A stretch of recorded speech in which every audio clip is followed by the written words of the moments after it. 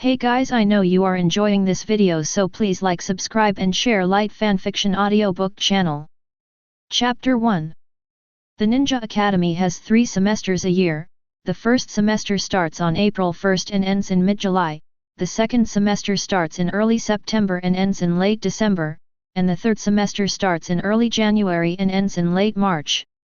April 1st, Konoha Year 54. The Ninja Academy welcomes the first semester of the new school year. The 6th grade students graduated by the end of March, and either became official genin, returned to school to repeat their studies, were specially recruited by certain departments, or dropped out of school and stopped being ninjas.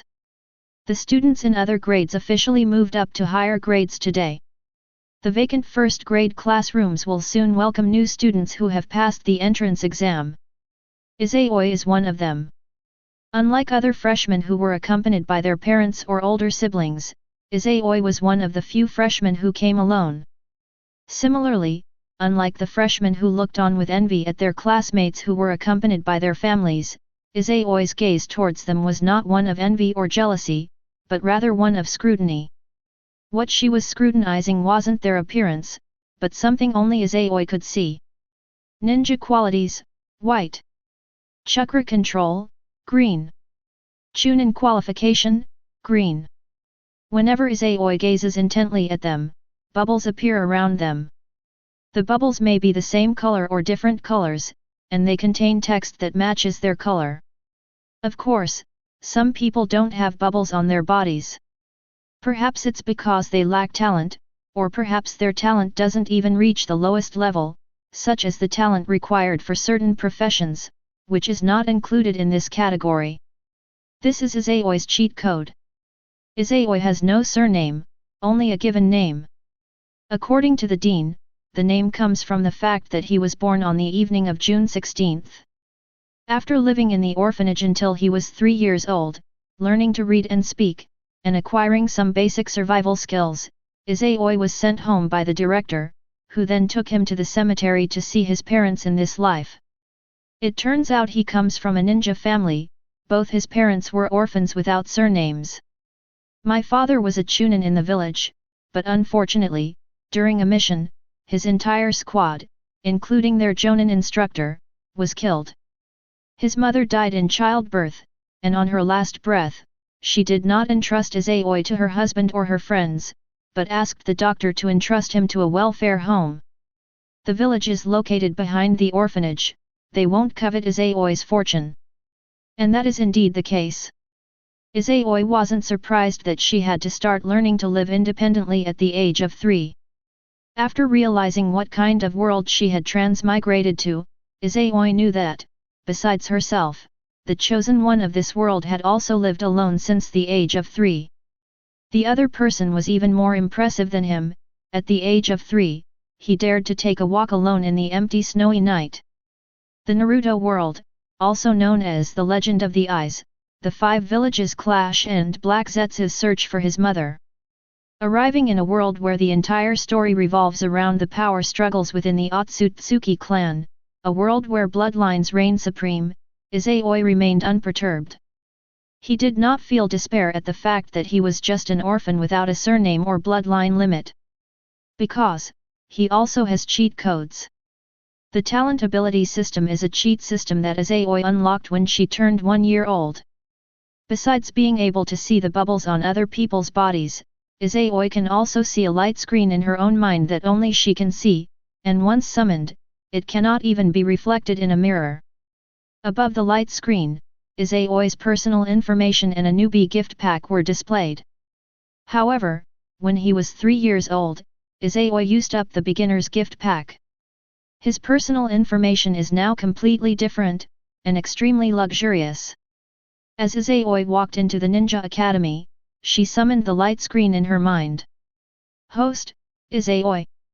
Talent attributes, Otsutsuki bloodline, red, cage level potential, gold, Byakugan, purple, all attribute physique, purple, medical genius, blue, chakra control, blue.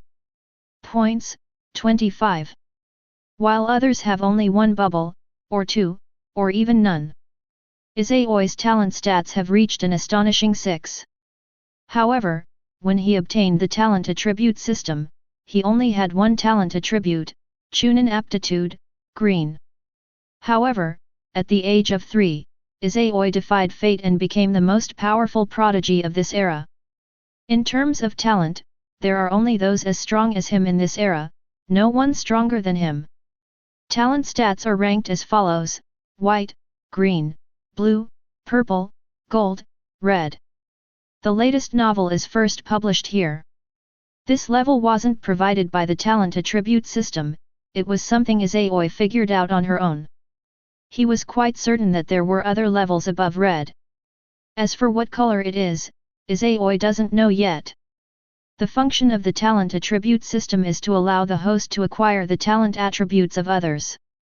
As for the methods of acquisition, they are also being explored, and 2 are currently known.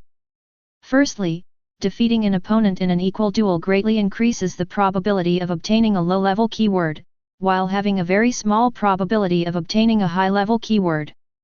By defeating those of lower rank, one has a very high probability of obtaining a high-level term, and is guaranteed to obtain a low-level term. In a crushing battle, there is a very small chance of obtaining low-level or high-level affixes.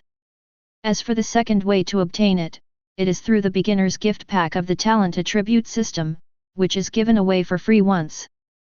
Izayoi can copy a talent attribute from someone else. Upon learning that she had transmigrated into the Naruto world, which she had been so obsessed with during her student days, and that she was born on June 16, 48th year of Konoha, the same age as the 9 Koto members, Izayoi almost without hesitation decided to use this beginner's gift pack on Naruto Uzumaki. After all, the other party is the protagonist of this world and this era. The reincarnation of Ashura's chakra, the son of a sage, inheriting Hagoromo Otsutsuki's sage body, possessing the Uzumaki bloodline not activated in the original work, the Nine Tails Jinchuriki. Naruto Uzumaki, who possesses 2 nuclear power plants within his body, can constantly boost his chakra even if he can't pronounce chakra correctly or extract it. This is because the seals and bloodline within him allow his chakra to increase at all times. As long as the other party has any entries related to Ashura or the sage's body, Izayoi only needs to copy them to immediately gain immense potential. Besides Naruto Uzumaki, Sasuke Uchiha is also a good choice. Both are reincarnations of children of immortals, inheriting the sage's eye from Hagoromo Otsutsuki. However, while Izayoi was searching for them, a chance encounter with a member of the Hyuga clan on the street gave him a sudden inspiration, temporarily dispelling his idea. In this era of the ninja world, the most talented monsters are indeed Naruto Uzumaki and Sasuke Uchiha. After all, like Hashirama Senju and Madara Uchiha, they were all reincarnations of the sage's children, possessing not only the potential to become Kage but also the protection of the Sage of 6 Paths. If one can realize their potential, they will surely become a super shadow level powerhouse. Once one receives the power up from the Sage of 6 Paths, one will break through the limits that even Hashirama Senju and Madara Uchiha did not reach, becoming a 6 Paths level powerhouse. On Earth, no one in this era has greater potential than them. What about beyond Earth? Chapter 2. As a time traveler, Izayoi's narrative is on a very high level, at least higher than anyone else on this planet. 1,000 years have passed, and many people still believe that the Sage of 6 Paths and the ninja sect are merely figures and forces from mythology. But Izayoi knew it was true. He also knew that the Sage of 6 Paths had a mother and a younger brother. After the 2 brothers joined forces to seal their mother, the Sage of 6 Paths became the 10 Tails Jinchuriki and embarked on a journey of atonement. Otsutsuki Hamura, on the other hand, took wives and concubines, and developed his family through having children. Once the Sage of 6 Paths was no longer the Jinchuriki of the 10 Tails, he placed the Gedo Mazo on the moon. To guard the Gedo Mazo, Hamura Otsutsuki led a portion of his clan to migrate to the moon. The branch of the clan that remained on Earth gradually transformed into the Hyuga clan over 1,000 years. Just like how the Sage of Six Paths possessed the ultimate eye technique, the Rinnegan, his two sons would have a chance to obtain the Rinnegan once their two powers were unified. Toneri Otsutsuki also possesses an ultimate eye technique, the Tenseigan, which has the power of destruction and creation. His descendants, if they meet conditions similar to the unity of two poles, have a chance to awaken the reincarnation eye. Moreover, unlike the Rinnegan, which is difficult to obtain, the Tenseigan also has a secret technique for fusing a large number of Byakugan into the Tenseigan. The Otsutsuki clan on the moon perished because of the latter. Now, only Otsutsuki Toneri should remain on the moon. When he was 3 years old, Izayoi had a flash of inspiration and temporarily abandoned his plan to copy the talent attributes of Naruto Uzumaki and Sasuke Uchiha. It was because he thought of Toneri Otsutsuki. As a descendant of a branch family of the Otsutsuki clan on the moon, Otsutsuki Toneri possesses pure Otsutsuki blood. His degree of atavism is equivalent to that of Otsutsuki Ashura and Otsutsuki Hago Romo. This purity endowed Otsutsuki Toneri with a talent akin to that of a sage. Madara Uchiha fused with Hashirama Senju's cells and only awakened the Rinnegan after his death from old age. However, Otsutsuki Toneri only needed a few days to evolve his Byakugan into the Tenseigan. Upon awakening, one can enter the Tenseigan Chakra mode, condense truth-seeking balls, and unleash the Silver Wheel Reincarnation Explosion and the Golden Wheel Reincarnation Explosion that splits the moon. His talent and chakra are so astonishing that they surpass even those of Naruto Uzumaki and Sasuke Uchiha. If he came from the moon to live on Earth, he would be the #1 idiot. If the medium for using the giant Tenseigan is also brought down, then unless Madara Uchiha and Hashirama Senju are resurrected, or the Sage of Six Paths intervenes, he will be in charge of the ninja world. If he were a little more ruthless, he could have taken Hinata's or Hanabi's Byakugan ahead of time. Then there would be no Shippuden, only the legend of Toneri. Unfortunately, Toneri Otsutsuki is a Chiyunibu, delusional, otaku. Until it's confirmed that the ninja world is truly beyond saving, he won't come down from the moon until he's an adult. However, Izayoi knew that Otsutsuki Toneri had visited Earth and Konoha once when he was young, before his father died, and had secretly met Hinata once through the medium of the giant Tenseigan. He fell in love with Hinata at first sight, but instead of disturbing her life, he planned to propose marriage to her after she came of age, carrying with him an ancient promise. Unexpectedly, his fiancée already had someone she liked, and his feelings were just wishful thinking. Izayoi had no opinion on this silly, Chiyunibu, delusional, otaku. He guessed that Hinata must have been 3 years old when Otsutsuki Toneri came. Hinata's status underwent a slight change after her 3rd birthday, due to the death of Hisashi Hyuga in place of his older brother. Her subsequent personality further disillusioned Hisashi Hyuga with his eldest daughter. Hinata's grandest birthday party was when she was 3 years old. So, Izayoi decided to take a gamble. He wanted to use the only copied entry on Otsutsuki Toneri. Naruto Uzumaki and Sasuke Uchiha had plenty of opportunities to acquire their talent attributes, but Toneri Otsutsuki only had one chance to obtain them. If he missed it, he would have to wait until 2 years after Shippuden ended. The personal information displayed on the screen now indicates that Izayoi's bet was correct. He didn't just wander around outside the Hyuga clan on Hinata's 3rd birthday, he wandered around all year.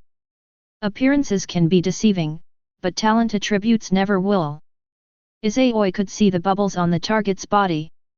No matter what Otsutsuki Toneri and his father disguised themselves as long as they weren't puppets or invisible, they couldn't escape Izayoi's eyes.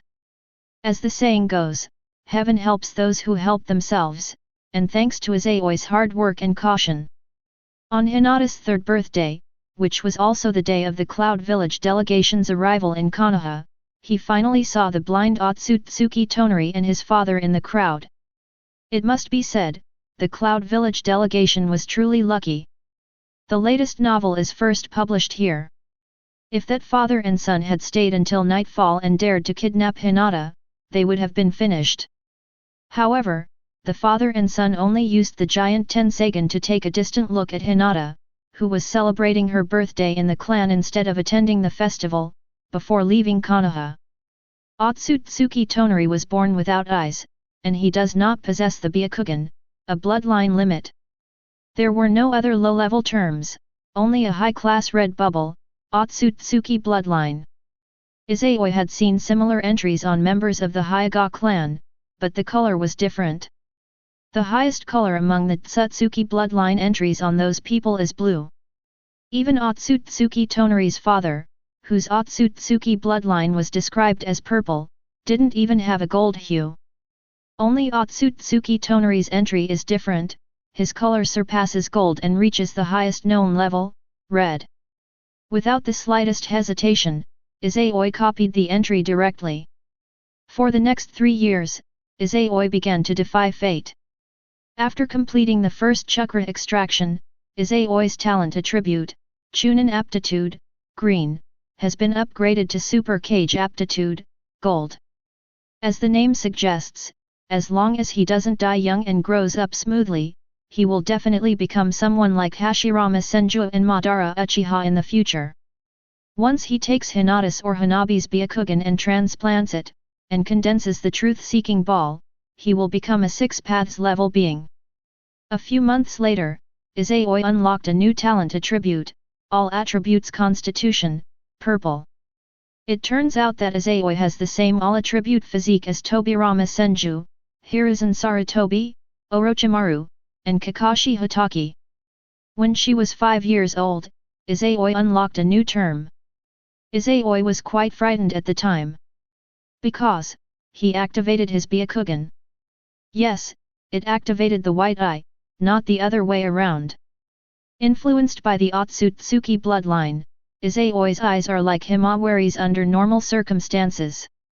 When she activates her Byakugan, the veins in her temples bulge and her pupils turn white.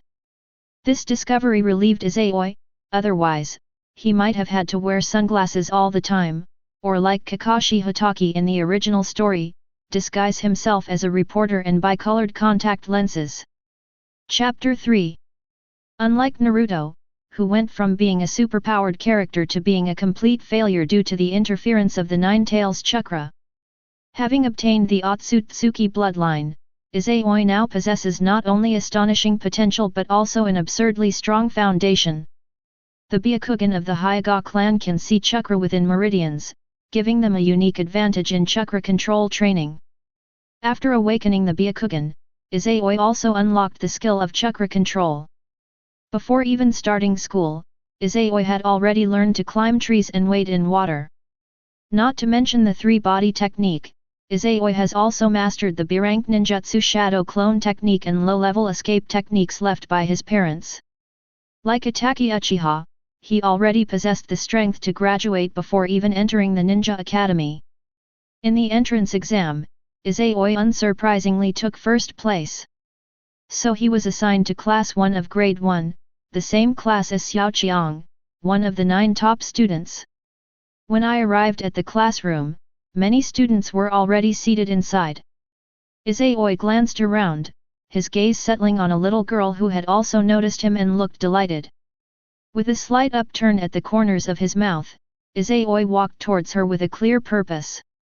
The desks in the classroom are long, and each desk seats 3 people. The girl sat in the middle, with no one on either side. Oh, we meet again. Izayoi sat down next to the girl, chuckling and teasing, as expected of a young lady who dared to run away from home. The entrance exam was no challenge for you at all. Izayoi-kun. The girl didn't dare to meet Izayoi's gaze, keeping her head down and tapping her fingers, but her heart was filled with joy and excitement. She was right, the Izayoi on the list was the same Izayoi who had helped her back then. From now on, we'll be desk mates. Please take care of me, Hinata. No. Hinata-san. Izayoi looked at the girl whose cheeks and ears were flushed and said her name with a smile. Hinata subconsciously glanced at Izayoi, met his gaze, then quickly looked away, whispering, "Nice to meet you, Izayoi-kun." However, she didn't notice that Izayoi's gaze towards her was filled with a hint of heat. In Izayoi's eyes, 5 bubbles of different colors floated around Hinata. The largest and most eye-catching bubble was a bright red one. The princess who rolls her eyes, red. Bloodline limit Byakugan, purple. Jonin potential, blue. Otsutsuki bloodline, blue. Chakra control, blue. The term princess with Byakugan is the main reason why Izayoi approached Hinata and waited outside on the snowy night of Hyaga Hisashi's funeral to see Hinata run away from home, thus winning the girl's favor. When Izayoi saw this entry, she decided to steal Naruto Uzumaki, the chosen one, and Toneri Otsutsuki, the unfortunate victim. Just like the reincarnations of Asura and Indra, as long as they obtain each other's power and achieve the unification of the 2 poles, they have a chance to awaken the Rinnegan. Both Toneri and Hinata only need to obtain each other's power to awaken the Tenseigan. Moreover, their bloodline and Byakugan purity have reverted to an extremely high level, making them the type that will definitely awaken the Tenseigan. In the original story, Hinata only needed to obtain Toneri Otsutsuki's chakra to change her fate against all odds. Unfortunately, this condition is extremely difficult to meet. Therefore, as a princess with only the Byakugan and Otsutsuki bloodline at the blue level, her highest potential is only that of an elite Jonin. However, Hinata's fate has now begun to change. Having obtained the Otsutsuki bloodline, red, Izayoi's chakra might also be able to help Hinata defy fate. Hinata's red attribute allows Izayoi to gain the power of the Tenseigan. The 2 are a match made in heaven. Izayoi simply greeted Hinata and then didn't speak to her. After all, this was only his second meeting with Hinata. 6-year-old Hinata had already begun learning Gentle Fist, but she was probably no match for Hyaga Neji, which gradually disappointed Hyaga Hayashi, and her personality began to become introverted. After all, 3 years ago, Hinata was also shy, but she didn't dare to look Izayoi in the eye. Fortunately, Hanabi hadn't grown up yet, and Hayashi Hyaga hadn't completely given up on Hinata, choosing to abandon his eldest daughter and nurture his second. Just a little encouragement to boost Hinata's confidence is enough to change her introverted nature. However, that is also a difficult problem. Hinata is the eldest daughter of the Hyaga clan, and rarely leaves her home except to attend classes. Even when they leave their homes, they are accompanied and protected by members of their tribe wearing green vests. It's practically impossible to be alone with her. We need to think of a solution. Izayoi rested her chin on one hand and gently tapped the table with her index finger with the other. Meanwhile, Hinata secretly observed Izayoi, who was deep in thought, and the admiration she had been hiding in her heart resurfaced. Yes, Hinata idolizes Izayoi. As someone my age, I would get lost if I went out of my house. Yet the other person dared to wander alone in the snowy night, speaking and behaving so maturely, like an adult. The latest novel is first published here. He also ranked first in the entrance exam.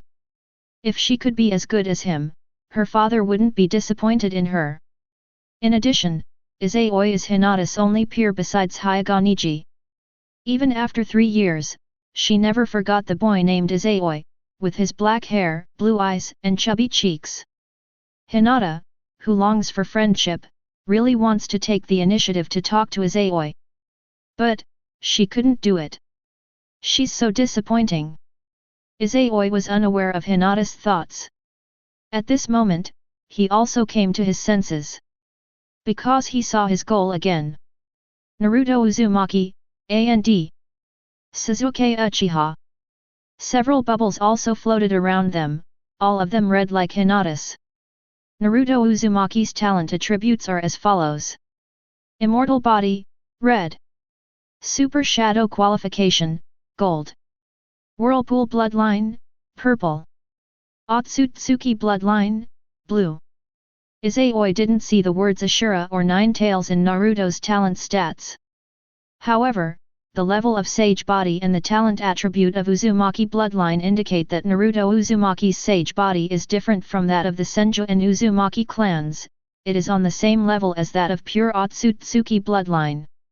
Such a divine body was possessed only by Hagoromo Otsutsuki and his son Ashura Otsutsuki. In addition to these four terms, Naruto Uzumaki also has the advantage of possessing half of the 9 tails. Compared to him, Sasuke Uchiha's talent attributes are considerably inferior. Sage's Eye, red. Shadow level aptitude, purple. Uchiha bloodline, purple. Otsutsuki bloodline, blue. The white-eyed princess, who hasn't evolved, has negligible potential. Similarly, an evolved celestial eye is not worth mentioning. Without Ataki Uchiha's eyes, and without Sasuke Uchiha's ability to activate Indra's chakra, the cage level, where he would go blind, would be his limit. Only by obtaining the eternal Mangekyo Sharingan, or by awakening the true power of the sage's eyes, that is, Indra's chakra, and possessing near-infinite ocular power without needing to change eyes, can one's aptitude reach the level of Kage.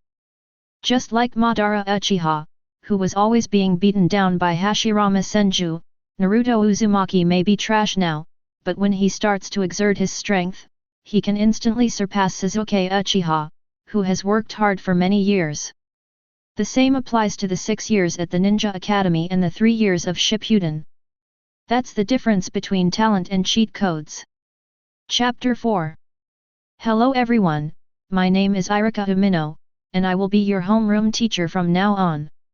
As the school bell rang, a young man in a green vest walked into the classroom, introduced himself to Izayoi and the others at the podium, and then said with a smile, "Before class begins, let's introduce ourselves to each other, starting with the students in the first row on the left. My name is..." "Hello everyone, my name is Yamanaka Ino. Nice to meet you. Ayala Bear Mei Shino. Uchiha Sasuke. My name is Naruto Uzumaki.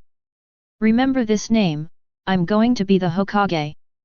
Everyone behaves differently, revealing their own personality. The most conspicuous of them all is Naruto Uzumaki, who is still disliked by Irika Umino.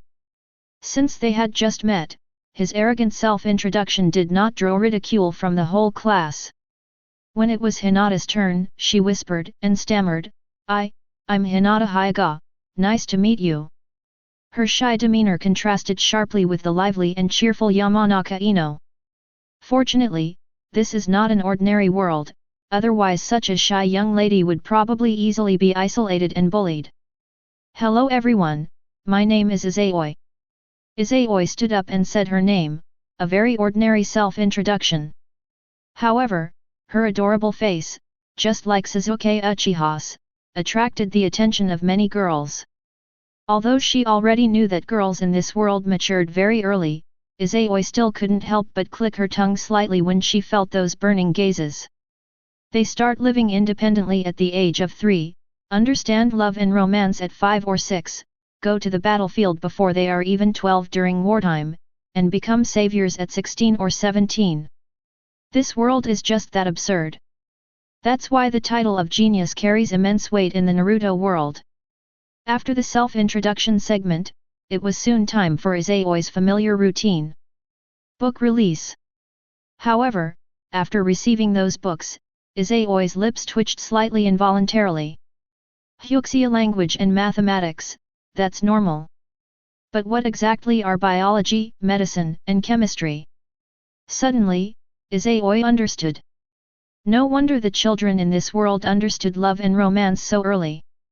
It seemed that this precocity was quite ordinary. In addition to these books, Irika Umino also gave each student a scroll. The scroll contains the method for extracting chakra. Chakra is a special energy extracted from the body's 130 trillion cells and fused together in a specific ratio. It is also the key to becoming a ninja. Irika Umino explained, the entrance exam is to select students who meet the standards in both mental and physical energy, and who have a high probability of becoming ninjas. Both knowledge and physical exercise can enhance these two energies, so those of you who don't yet have chakra must study diligently, otherwise you'll still be asked to leave after the observation period ends. Upon hearing this, some classmates from ordinary families who did not yet possess chakra immediately became tense. I believe that for a long time to come, they will remain the model students that Umino Irika likes. Izayoi didn't warn them that they were overthinking things. Although the school did not explicitly divide students into classes for top students and classes for struggling students, those who were able to enter class 1 of the first year, apart from the ninja clan members, were all commoners with excellent aptitude. At a glance, Izayoi noticed that every student had a white level attribute, and many even had green level Chunin aptitude. This means that even if they don't pass the graduation exam, they will still have the strength of a genin in the future. Those who possess green attributes, as long as they don't perish halfway through, are more likely to become Chunin in the future. Like Yamanaka Ino, each of these ninja clan members possesses the potential to become a jonin, blue. However, Sakura Harano's ninja talent caught Izayoi's attention. Because her ninja aptitude was only at the green level Chunin aptitude. However, her chakra control talent attribute has reached the purple level, which is at the level of a bloodline limit. Despite possessing such advanced chakra control talent, his future achievement is only that of a Chunin. Just like Hinata's Byakugan, which is clearly red, but her aptitude is only that of a jonin. Without Sakura Harano's extraordinary ability to defy fate, Chunin is her limit. If they succeed in defying fate, they will become one of the 3 legendary ninjas of the new generation. The latest novel is first published here. After distributing the textbooks and scrolls, Irika Umino didn't give Izayoi and the others any time to relax and started the lesson immediately. The mornings are for academic classes, and the afternoons are for physical education classes. In addition to physical exercise, physical education classes also include distributing stones and teaching students throwing techniques. Techniques like the 3-body technique, the instantaneous movement technique, the invisibility technique, as well as kunao and shuriken, are naturally not included. They didn't even teach them physical combat techniques. Clearly, the first semester of first grade is about laying a solid foundation and improving knowledge and physical fitness. Izayoi initially participated, but after realizing that there would be no taijutsu duels at this stage, she stopped sending her main body to the Ninja Academy. Izayoi, who acquired the Otsutsuki bloodline at the age of 3, now possesses an astonishing amount of chakra. Not to mention Naruto Uzumaki, who can no longer extract chakra, even Kakashi Hatake, who could perform the multiple shadow clone technique in his class at the age of 5 or 6 in the original story, is not as powerful as him. His shadow clones, in terms of both duration and resilience, far surpass those of Itachi Uchiha. Izayoi sends her shadow clone to school in her place, while her real body uses a transformation jutsu to become a boy and practice ninjutsu in an abandoned training ground in the wild. Wind release, Repupalm. On the open ground, Izayoi pretended to form hand seals, compressing the wind transformed from chakra into her palm, creating a vortex, and finally slapping it out, turning it into a violent gale that stirred up a large amount of sand and dust. Yes, just a pretentious hand seal. Because Izayoi doesn't need to use hand seals to do it. To be precise, apart from auxiliary ninjutsu such as the 3-body technique and shadow clone technique, Izayoi can perform all other 5 elements release techniques without needing to form hand seals. Undoubtedly, there are also differences even among the red-marked entries. The red attribute of Otsutsuki bloodline signifies a status even higher than that of a sage body, sage eyes, or the Byakugan princess. Not only is his chakra astonishing, but his ninjutsu talent is also extremely exaggerated. Like the members of the Otsutsuki clan before Indra invented hand seals, he can use the 5 elements release techniques without hand seals. Even Hashirama Senju needed to clap his hands together to summon whatever he called, but Izayoi didn't. This is not only an extremely powerful ninjutsu talent, but also a trump card. When the enemy thinks Izayoi is forming hand seals, he suddenly uses a ninjutsu, which will definitely catch the enemy off guard. Chapter 5. Before we knew it, the first semester was almost over. This semester, first-year students only have academic classes and physical education classes. Every day is spent either studying, exercising, or extracting chakra. Apart from Class 1 of Grade 1, students in other classes were advised to withdraw from school. Ninjas are just that rare. Not only is the entrance exam difficult, but the graduation assessment is also extremely difficult.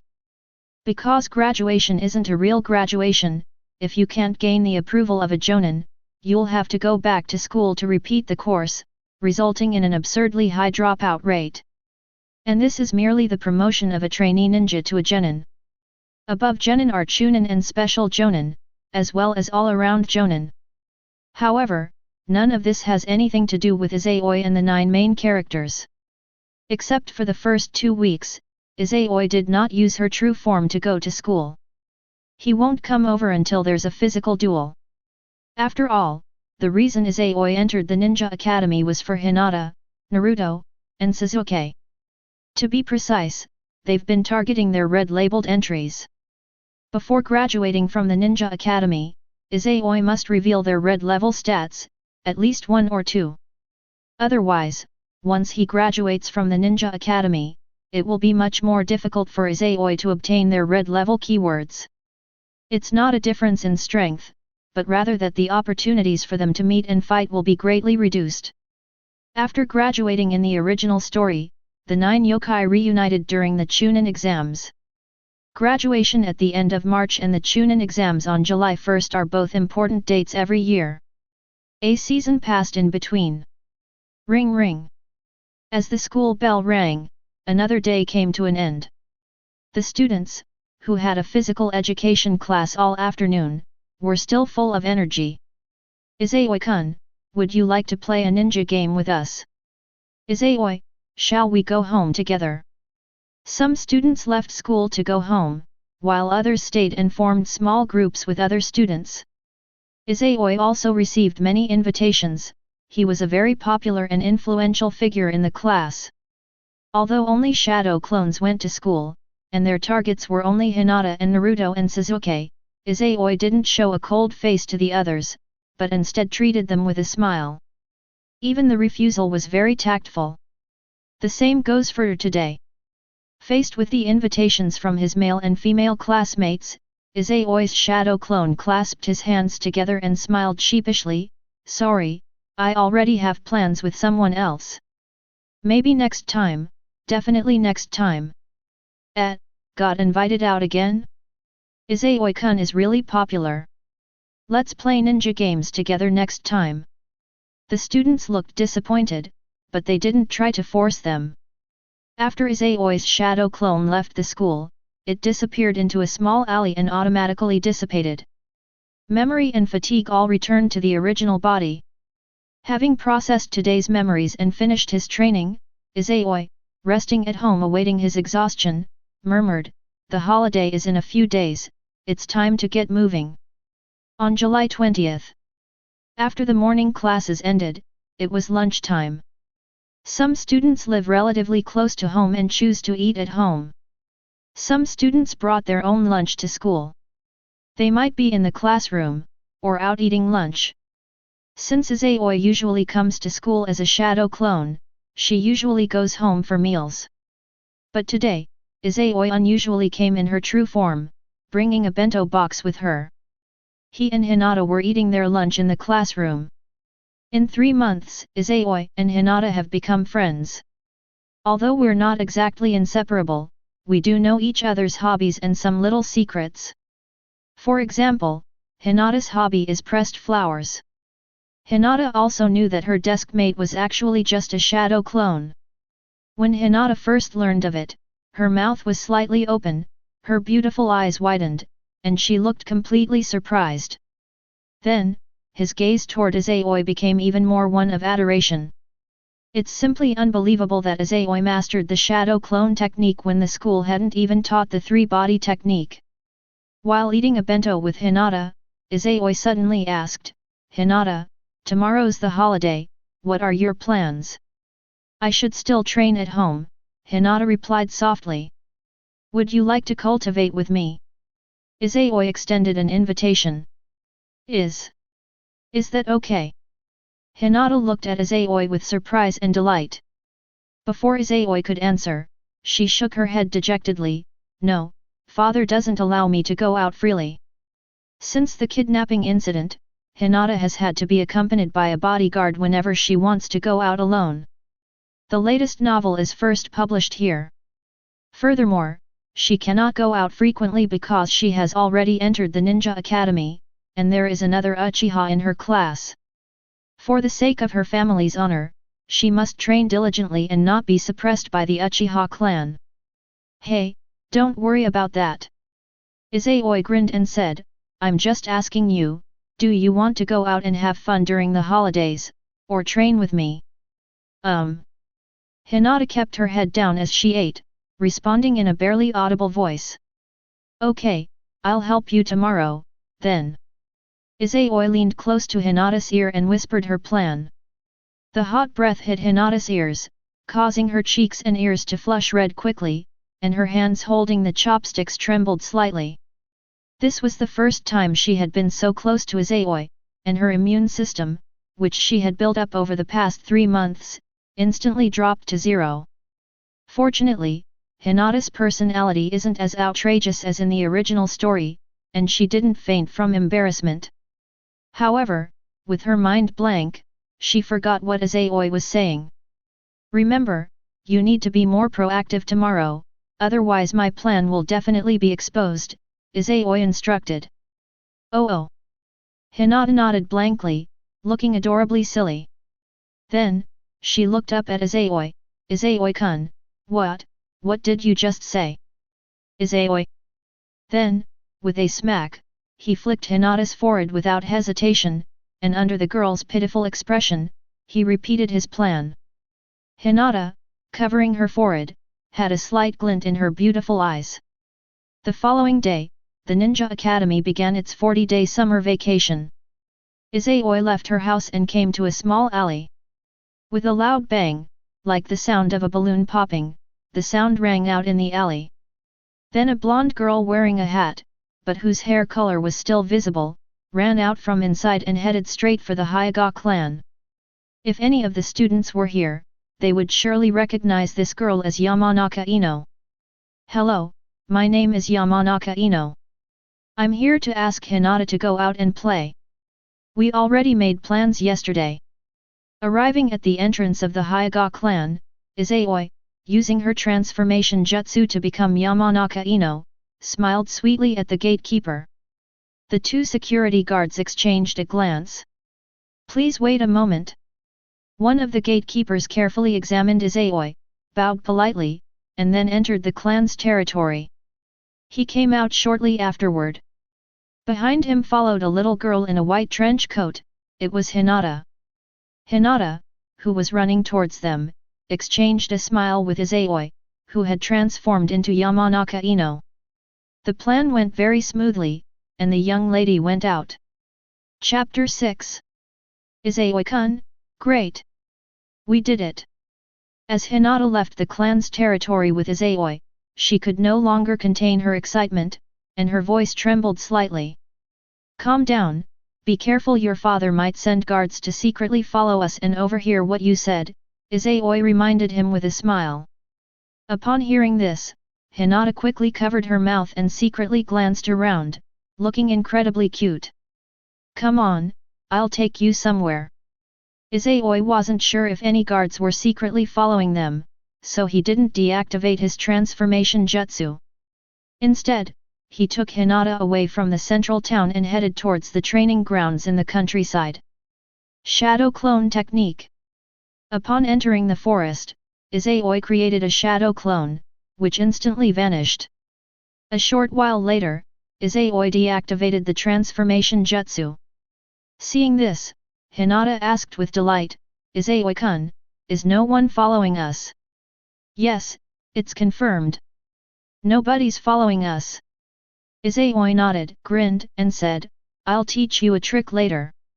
Practice it at home, and if your father sees it, he probably won't stop you from going out anymore. Upon hearing this, Hinata's joy deepened. He transformed into Yamanaka Ino and went to invite Hinata out. This is Izayoi's plan. Otherwise, Hinata wouldn't have come if he had personally invited her. At best, you'll make a wasted trip, at worst, you might be warned by Hyuga Neji who has received orders, or you might be transferred to another position in your class, or even to another class. Children may not understand what's going on. But Izayoi knew perfectly well that this was an adult's doing. In this world where daimyo and nobles exist, class divisions are even more pronounced than in my previous life. Hinata is the daughter of a powerful ninja clan, while Izayoi is just a commoner orphan without even a surname. There was a chasm between the two. If Izayoi were a girl, there might be hope that she could become friends with Hinata.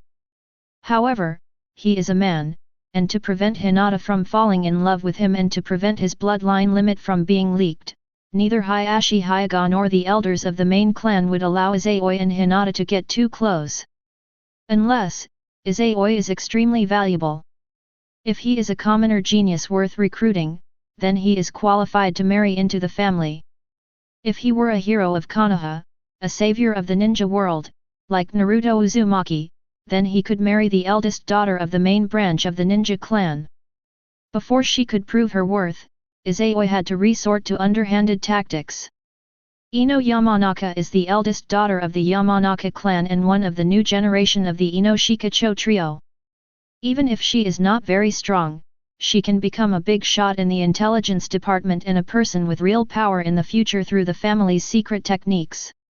The Ino Shikacho trio are allies, and if among the 9 main characters, who is qualified to be Hinata's friend, it would definitely be Yamanaka Ino. Only by transforming into Yamanaka Ino's appearance can he invite Hinata out, and there's a high probability that she won't have any guards accompanying her.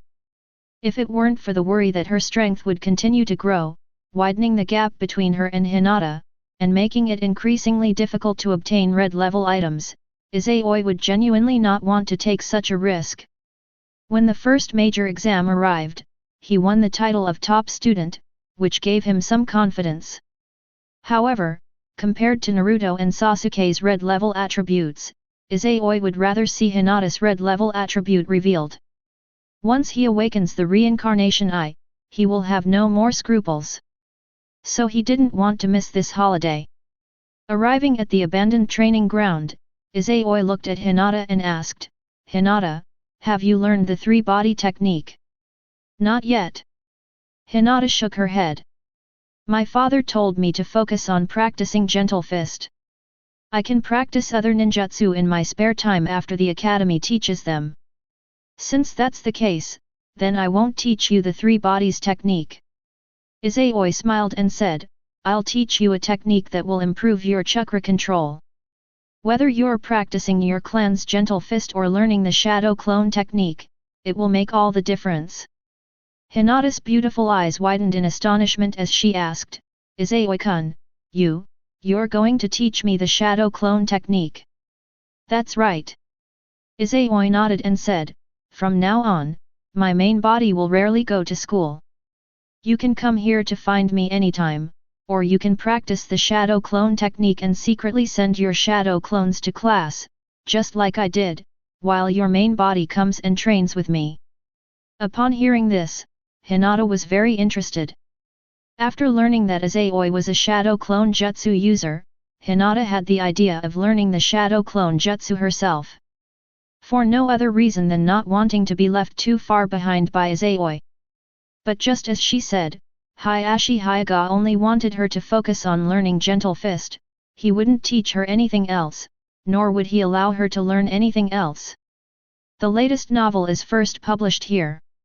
Forget about Shadow Clone technique, Hinata doesn't even know the 3 bodies technique. Now that she hears that Izayoi wants to teach her the Shadow Clone technique, she sneaks over every day to train with Izayoi, enjoying both friendship and the freedom she craves. Hinata was naturally incredibly moved. Seeing her expression, Izayoi knew what she was thinking. "Come with me, I'll teach you how to improve your chakra control." Izayoi smiled at Hinata, then walked to a large tree that would take several people to encircle. He formed a hand seal and said to Hinata, "Gather chakra at the base of your feet through this hand seal, then overcome your fear, like this. Under Hinata's wide, surprised gaze, Izayoi raised her right foot and stepped onto the tree trunk. Just as her right foot touched the tree trunk, Izayoi lifted her left foot and stepped on it again. With both feet off the ground, he stood upright in front of Hinata.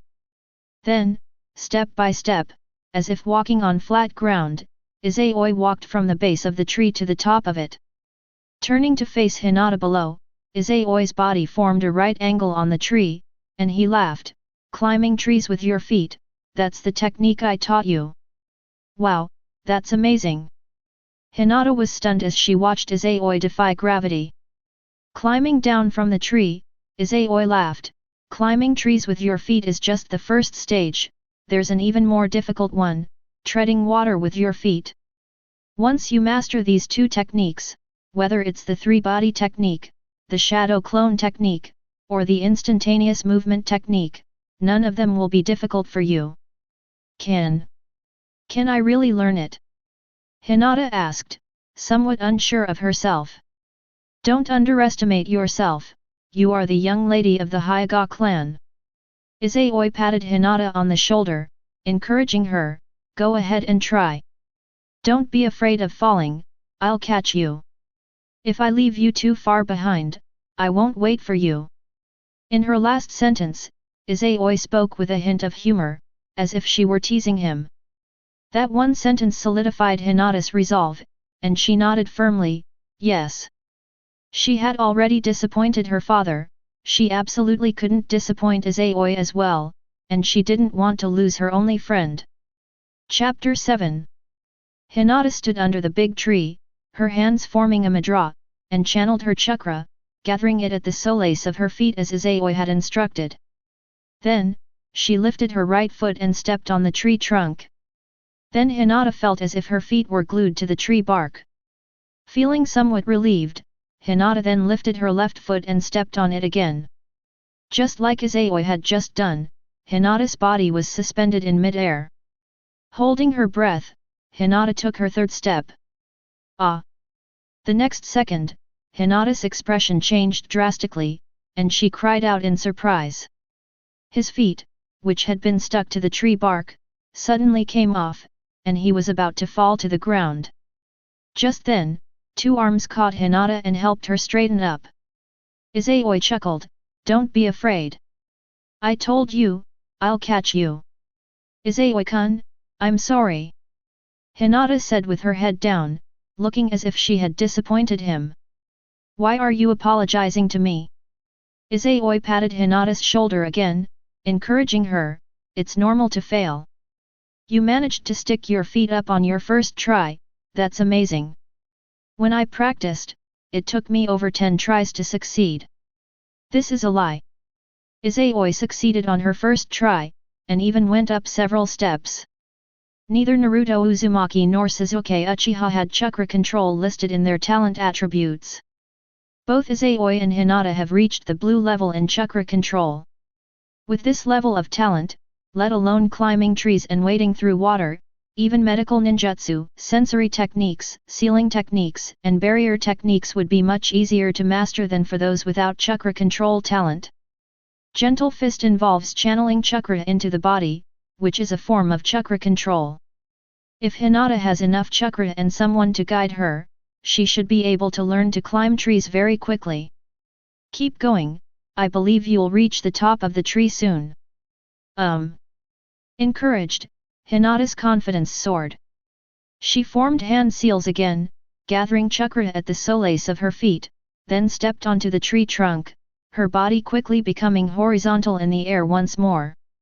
Perhaps it was the sense of security Izayoi provided, but Hinata didn't hold her breath this time, instead, she took her third step very naturally. The situation where, after taking the third step, the chakra in the other leg became uncontrollable, causing a loss of balance and resulting in the chakra in both legs disappearing, did not occur. Hinata controlled the chakra in her feet very well, and the soles of her shoes were firmly stuck to the tree trunk. Step 4, Step 5, Step 6. It wasn't until she finished the 8th step and took the 9th that Hinata lost her rhythm. Her chakra in her legs went out of balance again, and her body plummeted to the ground. Surprisingly, Hinata showed no fear whatsoever, nor did she utter a sound. There was even a sliver of hope in my heart. Really? Instead of crashing onto the hard ground, my body landed in a warm embrace. Izayoi caught Hinata in his arms, maintaining a princess carry position, looked down at her, and praised her generously. Amazing, Hinata. To reach that level on only your second try, you're truly a genius. Hinata wasn't embarrassed, instead, she laughed happily. She received more praise today than in all the previous years combined. Is this what it feels like to be recognized? Since her personality hadn't yet turned into the insecure and easily giving up Hinata from the original story, she suddenly felt even more motivated and confident. Her beautiful eyes sparkled, and she unusually took the initiative, saying, Izayoi-kun, put me down. I want to try again. Good. Izayoi noticed all of Hinata's changes. Seeing the girl become more confident, Izayoi was happy for her. The original novel portrays a young lady from a wealthy family as so timid and insecure, which suggests the immense pressure she faced growing up in.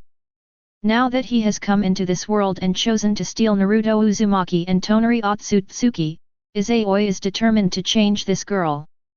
Even if she didn't turn into the delinquent leader of the limited Tsukuyomi, she shouldn't have completely wasted the genes of the Otsutsuki clan like in the original story.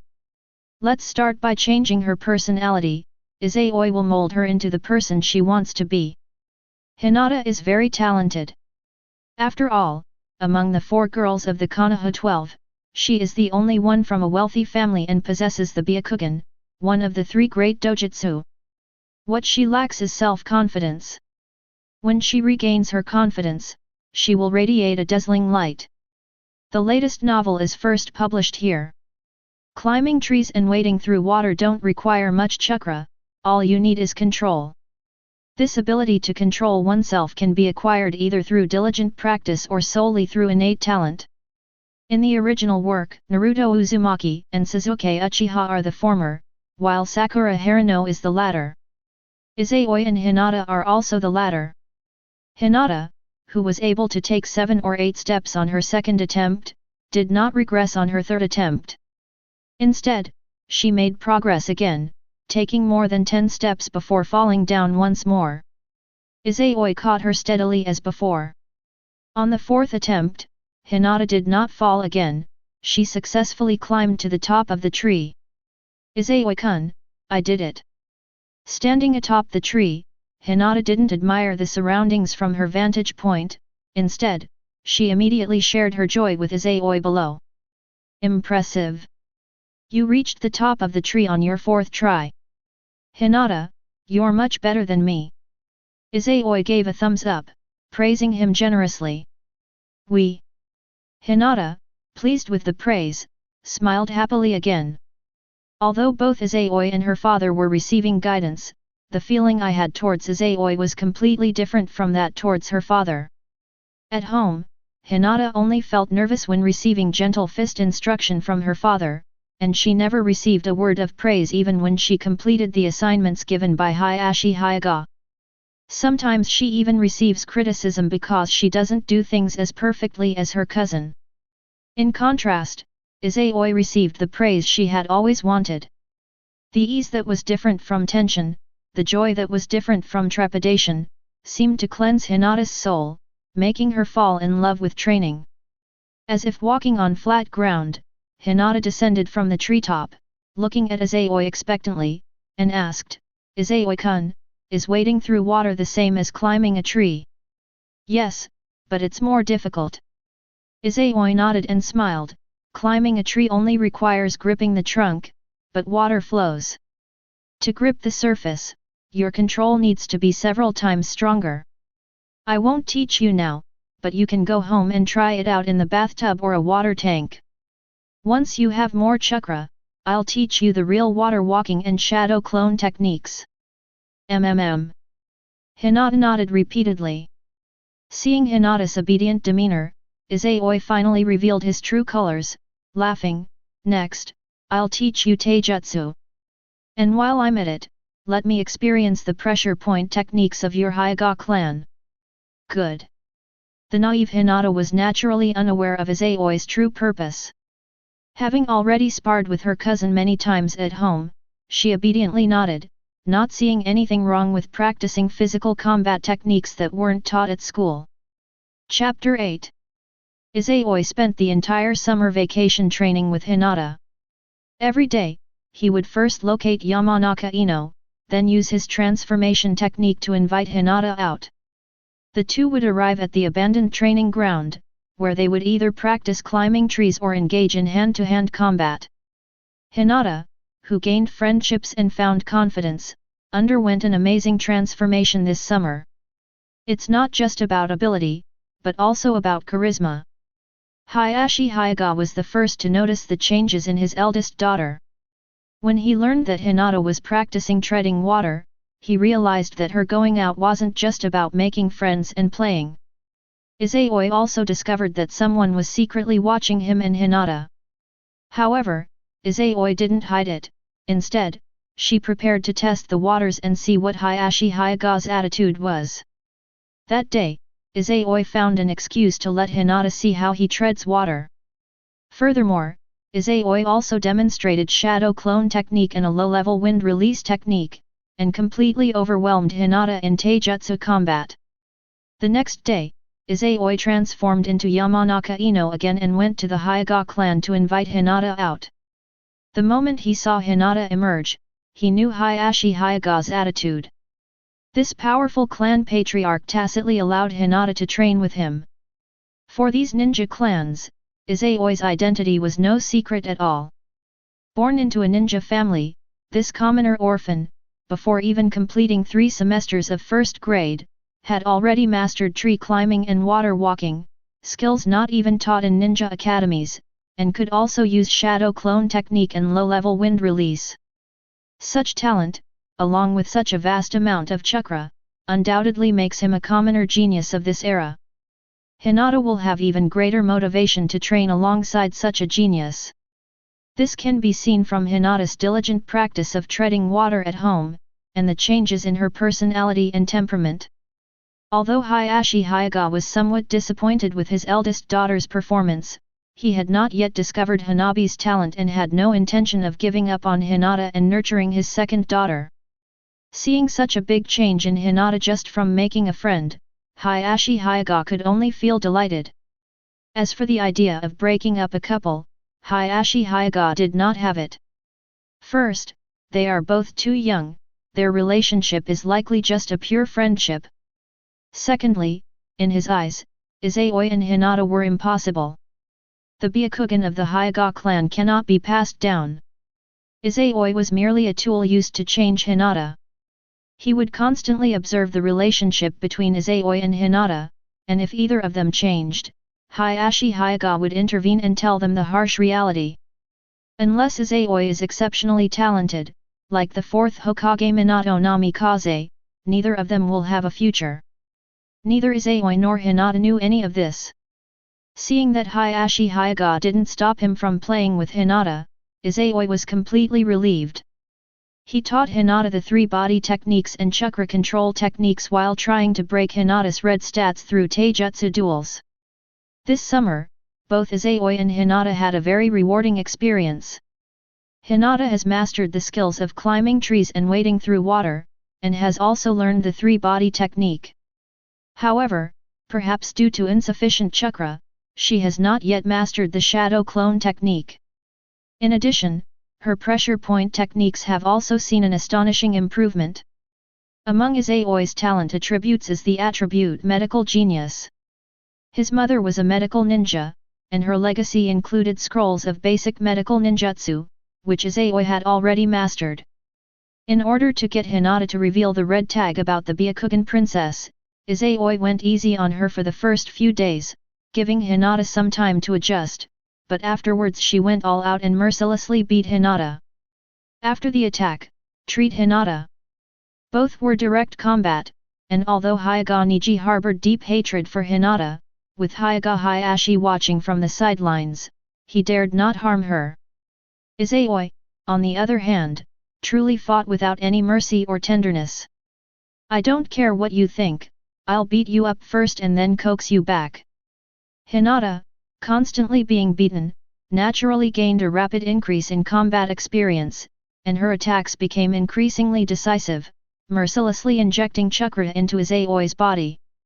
Having already gotten used to the idea of treating her sister after the fight, Hinata would never again be as kind as in the original story, so reluctant to hurt her younger sister that she lost to Hanabi, who was 5 years younger than her. It was this obvious change that led Hayashi Hyuga to completely condone Izayoi and Hinata's secret rendezvous. This summer, although Izayoi didn't get the Byakugan Princess Red Tag, her performance still improved significantly. Through his physical duel with Hinata, Izayoi has secretly learned the Hyuga clan's pressure point technique. After testing Hinata Hayashi, Izayoi, under the pretext of providing guidance, had Hinata secretly bring out a chart of human acupuncture points and a scroll of acupressure techniques. Izayoi has mastered the body's acupoints and the techniques for channeling chakra into the body. Izayoi wasn't interested in Bagwazang, but he was quite interested in this technique of sealing the enemy's chakra flow by striking pressure points. It might have a surprising effect when fighting the enemy. Although no red level terms were revealed, Izayoi did manage to obtain 2 terms related to Hinata this summer. One is chakra control, blue label, which Izayoi also has. At that moment, a notification sound rang in Izayoi's mind. The latest novel is first published here. Ding! You have acquired the talent attribute chakra control, blue, which overlaps with your existing talent attribute. Merge or dismantle.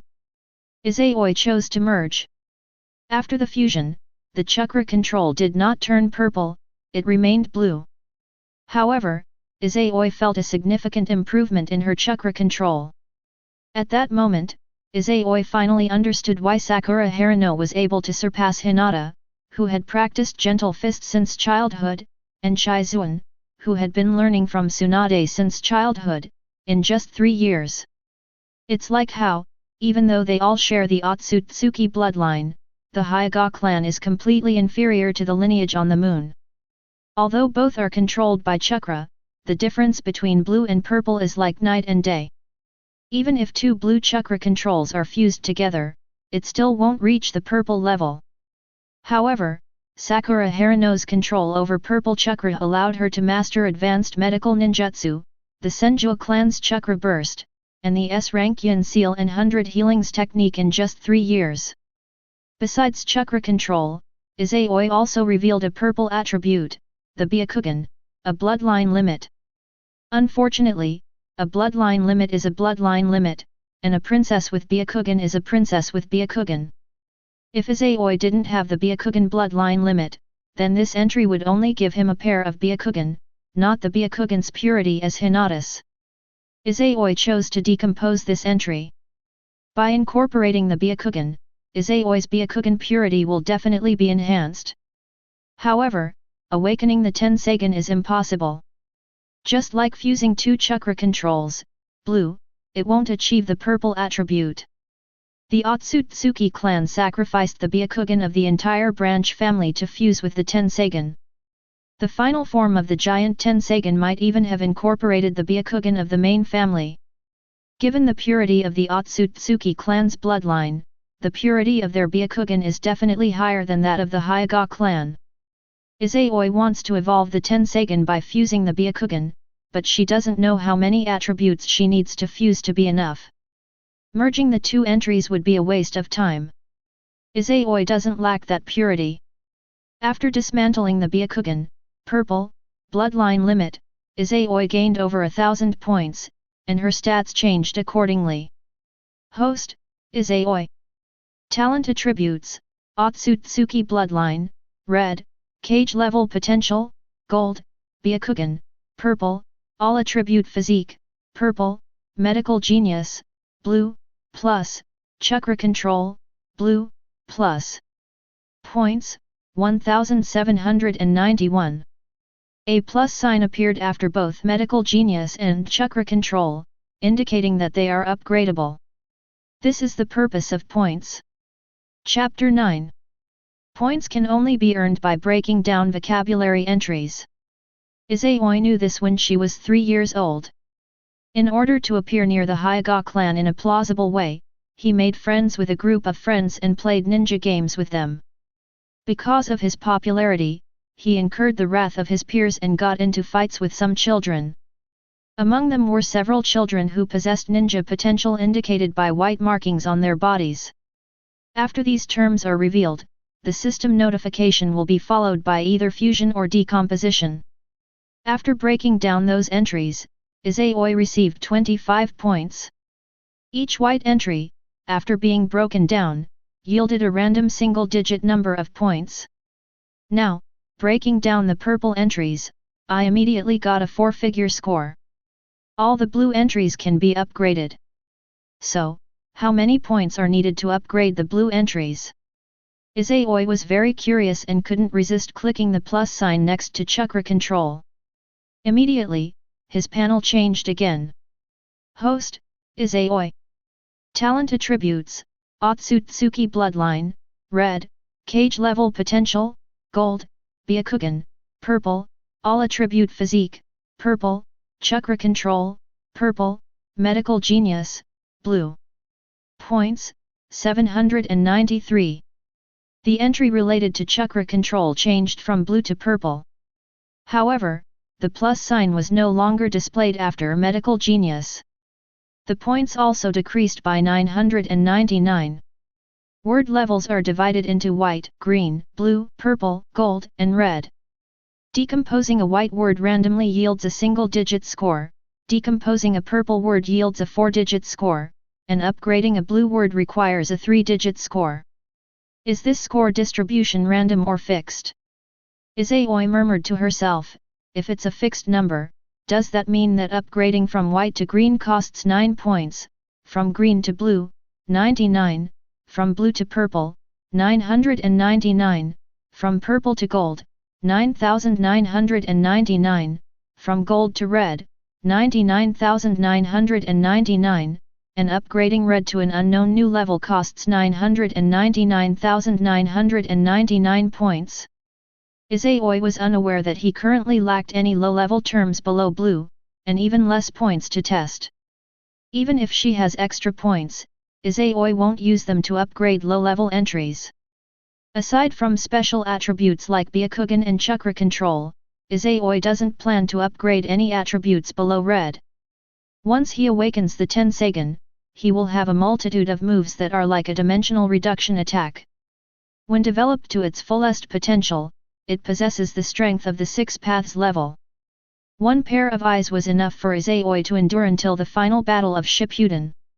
Instead of wasting points on useless attributes, it's better to use them to upgrade the Otsutsuki bloodline. If the Otsutsuki bloodline is upgraded again, its purity will definitely be on par with the alien Otsutsuki clan. At that time, other colors of the Rinnegan might emerge, or even abilities like karma and divine techniques. Of course, these are all just speculations, and it's still too early for Izayoi to answer them. The date is September 1st. The Ninja Academy begins its second semester. This semester, Izayoi finally came to class in her true form, but only in the afternoon. In the second semester, the mornings were still filled with academic classes, while the afternoons included physical education, shuriken throwing, and a new martial arts competition. Unfortunately, this taijutsu duel was randomly matched by Irika Umino, and Izayoi was not matched with Naruto Uzumaki or Sasuke Uchiha, nor with Hinata. Irika-sensei, may I request to spar with Sasuke? When he heard that it was a random match, Izayoi even took the initiative to find Irika Umino, wanting to fight Sasuke Uchiha. Irika Umino hesitated for a moment, but then shook his head and said, physical duels won't be treated specially. Their purpose is to remind everyone that the enemies you encounter may be evenly matched, or they may be weaker or even stronger than you. You must adapt to evenly matched battles, and battles where you either crush or are crushed. You grow through hard-fought battles, find satisfaction in victories, experience the bitterness of defeat, and then you constantly mature. I understand, Teacher Irika. When Irika Umino didn't agree, Izayoi didn't press the issue either. He planned to wait until after school to challenge Uchiha Sasuke to a duel. However, Sasuke Uchiha's answer after school made Izayoi's lips twitch slightly. Sasuke, wanna have a fight? Sorry, I'm not interested. I need to go home and cultivate. Sasuke Uchiha, who is not yet an Avenger, is not as aloof as in the original story, but he still refused Izayoi's challenge without hesitation and ran home with anticipation on his face. After the Nine Tails rampage, the Uchiha clan was suspected of being the mastermind behind releasing the Nine Tails, and their clan headquarters had to be moved from the central town to the vicinity of the Naka River. Before mastering the body flicker technique, Sasuke Uchiha needed to travel a distance to get home from the Ninja Academy.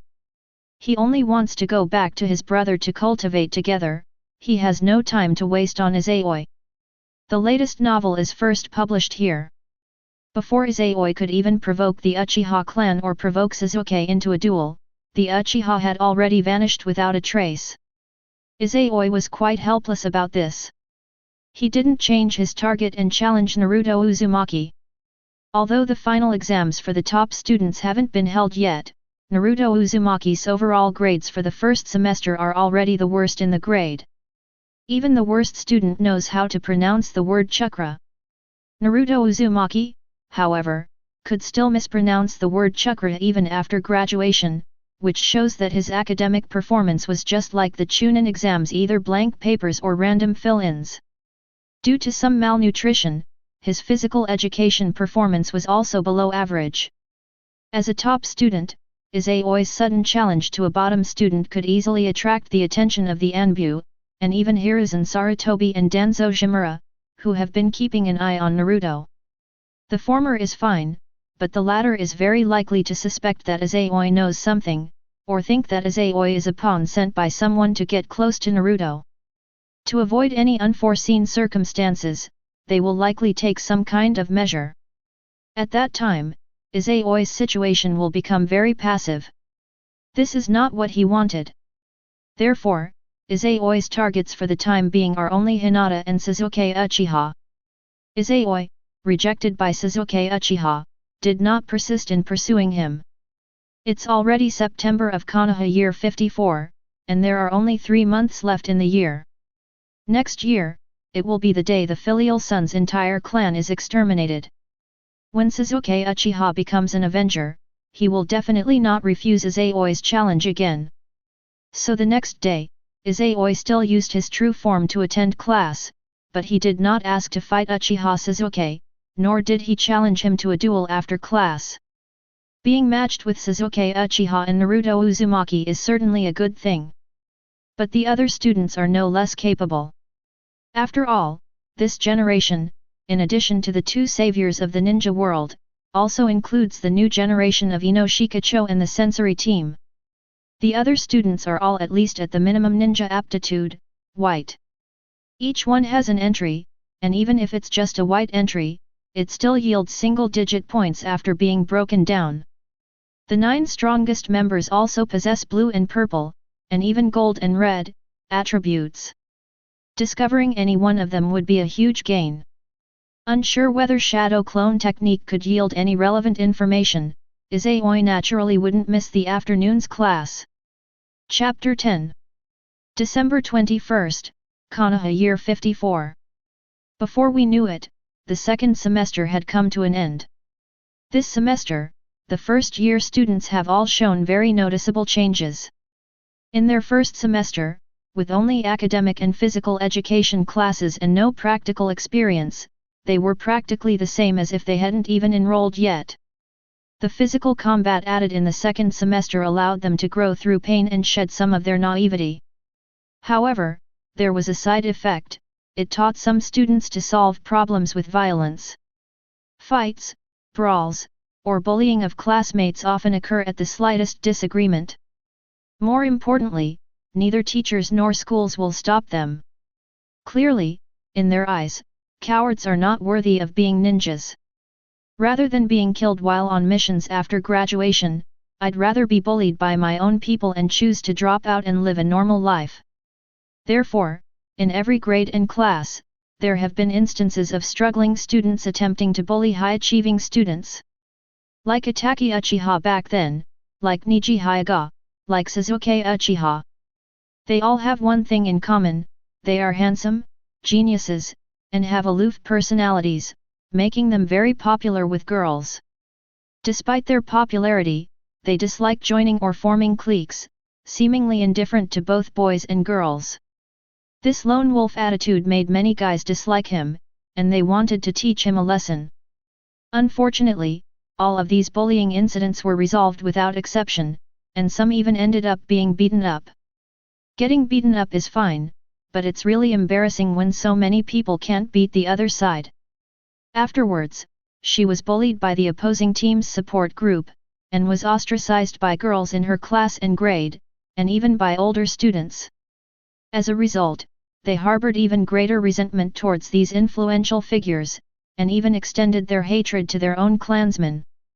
For example, on this day, heavy snow was falling. After the snow finally stopped, Hinata, who no longer needed Izayoi to disguise herself as Yamanaka Ino to invite her and now had the privilege of going out freely, immediately ran out of the clan compound to wait for Izayoi at their usual spot. Hinata was wearing a white snowman outfit with a red scarf around her neck. She looked chubby and very cute. Over the course of half a year, Hinata's hair, at Izayoi's suggestion, was deliberately grown long and is now shoulder length. She tied her hair into pigtails with hair ties, planning to change her hairstyle when it reached her waist. Her adorable little face was chubby and slightly flushed in the snow, making you want to reach out and pinch it. To avoid being discovered, Hinata didn't knock on Izayoi's door at his house. Instead, she went to the open space outside the Ninja Academy and waited for Izayoi's arrival. This had become their unspoken agreement. Is that guy a member of Neji's clan? White eyes, there's no mistake. Let's go teach her a lesson. Just as Hinata was waiting for Izayoi, she suddenly heard several boys' voices. When she turned her head, 3 boys who looked a year or 2 older than her ran up to her. Their faces were all adorned with malicious smiles. Is there something you need? Hinata asked. Her voice was very gentle, but if you looked closely, you would notice that she wasn't looking down, she was just looking at the 3 boys with a puzzled expression. Those are really annoying eyes, just like Neji's. Looking into Hinata's eyes, one of the boys seemed to recall some unpleasant memory and shouted, "What are you looking at, you Byakugan monster? Do you know you've offended me? Kneel down and apologize to me right now." Hinata tilted her head, somewhat puzzled. However, upon hearing her cousin's name, she still asked with suspicion, "Are you Neji's friends?" "Who's Neji's friend?" Another boy immediately retorted loudly, "We are his enemies. Kneel down right now, shout 'I'm sorry', and apologize to us on Neji's behalf, or we'll beat you up." The last boy reached out and tried to grab Hinata's shoulder, forcing Hyuga Neji's clansmen to kneel down, and then severely humiliate them. Hinata's expression changed abruptly as she looked at the boy's outstretched hand. Then, with her small, white-gloved hand, she extended her index and middle fingers and, with even greater speed, poked the boy in the chest. Ah! Even though he was wearing gloves, Hinata's fingers pierced through his thick winter clothes like silver needles, causing the boy to scream and collapse to the ground. Hinata then stabbed the other 2 boys in quick succession. They also let out a scream and sat down on the ground. "It hurts so much, ouch!" They kept rubbing their chests, but the pain that radiated from the outside in did not receive any relief. Looking at Hinata before them, they saw a reflection of Hyuga Neji equally powerful, equally commanding. The latest novel is first published here. They were immediately terrified and cried, scrambling away as fast as they could. Hinata, instinctively retaliating, tilted her head again. She didn't even channel chakra into her body, so why was she crying? With such strength, are they truly Neji's brother's enemies? Snap snap snap! Just then, the sound of applause reached my ears. Looking in the direction from which the sound came, Hinata's face immediately lit up with a happy expression. Izayoi-kun, you've arrived. Hinata, you looked so cool just now. Izayoi, also dressed in a white snowman outfit, walked over, gave Hinata a thumbs up, and said, when dealing with malicious people, you have to be this decisive. Otherwise, they'll only escalate their behavior and might even develop a bullying habit. Hinata nodded repeatedly, behaving very obediently. Seeing her like this, Izayoi felt a great sense of accomplishment. In the original story, Hinata was bullied by her peers more than once. It's outrageous that a young lady from a wealthy family would be bullied by a few ordinary boys. Even more outrageous is that Hinata had already started learning Gentle Fist at that time. If someone can be bullied to the point of crying, it's undoubtedly a personality issue. Now, Hinata has turned the tables and made the bully cry, which shows that Izayoi's transformation was very successful. Through repeated beatings, her personality changed from introverted and timid to resolute and determined, and she would not give up easily. Kindness remains, but one will not sacrifice oneself to take care of others. Actions are not only decisive, but retaliation has become instinctive. Unlike the delinquent leader of the limited Tsukuyomi, the current Hinata is gentle on the outside but strong on the inside. Izayoi was naturally filled with a sense of accomplishment at transforming Hinata into this form in just 6 months. Fortunately, the transformation was carried out so early. If it had been until Hayashi and Neji had broken Hinata's spirit, changing this girl would not have been an easy task. Hayashi Hayaga must be very grateful to Izayoi. Hinata's privilege of being able to go out freely is the best reward. Let's go cultivate. Two children dressed as snowmen head towards an abandoned training ground. Chapter 11. Snap snap snap. On a patch of snow in the forest, a rapid and continuous thumping sound rang out. Two short figures dressed in snowman costumes stood steadily on the thick snow, their feet not sinking into it, and continued to attack each other. The girl with black hair and white eyes, her hands gloved with white gloves, her fingers wreathed in blue flames, was actually stabbing at the boy opposite her with a whooshing sound. The boy with black hair and blue eyes seemed to anticipate the girl's attacks.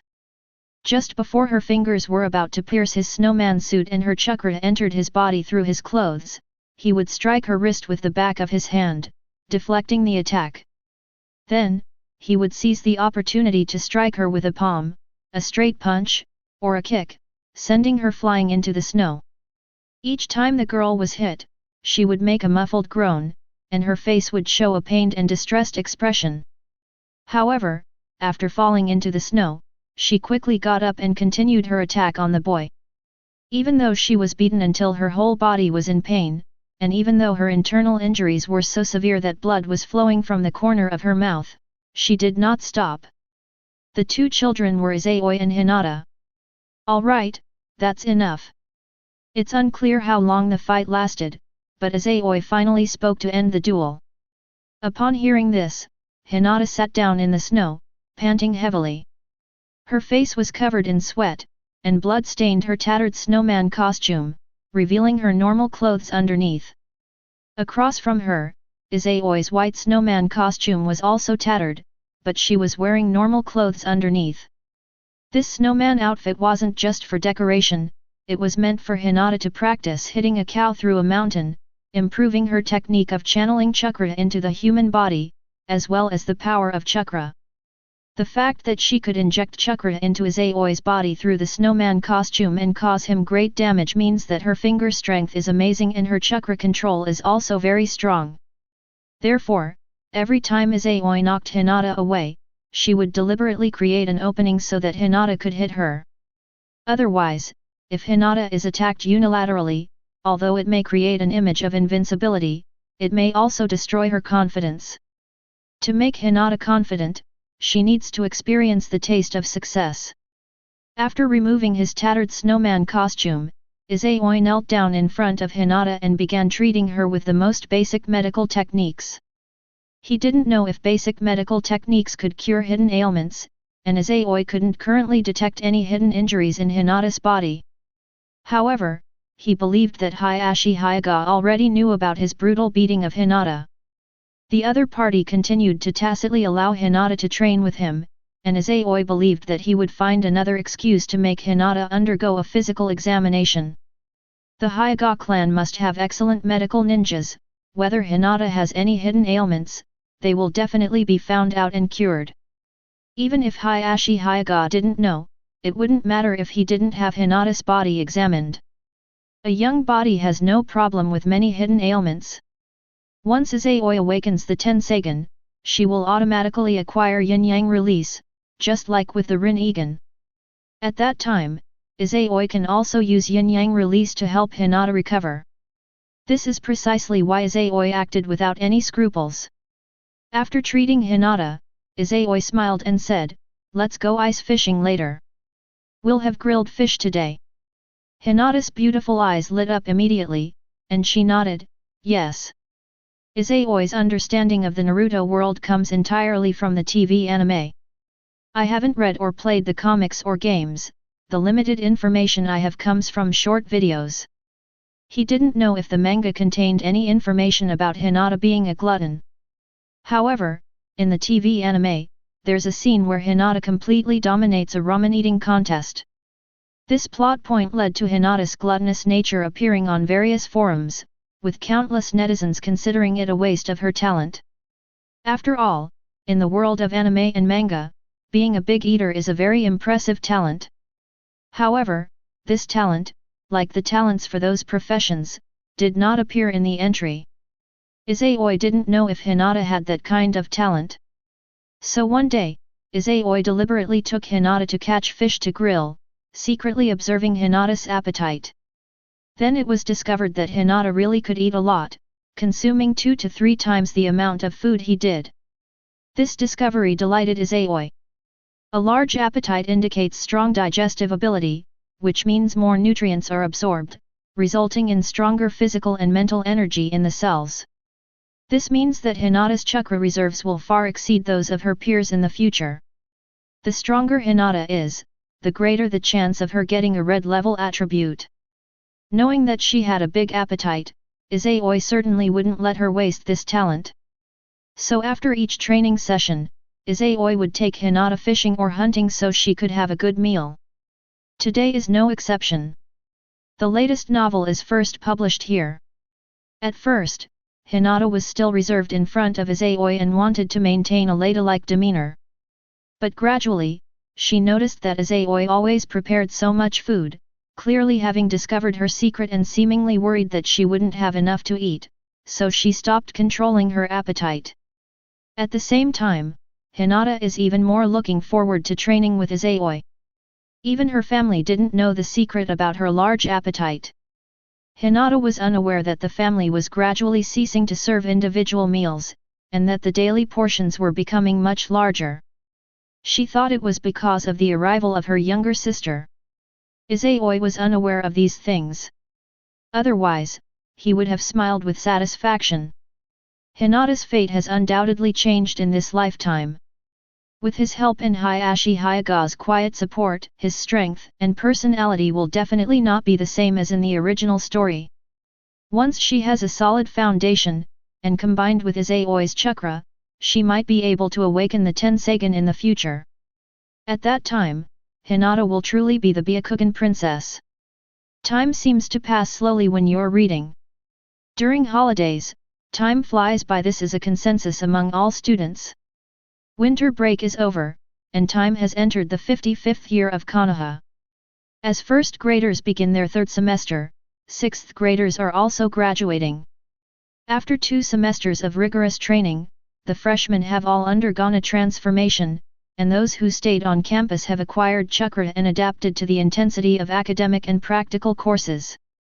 So in the third semester, the Ninja Academy officially taught them the 3 body techniques, as well as the Leaf Village body flicker technique and the invisibility technique. Survival drills were also added to the practical training. The survival drills primarily train students' intelligence gathering skills, as well as their application of techniques such as the three-body technique, the instantaneous movement technique, and the invisibility technique. Apart from the three bodies technique, the rest of the basics are very simple. When Naruto Uzumaki first appeared in the original manga, he couldn't even use the shadow clone technique properly, but he could use the body flicker technique and the invisibility technique to outmaneuver some Chunin wearing green vests. However, none of these posed any difficulty for Izayoi. The practical training still only included hand-to-hand combat, with no kunai melee or any unconventional combat techniques available.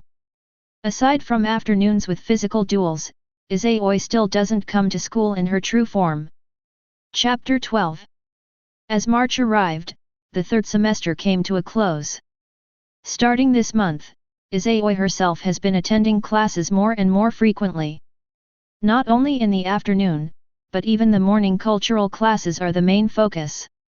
Firstly, March is not only the graduation month for 6th graders, but also the month of major exams for other grades. There will be important year-end exams before the end of this semester.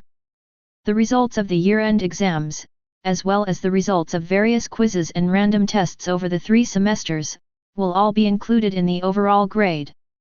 Then, based on overall academic performance, the school will select the student who ranks first in the entire grade, also known as the top student. To stand out among several classes, dozens or even hundreds of students, including many ninja clan members, and become the top student in one grade is undoubtedly the most dazzling genius. If he is a member of the ninja clan, then he is the most outstanding member of the new generation of the clan. If he came from an ordinary family, then he would be a commoner genius who could surpass even the ninja clan's offspring. These top students are all prominent figures at the Ninja Academy. Izayoi would naturally not relinquish the title of top student to anyone else. Their generation is the most unique of the new generation.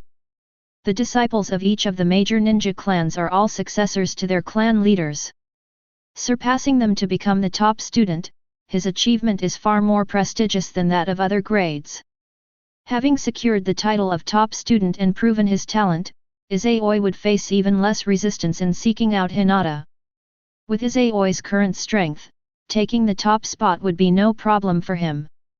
Even if the main body doesn't come, the shadow clones can easily defeat the others.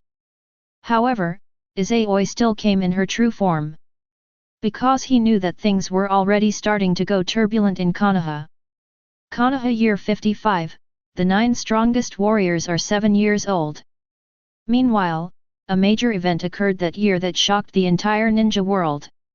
That is, after the Senju clan's downfall, the Uchiha clan, which had become the most powerful clan in Konoha and even the #1 ninja clan in the ninja world, would be wiped out by a 13-year-old boy. And this young man is none other than Itachi Uchiha, the son of the current clan leader and Sasuke Uchiha's older brother. With this astonishing record, Itachi Uchiha became the youngest S-rank rogue ninja in the ninja world. However, only a few people know that the Uchiha clan was not wiped out by Itachi Uchiha alone. Not only were the Konoha high-ranking officials involved, but outsiders also helped. Izayoi was one of the few who knew this secret. During this period, the #1 simp in the ninja world could use Kamui to wander around Konoha at any time. To avoid being discovered by this sycophant, or attracting his attention, Izayoi decided to slow down his training pace and would not take Hinata to the abandoned training grounds for training until the Uchiha clan was wiped out.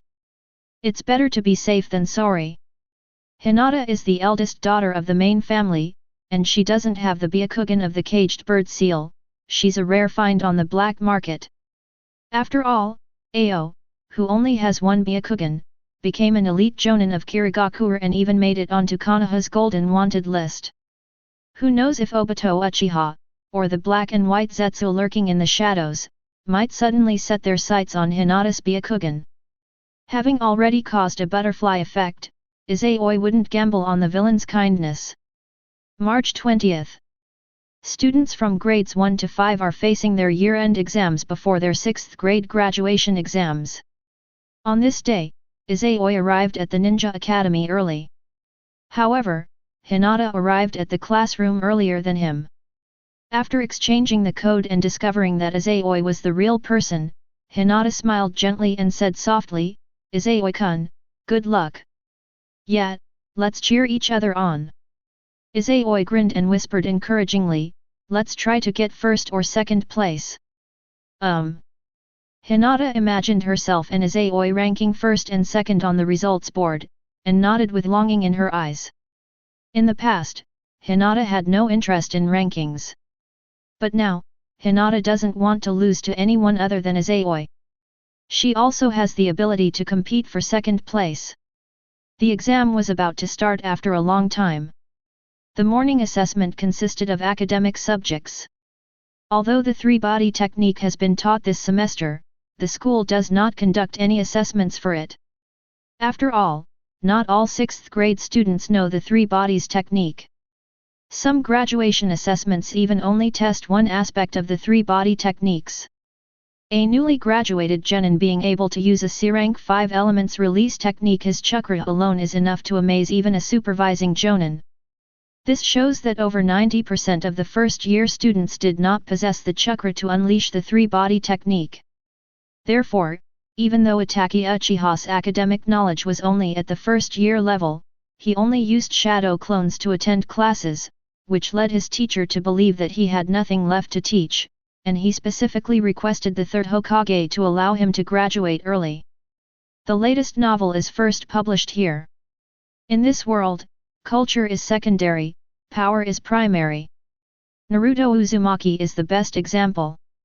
The morning's exam was not difficult for either Izayoi or Hinata. The afternoon exams included shuriken throwing, hand-to-hand combat, and a newly added survival exercise. The first two are equally easy. As long as Hinata doesn't face Izayoi in a taijutsu duel, she will get full marks even if she encounters Sasuke Uchiha. In terms of physical skills, Hinata was already invincible in her first year. With her decisive actions, her pressure point techniques are a nightmare for children. However, if Hinata is matched against Izayoi, then she has no hope of getting second place. As for why he wasn't a hopeless top student? It's very simple. During those 3 semesters, Hinata was matched with Izayoi, and naturally, she lost. Her overall grades are no longer as good as Izayoi's. Even if you are lucky enough to get full marks in all subjects in the final exams of the academic year, you still won't get the title of top student. Similarly, even if Izayoi is careless in her academic exam and answers a question incorrectly, accidentally losing to Haruno Sakura, the latter still cannot become the top student because her overall grades are not good enough. Currently, among the first-year students, only Izayoi, Sasuke Uchiha, and Shino Aberame have never lost a real battle. Among them, Sasuke Uchiha and Shino Aberame's overall scores in the cultural exams were not as good as Izayoi's, nor were they as good as Hinata's. Even if they get full marks in the final exams, they still won't get the top student award. If Hinata gets a perfect score in actual combat, she'll be guaranteed second place. Unless it's another class, there's someone whose overall grades are better than Hinata's. But obviously, this is impossible. With a shuriken throw, Izayoi easily achieved a perfect score. When it came to the physical combat duel, Izayoi was matched with an unexpected opponent. Next match, Izayoi vs Naruto Uzumaki. The students of Class 1, Grade 1, formed a circle in the open space. Irika Umino stood in the center of the circle, holding a document board, and shouted loudly. Upon hearing his opponent's name, Naruto Uzumaki clutched his head in despair, exclaiming, "How could my opponent be Izayoi? I'm doomed." Academic lessons and shuriken throwing were nightmares for Naruto Uzumaki. He only has a slight chance of winning in a physical duel. But now, even that chance of winning is gone.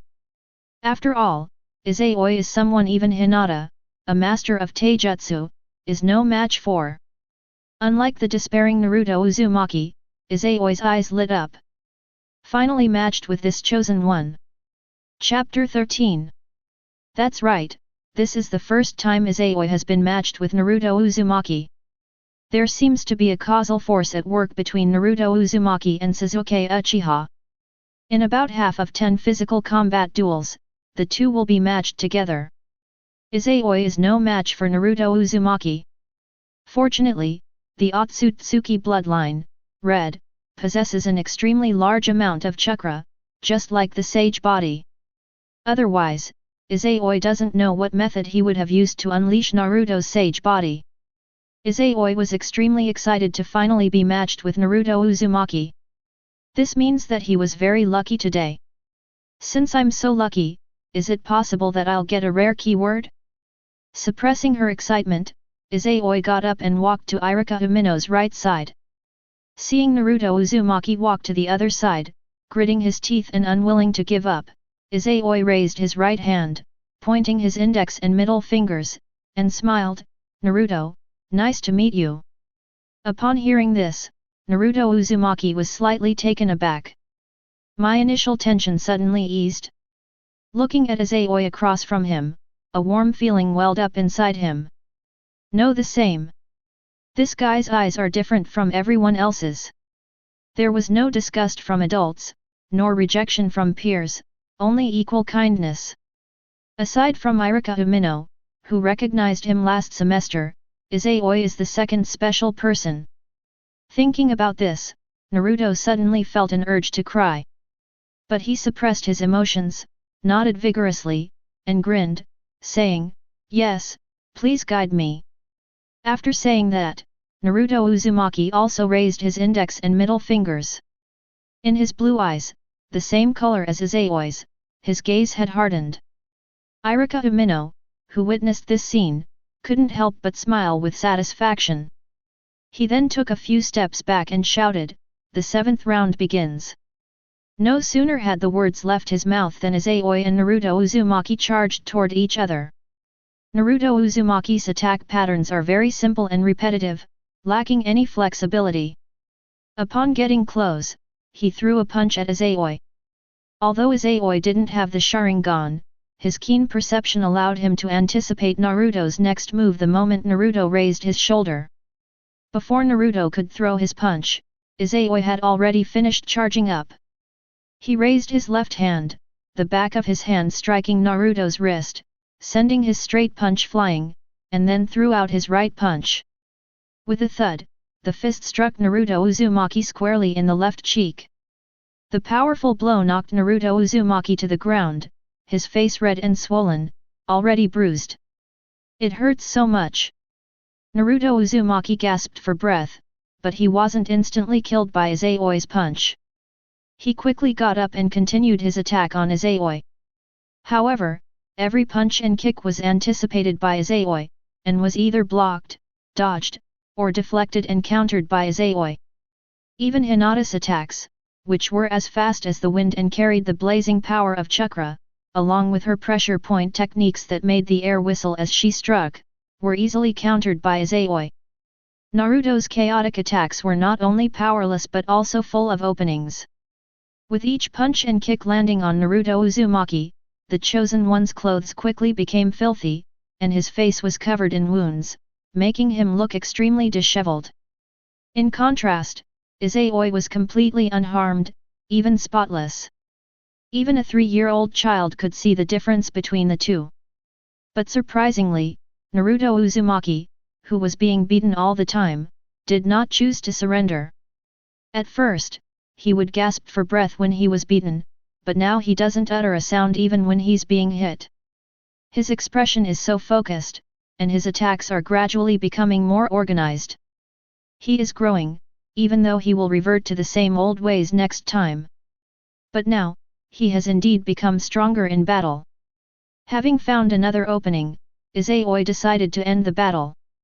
He bent his knee and crouched to dodge Naruto's attack, then used the momentum to sweep Naruto to the ground with a powerful leg sweep.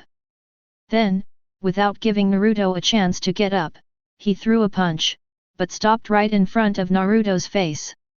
Seeing this, Irika Umino immediately announced loudly, "Naruto Uzumaki is unable to fight, the winner is Izayoi." Snap! Almost the instant Irika Umino's voice fell, one of the purple bubbles around Naruto, a bubble visible only to Izayoi, suddenly burst. Immediately, a purple beam of light flew towards Izayoi and seeped into his body. Immediately afterwards, a small bubble reappeared around Naruto Uzumaki. This newly formed bubble is extremely small, and its color is not white to red, but rather a transparent little bubble. The latest novel is first published here. There were no entries inside, it was completely empty. Izayoi had seen this scene more than once. He knew that the bubble was cooling down. Once it has cooled down, the transparent bubble will turn back into a purple bubble, and the entries inside will reappear. At the same time, there is a chance that Izayoi will appear in this entry again. Yes, the terms can be generated repeatedly. It's just that Izayoi hasn't yet had the same keyword appear on the same person. Izayoi, having finally figured out what the purple bubble was, is now incredibly excited. However, he didn't immediately bring up his personal panel. Instead, he extended his palm towards Naruto Uzumaki and smiled, "Naruto, you're amazing. Let's have another match next time." Naruto Uzumaki, who had given it his all but still got brutally beaten, was filled with bitterness. But when he saw that Izayoi was looking at him sincerely, without showing any disdain for him, he realized that Izayoi was looking at him with genuine sincerity. Only in front of Sasuke Uchiha did Naruto Uzumaki feel a sense of relief, a feeling of resentment that vanished in an instant. He reached out and grabbed Izayoi's hand, using it to help him stand up. He grinned and said, "Izayoi, you really are amazing, but I won't lose next time. Your progress is remarkable, and I look forward to playing against you again next time." Izayoi smiled and held up her index and middle fingers to Naruto Uzumaki. Naruto Uzumaki also extended his index and middle fingers, hooking them together with Izayoi's. This is the seal of reconciliation, corresponding to the seal of opposition before the battle, symbolizing that even the greatest estrangement between ninjas can be resolved. In the original story, Naruto Uzumaki and Sasuke Uchiha ended the karmic war between Ashura and Indra, which had lasted for 1,000 years, through the seal of reconciliation. If the reincarnations of Ashura and Indra cannot reconcile, their chakra will continue to cycle endlessly. The millennia-long destined battle meant that even without any conflict or Sakura Haruno's involvement, Naruto Uzumaki and Sasuke Uchiha still couldn't stand each other. Naruto Uzumaki could easily shake hands and make peace with Izayoi, but he couldn't form a reconciliation seal with Sasuke Uchiha. However, none of this has anything to do with Izayoi. After completing the reconciliation seal with Naruto Uzumaki, Izayoi returned to the group.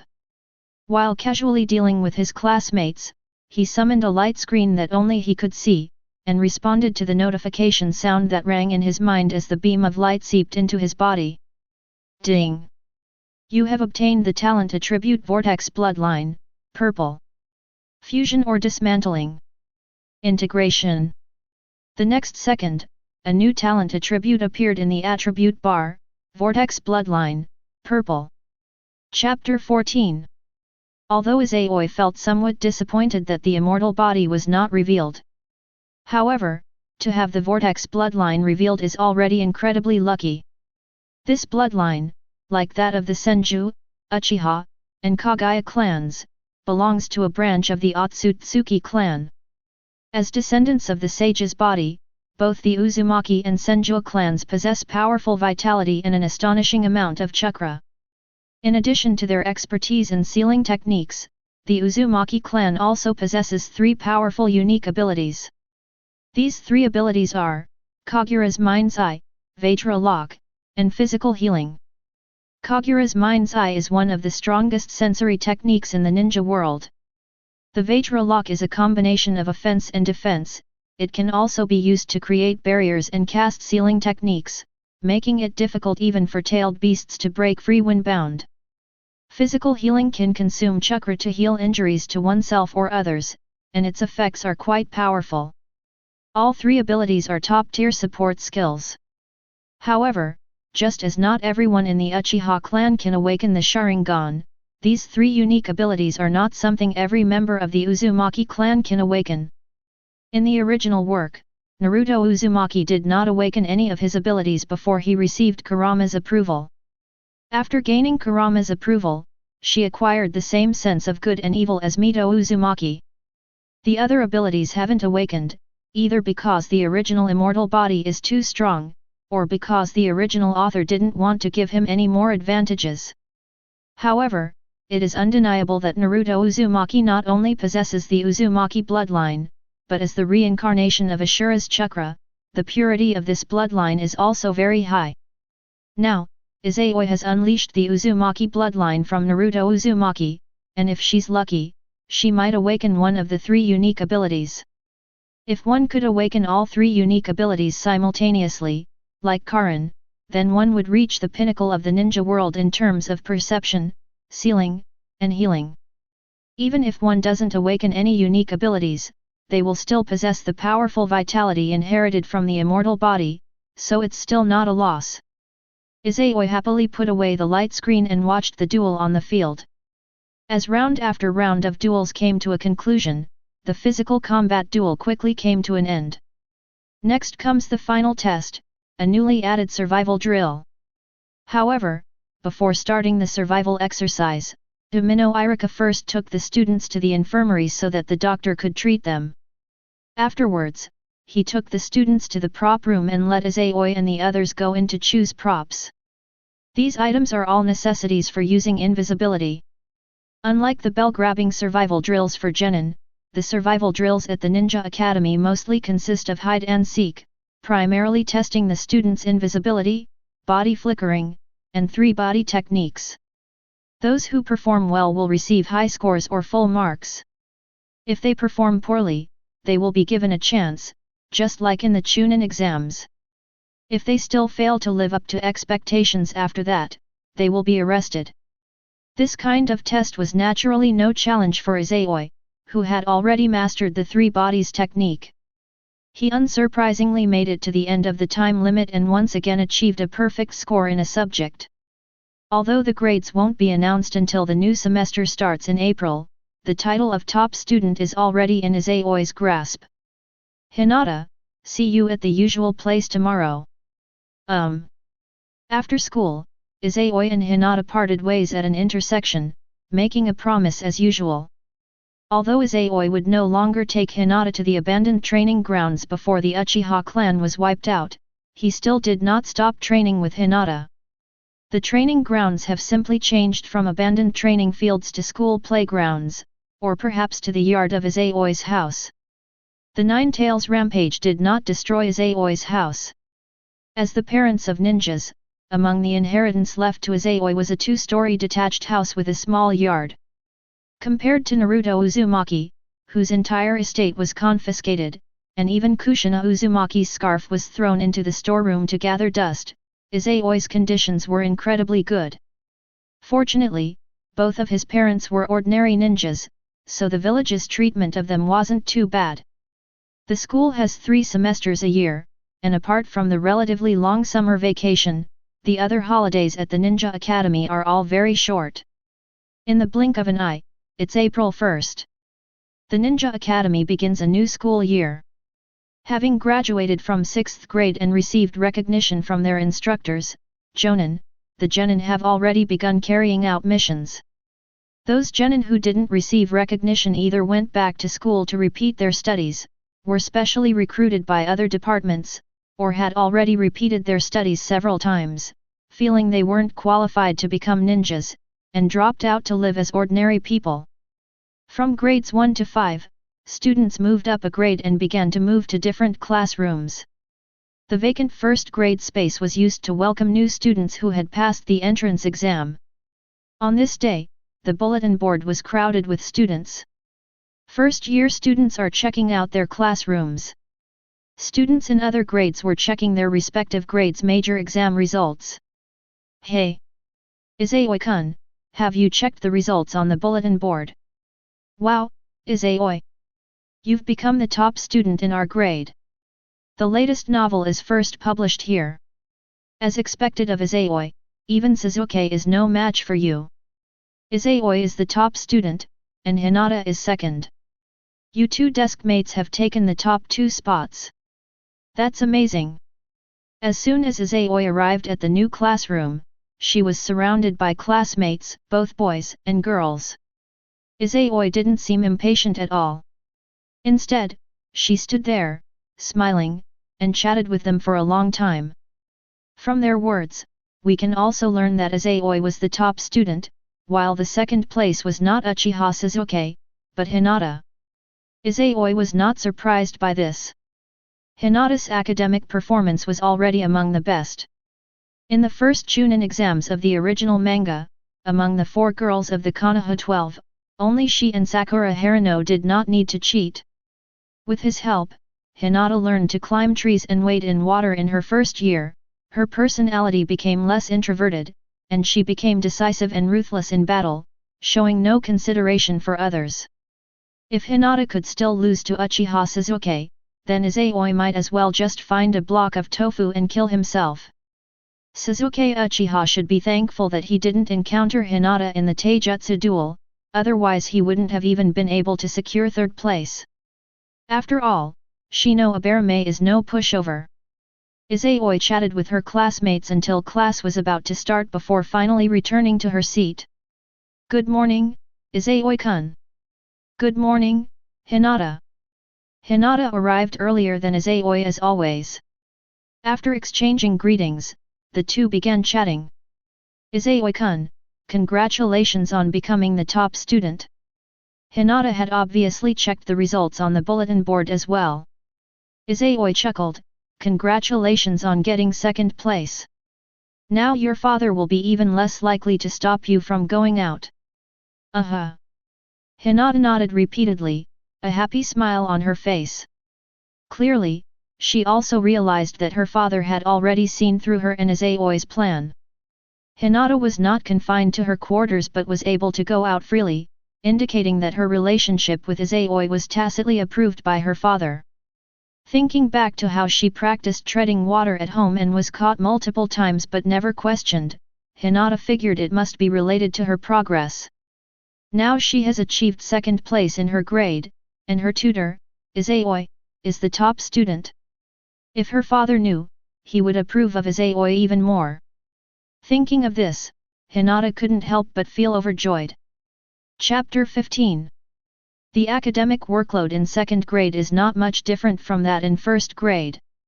The academic subjects are still the same, just more difficult. In the afternoon, there was no physical education. The students who haven't been expelled yet have obviously already extracted their chakra. As long as they follow the rules and complete the 6 years, they will either become genin recognized by the jonin and given priority training by the village, or become new forces in other departments. The chances of wasting 6 years and returning to an ordinary life are extremely slim. The next 5 years will be spent teaching them intelligence gathering and assassination skills. These assignments posed no challenge to Izayoi, in fact, they were quite boring. After only a few days, he couldn't help but abandon his original idea and sent his shadow clone over to teach again. He himself stayed at home to cultivate.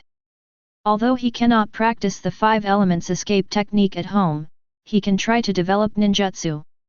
Although developing ninjutsu requires a strong foundation in nature transformation or form transformation, Izayoi, as a transmigrator, knew that there was a ninjutsu that did not require such a foundation, only a sufficient amount of chakra. That ninjutsu was inspired by the tailed beast ball and was eventually developed by the 4th Hokage over several years. It is a non-attribute, no-seal ninjutsu with a learning difficulty of A level, the Raise Nan. As a signature ninjutsu that Naruto Uzumaki has used since childhood and developed into various series of them, the Raise Nan is also the only ninjutsu in the original work whose complete training methods are revealed. That cultivation scene left a very deep impression on me. Anyone who enjoys watching Naruto will never forget this training method, and Izayoi is no exception. However, Izayoi trained in the Raise Nan not to use it as a trump card, but as mentioned above, to try to develop ninjutsu. The Raise Nan is a no-seal ninjutsu developed by the 4th Hokage and holds special significance in Konoha. Aside from the 4th Hokage, the only other people who mastered this ninjutsu were his teacher and student. If Izayoi were to suddenly use this ninjutsu after that, it would definitely catch the attention of the Konoha leadership. Without a reasonable explanation, it might arouse all sorts of suspicions. This is not what Izayoi wanted. Therefore, he wanted to develop another hand seal-less ninjutsu based on the Raise Nan, the Super Hurricane Ball combo. Super Hurricane Chain Ball, also known as Multi-Gyro Ball Gale Ball, is a ninjutsu used by Ashura Otsutsuki against Indra Otsutsuki in the TV anime. That ninjutsu technique is similar to Naruto Uzumaki's Planet Raise Nan. The principle behind this ninjutsu is to first create an energy ball second only to the giant Raise Nan, and then add 5 rotating energy balls, each the same size as the Raise Nan, inside it. This ninjutsu is like the Rasen Shuriken, it can be thrown or launched. Once it explodes, it's a 6-part explosion. If the energy ball is destroyed, the 5 energy balls inside will scatter and attack the enemy. Moreover, just like Naruto's Raise Nan with various attributes, this ninjutsu can also be infused with the 5 elements, or even combined with them, just like the third Hokage's 5 elements great combo technique. At that time, its power will be devastating. Without the Otsutsuki bloodline, red, and the all-attribute physique, purple, attributes, Izayoi would never have dared to have such thoughts, she would have been content just to learn the Raise Nan. However, the unmarked talent brought by the Otsutsuki bloodline, red, along with the all-attribute physique, purple, and chakra control that has been upgraded to purple level, gives Izayoi the ability to turn the TV anime's original ninjutsu into reality. With his powerful chakra control, Izayoi mastered the Raise Nan in just 1 week. Next, all he needs to do is continue injecting chakra, expanding the Raise Nan to the size of a basketball, and preventing the energy ball from exploding, so he can try to condense a smaller energy ball inside. However, during this period, Izayoi cannot train at home. The consequences would be unimaginable if the energy ball were to explode. So he began to patiently wait for the Uchiha clan to be destroyed. When May 15 arrived, Izayoi had finally waited for this day to come.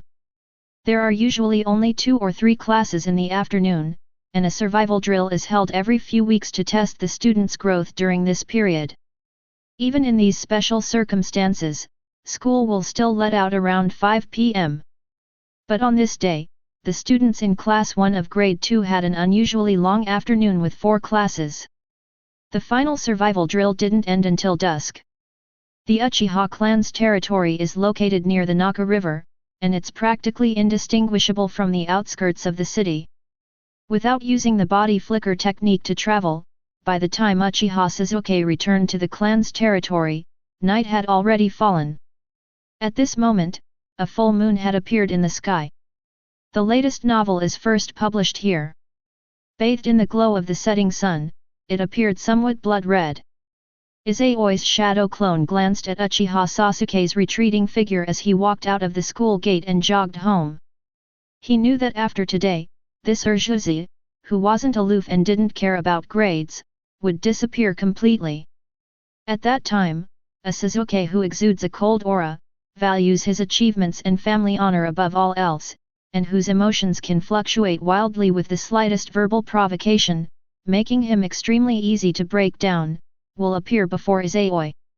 Although the latter was extremely tragic, Izayoi still eagerly awaited that moment. After all, he had waited a whole year. The following day, a piece of news caused a sensation in Konoha and spread rapidly outside, quickly reaching the entire ninja world through the communication of spies. After the Senju clan's downfall, the Uchiha clan, which had become the most powerful clan in Konoha and even the #1 ninja clan in the ninja world, with its bloodline limit boasting invincibility in one-on-one combat and the Kapi I and Genjutsu I, was actually wiped out.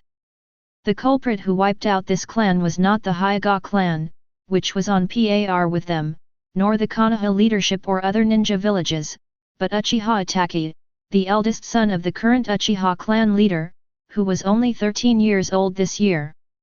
In the following days, the name Uchiha Itachi quickly spread throughout the entire ninja world, making him the youngest S-rank rogue ninja in Konoha and even the entire ninja world. Izayoi had just stepped outside when she saw the villagers discussing this matter. This is a major event. The scale of the incident was no less than that of the Nine Tails attack in Konoha in 1948. In just a few years, Konoha lost the fourth Hokage and his wife, a number of powerful ninjas, and the number one powerful ninja clan. Konoha is now undoubtedly in its weakest period since its founding. The strongest ninja village, which once had so many cage-level ninjas that it could defeat 4 opponents at once, now only has the aging third Hokage left. After the Nine Tails rampage, Konoha attracted the covetousness and schemes of Kumagakure. Now that they've lost their number one powerful ninja clan, they should logically be the target of even more external enemies. But ironically, Konoha remained peaceful for the next few years. Clearly, all the major ninja villages have noticed something amiss. Chapter 16. The leaders of the major ninja villages are not fools. The Uchiha clan is a prestigious ninja clan with a 1,000-year-old heritage. The Sharingan is the strongest bloodline limit in the ninja world after the wood release was lost. Countless people yearn to possess a 3-tomo Sharingan. After all, Kakashi Hatake was known as the copy ninja and Konoha technician because he possessed a 3-tomo Sharingan. Furthermore, the ability to copy ninjutsu is only limited to the 2-tomo form. The Sharingan with 3-tomo is known as the Genjutsu I. Outsiders cannot unleash the true power of the Sharingan. Those Uchiha who could unleash the true power of the 3-tomo Sharingan were all elite jonin who were invincible in one-on-one combat. The Uchiha clan must have at least double-digit numbers of such powerful individuals. With so many powerful individuals, along with other Uchiha clansmen who had awakened their single-tomo and 2-tomo Sharingan, and a large number of ordinary clansmen who had not awakened their Sharingan, it would be impossible for Itachi Uchiha to kill them all in one night, even with his legendary Mangekyo Sharingan. Even if it were possible, it would be impossible to do it without any fanfare. However, the Uchiha clan was wiped out overnight, and Itachi Uchiha, the culprit, successfully escaped from Konoha. The waters here are really deep.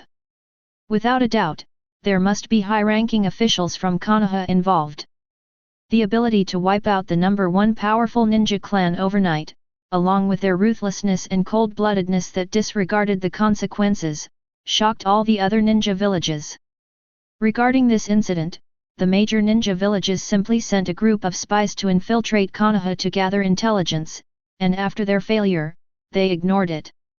The Third Shinobi World War resulted in heavy losses for all the major shinobi villages, and they have yet to recover. Even the Hidden Cloud village didn't take advantage of the situation this time. They are all maintaining the existing balance and preparing for the next Shinobi World War. Izayoi was unaware of these things, but she could guess a little. Having read the original novel, he knew that the next few years would be peaceful and uneventful. This is the best opportunity for development. Sasuke Uchiha, who was under the influence of the Mangekyo Sharingan's Genjutsu, remained unconscious for a full week before finally waking up. When he appeared in the classroom, he had undergone a tremendous change. In the past, when surrounded by girls, Sasuke Uchiha would only look troubled, but he would never say hurtful words or lay a hand on anyone. This attitude only emboldened the girl to become even more aggressive. Now, the girls who were overjoyed to see Uchiha Sasuke appear dared not approach him at all. At this moment, Sasuke Uchiha's gaze and aura were so terrifying that people his age dared not approach him or even look him in the eye.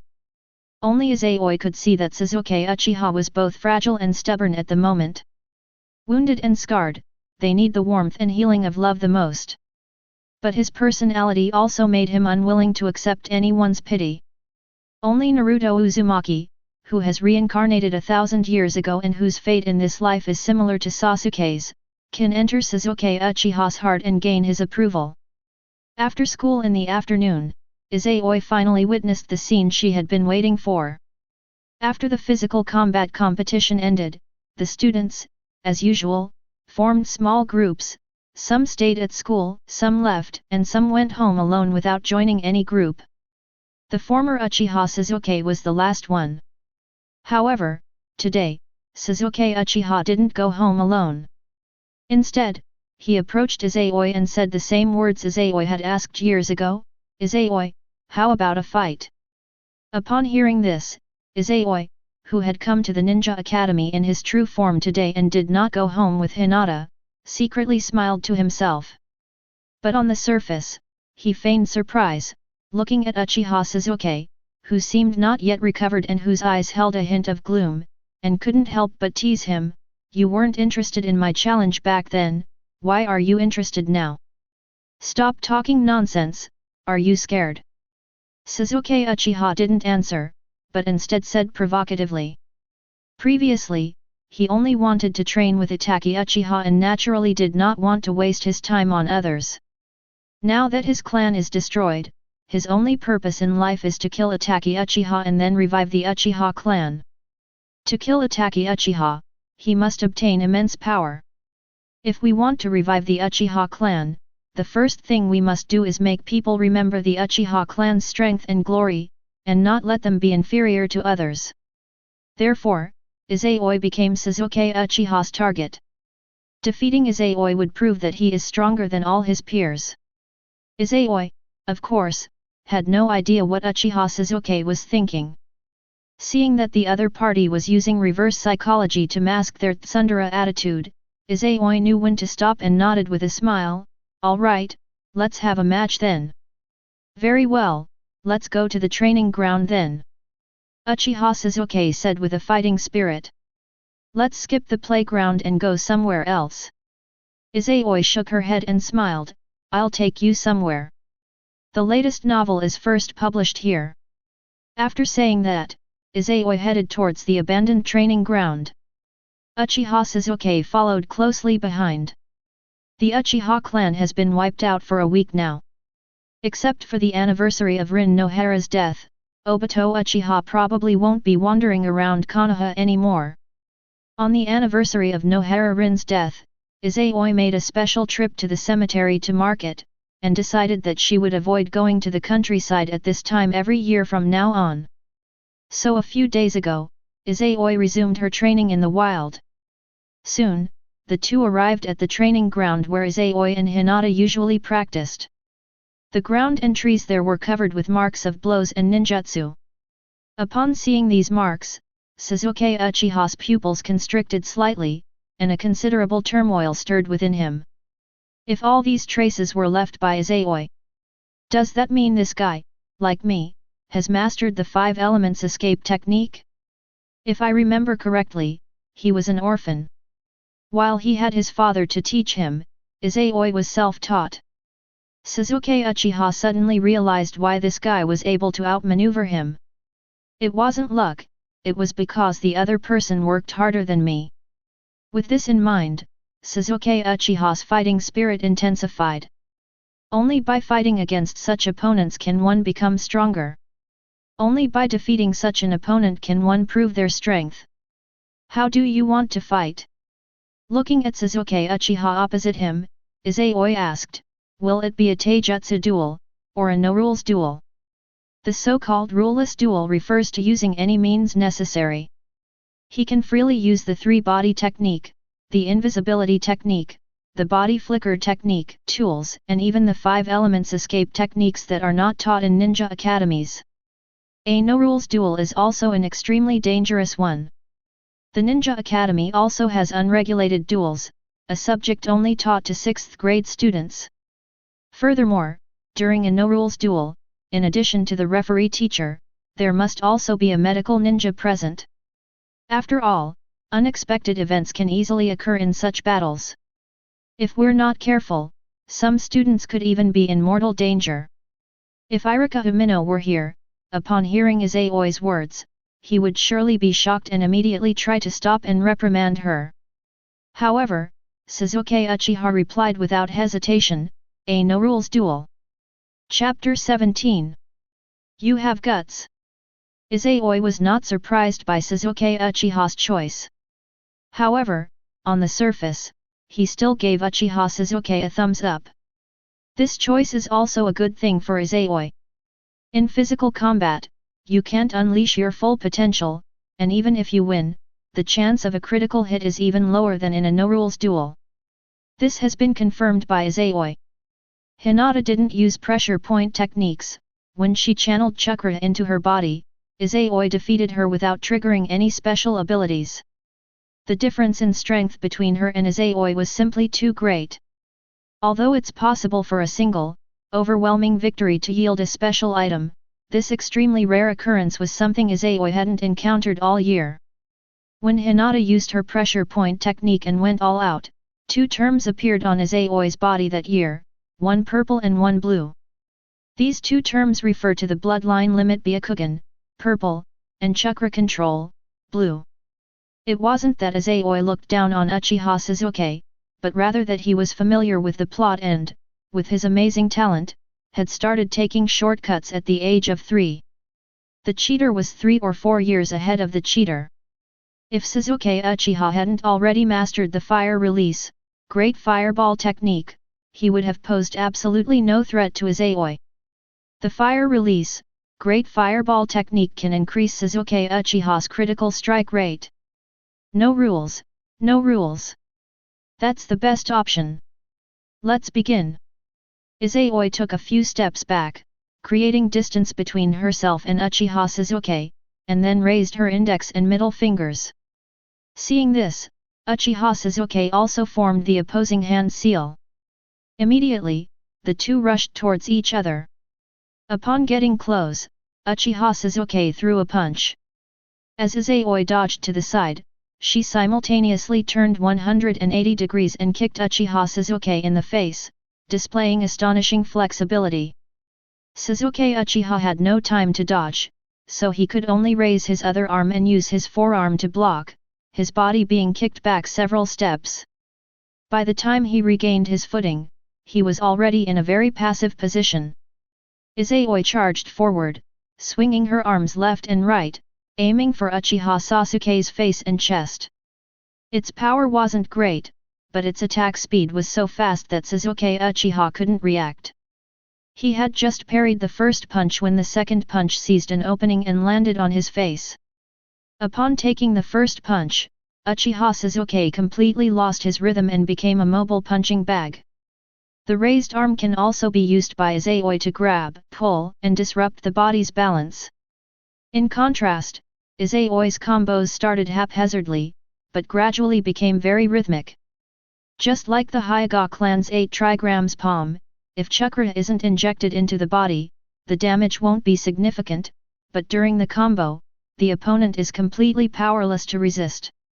After countless blows, Izayoi finally stopped attacking, turned 360 degrees, and delivered a powerful kick to Uchiha Sasuke, sending him flying.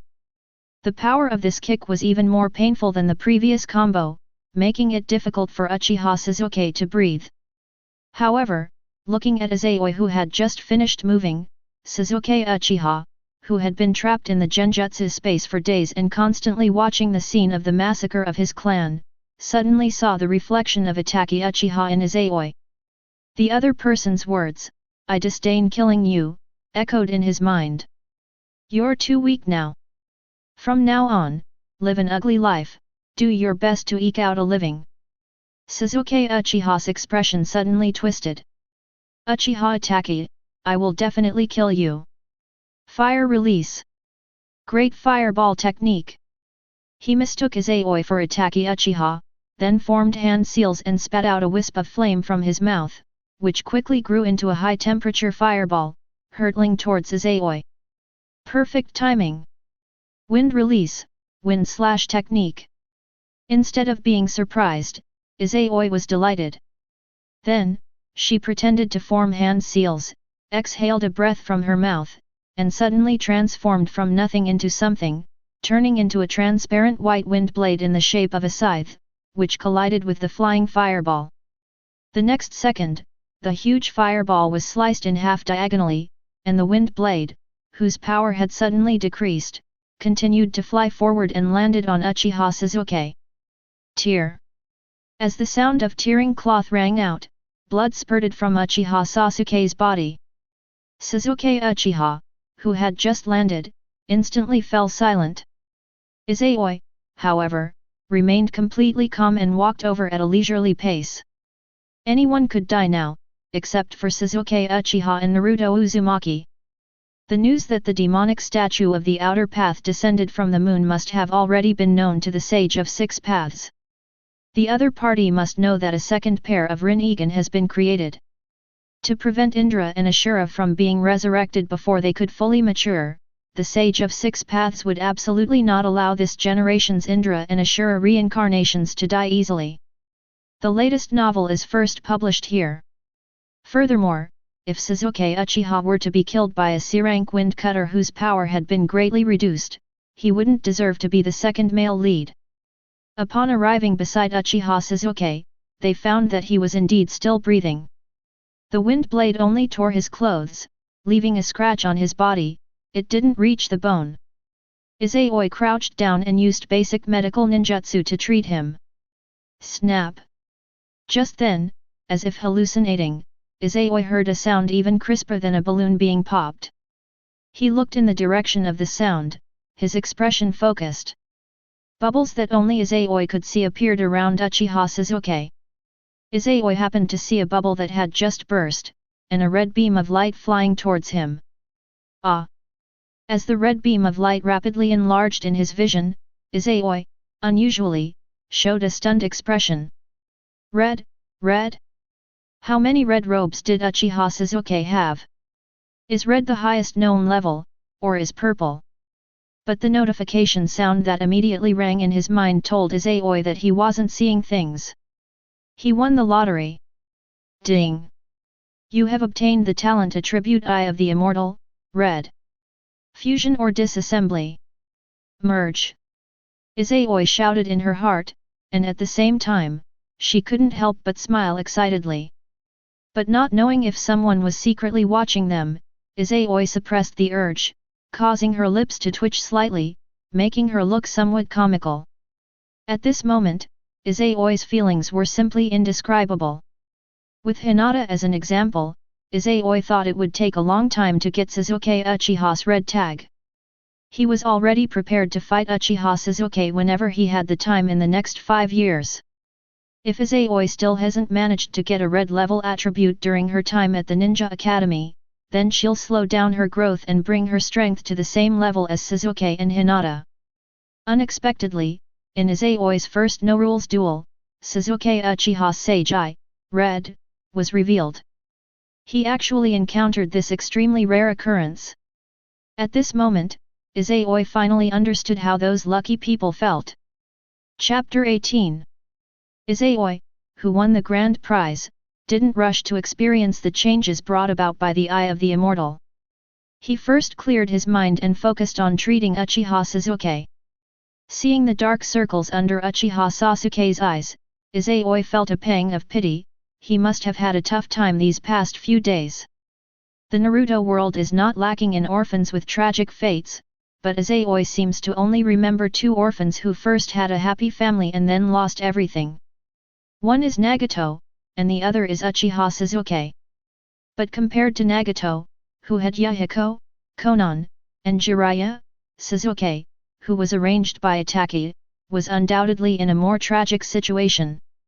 From beginning to end, he was either on the path of revenge, or, after learning the truth, his revolutionary ideas were immediately suppressed by the only comrade he recognized. To atone for his sins, he spent years gathering information about the Otsutsuki clan throughout the ninja world, and didn't return home even once in several years. If Izayoi hadn't changed Sasuke Uchiha's fate, Sasuke would have suffered an even worse fate than in the original story. After all, before graduating in the original story, Uchiha Sasuke was the most popular top student in the school. Currently, the top student is Izayoi, and the second seat is Hinata. He can only compete for 3rd place. After graduation, he continued to suffer setbacks, watching Naruto Uzumaki, who was at the bottom of his class, surpass him at lightning speed. Should we lend him a hand? Izayoi thought to herself. At this moment, Sasuke Uchiha, who had been knocked unconscious, also woke up.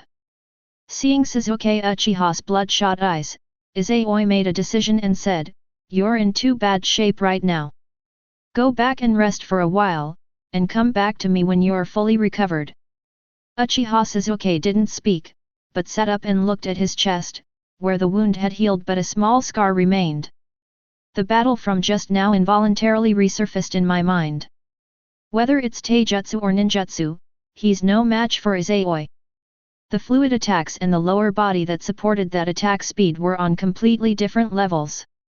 Moreover, the scar, along with the green light seen when she opens her eyes, suggests that Izayoi also possesses medical ninjutsu. Thinking about all this, Sasuke Uchiha suddenly felt a sense of defeat. I lost. Uchiha Sasuke wasn't someone who couldn't accept defeat. Just like Naruto Uzumaki, he didn't dislike Izayoi. Although it was a no-rules duel, the fact that I suddenly unleashed a ninjutsu just now was a very dangerous thing. Therefore, Uchiha Sasuke readily admitted his defeat. I only won by sheer luck. Izayoi patted Sasuke Uchiha on the shoulder and sincerely praised him, "You're pretty amazing too. I thought I was the only one in the class who mastered the 5 elements release techniques, but I didn't expect you to know them as well. You truly deserve to be called a genius of the Uchiha clan." After saying that, Izayoi stood up, extended her hand to Uchiha Sasuke, and said, "I got the better deal today, let's fight again next time." Looking at Izayoi, who showed no arrogance whatsoever and even praised him, Sasuke Uchiha felt a warm current suddenly well up in his heart. Recognized, he finally showed his first smile upon waking, reached out and grasped Izayoi's hand, and laughed, "I won't lose next time." Helping Sasuke Uchiha up, Izayoi held up his index and middle fingers to him and said, "Then you'd better train hard, I'm very strong. Just you wait and see." Full of fighting spirit, Uchiha Sasuke formed a reconciliation seal with Izayoi. This image is also reflected on a transparent crystal ball.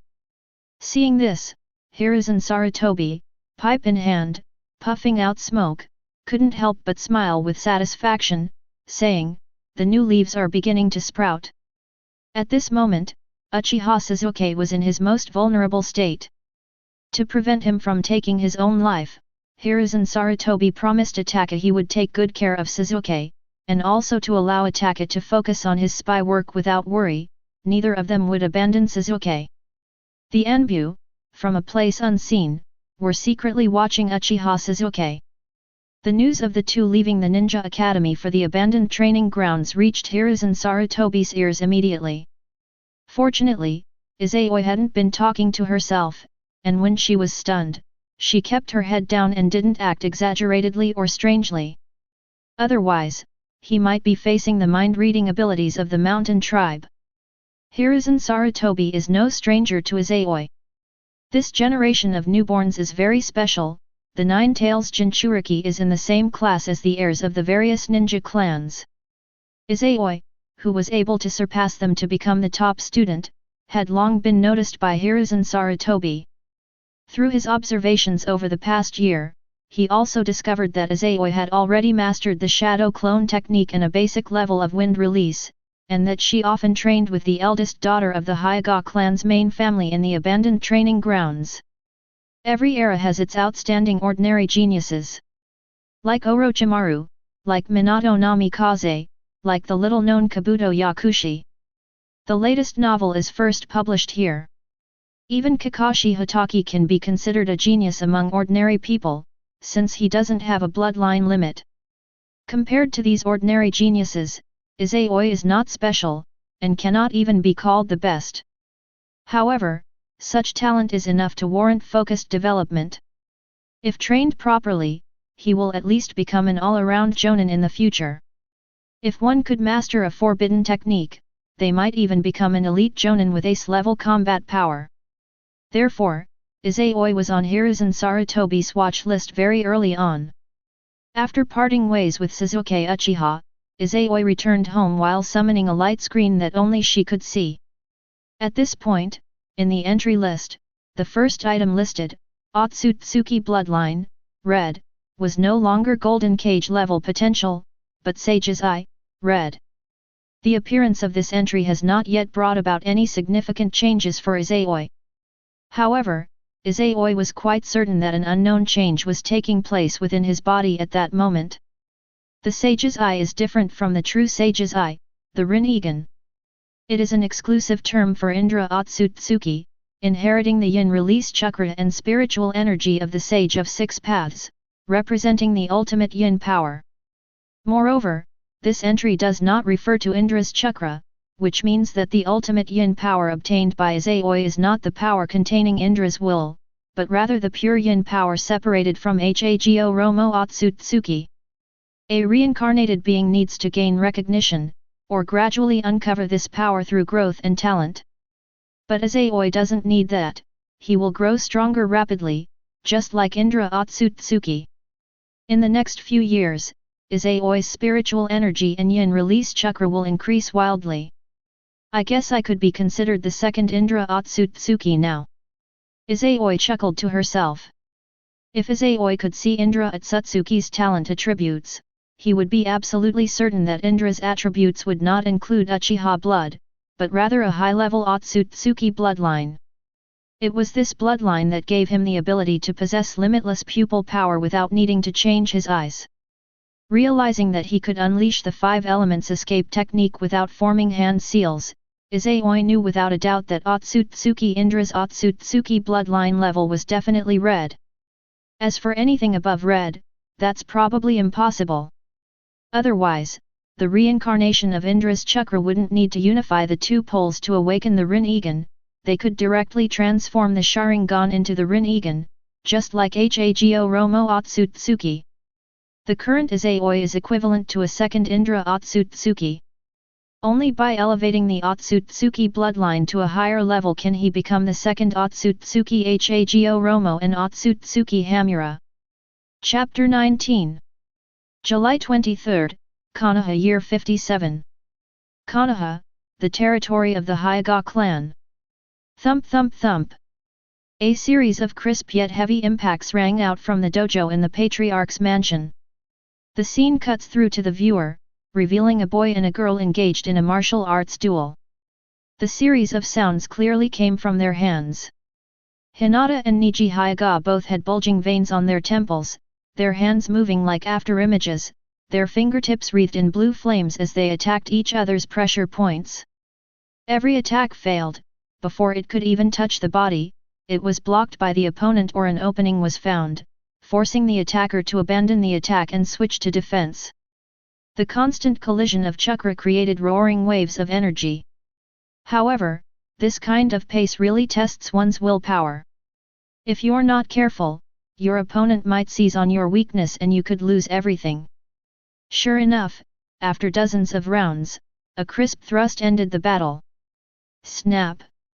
Under Neji Hyuga's wide-eyed, shocked gaze, Hinata, with a serious expression, pointed her finger at him and mercilessly injected chakra into his body. In an instant, the chakra in Hyuga Neji's hand vanished. Immediately, a barrage of attacks rained down on him, each strike carrying chakra that seeped into his body, sealing off the flow of chakra and inflicting intense pain on Hyuga Neji. However, Hyuga Neji gritted his teeth, refusing to let out a scream. After finishing her combo, Hinata lowered her hands, the veins on her temples subsiding. Looking at Hyuga Neji, who was slumped on the ground, she said softly, "Neji-nii, thank you for the lesson." Seeing this, Hayashi Hyuga, who was not far away, couldn't help but smile with satisfaction. Before Hinata could look over, he tightened his expression and looked at Hyuga Neji, saying, "Neji, go and treat her." "Yes, chieftain." Hyuga Neji lowered his head, concealing the resentment and hatred in his heart, and stood up, bowing slightly to Hinata, saying, "Thank you for your guidance, young lady." After saying that, he turned and left. Hinata did not notice Neji Hyuga's change in mood. After completing the clan monthly exam, she immediately went to Hayashi Hyuga, her face full of anticipation, and said, "Father, I want to take Hanabi out to play, is that alright? Yes, go ahead. Hayashi Hayaga nodded. Thank you, father. Hinata smiled faintly, then jogged away from the dojo, taking 3-year-old Hanabi with her as she left the clan's territory to find Izayoi to play with. 3 years have passed since I went out to train with Izayoi. How much Hinata has changed in these 3 years can be seen from her defeat of Neji Hayaga and Hayashi Hayaga's attitude. This wasn't the first time she had defeated Hayaga Neji. Since the beginning of the year, she has won every match against Hayaga Neji. Starting from the second half of the year, they gradually showed an overwhelming advantage. Acupressure techniques test not only one's Byakugan but also one's chakra control. As for chakra control, among her peers, only Izayoi is better than Hinata. Even Sakura Harano, whose chakra level is purple, is not as good as Hinata, who practices pressure point techniques every day. Defeating her cousin, whom she had always feared, completely transformed Hinata, making her incredibly confident. Both Hayashi Hayaga and the elders of the main clan unanimously decided that Hinata would be the future heir to the main clan. Therefore, many clan elders are urging Hayaga Hayashi to put a caged bird on Hanabi. However, Hayashi Hayaga refused, citing his wife's passing and his desire to give Hanabi a happy childhood, suggesting that a decision be made when Hanabi turned 12. At the same time, Hayashi Hayaga no longer prevents Hinata and Izayoi from spending time together, even though he can see that their feelings for each other are gradually changing. He even allowed Hinata to take Hanabi out to play with Izayoi.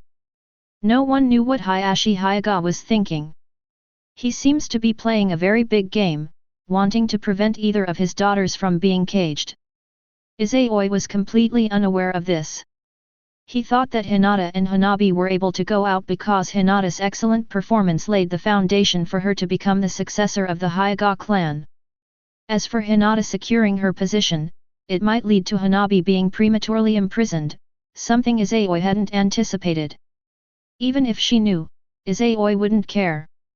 The caged bird is merely a cursed seal. In terms of level, it's not even as good as Orochimaru's Earth Curse Seal and Heaven Curse Seal.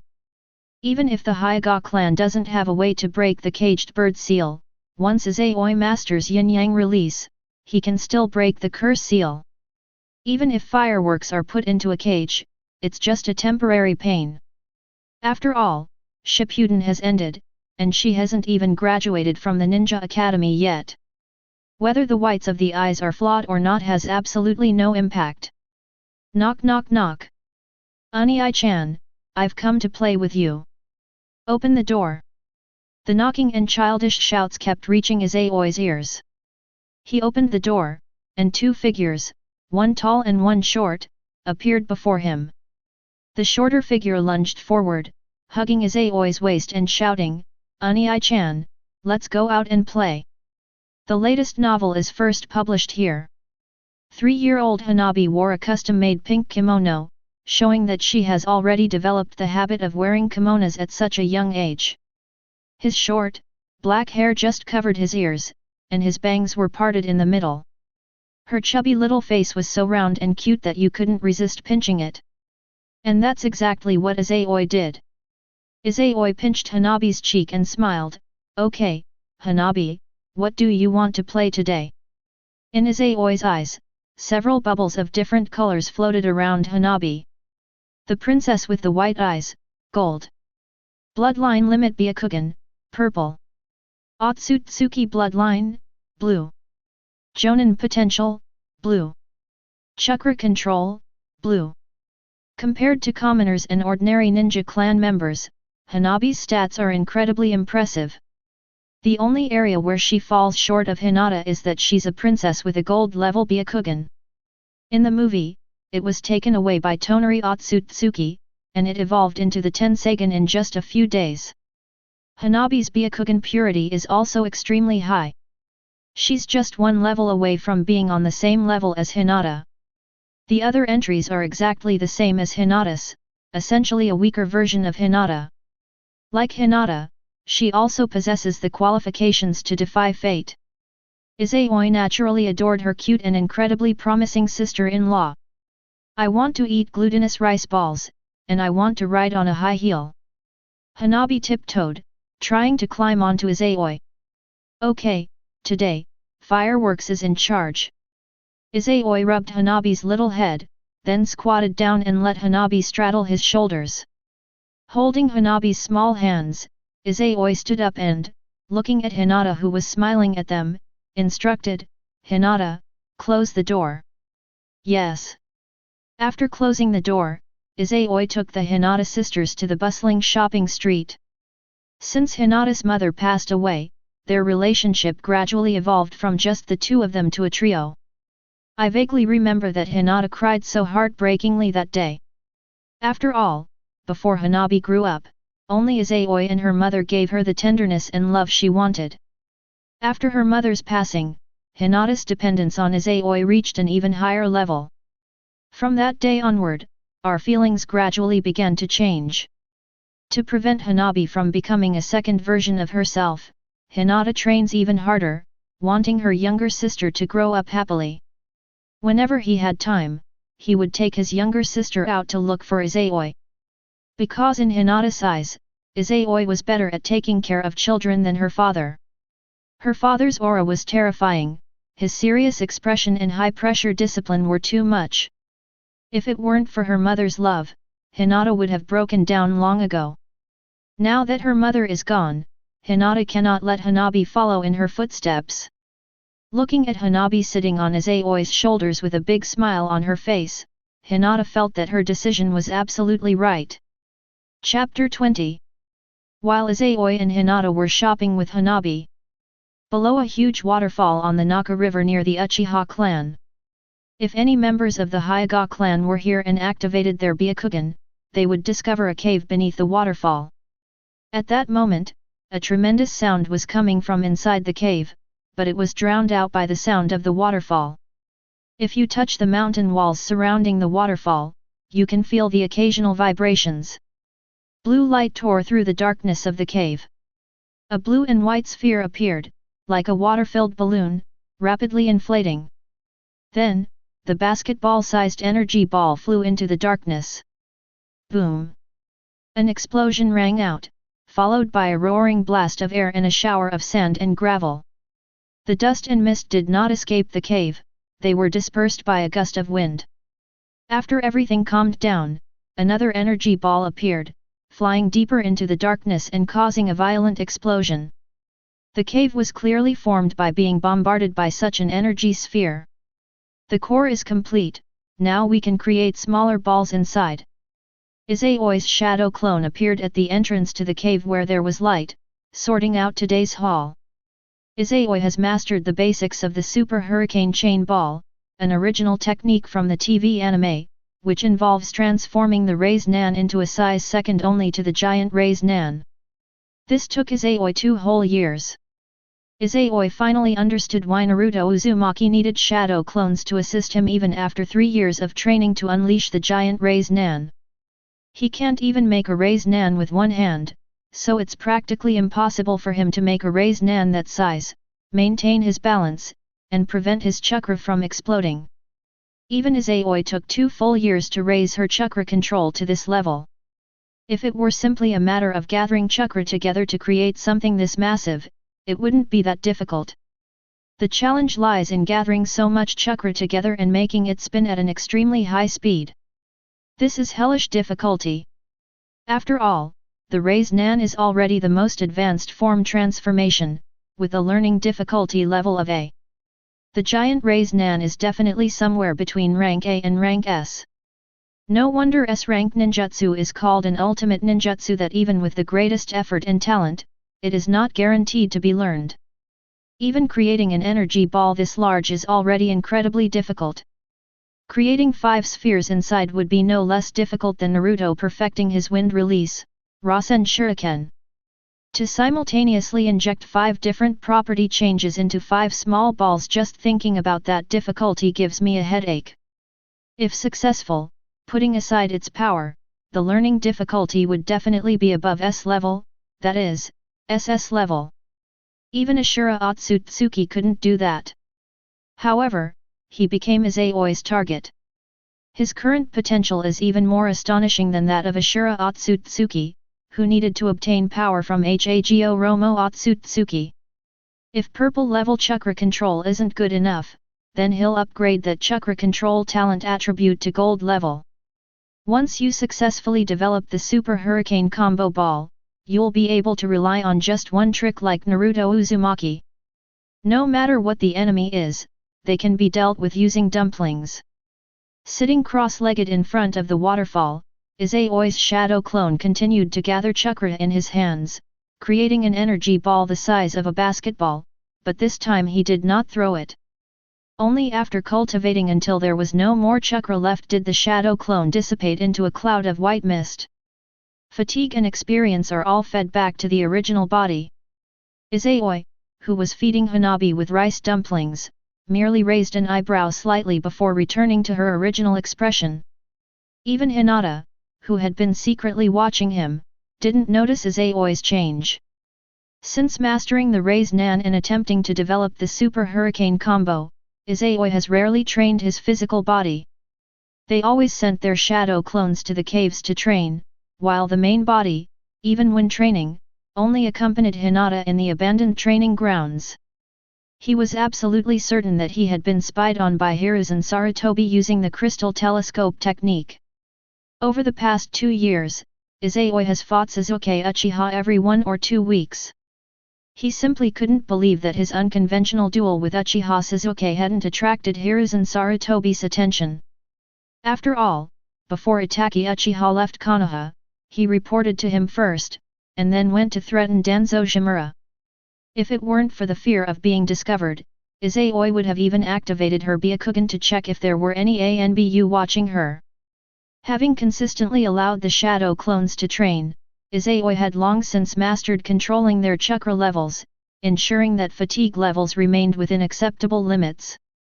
After Hanabi finished eating the mochi, Izayoi took her around to play, carrying her on high rides, climbing trees, and splashing in water. Although Hanabi hasn't started training yet, having witnessed Hinata's battle with Neji Hyuga, and Hinata's training and battle with Izayoi, she, just like in the original story, felt a desire to become a gentle yet powerful being like her older sister. Therefore, apart from being a bit gluttonous, Hanabi doesn't like playing with her peers and prefers to have Izayoi take her on a roller coaster ride. Once she reaches the age where she can extract chakra and begins training, she'll definitely become even more clingy. Goodbye, Ani-chan. Bye-bye. After playing with the fireworks until dusk, Izayoi smiled and waved goodbye to her clingy sister-in-law. Instead of going home, he went to the market to buy some ingredients and instantly teleport to the Uchiha clan's vast, deserted territory, where only Uchiha Sasuke remained. You've arrived. Sasuke Uchiha, who was training in the courtyard, looked at Izayoi, who was carrying 2 bags, with a fighting spirit on his face. Let's eat first, then we'll fight. We can also take a break while we're at it, Izayoi said with a smile. Good. The latest novel is first published here. Sasuke Uchiha did not refuse. After nightfall, the 2 ate hot pot on the side of the wall. When the night was deep and quiet, 2 short figures darted through the tribe's territory, disappearing into a forest like arrows. Bang bang bang. Sniff sniff. The sounds of objects colliding, heavy objects hitting the ground, and projectiles whizzing through the air echoed continuously in the forest at night. Boom! Shortly after, an explosion rang out, followed by bursts of red flames. However, the flames quickly went out. Half an hour later, 2 small figures emerged from the forest. Under the moonlight, Izayoi and Uchiha Sasuke formed a stark contrast. Izayoi's clothes were neat and tidy, as if they were spotless. Uchiha Sasuke, on the other hand, was dressed in tattered clothes and covered in burn marks. Faint scars still remain on the exposed skin. However, the tired boy's eyes gleamed with a sharp light, clearly indicating that he had made considerable progress. I won again. Izayoi looked at Uchiha Sasuke and smiled, as agreed, I'm going to take a look at your family's ninjutsu library. Whatever, it's just a few things anyway, Sasuke Uchiha said nonchalantly. After the Uchiha clan was wiped out, the clan members' bodies were buried by the village. In return, all the scrolls will be taken away. Even the family's inheritance consisted of only some low-level escape technique scrolls.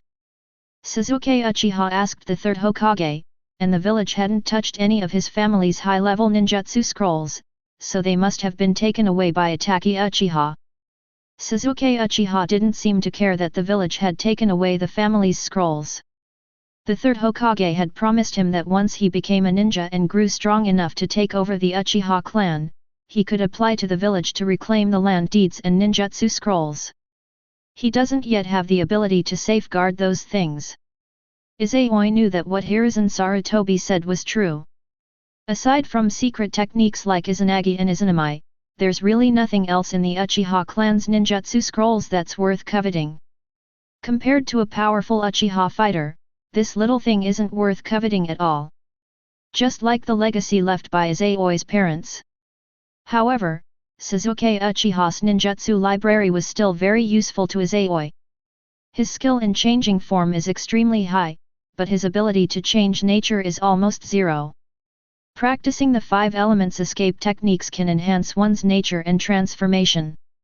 To perfect the Super Hurricane Link, Izayoi must master 5 nature transformations and become strong enough to fuse with the Super Hurricane Link. For Wind Release, Nature Transformation, Izayoi can draw inspiration from Naruto Uzumaki in the original work. However, for the other 4 nature transformations, one can only learn them through ninjutsu training and personal enlightenment. Or you can wait until after graduation to seek guidance from your supervising ninja. Of course, there is also a shortcut that allows one to possess the highest level of transformation without any cultivation. That is, awakening the Rinnegan or Tensegan. Chapter 21. Time flies, and years pass quickly. In the blink of an eye, childhood has come to an end. Late March of Konoha 60. The most unique graduating class has finally reached graduation season. Izayoi-kun, wake up, you have your graduation exam today. Izayoi slept in late today, which is unusual for her. He was lost in his dream when a gentle female voice pulled him back to reality. The owner of that voice was right next to Izayoi, yet she wasn't awakened, demonstrating Izayoi's complete trust in her and her utter lack of wariness. Opening his eyes, through his blurry vision, the girl's outline gradually became clear. A pretty, delicate face, no longer childish, came into Izayoi's view. Her long, jet-black hair, which she had been deliberately growing for 6 years, cascaded down to her waist like silk, revealing skin as white as snow beneath her white trench coat and black fishnet lining.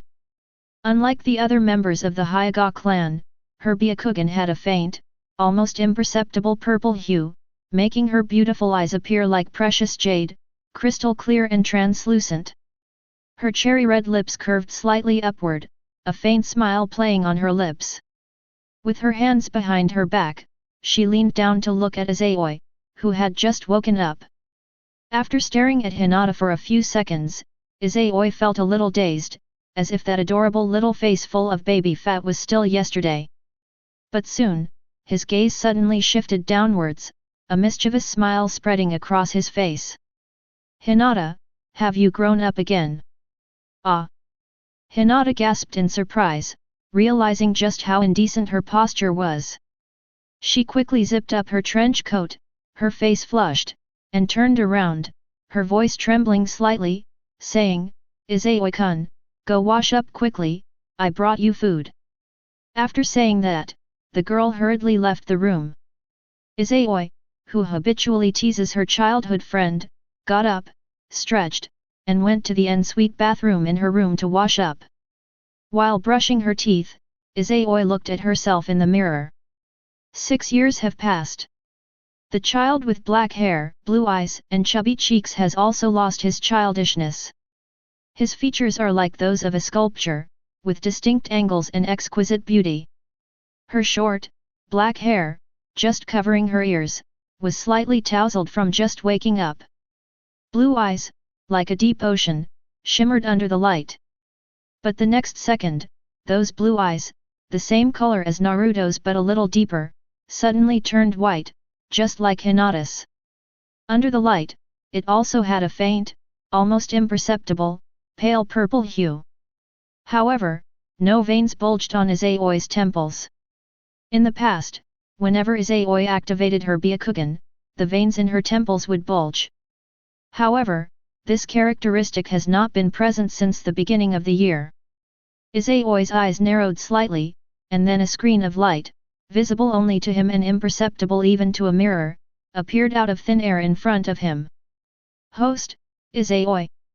Talent attributes, Otsutsuki bloodline, red, Sage's eyes, red, Prince of the Byakugan, red, 6 paths potential, red, Byakugan bloodline limit, gold, chakra control, gold, Uzumaki bloodline, purple, plus, all attribute physique, purple, plus, medical genius, blue, plus. Points, 12,391. 6 years into the Ninja Academy, Izayoi's character panel has become even more luxurious. In addition to his original Otsutsuki lineage, he gained 3 new red label entries. These are Sasuke Uchiha Sage Eye, red, the Byakugan Prince, red, which was revealed from Hinata 2 years ago and automatically renamed after fusion, and finally, the 6 Paths Aptitude, red, that he himself sublimated. While others only possess ninja aptitude and lack even a single talent attribute, Izayoi possesses 4 of the highest level red attributes currently known. Even Naruto Uzumaki, the chosen one who possesses Ashura's chakra, half of the 9 tails, and the Uzumaki bloodline, is far inferior to him. However, if you look closely at this panel, you'll find that it's been almost 5 years since Izayoi fused with the Sage's Eye, red. However, his bio still doesn't show the unlocked Sharingan, purple, bloodline limit, nor does it show the Uchiha bloodline, purple. The reason, of course, is the Byakugan, gold, bloodline limit. At the end of June in Konoha year 58, Izayoi received a belated birthday gift. The red status code finally appeared on Hinata. After the fusion, the name of the entry changed, and for the next 2 years, the amount of chakra in Izayoi's body changed almost every month. He didn't know how astonishing the chakra reserves of the sage body were, but Izayoi was quite certain that if Naruto Uzumaki didn't have half of the 9 tails and wasn't malnourished, then with his sage body, his chakra reserves would definitely be far inferior to his own. The vast amount of chakra naturally includes yin release chakra. The latest novel is first published here. If Izayoi's yin release chakra were converted into numerical values, his yin release chakra would have long since reached the level of awakening the Sharingan, or even evolving into the Mangekyo Sharingan. However, he did not awaken the Sharingan. The yin release chakra secreted from the brain is all absorbed by the Byakugan, making it impossible to gather in the eyeball and create new eye techniques. However, the Byakugan that absorbed this yin release chakra quietly changed its level from purple to gold in Konoha year 59. Since merging with the Byakugan Prince, red, Izayoi's Byakugan far-seeing range has changed every so often. Now, his far-sightedness range has reached an astonishing 80 kilometers. Moreover, it offers 360-degree all-around far-sightedness and X-ray vision, a range even more terrifying than the Kagura mind's eye of the Uzumaki clan. Without a doubt, Izayoi's sensory techniques have reached the strongest level of this era. It's been almost a year since the eye-rolling escalated. Soon. Izayoi rinsed her mouth, spat out the foam, and dried it with a handkerchief. She unconsciously touched the corner of her right eye, looking at the pale purple sclera reflected in the mirror, and murmured, "I have a feeling the first fetal movement will come soon." The current Izayoi's stats are undoubtedly far superior to those of Otsutsuki Toneri. By the time he was 19, his potential had already been realized. His Otsutsuki bloodline, like that of a sage, had been developed to a very high level. That's why he was able to awaken the ultimate eye technique, the Tenseigen, in just a few days. But so far, neither Izayoi nor Otsutsuki Toneri have realized their full potential. Even if they were to transplant Hinata's or Hanabi's Byakugan, they still wouldn't be able to evolve it into the Tenseigen in just a few days like in the movie. However, if the Byakugan were transplanted at the same time, Izayoi's speed of awakening the Tenseigen would definitely far surpass that of Otsutsuki Toneri. The Eye of the Immortal, Red, is Izayoi's source of confidence. Having both the Sage's Eyes and the Byakugan, Izayoi is essentially using two speed-up cheat codes. At the age of 12, there is a possibility of awakening the ultimate eye technique. This is even more outrageous than Ataki Uchiha awakening the Mangekyo Sharingan at the age of 11. Chapter 22. Didn't I tell you yesterday that today's exam won't take long, so you don't need to bring me lunch? Izayoi closed her Byakugan and came out of the room. At a glance, you can see Hinata already sitting at the dining table, with several bento boxes in front of her. Despite saying this, Izayoi sat down without any hesitation and ate the breakfast that Hinata had carefully prepared. I didn't want to do it, but I forgot to remind Hanabi yesterday. Hinata placed her hands on the table and explained with a smile, Hanabi got up even earlier than me today and specially made you a lunchbox for your exam. I see, Hanabi is so thoughtful. Izayoi suddenly realized something, and then, in a bento box, she saw a seaweed rice ball specially made with shredded radish to symbolize passing the exam, and her appetite immediately improved. These past few years, I haven't spoiled my sister-in-law for nothing. You should eat too, I can't eat this much by myself, Izayoi said, gesturing as she ate. No need, I've already eaten at home. Hinata shook her head, then got up and walked to the refrigerator. After opening the refrigerator, she took out a bottle of milk and poured a glass for both herself and Izayoi. From waking up Izayoi to pouring milk, Hinata acted so naturally, without the slightest awkwardness, as if this were her home. And that is indeed the case. Izayoi and Hinata haven't met at their usual spot for several years. Although Izayoi has never been to the Hyuga clan's house, Hinata and Hanabi already consider his home their second home. Both Hinata and Hanabi possess a key to the Izayoi family. Whenever they had free time, they would come over to Izayoi's house to play. Hinata and Hanabi bought all the milk and ingredients in the refrigerator. Even the house cleaning is either handled by Hinata or by the three of them working together. Both Izayoi and Hinata had grown accustomed to this way of getting along. After finishing breakfast and washing the dishes, Izayoi and Hinata left the house together and headed towards the ninja academy. The handsome man and beautiful woman attracted a lot of attention on the street. 6 years have passed, and Izayoi has not only grown into a handsome young man, but has also grown to 1.63 meters tall. This height is nothing special in Kumagakure, a village full of white and black people. But in Konoha, where the average height of people of the same age is only about 1.5 meters, Izayoi, at 1.63 meters, stands out from the crowd in her class and grade. Like him, Hinata was standing next to him. Izayoi has long forgotten Hinata's height in the original work. However, one thing is certain, the Hinata in the original work was not as tall or as well built as the Hinata we know today.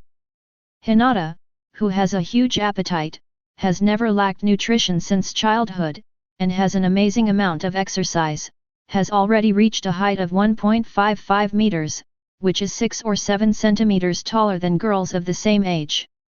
She'll be just a few centimeters taller, just like in the original Shippuden series. This height also caused Hinata, who was already quite well endowed at the age of 12 in the original work, to have a sudden surge in her conscience. Even in a loose white trench coat, her impressive figure is still undeniable. If she unzipped her clothes, revealing a tight black fishnet lining, and then bent over, the sight would be truly stunning. That's why, the moment Izayoi woke up, her gaze was immediately drawn to him. He has marveled more than once in his heart at the beauty of the world of anime and manga. Only in the world of anime and manga could there exist such an exceptionally beautiful loli at this age. Good morning, Izayoi-kun, Hinata. Good morning, Minako. You two are still inseparable. Are you really not a couple? Today is March 21st. Students from grades 1 to 5 finished their year-end exams yesterday.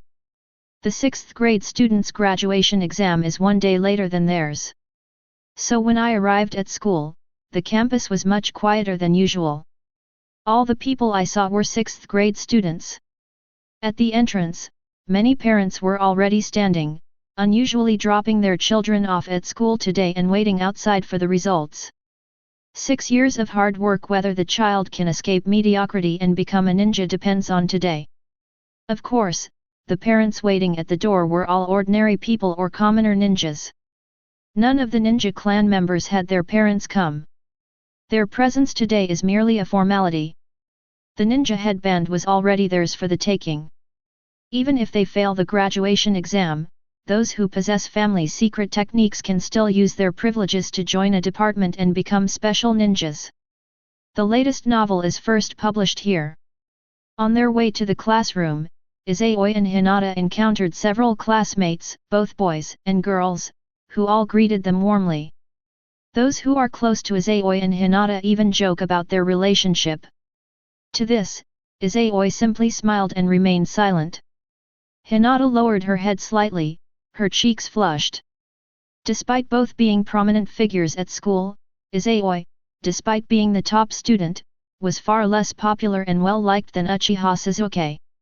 The reason, naturally, is Hinata, who is standing nearby. The two had been desk mates since first grade and were inseparable every day. At first, some girls hadn't realized the relationship between the two and often stayed around Izayoi. However, each time she invited him, Izayoi refused. After noticing that Izayoi's attitude towards Hinata was different from his attitude towards them, she gradually stopped harassing Izayoi. Of course, if Hinata were just an ordinary girl, those girls would definitely feel jealous and might even want to bully her.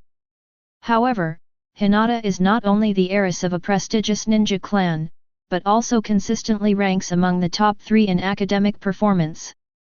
With his A-cup ointment striking ability, he became the ultimate master of physical combat. The students weren't afraid of being punched or kicked, but they were terrified of having a certain pressure point struck, which would then send a sharp pain or numbness through their entire bodies. That feeling was even worse than getting punched. Most of the boys and girls in the class had experienced the effects of acupressure. Those girls naturally wouldn't dare to mess with Hinata. Besides Izayoi, there's also Uchiha Sasuke in the class, giving them a second option. Gradually, the area around Izayoi became quiet. With Hinata as his shield, he no longer needed to find excuses to refuse his classmates' invitations every day, nor did he have to spend time dealing with them from time to time. When I arrived at the classroom, many students were already there. Some students were whispering to each other, but it was unclear what they were talking about. Some students sat in their seats with tense faces and clenched fists, showing how nervous they were. Even Naruto Uzumaki, who had just graffitied the Hokage rock yesterday, causing the whole class to be tested on the transformation technique, was unusually quiet today. After Izayoi and Hinata sat down in their seats, they started whispering to each other. Looking at the top student and second seat who were whispering in each other's ears and didn't seem to care about the graduation exam at all, a girl sitting next to Hinata had eyes full of envy. Top students have that kind of confidence. Unlike her, who has been feeling nervous since yesterday and couldn't even sleep well last night. Chapter 23. Ring ring ring. Izayoi and Hinata had only been whispering in each other's ears for a short while when the school bell rang. The entire classroom fell silent instantly. This is an extremely rare sight under normal circumstances. The graduation exam topic is the ability to create clones. The exam room is at the end of the right-hand corridor. When the teacher calls your name, come out. Not long after the bell rang, Irika Umino appeared at the classroom door. He didn't go up to the podium, instead, he gave a few words of advice at the door and left. Soon, a Chunin wearing a green vest appeared at the door, holding a list, and began calling out names. Minako. One name after another was uttered from the Chunin teacher's mouth every 1 or 2 minutes. The students whose names were called either stood up nervously or confidently, and after leaving the classroom, they never returned. Hinata is one of them. Izayoi. Hinata had only been gone a few minutes when Izayoi heard his name called. Izayoi got up and left the classroom, arriving at the examination room at the end of the corridor. Pushing open the door, Irika Umino and Mizuki, the homeroom teacher of Class 2, immediately came into Izayoi's view. They sat at a long table. Upon seeing Izayoi enter, Irika Umino immediately smiled gently and said, "Izayoi, let's begin." "Yes." Izayoi nodded, her hands quickly forming hand seals, and she softly uttered, "Clone technique." Thump. 2 sounds, like balloons popping, rang out one after the other. 2 plumes of white smoke appeared out of thin air on either side of Izayoi. As the white smoke dissipated, 2 phantom clones that looked exactly like Izayoi appeared beside him. They were identical in appearance, height, and even the smallest details of their clothing. After scrutinizing the 2 illusory clones, Irika Umino exchanged a glance with Mizuki, then took out a genin headband, stood up, and smiled, "Your clones are perfect. Congratulations on passing the graduation exam. From now on, you are a genin." "Thank you, Irika-sensei, and also Mizuki-sensei." Izayoi walked over, took the genin headband from Umino Irika with both hands, and then bowed slightly to the 2 of them. Umino Irika instructed, "You don't need to go back to the classroom now, and don't leave the school either. Go to our class's playground and wait for everyone else to finish their graduation exams. After that, I'll take you to have your portfolio photos taken." "Yes." Izayoi nodded, then turned and left the examination room. As soon as Izayoi stepped out of the school building, he saw Hinata waiting for him outside.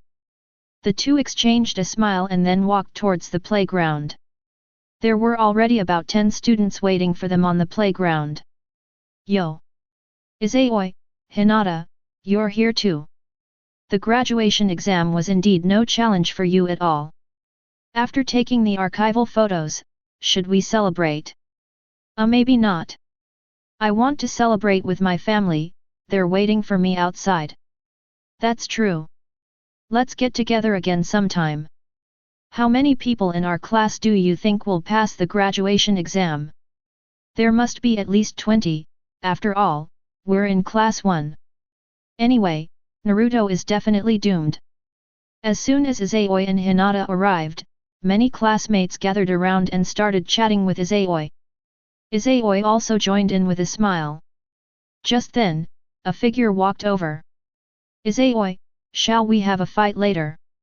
The one who immediately challenged him to a duel was none other than Uchiha Sasuke. Upon seeing that the 3rd-ranked student in the grade could occasionally snatch away Sasuke Uchiha, who was ranked 2nd in the grade, the other students wisely walked away. Looking at Sasuke Uchiha's face, which was full of fighting spirit, Izayoi smiled and shook his head, saying, "We'll hold off for now. According to the intelligence I've gathered, the genin will form teams of 3 and then train under their respective jonin instructors. Now that we both know each other's strength, no matter how many times we fight, the result will be the same. Why don't we train with the instructor, a jonin, for a while first, and then see how we improve?" Upon hearing this, Uchiha Sasuke recalled the scenes of being repeatedly beaten up. Sasuke Uchiha's fighting spirit vanished instantly. He nodded and said, "All right, let's fight again sometime later." "No problem." Izayoi smiled and agreed. The latest novel is first published here. Over the past few years, the reason why Izayoi still has more than 10,000 points left after upgrading her chakra control is all thanks to Uchiha Sasuke. For the past 2 years, Izayoi fought Sasuke Uchiha almost every week, sometimes twice a week. Aside from only getting the Sage's Eye, red, once, Izayoi has gotten Kage level aptitude, purple, Uchiha bloodline, purple, and Otsutsuki bloodline, blue, several times. Izayoi broke down all these talent attributes into points. All 10,000 points were provided by Uchiha Sasuke. The remaining points were provided by Hinata and her classmates. Hinata made up the majority of these. Because among the entire class, Izayoi's strength is in a league of its own, Sasuke and Hinata are in the first tier, the ninja clan members are in the second tier, and the rest are in the third tier. Starting from the third grade, apart from Uchiha Sasuke and Hinata, it became very difficult for any of the other ninja clan members, such as Yamanaka Ino, or their classmates, to generate any related terms. Even when a term occasionally appears, it's mostly a low-level term. Fortunately, chakra levels aren't the measure of strength, otherwise, Naruto Uzumaki would be the only one in the entire class, or even the entire school, to possess advanced level stats. Over the years, Izayoi has squeezed every last penny out of Uchiha Sasuke. Whether it was the entries on his body or the ninjutsu scrolls in his house, Izayoi had taken them more than once. Over the years, Izayoi also became friends with Uchiha Sasuke. They made it a rule to play a match every now and then. Having fought Izayoi for so many years, Sasuke Uchiha's strength naturally far surpasses that of the original story. The bubbles floating around him, one of which had already changed. That is the Uchiha bloodline, purple, which has now become the Sharingan, purple, bloodline limit. In other words, Sasuke Uchiha has awakened the Sharingan. To be precise, he can now freely activate his Sharingan. He truly awakened his Sharingan on the night of the massacre of his clan. Sasuke Uchiha, having awakened his Sharingan, became extremely arrogant. Aside from Izayoi, the only person Sasuke Uchiha could take seriously was Hinata, who could steal his second place and was even a match for him in taijutsu duels. In a no-rules battle, Sasuke Uchiha, who had already awakened his Sharingan, whose chakra had surged, and who had learned even more ninjutsu from Izayoi, would not take Hinata seriously. 2 men and 1 woman. If Izayoi, Sasuke Uchiha, and Hinata were in the same team, they would definitely be the strongest genin squad. Neither the new generation of Ino Shikacho nor the Gaara siblings from Tsunagakura are their match. But obviously, this is impossible. Whether it's the karmic connection between Uchiha Sasuke and Uzumaki Naruto, or their identities, it was destined that they would be assigned to the same team. In the entire Hidden Leaf village, no one is more suitable to be their Jonin instructor than Kakashi Hatake. Chapter 24. Just like what Izayoi said to Hinata. The graduation assessment doesn't take long. After chatting for a while, the other students who had passed the graduation exams gradually arrived at the playground. Not long after, Irika Umino arrived as well. This means that the familiar faces not here are those who failed the graduation assessment and were eliminated. If you look closely, you'll notice that the only familiar face not here is Naruto Uzumaki. Students, I'm sorry to have kept you waiting. Irika Umino, holding a file board, chuckled, everyone, put on your headbands. Now I'm taking you to have your file photos taken. Teacher Irika, where should I wear my headband?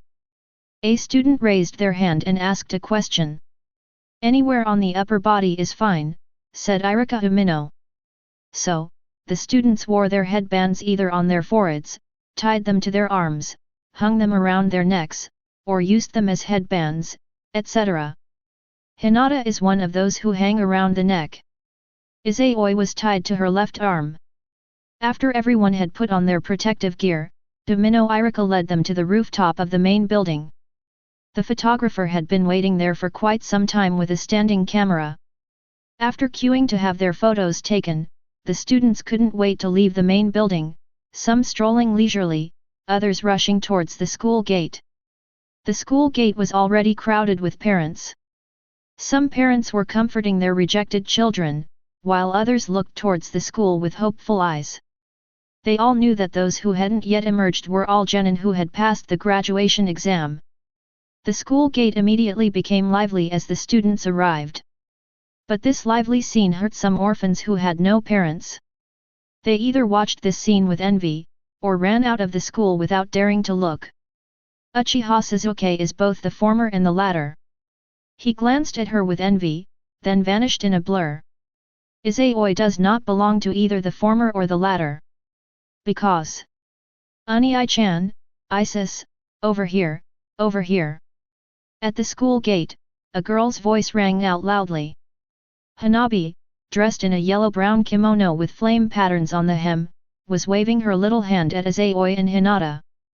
Seeing this, Izayoi's lips curled up slightly, and Hinata also smiled faintly. Before they even reached the school gate, Izayoi knelt down and hugged Hanabi, who was rushing towards him.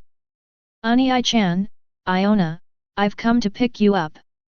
Hanabi, with her arms wrapped around Izayoi's neck, immediately noticed the headband on his arm and asked curiously, Ani-chan, is that a genin headband?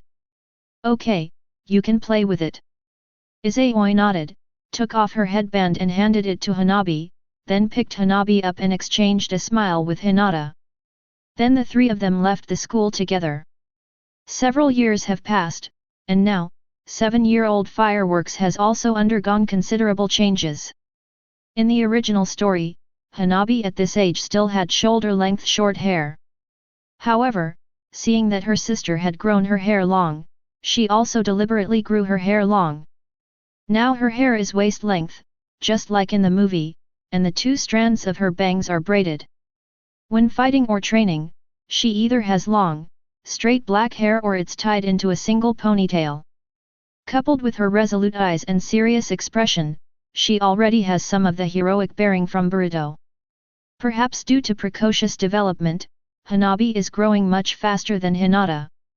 She is expected to grow to 1.7 meters tall in the future, but she is already 1.32 meters tall, only a little over a head shorter than Izayoi. Moreover, Hinata at this age still had a chubby face.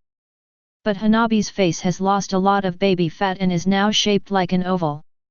Hanabi, imitating Hinata, hung her genin headband around her neck and grinned at Izayoi, saying, Ani-chan, to celebrate you and my sister becoming genin, let's have hot pot today.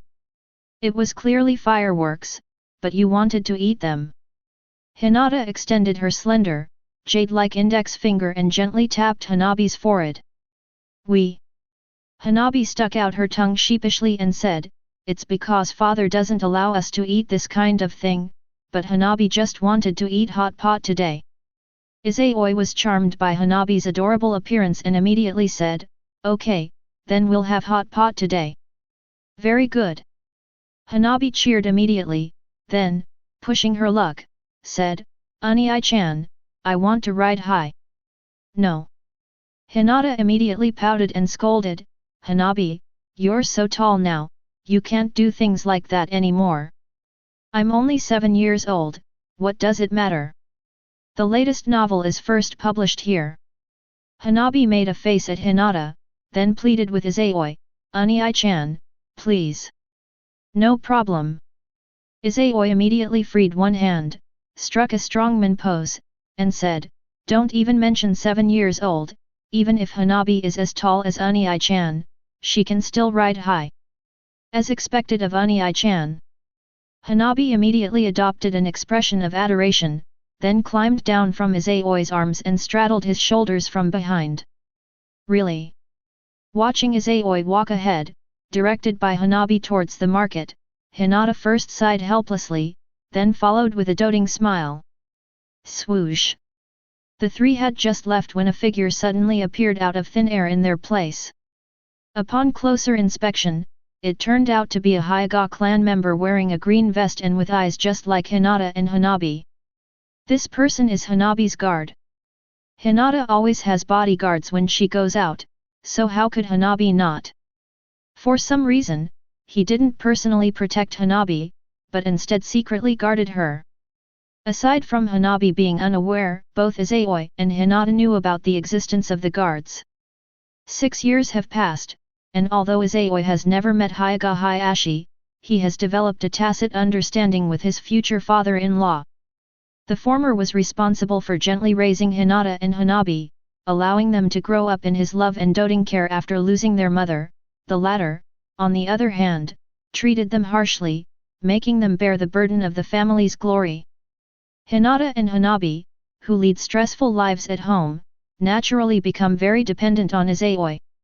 Only in front of Izayoi does Hanabi display the liveliness of her age, full of playfulness and mischief. In front of Hayashi Hyuga, she was just like in the original story, a very precocious little adult. Hinata is the same. They went to the market to buy ingredients for hot pot, including Hanabi's favorite mochi balls and bananas, milk, and Hinata's favorite cinnamon rolls. Izayoi took the two girls home for hot pot. After eating and drinking their fill, the three of them sat on a sofa, chatting while digesting. Sitting next to Izayoi, Hinata, finally abandoning her reserve and resting her head on his shoulder, suddenly spoke up, "Izayoi-kun, it seems like Naruto-kun is the only one in our class who hasn't graduated yet." Izayoi, who was playing with fireworks, nodded. When the two arrived at the school gate, they immediately noticed Naruto Uzumaki sitting on the swing. "Naruto-kun's chakra is so powerful, why can't he even use a clone technique?" Hinata asked, puzzled. "Perhaps his chakra control is just average." Izayoi casually replied, "His academic performance is so poor, his shuriken throwing hasn't improved much, and he's always the first to be eliminated in survival exercises. His only redeeming quality is his hand-to-hand combat. Perhaps failing is a good thing." Hinata nodded in agreement as she recalled Naruto's performance over the past 6 years. But neither she nor Hanabi, who was nestled in Izayoi's arms and squinting as if about to fall asleep, noticed that a small smile curved the corners of Izayoi's lips as he was being perfunctory. Chapter 25. Naruto Uzumaki sat on the swing, his lonely figure looking quite pitiful. But Izayoi showed him no pity whatsoever. Because only Izayoi knew that this guy was about to unleash his cheat code. The archenemies Naruto Uzumaki and Sasuke Uchiha, just like the reincarnated chakra within them, representing the extremes of yin and yang, share an opposite fate. During his 6 years at the Ninja Academy, Uchiha Sasuke was one of the most prominent figures. If it weren't for Izayoi, he would be the top student. These years in the original story were also the most glorious period for Uchiha Sasuke. But after graduation, he started to experience a series of setbacks. In contrast, Naruto Uzumaki, who had always been at the bottom of his class, began his incredible comeback journey. In just a few months, he went from being at the bottom of the class to surpassing the top student. Naruto Uzumaki looks pitiful now, but after dark, he'll officially unleash his power-up and obtain one of the most suitable divine techniques for his Sage Mode body and the Nine Tails Jinchuriki. The multiple shadow clone technique is a forbidden technique that Izayoi greatly covets, and the more chakra he accumulates, the more he desires to obtain it. In the original story's Fourth Shinobi World War, Naruto Uzumaki used the multiple shadow clone technique, with each clone wielding a raise nan, to withstand Madara Uchiha's wood release, Tree World Advent. Even the most basic 5 elements escape technique, when unleashed by hundreds or thousands of shadow clones, can have a catastrophic effect. If Naruto had mastered a major breakthrough in wind release during the Chunin exams, he wouldn't have needed to fart to defeat Kaiba in Yazuka. A combination of multiple shadow clone technique and wind release, great breakthrough is enough to instantly kill most test takers. Naruto Uzumaki will be nerfed and suppressed, but Izayoi will not. If he were to acquire the multiple shadow clone technique, his strength would definitely undergo a qualitative change. Thinking of this, Izayoi paused slightly as she rubbed Hanabi's hair with her 2 fingers. A bold idea formed in his mind. Perhaps, he can obtain this forbidden technique tonight. If his Byakugan hadn't reached the gold level, Izayoi would never have dared to have such a thought. After all, only he knew that the multiple shadow clone technique was actually prepared by Hiruzen Sarutobi specifically for Naruto Uzumaki.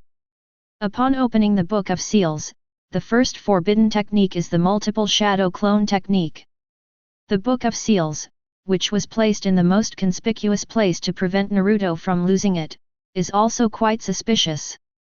If Izayoi dares to set her sights on the Book of Seals, or even if she appears in that forest at night, she will be targeted by Hiruzen Sarutobi. Then what awaited him was the mind-reading ability of the mountain tribe. However, Izayoi didn't need to get close to Naruto Uzumaki or appear in that forest to gain the ability of the multiple shadow clone technique. His white eyes could see far, reaching a radius of 80 kilometers. The entire Hidden Leaf village was under his control. If he is well prepared, he could easily copy down the training method for the multiple shadow clone technique the moment Naruto opens the Scroll of Seals. With that in mind, Izayoi immediately made a decision. Izayoi-kun, what about the class assignments the day after tomorrow? Will we be in the same team? More than half an hour has passed. Hanabi fell asleep in Izayoi's arms. After carrying Hanabi to the bed in the room, Izayoi returned to the sofa. Then, he reached out and put his arm around Hinata's shoulder. Hinata leaned against Izayoi's chest, her eyes filled with anticipation as she asked. The probability is small, but it's not impossible. Izayoi gently stroked Hinata's hair with 2 fingers and said slowly, class assignments are definitely based on a balance of ability. You and I are consistently in the top 3 of our grade, so the chances of us being assigned together are very small. But our inseparable bond over the past few years has not only been noticed by our classmates, but also by our teachers.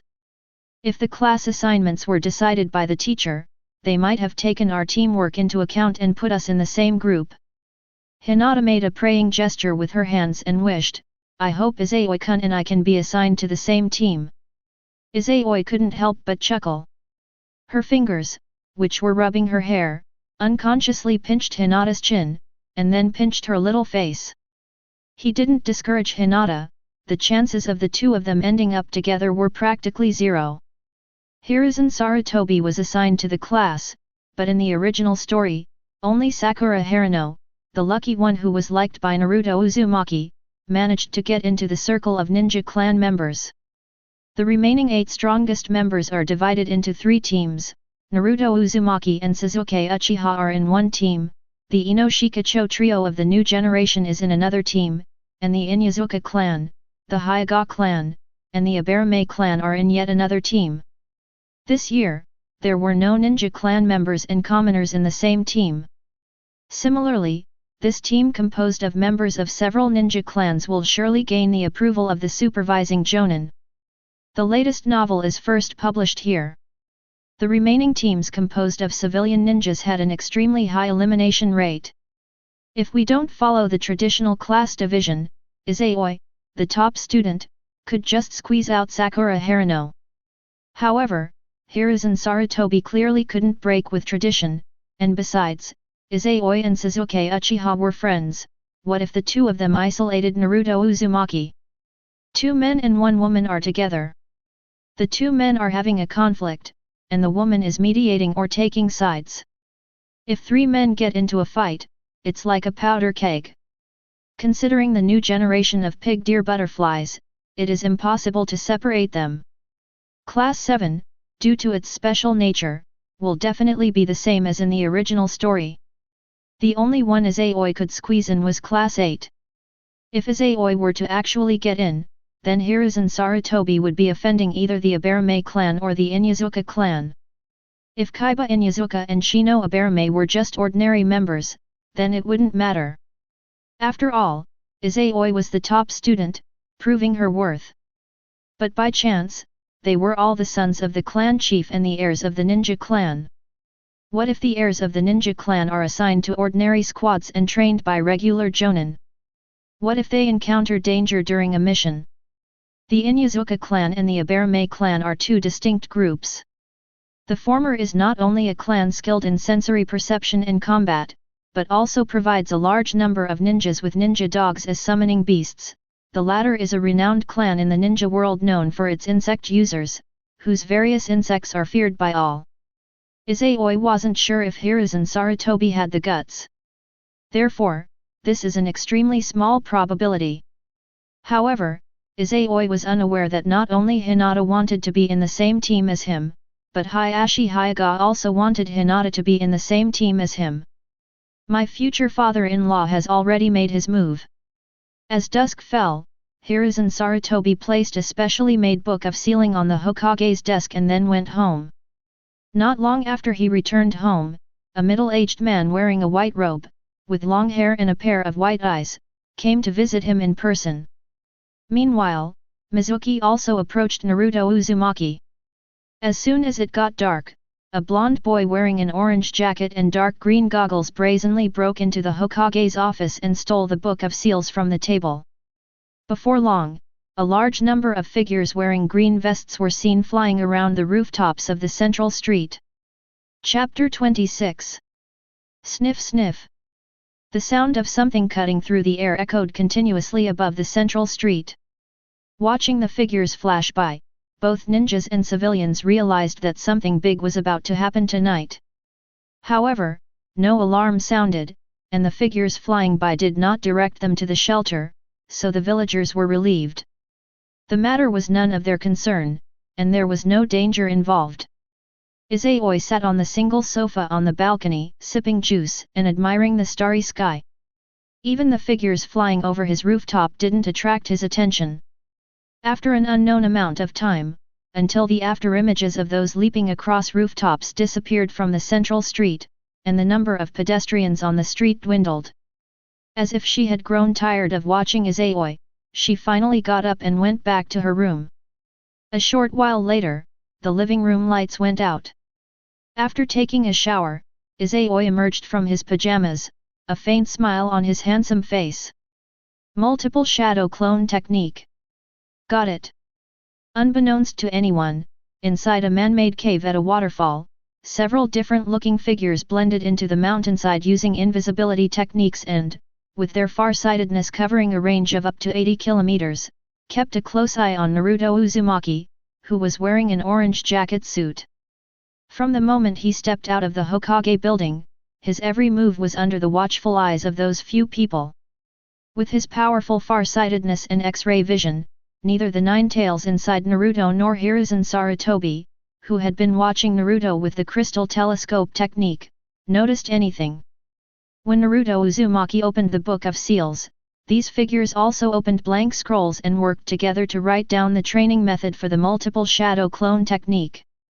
These figures were none other than Izayoi's shadow clones created using the transformation technique. After copying down the training method for the multiple shadow clone technique and hiding it, the shadow clones disappeared without a trace or scent, dissolving on the spot. Upon receiving the feedback, Izayoi did not immediately retrieve the training scroll for the multiple shadow clone technique. The cultivation method has been obtained, there's no need to rush. Lying in bed, Izayoi also became curious about the class assignments for the day after tomorrow. It's the same old story. He was absolutely certain that his and Hinata's training, as well as his battle with Sasuke Uchiha, had been spied on by Hiruzen Sarutobi. Before even graduating, she had already mastered tree climbing and water walking techniques that weren't taught at the Ninja Academy, as well as basic wind release and fire release techniques, and a B-rank shadow clone technique. Whether in taijutsu duels or unconventional battles, she completely overwhelmed the eldest daughter of the Hyuga clan's main branch, and even the Uchiha orphan who had awakened the Sharingan. Even if such a commoner genius cannot compare to Minato Namikaze, who was taken in by Jiraiya at the age of 12 and defeated the Cloud Ninja, or Kakashi Hatake, who has become a Jonin and developed the A-rank lightning release, Chidori, he is still second only to them. After all, they both lived during a time of war, while Izayoi was a product of a peaceful era. Standing out from the crowd in such a unique new generation, even if Hiruzen Sarutobi didn't want to offend those ninja clans, would he really have grouped him with other ordinary students and assigned an ordinary Jonin as his teacher? If this were to happen, it would mean that Hiruzen Sarutobi was unwilling to invest in him. After that, the attention he receives will decrease sharply, and Izayoi can start secretly making some small moves. Thinking of this, Izayoi no longer cared about the class assignments and closed her eyes to sleep. The next day, When Izayoi woke up and didn't see Hinata or Hanabi, she went to retrieve the multiple shadow clone technique. Considering Hiruzen Sarutobi's crystal telescope technique, which is essentially a godlike perspective of voyeurism, Izayoi simply lay down to read the scroll. Even if the crystal telescope technique goes unnoticed, Izayoi won't be afraid of Hiruzen Sarutobi spying on her. Without simplifying the hand seals in chakra manipulation for the multiple shadow clone technique are different from those for the shadow clone technique. The former uses fewer hand seals than the latter, but mobilizes an astonishing amount of chakra. If someone without a large amount of chakra uses this technique, they may injure themselves or even endanger their life. Therefore, only those with a large amount of chakra should practice this technique. Everyone says Kakashi Hatake is a unit of measurement, yet he was already able to use the multiple shadow clone technique when he was only 5 or 6 years old. Izayoi thought to himself, even though the Sharingan constantly consumes chakra, and he's been hampered for over a decade, Kakashi Hatake's chakra reserves are still at the elite Jonin level. Even after losing his Sharingan, within just a few years, his chakra reserves recovered enough to unleash a earth release, earth wall that circles Konoha and carves dog heads on its surface. If it weren't for the Sharingan's limitations, his current chakra reserves would definitely be no less than Kisame Hoshigaki's. Excluding the Fujinkra Ki, there are only a handful of people in this era capable of using the multiple shadow clone technique. Izayoi is one of them. At this moment, Izayoi was extremely grateful that she hadn't acted impulsively and used the newbie gift pack on Naruto. Otherwise, his only advantage right now is his massive chakra reserves. Even if Sasuke Uchiha's sage eyes were revealed, he wouldn't be able to awaken the Rinnegan for several years, or even more than a decade. Looking at it now, with the Otsutsuki bloodline, red, Sage's eyes, red, and Byakugan Prince, red, it's already clear that the fetal movement is about to begin. In less than 5 minutes, Izayoi put away the scroll. He had already mastered the multiple shadow clone technique. Without even trying, with his current chakra reserves, he could create hundreds or even thousands of shadow clones simply by following the chakra flow on the scroll. To prevent Hanabi from accidentally seeing the scroll and then getting carried away and trying to train, Izayoi didn't hide it properly but instead destroyed it. He has already mastered the technique of multiple shadow clones. If needed, he could easily write one out or provide hands-on instruction. By noon, seeing that Hinata and Hanabi hadn't arrived and that they probably wouldn't come today, Izayoi went out to buy some ninja tools. After all, there is a real assessment before the mission can be carried out. On the way, Izayoi also saw Naruto Uzumaki being entangled by Konohamaru, as well as Ebisu, a special jonin who was secretly following them. The dark green goggles on Naruto's forehead have been replaced with a genin headband, indicating that his file photo was recently retaken. Naruto Uzumaki, who was talking to Konohamaru with his head down, did not notice Izayoi. Izayoi didn't greet him, she just glanced at him and then looked away, continuing on her way to the ninja tool shop. The latest novel is first published here. When Izayoi returned home, she found 2 extra pairs of shoes in the entryway. Inside a room on the first floor that had been converted into a dojo, a series of sounds, like clapping or something hitting something, rang out crisp yet heavy. I went over and opened the door, and there was Hinata and Hanabi, who had changed into white training clothes, activated their Byakugan, and had veins bulging on their temples, fighting each other. The 2 women's hands blurred into afterimages, their bodies swirling with blue flames. Each collision of the afterimages created a considerable shockwave. If you look closely, you'll see that Hinata wasn't really going all out, she was just feeding Hanabi a few moves. If things had gone seriously, Hanabi would already be badly injured.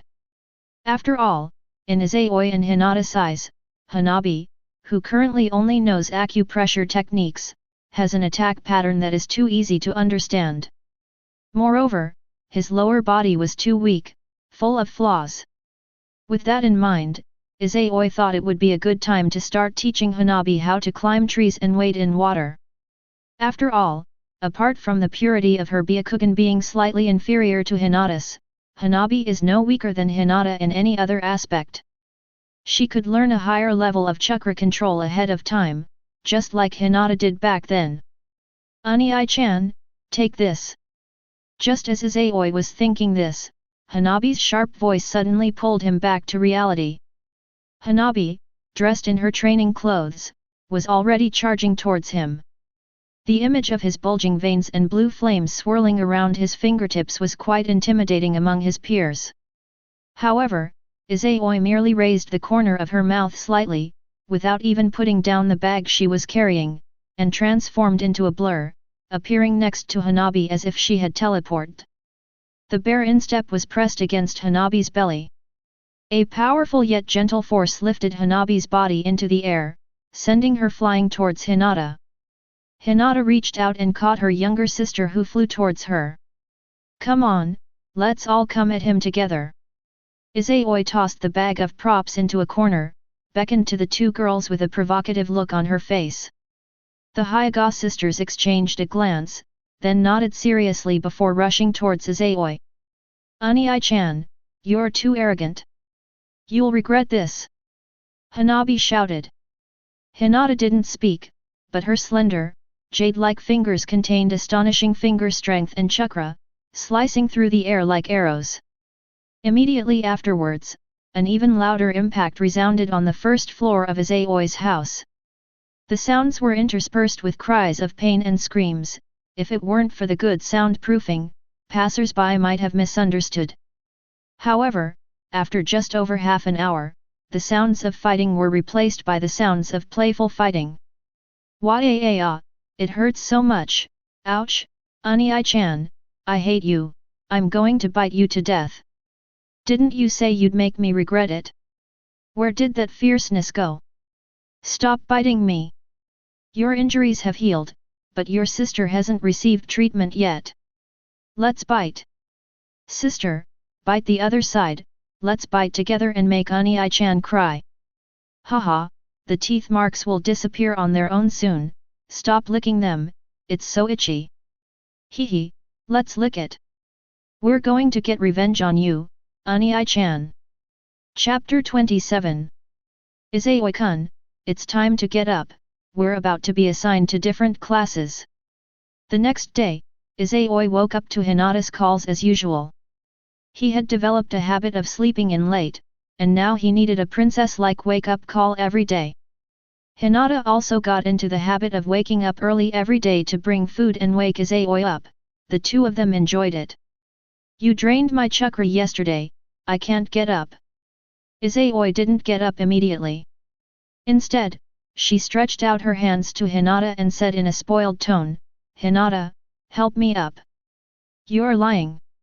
The chakra we absorbed wasn't even as fast as your recovery speed." Hinata gave a coquettish laugh, but still reached out to help Izayoi up. However, just as her small hand grasped Izayoi's hand, Izayoi twisted her wrist and pulled her forcefully.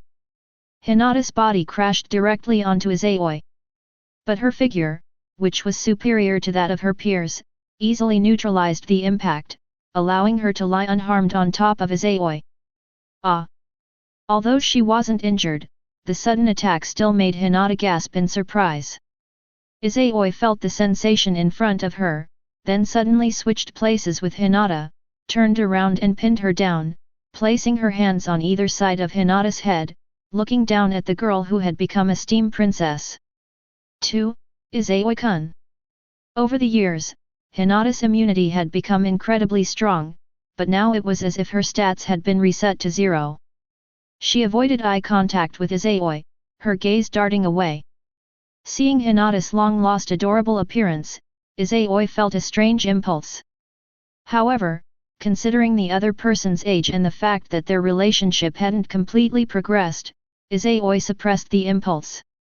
Just as Izayoi was about to get out of bed, his gaze inadvertently swept over the black fishing net lining, and then, as if recalling something, he finally couldn't help but voice his wish in his native dialect, "Hinata, I want to take a swipe." Hinata, who couldn't understand what Izayoi was saying, tilted her head cutely. The next second, her face suddenly turned bright red, and her pale purple-white eyes transformed into the coiled Rin-Egan. The emotional level is rapidly rising, about to reach its peak and break through the limit. Izayoi quickly got out of bed and jogged into the private bathroom. Hinata, on the other hand, was breathing heavily, as if she had been holding her breath for a long time. At the same time, she raised her hand to calm her pounding heartbeat and the slight pain. When Izayoi came out of the private bathroom, Hinata was no longer in the room. Instead of leaving the room immediately, Izayoi opened the wardrobe and took out the combat suit that had been ordered at the beginning of the year but had never been worn. This combat outfit is the same white robe worn by Indra Otsutsuki. The only difference is that Izayoi's robe does not have a wide collar, nor does it have black megatama around the collar. After donning a white robe and fastening a black belt, Izayoi took out the items she had purchased the day before. Those were 2 white wristbands, designed for storing items. Izayoi stored the shuriken and kunao inside and wore them on her wrists. The sleeves of the white robe were so wide that, unless the enemy had X-ray vision, they wouldn't be able to see what Izayoi's hands were doing inside. Once fully dressed, Izayoi stepped out of the room. Hinata, who had already opened her bento box and was sitting at the dining table waiting for Izayoi as usual, suddenly brightened up. Her heart, which had just calmed down, suddenly raced again. There's no way around it, Izayoi is just too lethal right now. With black hair and blue eyes, handsome features, and a tall and straight figure, he now exudes an even more noble air in his white jumpsuit.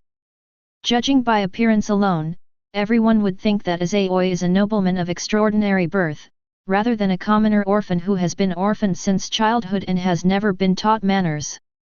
At that moment, Hinata suddenly regretted wearing a plain white trench coat and trousers.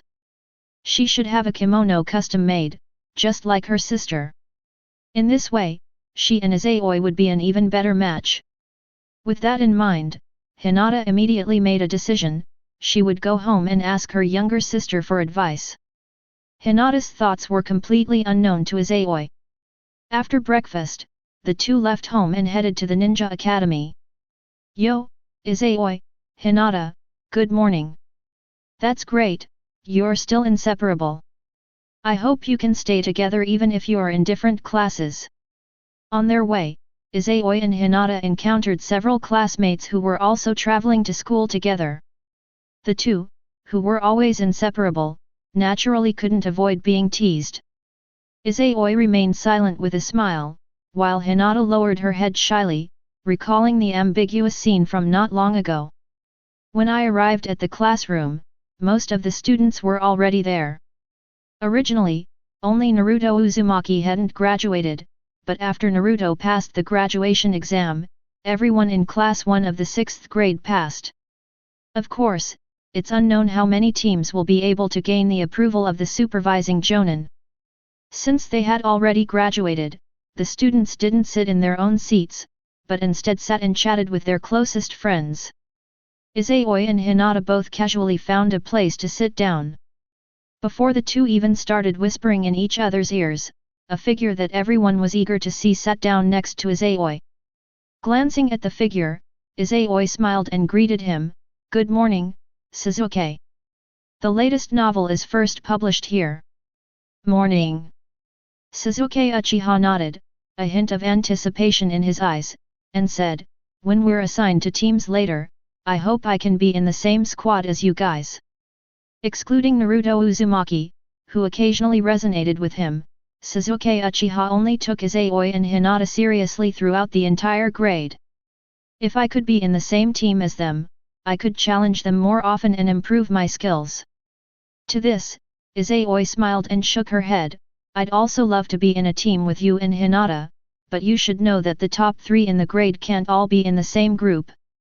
Otherwise, when the Chunin exams come around, the other teams won't even need to participate." "That's true." Sasuke Uchiha looked slightly disappointed, feeling that Izayoi's words made a lot of sense. Just as he was resting his chin on his hands, waiting for the class assignments to begin, a figure had somehow crouched down in front of him. Looking at the blonde fox-like face in front of him, and those eyes that were the same color as Izayoi's but narrowed into slits, Uchiha Sasuke felt inexplicably annoyed. His expressionless face involuntarily revealed a look of disgust. Seeing this scene, Izayoi seemed to recall something, and the corners of her mouth couldn't help but turn up in a smile. Really? Naruto is so rude. That's right, Sasuke-kun, teach him a lesson. Seeing Naruto Uzumaki provoking Sasuke Uchiha, the group of girls not far away wished they could rush over and beat Naruto to the ground immediately. But when they saw Izayoi and Hinata next to Sasuke Uchiha, they didn't dare to approach, as if they were intimidated by the group.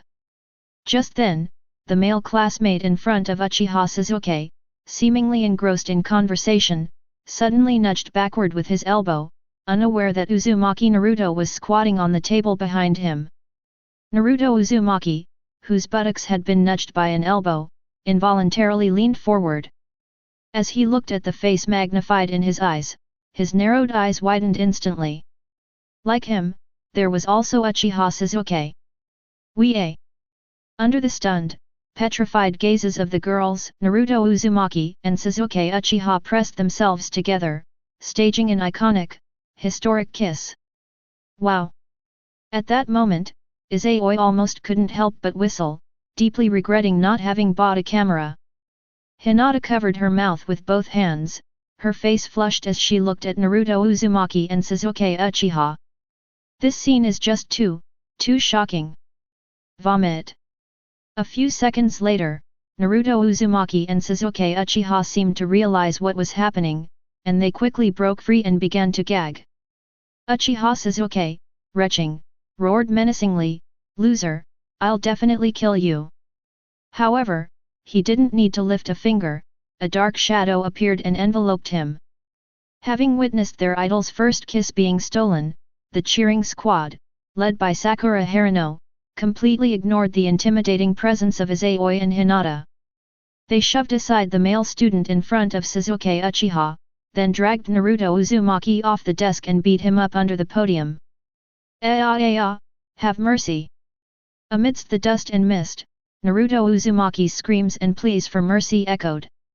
Chapter 28. Alright, everyone go back to your seats. We're about to start assigning classes. The kiss of the century was just an interlude. Irika Umino quickly appeared at the classroom door, ending the farce. Still angry after being beaten up, the girls returned to their seats, unwilling to give up. Naruto Uzumaki, whose face was swollen like a pig's head, sat behind Izayoi. Next to him was Sakura Haruno, who, unable to become Sasuke Uchiha's desk mate, had taken the seat behind him. As Irika Umino walked to the podium, the noisy classroom quieted down. Everyone looked at Umino Irika with expectant eyes. Glancing around the classroom, seeing that none of the students he had taught for 6 years had been eliminated, Irika Umino couldn't help but smile with satisfaction. He quickly composed himself, smiled, and said, "Congratulations on your successful graduation. From now on, you are all true ninjas." After speaking, Irika Umino waved the document board in his hand and continued, "However, you are only apprentices now, still newcomers in the ninja ranks. Before you can stand on your own, you will need to form teams of 3 and train under experienced Jonin instructors. Next, we'll begin class assignments. Class 1. Without wasting any words, Umino Irika began reciting names. One name after another was uttered from his mouth. A sigh immediately filled the classroom. These sighs were all made by girls. Although Izayoi has already been taken over by Hinata, who is among the top 3 in the grade, many girls still have a crush on him and hope to be in the same team as him.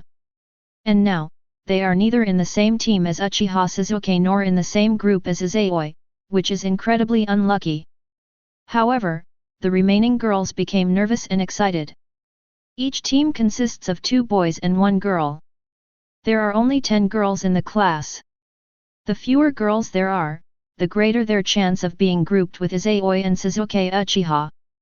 Class 6. Soon it was Team 6's turn. Irika Umino called out the names of this group: Minako, Geniki Sawano, and Kaiba Inyazuka. Upon hearing this name, a glint flashed in Izayoi's eyes, and the corners of her mouth involuntarily turned up slightly. The results are in. Among Kaiba Inyazuka, Shino Abarame, and Izayoi, the top student, Hiruzen Sarutobi chose to abandon Kaiba Inyazuka and invest in Izayoi. Clearly, Izayoi's achievement of surpassing all the major ninja clans and retaining his position as the top student has shown Hiruzen Sarutobi the potential to become a pillar of strength and a trump card in his team. While the Inyazuka clan boasts an impressive network of connections, their combat prowess requires coordination with ninja beasts, making it difficult for them to produce elite Jonin-level fighters. Unlike the Abarame clan, which possesses various bizarre and highly lethal insects, the Uchiha clan's Sharingan with its 3 tomo is almost invincible in one-on-one combat. Of the 2 ninja clans, Hiruzen Sarutobi chose to abandon the Inyazuka clan. Only the Inyazuka clan would not have any complaints. After all, Konoha is not lacking in sensory ninja clans. Not to mention the Hyuga clan, which has the Byakugan, the Abarame clan is also skilled in scent perception. Moreover, they have a kind of endangered insect that no one has now possessed, but which can be restarted if needed, the scented insect. This insect possesses a sense of smell 1,000 times stronger than that of a ninja dog. It's absurd that someone can pinpoint a location precisely by simply smelling something that carries their scent, even from hundreds of miles away. In terms of attack, they also possess nano-sized venomous insects, capable of training elite Jonin, and even cage-level powerhouses are quite wary of them. Although the Inyazuka clan has a relatively low status, it is still one of the ninja clans. Izayoi never expected that Hiruzen Sarutobi would be so bold as to choose to invest in him and offend the Inyazuka clan. Little did people know that Hiashi Hyuga played a significant role in this. Hyuga Hisashi sacrificed himself for the village back then, and Hiruzen Sarutobi already felt very sorry for the Hyuga clan. Now that Hiashi Hyuga has come to visit, he only wants his daughter to be in the same squad as the top student. Of course, Hiruzen Sarutobi cannot refuse such a small request. He had already been considering investing in Izayoi, but was just unsure how to proceed. Hiashi Hyuga's arrival was merely to help him make a decision. Team 7, Sakura Harino, Naruto Uzumaki. Yay! At this point, Irika Umino had already progressed to Class 7. Upon hearing that he was in the same team as Sakura Harino, Naruto Uzumaki cheered, while Sakura Harino looked utterly hopeless, feeling that her future was bleak. However, the name that Umino Irika read next instantly reversed the situation. Uchiha Sasuke. Yay! Sakura Harino stood up and raised her hands, and a cheer erupted. Then, like a victor, she turned back to Yamanaka Ino with a smug expression. Upon witnessing this scene, Yamanaka Ino and the other female classmates gritted their teeth in shock. Team 8, Hinata Hyuga, Shino Abarame, and Izayoi. The latest novel is first published here. Upon hearing that she and Izayoi were in the same squad, Hinata, unusually, grabbed Izayoi's arm and exclaimed excitedly, "That's wonderful, Izayoi-kun. We're in the same squad. It seems we're having a lucky day." Having already guessed the outcome, Izayoi smiled and nodded. This class assignment did indeed make him happy. After 6 years, Izayoi had grown accustomed to having Hinata by her side. He didn't want to be separated from Hinata either. Class 10, Ino Yamanaka, Koji Akimichi, and Shikamaru Nara. After reading the last name, Irika Umino put down his file board, glanced one last time at the students he had been with for 6 years, and instructed them, those whose names were called, remember your group and your teammates' names. A Jonin instructor will come to find you later. Do not leave the classroom without permission. After saying that, Irika Umino walked out of the classroom. No students said goodbye to him. Now everyone is looking forward to the rest of their ninja career. Little did they know, another hurdle awaited them ahead. Third shift, come out. It had only been a few minutes since Irika Umino left. A middle-aged man in a green vest appeared at the classroom door, his serious and authoritative expression instantly silencing the classroom. The third team, when called upon, seemed to have returned to the time when they had just enrolled 6 years ago. They stood up nervously and followed their instructor, a Jonin, away. Team 5, come forward. I am your Jonin instructor. The first batch is coming out. Class 9, come out. One Jonin after another appeared at the classroom door, each time taking 3 students with them. In no time, most of the seats in the classroom were empty. At that moment, a mature woman with a voluptuous figure and long, curly black hair appeared at the classroom door, dressed in ordinary clothes instead of wearing a green vest. A pair of red eyes scanned the remaining students, finally settling on Izayoi and Hinata, before he smiled and said, Team 8, come forward. I am your Jonin instructor. After saying that, she turned and left. I'm going now, goodbye. Izayoi greeted Sasuke Uchiha and Naruto Uzumaki, then walked out of the classroom with Hinata. As for Shino Aberame, this honor student with an extremely low profile has long since disappeared. Chapter 29. Kurane led Class 8 out of the teaching building, but instead of heading to the playground, they left the school and went to a training ground in the countryside. Such training grounds are commonplace in Konoha. Reaching a tree stump, Kurane turned to look at Izayoi and the other 2, smiling slightly. Until one of you is promoted to Chunin squad leader, I will be leading you on missions for a long time to come. So, let's all introduce ourselves and get to know each other first. I'll give you an example. Kurane, one hand on her hip, chuckled, my name is Kurane, my surname is Ui, you can call me Kurane-sensei. My specialty is genjutsu, illusionary arts, I'm proficient in all types of genjutsu. I like many things, for example, in terms of food, I like wasabi octopus, as well as shaku and vodka. My dream is to become a female ninja like Lady Tsunade. It's your turn. Kurane's gaze swept across the faces of Izayoi and the other 2, finally settling on Izayoi. Seeing this, Izayoi slowly spoke, my name is Izayoi, I don't have a surname. My specialty is ninjutsu, I'm particularly skilled in fire release and wind release, and I also know a little bit of medical ninjutsu and sensory techniques. I enjoy training and fighting others, I dislike many things, and my dream is to become an excellent ninja. Kurane nodded, having made a preliminary assessment of Izayoi's strength and personality. Then she looked at Hinata next to Izayoi. My name is Hinata Hyuga. My special skills are sensory perception and the gentle fist of my clan. I enjoy training with Izayoi-kun and my sister. I also love red bean paste and cinnamon rolls. My least favorite foods are shrimp and crab. My dream is to become an excellent ninja, Hinata said softly.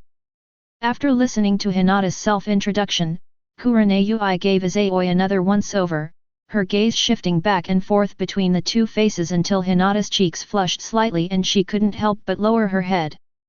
Only then did Kurane reveal a playful smile and nod knowingly, I see. Finally, Kurane's gaze fell upon Shino Aberame, who was completely covered up.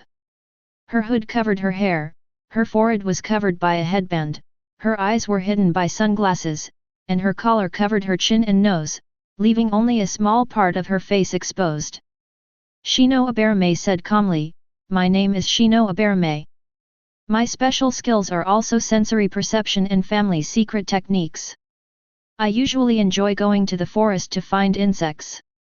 My favorite foods are vegetable salads and winter melon. I dislike things with strong flavors. My dream is to find new species of insects. Very good, now everyone has a certain understanding of each other. Kurane smiled with satisfaction and said, however, before we begin the mission, I need to test your abilities. Tomorrow morning at 9 o'clock, in the same place, I'll be conducting a survival exercise with you. By the way, the theme of this survival exercise is a battle of wits, and your opponent, is me. Kurane pointed to herself, then waved and said with a smile, see you tomorrow, and don't be late. After saying that, Kurane disappeared in a blur before Izayoi and the other two could react or ask questions. The three of them looked at each other in bewilderment. Izayoi, what do you think? Shino Aberame asked, intending to test Izayoi. Although he was constantly suppressed by Izayoi and her friends, Shino Aberame didn't think he was inferior to Izayoi and Hinata in any other aspect, except for his academic performance, which was not as good as theirs. The no-rules duel only happens in 6th grade, and it only happens once a month, it's a monthly exam.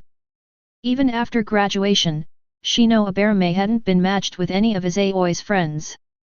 The other students were not worthy of him using his family's secret techniques. Therefore, no one knew that Shino Aberame had been hiding her true strength. He had already noticed the clues left by Kurane. If Izayoi didn't notice, it means his mind isn't as quick as his own. Considering Hinata and Izayoi's relationship, Shino Aberame will still give up the leader position. But if Izayoi's decision is wrong, then don't blame him for his blunt rebuttal. Izayoi, of course, had no idea what Shino Aberame was thinking. After listening to Shino Aberame's words, he slowly offered his analysis, we don't need to wait until tomorrow, we can know the result now. We, a few newly graduated genin, are no match for jonin. Even if tomorrow's survival exercise is just a battle of wits, we won't be able to get anything if the jonin aren't willing. After all, you've all noticed that the Chunin teachers at the school go easy on us during the survival exercises. As long as your performance isn't particularly bad, you won't be eliminated. So in tomorrow's survival drill, if our performance satisfies Teacher Hong, she will also go easy on us. So, how can we make her happy? Izayoi leaned against the tree stump where Kurane had just been standing and continued, Kurane-sensei just said that she was testing our abilities, not our strength. Ninja battles are battles of intelligence. During her self-introduction, Kurane-sensei already revealed her information to us, she's skilled in all types of genjutsu. It's still morning, we could start the survival exercise immediately, but she gave us a whole day to prepare, and even specified the theme and location of the exercise.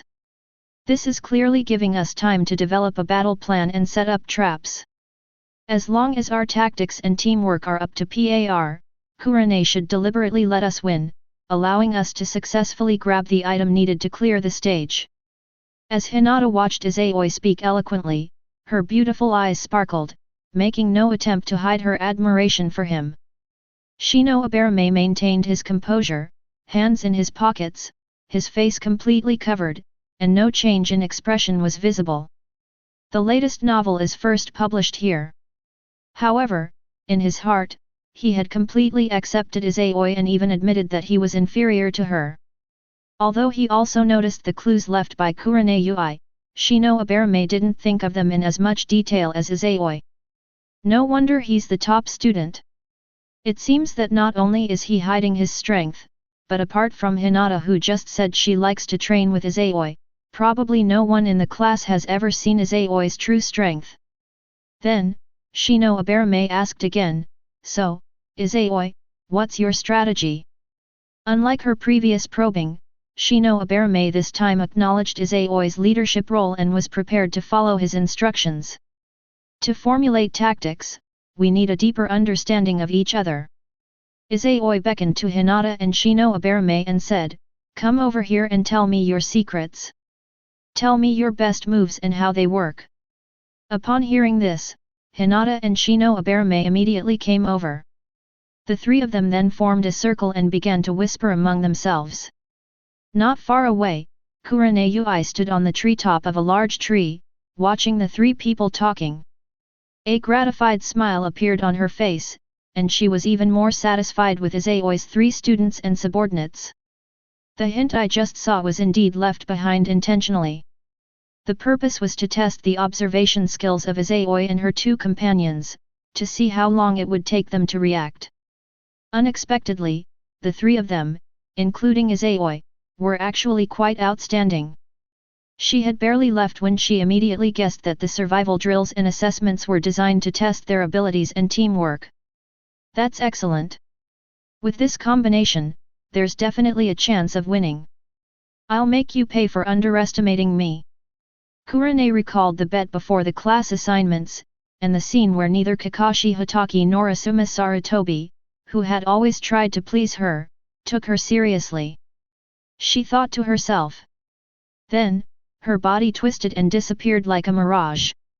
Chapter 30. Alright, that concludes our tactics. Half an hour later, Izayoi looked at Hinata and Shino Aberame in front of her and smiled. I'll leave tomorrow to you too, Hinata, Shino. Yes, I'll do my best. Hinata nodded vigorously. Don't worry. Shino Aberame nodded slightly, but her heart was not as calm as it appeared. Instead, a wave of turmoil surged within her. Inside his body, which had been transformed into a bug hive, some bugs were giving him feedback. Izayoi's chakra is astonishing. Among his peers, the only one who can compare to him is Naruto Uzumaki. No wonder he knows so many ninjutsu, and even developed his own powerful ninjutsu. This guy without a surname might not have had a lineage entirely of commoner ninja ancestors. Perhaps in a certain era, there were some extraordinary beings. Otherwise, his chakra reserves couldn't be that exaggerated. In that case, let's go back. Seeing that Hinata and Shino Aberame both agreed with his tactics and accepted his arrangements, Izayoi nodded in satisfaction and then prepared to dismiss them. Izayoi, aren't we going to set a trap? Shino Aberame asked, snapping out of her daze. There's no need for that. Izayoi shook his head and said, ordinary traps are ineffective against Jonin. Powerful traps require highly destructive and expensive tools, and even then, they may not be effective against Jonin and could even injure our own people. If my analysis is correct, then this tactic should be enough to get us through the test. Hinata and Shino Aberame suddenly realized that what Izayoi said made a lot of sense. Since there's no need to set traps, I'll head back now. Shino Aberame left those words behind, put her hands in her pockets, and turned to leave. Kurenei only realized the unusual relationship between Izayoi and Hinata after she introduced herself. Aberame Shino and her classmates knew about it a few years ago. Therefore, Shino Aberame certainly wouldn't go with them and become a third wheel. Although he has a reserved personality, he actually really wants to gossip. However, in order to maintain the Aberame clan's high-class image, personality, Shino Aberame did not do so. Watching Shino Aberame leave until he was out of sight, Izayoi finally took Hinata's hand and said with a smile, Hinata, it seems like we haven't had a picnic in a long time. How about we have grilled fish for lunch today? Hinata recalled the picnic she had with Izayoi a few years ago after finishing their training, and her beautiful eyes lit up. She nodded vigorously. Since discovering their father's tacit approval and with Hanabi's arrival, Izayoi and Hinata haven't been to the abandoned training grounds for several years. The training sessions all took place in Izayoi's house courtyard or the dojo on the first floor. Their meals were either brought from Hinata's house or cooked fresh at Izayoi's house. The grilled fish and hunting barbecues from her childhood, along with the heartwarming scenes of them together, have all become Hinata's cherished memories. Now that Izayoi has stirred up these memories, she really wants to relieve the feelings she had a few years ago. So, the two of them held hands and headed towards the familiar stream. Izayoi and Hinata entrusted the task of catching fish to their shadow clones. The two individuals, as the original entities, were engaged in a physical duel on the flowing water, standing on the river. The shockwaves generated by the collision of chakra created numerous ripples and splashes of water. The roar startled the beasts and birds in the woods on both sides of the river, causing them to flee in panic. Once everything had calmed down, white smoke rose up, and a fragrant aroma filled the air. Izayoi and Hinata spent the entire noon outdoors, reliving their childhood. The next day, at 8:30 in the morning, Izayoi and Hinata arrived at the training ground. Beside the tree stump, Shino Aberame was already standing there, seemingly having been waiting for a long time. "Good morning, Shino." Izayoi raised her hand to greet Shino Aberame. "Morning." Aberame Shino nodded in response. The atmosphere instantly fell silent. Those who have read the original work know that Shino Aberame actually hides a repressed, horny side. However, Izayoi still couldn't find anything to talk about with him. After all, Shino Aberame has a very low profile. She has no friends in the class, and her hobby is looking for insects. She has absolutely nothing in common with others. So after greeting him, Izayoi didn't know what to say next. Furthermore, knowing Shino Aberame's hidden side and not knowing if she had any insects that could eavesdrop, Izayoi didn't whisper in Hinata's ear. So he leaned against a tree stump, closed his eyes to rest, and waited for the sunset to arrive. Hinata, with her hands in her pockets, leaned against Izayoi. The latest novel is first published here. Time passed second by second. With a whoosh, the sound of air being cut through the air reached their ears. When Izayoi opened her eyes, Kurenei was already standing in front of them. "Teacher Hong." The three of them, including Izayoi, immediately spoke politely. "Good morning, I'm sorry to have kept you waiting." Kurenei smiled and nodded, then took out 3 bells from her person and said, "Your task is simple, within 1 hour, at all costs, even if it means killing me, you must take these 3 bells from me." After tying the bell to her waist, Kurenei took out a small alarm clock from her person and set it to ring automatically after 1 hour. Kurenei placed the alarm clock on the tree stump, then turned to Izayoi and the other two, saying, "Now, let's officially begin." As soon as he finished speaking, the figures of Izayoi and the other two vanished into thin air. The only sound in the ears of the evening sun, red as she turned to sleep, was the rustling of leaves in the wind. Looking around at the surrounding woods, Kurenei had a confident smile on her lips. She didn't instantly teleport to defeat them one by one. Instead, they deliberately walked to an open space, waiting for Izayoi and the other two to make their move. This is not arrogance, but a problem of perception. Kurenei also attended Ninja Academy and knows what the school teaches.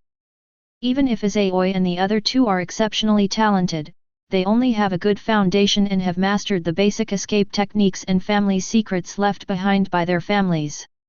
The Hyuga and Aberame clans are both renowned ninja clans in the ninja world. Their strengths and fighting styles are well known not only to their own people but also to people from other villages. Although he specializes in genjutsu, he is still an all-around jonin who has mastered at least 2 nature transformations. Even if it were just Izayoi and her 2 companions, or even several more genin squads working together, they still wouldn't be a match for her. That's what Kurenei thinks. But the next second, she was terrified and broke out in a cold sweat. 8 trigrams empty wall palm. The girl's sweet shout reached my ears from afar. Then a terrifying shockwave, like an invisible wall, crashed towards Kurenei at an extremely high speed. Wherever it passed, it stirred up huge clouds of dust. As the dust and mist swept in, Kurenei's pupils contracted.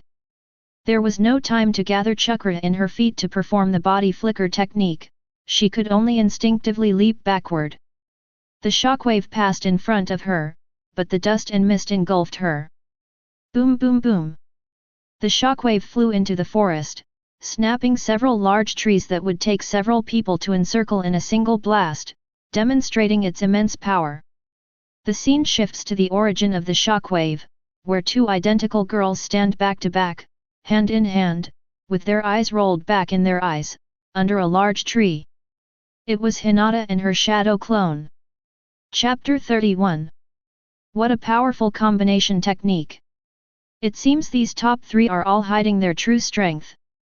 Hiding in a tree, Shino Aberame watched the dust rising from the clearing and the forest, muttering to herself. At the same time, he also quickly dispatched a large number of insects, which, under the cover of the dust and fog, quietly flew to Kurenei's side, intending to take advantage of her inattention and snatch the bell from her waist. Unfortunately, Hinata had already alerted the enemy. As the Jonin instructor of the sensory class, Kuranoi's sensory techniques are equally outstanding. Startled by Hinata's combination attack, she released her senses after being engulfed by the dust and mist. Kurane noticed the location of Izayoi and her two companions, as well as the approach of the insects. With a loud bang, a sound like a balloon popping echoed through the dust and mist. When the dust settled, only a piece of wood with insects swarming around it remained on the ground. Substitution technique. Seeing this, Class 8 was not surprised at all. Hinata, her temples bulging with veins, looked around. In her black and white perspective, Shino Abarame, hiding in a tree, Kuranoui, using white smoke as cover to instantly slip into the forest, and Izayoi, who had already turned into a blur and was rushing towards Kuranoui, were all exposed to her X-ray vision and far-sightedness. Seeing Izayoi appear before Kurane and launch an attack, Hinata's Byakugan seemed to detect something, and the corners of her lips involuntarily turned up slightly. Then, she took out a piece of cloth, nodded in the direction of Shino Abarame, and disappeared. The buzzing of insects followed closely behind. From another wooded area, the clanging of metal echoed. The camera zooms in, revealing a man and a woman, only a few centimeters apart in height, wielding kunao in their backhands, engaged in hand-to-hand combat. Aiming at Kurane's vital points, Izayoi's kunao attacked with thrusts, slashes, and cuts. The speed of her attacks and the decisiveness of her strikes left even Kuranoui with no choice but to passively defend. At first, Kuranoui, with her rich combat experience, did not panic. But soon, as if she had discovered something unbelievable, her pupils suddenly contracted, and her expression changed drastically. How is that possible? She even gasped in surprise. Knowing what she was shocked about, Izayoi's lips curled up slightly. The next second, with a bang, he turned into a cloud of white smoke. At the same time, 3 shouts rang out from all around the forest. Fire release, Great Dragon Fire Technique. The orange-red flames, like the sunset glow, enveloped the crimson sunset. 3 fire dragons, each about 4 meters long, roared toward her in a triangular formation. Kuranoui didn't have time to dodge in an instant, and her illusion was useless. She could only quickly form hand seals and shout, "Water release, water wall!" A waterfall of water gushed from her mouth, colliding with the flying fire dragon as Kurane's body spun around. As explosions and hissing sounds rang out, a startling white mist spread out. Cough cough. The fog covered an astonishing area, even extending into open spaces. Kurane's figure burst out of the mist, letting out a choking cough. Suddenly, as if realizing something, Kuranoui froze on the spot. The next second, the familiar voice reached my ears. Ring ring. The melodious sound of bells grew louder as they approached. A gust of wind dispersed the fog, and the figures of Class 8 emerged from the woods. Standing in the middle, Izayoi smiled as she gently shook the bell in her hand and looked at Kurane, saying, "Kurane-sensei, did we pass?" "Amazing! I was on guard against you, but you still managed to steal the bell." Looking at the spotless Class 8, and then at her own slightly disheveled state, Kurane felt a little embarrassed, but more so than happy. She smiled broadly and praised without reservation, "Very strong skills, excellent tactics, the teacher lost. No, a ninja's battle is a battle of intelligence." Izayoi shook her head and smiled slightly, "The reason we obtained the bells so easily is because you, Ms. Kurane, revealed your specialization and didn't know enough about us. If it were a life-or-death battle, we wouldn't have had it so easy, we only got the benefit of you deliberately letting us win, Ms. Kurane." Upon hearing this, Hinata and Shino Abarame, who had deliberately lagged behind Izayoi by a step, both looked at Izayoi with astonished expressions, their thoughts differing. "Izayoi-kun, you speak so nicely. So you can talk like that? Seriously, isn't this flattery? The latest novel is first published here. Kurenai was slightly taken aback, then her smile widened, her gaze towards Izayoi filled with affection. You're so good with words. Kurenai, her embarrassment averted, immediately regained her dashing demeanor. She walked over, patted Izayoi on the shoulder, then put her arm around Hinata's shoulder, and said with a smile, "Come on, let's celebrate the formation of Team 8. Teacher will treat you to a big meal." Walking along the forest path leading to the central street, Kurenai looked at Izayoi curiously and asked, "Izayoi, how did your shadow clones break my genjutsu during the battle?" Breaking illusions is taught at ninja academies. Simply disrupt the flow of chakra within the body. It's easy to say, but very difficult to do. Because during battle, it's impossible to disrupt chakra. After all, to disrupt the chakra within the body, one needs to carefully mobilize the chakra, which requires hand seals.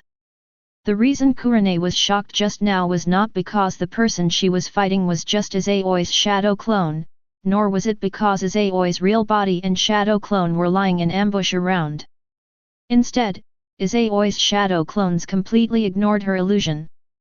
This is a closely guarded secret, Teacher Hong. Izayoi raised her index finger to her lips and smiled. A ninja's battle is a battle of intelligence, secrets make a man more attractive. As she said this, Izayoi winked at Hinata, causing the girl to lower her head shyly. You're not even a man yet, you're just a little kid.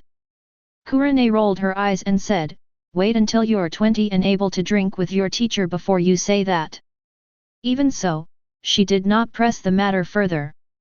However, in his heart, he thought Izayoi was far superior to Hinata and Shino Aberame, both members of the ninja clan. A massive amount of chakra, powerful fire-style ninjutsu, a precocious personality, and this ninja discipline. At this moment, Kurenai finally understood why Izayoi was able to surpass the disciples of all the major ninja clans and retain the title of top student. Izayoi smiled but remained silent in response to Kurenai's teasing. He certainly wouldn't tell Kurenai that the reason he ignored her genjutsu was not only because his yin release chakra was extremely powerful, but also because he could cast jutsu without hand seals. Others need to form hand seals to mobilize chakra, but Izayoi doesn't need to at all. He is the nemesis of illusion. Chapter 32. It's still early. After enjoying the lavish meal treated to by Kurenai, Team 8 did not disband on the spot, but instead headed to the Hokage building to officially begin their mission. The first mission for Class 8 was naturally a D-level mission. At first, Hinata and Shino Aberame were quite interested in the mission. However, when they saw Kurenai, she led them to a stinking ditch and asked them to figure out how to clean up the trash on the surface of the water, and they instantly lost interest. This task was no challenge at all for Hinata and Izayoi, who were both good at waiting. The same applies to Shino Aberame. He had already learned to climb trees and wade in puddles by the time he was in 3rd grade. These are techniques that ninja schools don't teach, but are fundamental skills that all major ninja clans require their disciples to master. Even if Izayoi doesn't teach Hinata to climb trees and wade in water, once her pressure point techniques reach a certain level, Hayashi Hyuga will still teach her to climb trees and wade in water. After all, this is chakra control that requires multitasking. Mastering chakra control at this stage will not only dramatically increase the power of pressure point techniques, but also make learning gentle fist much easier. Kurenai was slightly surprised to see that Izayoi and the other two had already mastered chakra control, a skill not taught at the Ninja Academy. But when she thought about Hinata and Shino Aberame's backgrounds, Izayoi's strength and his relationship with Hinata, Kurenai suddenly realized something. This kind of skill is really nothing special to them. Soon, Kurenai became troubled again. I originally intended to use this mission to teach Izayoi and the others more advanced chakra control techniques. Now that Izayoi and the others know how to do it, what should I teach them next? Izayoi was unaware of Kurenai's thoughts, let alone her troubles. Otherwise, she would definitely have a very good impression of Kurenai. Although he is called teacher, he is a guiding ninja, not a teacher who imparts knowledge. The relationship between the instructors and genin extends beyond that of teacher and student, it also includes that of superior and subordinate. The job of instructing jonin is simply to guide newly graduated genin on how to carry out missions and become qualified genin. If you have a promising subordinate, you can deepen the teacher-student relationship and pass on your skills to them.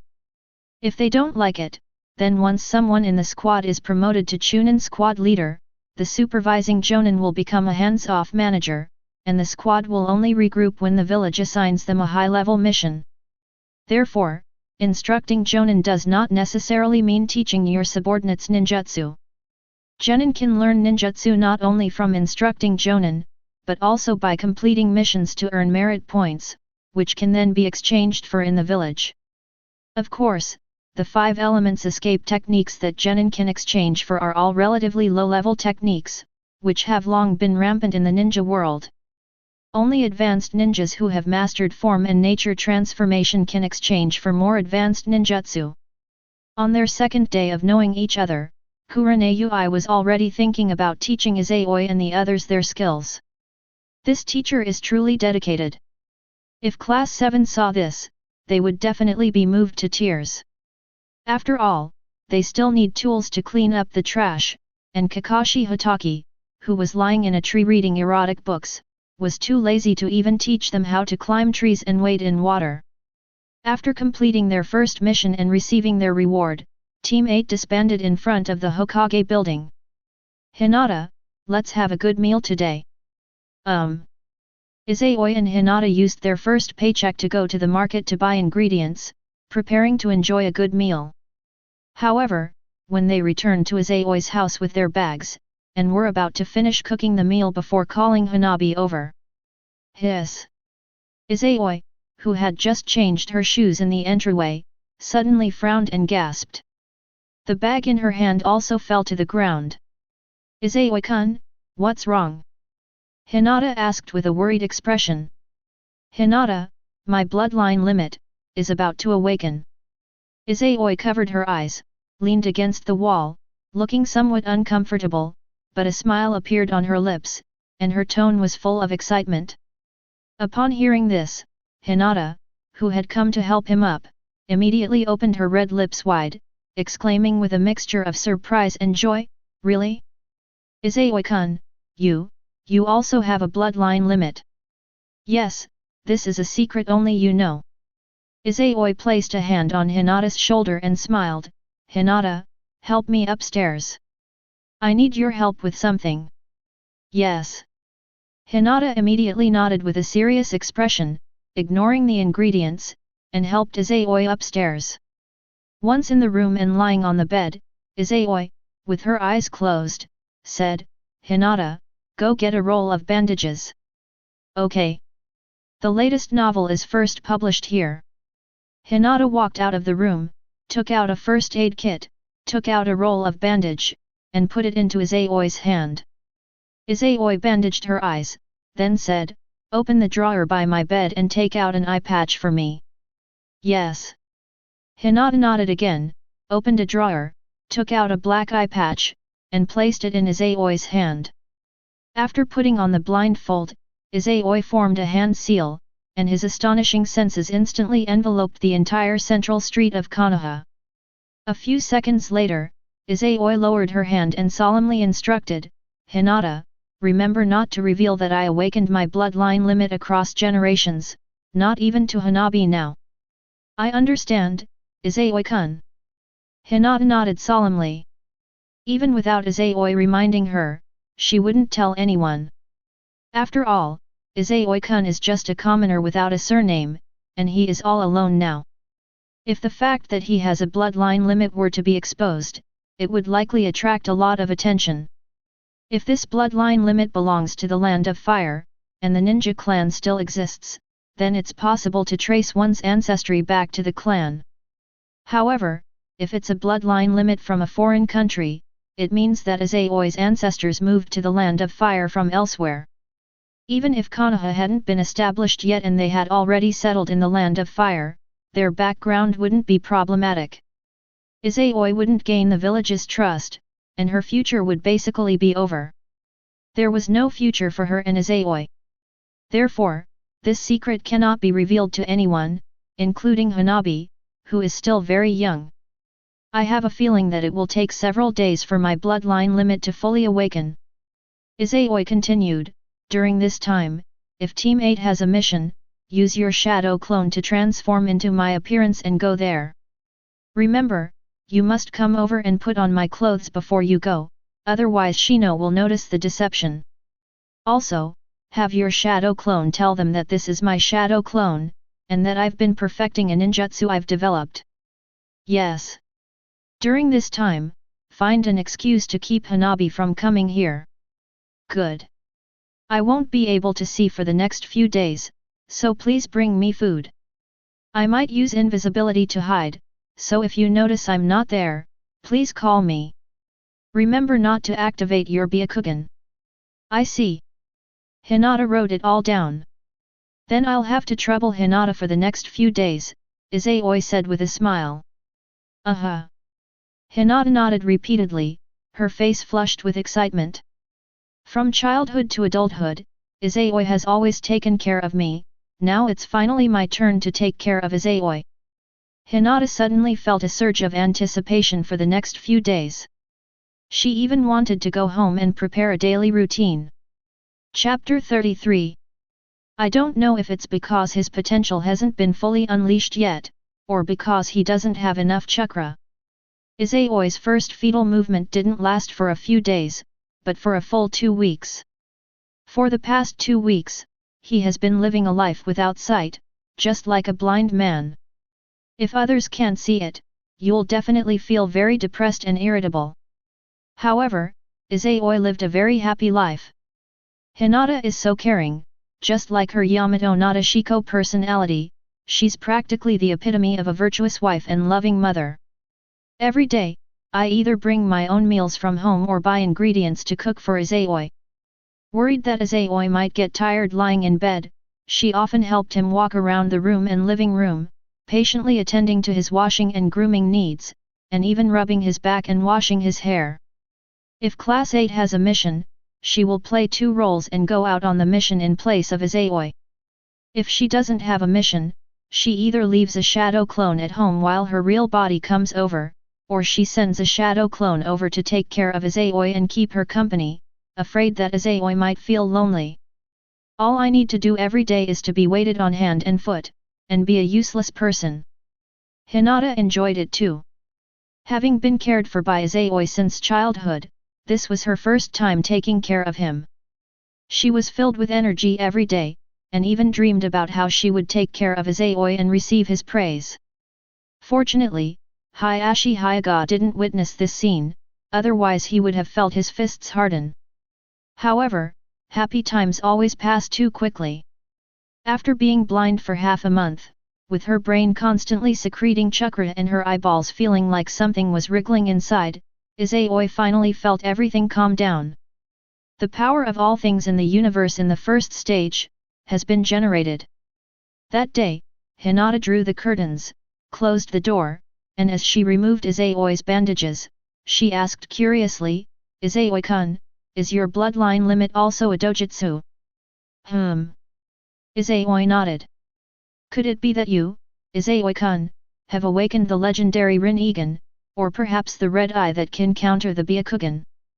Hinata asked, even more curious. "Why don't you just say it's blood dragon eye?" Izayoi thought to herself, but outwardly shook her head and said, "I don't know either. If my brain hadn't suddenly secreted chakra, I wouldn't have known I awakened a bloodline limit across generations. You'll see in a bit." Hinata quickly removed the bandages, then went to Izayoi and stared into his tightly closed eyes. When Izayoi opened her eyes, Hinata's beautiful eyes widened instantly, and she covered her mouth in surprise, exclaiming, "Such beautiful eyes!" In the dimly lit room, Izayoi's eyes shimmered with a blue-white light, like glowing luminous pearls.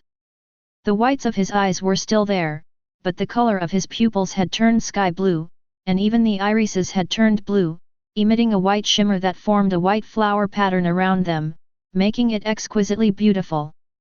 These eyes may be reappearing after 1,000 years, or they may be appearing on Earth for the first time. It is not one of the three great dojutsu, nor is it the red eye that can counter the Byakugan, nor is it the blood dragon eye of the Blood Pond clan. Instead, it is the Tenseigan, which is on par with the top of the three legendary dojutsu and possesses the power of destruction and creation. Such powerful eye energy, it's on a completely different level. Izayoi raised her hand to touch the corner of her right eye, her eyes fixed on Hinata in front of her. In reality, her gaze had already pierced through houses, streets, villages, forests, cities, transforming into an invisible net that enveloped the entire land of fire. The Byakugan, gold, bloodline limits farsightedness, covering a radius of 80 kilometers, is already astonishing enough. However, in the face of the farsightedness of the reincarnation eye, they were like a king of soldiers and an infant. In this world, the difference between super cage level and cage level is like being on completely different levels. After experiencing the first fetal movement, Izayoi was able to see the entire land of fire. After the second fetal movement, what about the final evolution?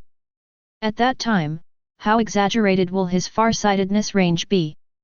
Withdrawing his gaze from the distance, Izayoi looked at Hinata, who was leaning over him, and stared at the exquisitely shaped black headlights of her car, which were not zipped up and covered by a black fishing net lining. Suddenly, the corner of his mouth twitched slightly.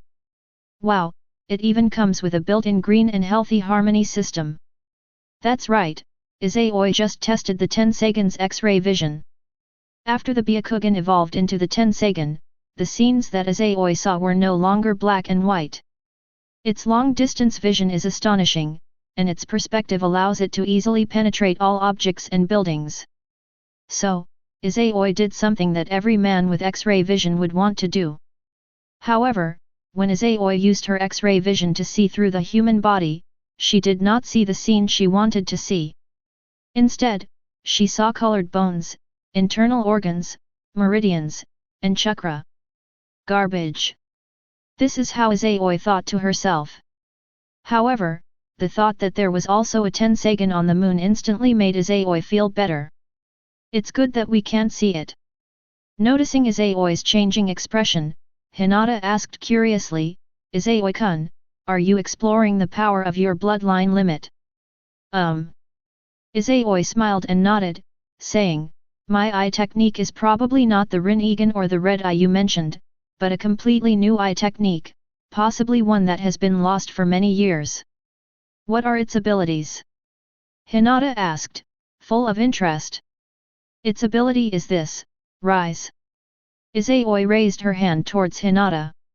The next second, Hinata's body seemed to have traveled from Earth to outer space, defying gravity and floating towards Izayoi. Then a dramatic scene unfolded. Perhaps because it was his first time using gravity, Izayoi exerted too much force and didn't notice how close he was to Hinata. The latest novel is first published here. Hinata, who was originally only 8 centimeters shorter than Izayoi, became a little taller than Izayoi, who was sitting in a chair, after she floated in the air. The body that flew towards him, with its conscience that looked down on its peers, collided right into Izayoi's outstretched palm. Ah! Hinata gasped in surprise, her neck and face turning bright red at a visible speed, steam rising from her head. Ahem! Oops, my mistake. Izayoi subconsciously practiced her finger strength, then quickly put Hinata down, coughed lightly and changed the subject, saying, this is my ability. Fortunately, it wasn't the first time she'd been used as a hand grip strengthener, and her immunity was far superior to what it was in the original story. Hinata only lowered her head shyly for a moment before looking up and asking, is this wind release? No, it's gravity, and then, repulsion. Izayoi looked around and her gaze settled on a decorative vase. Then, he pointed his finger in the air. Snap! The sound of a vase shattering rang out. However, the vase wasn't hit by anything, instead, it suddenly flew towards the wall and shattered on its own.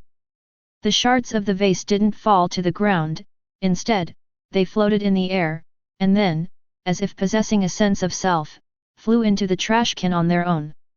Wow, that's amazing! Hinata stared in disbelief. As Izayoi's expression shifted between attraction and repulsion, a slight smile played on her lips as she thought to herself.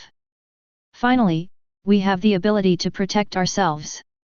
The Byakugan evolved into the Tenseigan, and the first fetal movement gave Izayoi 2 fundamental abilities and 3 major powers. The 2 fundamental elements are, naturally, the enhanced ability to see far and wide and to see clearly. The 3 main abilities are gravity, repulsion, and a wireless puppet. Rather than calling it a wireless puppet, it's more accurate to describe it as an alternative form of the 6 paths technique. Izayoi can use the Tenseigan to condense chakra and input it into the chakra core of a puppet, giving it life force, heart, and allowing her to control the puppet from a great distance. These puppets can also mobilize their internal chakra to unleash light projectile attacks. It's a pity that yin-yang release isn't available yet, otherwise it could be used to create black rods and remotely supply chakra to the puppet. Izayoi thought to herself, then summoned a light screen that only she could see. Host, Izayoi. Talent attributes, Bloodline Limit Tenseigan, Red, Otsutsuki Bloodline, Red, Sage Izai, Red, Byakugan Prince, Red, 6 Paths Aptitude, Red, Chakra Control, Gold, Uzumaki Bloodline, Purple, Plus, All Attribute Physique, Purple, Plus, Medical Genius, Blue, Plus. Points, 12,391. After the Byakugan evolves into the Tenseigan, the Byakugan's bloodline limit in the entry bar changes to Tenseigan, and its rank changes from gold to red. Moreover, after only the first fetal movement, the Tenseigan's ranking surpassed that of the Otsutsuki bloodline, placing it first. Ultimate Eye Technique, truly something beyond red. Izayoi murmured to himself. Chapter 34. It may have evolved from his own eyes, Izayoi's Tenseigan, the ability that awakened during her first fetal movement, is not only different from Toneri Otsutsuki's, but its power is also very stable. Even if his body is severely injured, the power of the Tenseigan will not disappear. Only when his chakra and ocular power are exhausted will his Tenseigan regress back to the Byakugan. Even after the Byakugan evolves into the Tenseigan, the eyes continue to absorb chakra secreted by the brain, much like storing energy. Once the baby has accumulated enough energy, the second fetal movement will occur. Just like how the Byakugan took 2 years to evolve into the Tenseigan, Izayoi had a premonition that his second fetal movement might not arrive for some time. However, Izayoi is already very satisfied with having awakened the Tenseigan. At 12 years old, one is still in infancy, childhood is just coming to an end. They don't enter their growth period until they are 15. By that age, girls are completely outmatched by boys. Even if Izayoi does nothing, once his body enters the growth period of 15 years old, he will, like Otsutsuki Toneri on the moon, quickly realize his potential. By the time one reaches 19, even without any combat experience, as long as one transplants a pair of Byakugan of extremely high purity, one can master the power of another dimension. If even Otsutsuki Toneri, who only has one red attribute, can do this, then Izayoi, who has several red attributes, is even more capable. Awakening the Tenseigan at the age of 12 is the best proof of being a cheat code. Izayoi, are you in your true form now? Having safely passed her first fetal movement, Izayoi has finally rejoined the team. As soon as he returned, Shikamaru immediately noticed the changes in her insects, and her gaze towards Izayoi was filled with shock. The insects are scared. Has Izayoi gotten this much stronger in just half a month? What kind of ninjutsu is he developing? Yes, my ninjutsu has been perfected, so I came back. Izayoi nodded with a smile. What kind of ninjutsu are you practicing? Because Shikamaru was wearing sunglasses and his collar was pulled up so high, Kurenayui didn't see any change in his expression. She was just curious about what kind of ninjutsu Izayoi had been practicing lately. Secrets make men more attractive. Izayoi, still holding her index finger to her lips, teased, "If you ever get the chance, Ms. Kurane, you'll see it for yourselves. It'll blow your mind." "Izayoi, has anyone ever told you that you deserve a beating?" A big swastika appeared on Kurane's forehead. Izayoi turned to Hinata and asked, "Hinata, am I really that annoying?" "No." Hinata shook her head honestly. "You two, are you really not a couple?" Kuranei asked, echoing the same thought her classmates had. Izayoi smiled without saying a word, while Hinata's cheeks flushed red. After the interlude ended, Class 8 continued its D-level mission. Sometimes it's one task a day, sometimes 2 or 3, and sometimes it's a few days off before resuming the mission. Whether it was cleaning up garbage, helping villagers take care of their children, or managing crops, the 8th team performed exceptionally well and received unanimous praise from the clients. During this time, Kuranei also wanted to pass on her illusion magic to Class 8. However, Hinata and Shino Aberame refused, as they only wanted to learn their clan's secret techniques. Izayoi also refused. If the first fetal movement hasn't occurred yet, Izayoi would be willing to accept this affection. Although his panel was very impressive, with several red entries that looked intimidating. In reality, Izayoi, who had not yet awakened the Tensagen, had focused on improving his perception and healing abilities over the past few years. The few red attributes had not brought him much improvement in combat power. Without using the Super Hurricane Ball and the ultimate technique that is still being perfected, Izayoi's attack methods are limited to the low-level wind release techniques left by her father, as well as a few fire release ninjutsu from the Uchiha clan. With his multiple shadow clone technique and other ninjutsu, Izayoi fears no Jonin. Once he masters that ultimate technique, he'll be like Kakashi Hatake, an elite Jonin capable of threatening a cage. Before, Izayoi's strength was comparable to that of a Jonin. Now that he has awakened the Tensagen and possesses both gravitational and repulsive powers, Izayoi is now Pain's Deva Path without the planetary devastation technique, making him a cage-level powerhouse. He no longer lacks offensive and defensive capabilities, and he also possesses support abilities. There's no need to continue carrying on the legacy of Xiri Hong's affection. So, just like in the original story, Kuranei simply acts as a guide, teaching Team 8 how to become qualified ninjas. And so, May 1st arrived. That morning, Class 8 gathered at the usual spot. "You all did a great job last month, not a single task received a negative review." As soon as Kuranei arrived, she brought good news to Class 8, "As a reward, I'll take you to receive a more advanced mission today." Upon hearing this, Hinata's expression immediately lit up with joy. If you were to take off your sunglasses, you would see Shino Aberame's eyes light up slightly, and the corners of her mouth under her collar turn up slightly. "Is it a C-rank mission?" Izayoi asked, knowing the answer already. Kuranei nodded and said, "Genin can generally only perform D-rank missions. Only senior Genin, or Genin with a supervising Jonin, can perform C-rank missions. Unlike D-rank missions, which only involve odd jobs, C-rank missions mostly involve leaving the village and potentially encountering unknown enemies, posing a life-threatening risk. The latest novel is first published here. Logically speaking, you've only been out of school for a little over a month and aren't qualified to perform C-level missions yet. However, given your good performance recently, we're rewarding you. Let's go to the Hokage building." Kuranei, leading the eagerly anticipating Team 8, arrived at the Hokage's office in the Hokage building. "Do you want to accept a C-level mission?" Hiruzen Sarutobi, pipe in hand, puffed out smoke as he sized up Izayoi and Hinata, whose heights were exceptionally tall for their age, looking somewhat dazed. Have those two chubby little kids from back then grown up so much? Recalling the scene of Izayoi fighting Uchiha Sasuke, where even with the Sharingan activated, the latter was completely overwhelmed, Hiruzen Sarutobi nodded and said, "All right. Although your teammate has only been established for a little over a month, every mission has received high praise from the clients. Since the instructor Jonin thinks you are qualified, I'll assign you a C-rank mission."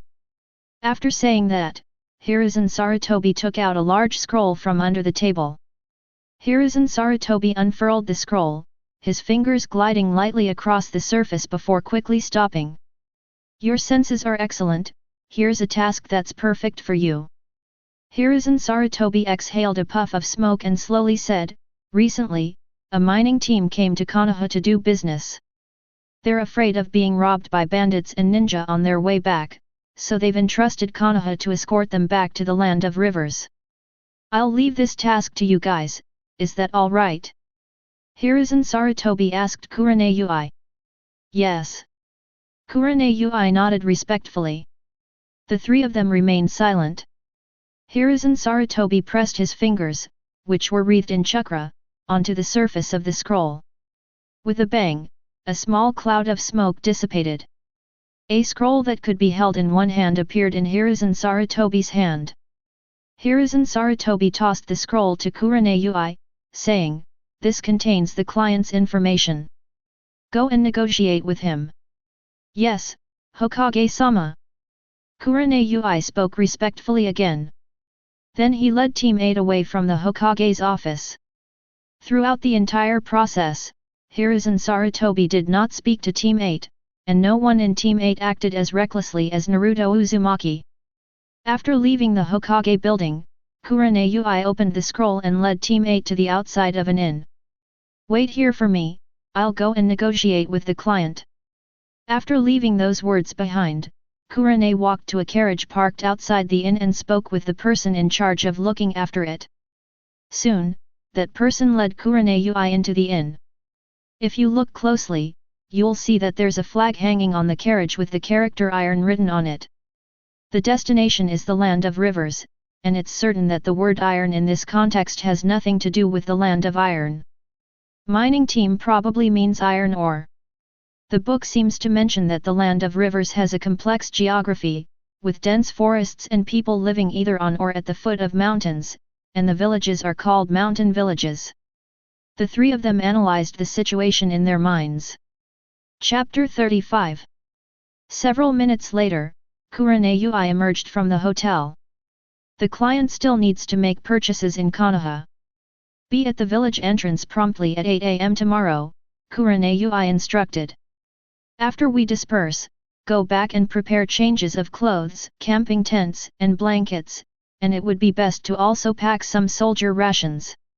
If you don't have enough space, buy a storage scroll, your payment for this period should be more than enough to cover it. Yes. Class 8 nodded in agreement.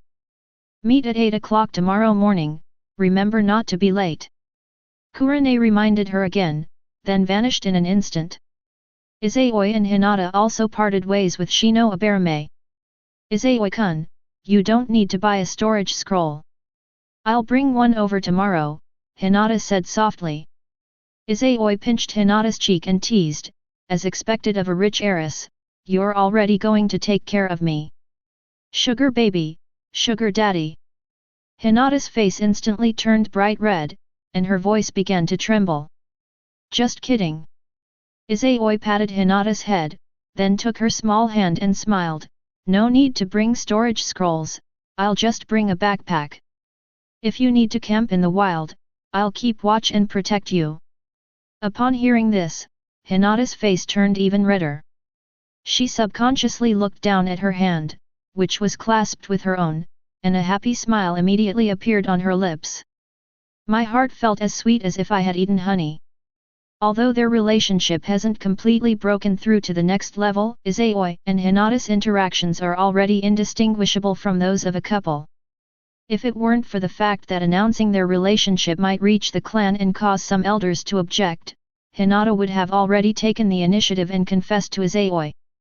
Once she and Izayoi both become Jonin, or elite Jonin capable of becoming clan leaders and ace fighters, they will be able to be together completely. Even his father and the clan elders couldn't stop them. That day will definitely not be far off. Hinata suddenly gripped Izayoi's hand tightly, thinking to herself.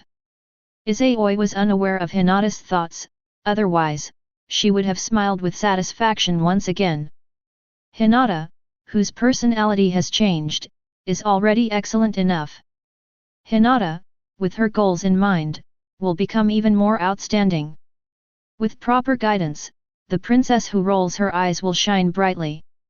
The next day, at 7:50 am, Izayoi and Hinata, each carrying a backpack, arrived at the village entrance. There, Shino Aberame, also carrying only a backpack, had been waiting for quite some time. Good morning. Morning. Shino, aren't you bringing a tent? I brought them, they're in my storage scroll. Contact me if you need any soldier rations. Thank you, but Hinata has already prepared it for me. After exchanging greetings as usual, Izayoi and Shino Aberame started having an awkward chat. However, this time, it wasn't the aloof Shino Aberame who killed the chat, but Izayoi himself. Shino Aberame, who was inexplicably forced to witness a display of affection, showed no outward change, but was in a terrible mood. However, given his personality, he couldn't bring himself to do anything sarcastic or unsavory, so he chose to remain silent. Upon seeing Shino Aberame, he fell silent again, so Izayoi could only whisper in Hinata's ear to the side. To avoid being overheard, Izayoi always kept the conversation in normal topics and did not flirt with Hinata. Sorry to keep you waiting. Before long, Kurene's voice drew the attention of Izayoi and the other two. A convoy of about a dozen people immediately came into their view. Leading the group were Kurenei and a middle-aged man dressed in ordinary clothes. The middle-aged man was sizing up Izayoi and the other two, a warm smile on his face, his joy evident even through the windows of his soul. Moreover, all three of them noticed that the other party's gaze lingered on Hinata the longest. It wasn't Hinata's figure, which was outstanding for her age, but rather her eyes. Izayoi released her senses and felt no malice towards him. It seems they weren't targeting Hinata's Byakugan, but rather because there was someone with Byakugan in the escort team. The Byakugan of the Hyuga clan is the most famous sensory eye in the ninja world. With 360-degree farsightedness and X-ray vision, it can see through all basic stealth techniques. Even if one can use earth release techniques to merge their body into the ground, they still cannot escape the eyes of the Hyuga clan. If the team receives a disapproving look, they can detect danger early and escape in time. The latest novel is first published here. The commission for a C-rank mission is enough to hire a member of the Hyuga clan, that's incredibly lucrative. No wonder this middle-aged man was so happy. Having figured this out, Izayoi no longer cared. Let me introduce you. This is our client, you can call him Mr. Nishimura. Kurenei introduced the middle-aged man to Izayoi and the other two. Mr. Nishimura. Class 8 greeted them politely. Hello, I'll be troubling you with the rest. Mr. Nishimura was completely unpretentious, on the contrary, he adopted a very humble attitude. Seeing that the client was so easy to get along with, Class 8, who had encountered some bizarre clients in D-level missions and had to put in some effort to get a good review, breathed a sigh of relief. Let's go, we can set off now. After handing the pre-arranged exit permits to the gatekeeper Chunin, Kurenei and Mr. Nishimura, Izayoi and his companions left the village where they had lived for 12 years for the first time. At first, Hinata and Shino Aberame were very much looking forward to seeing what the outside world was like. However, they were greatly disappointed after passing through the first small town. Although the Land of Fire has many bustling commercial towns like Tanzaku, it mostly consists of ordinary towns and villages, whose development naturally cannot compare to that of Konoha, which serves as a military base. Moreover, nowadays, nobles mostly travel by sedan chair carried by human labor or by horse-drawn carriage.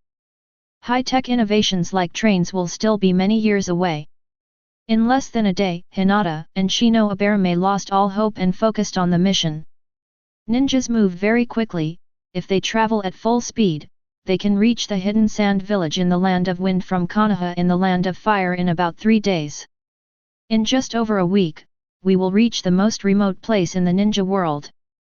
However, that applies to ninjas.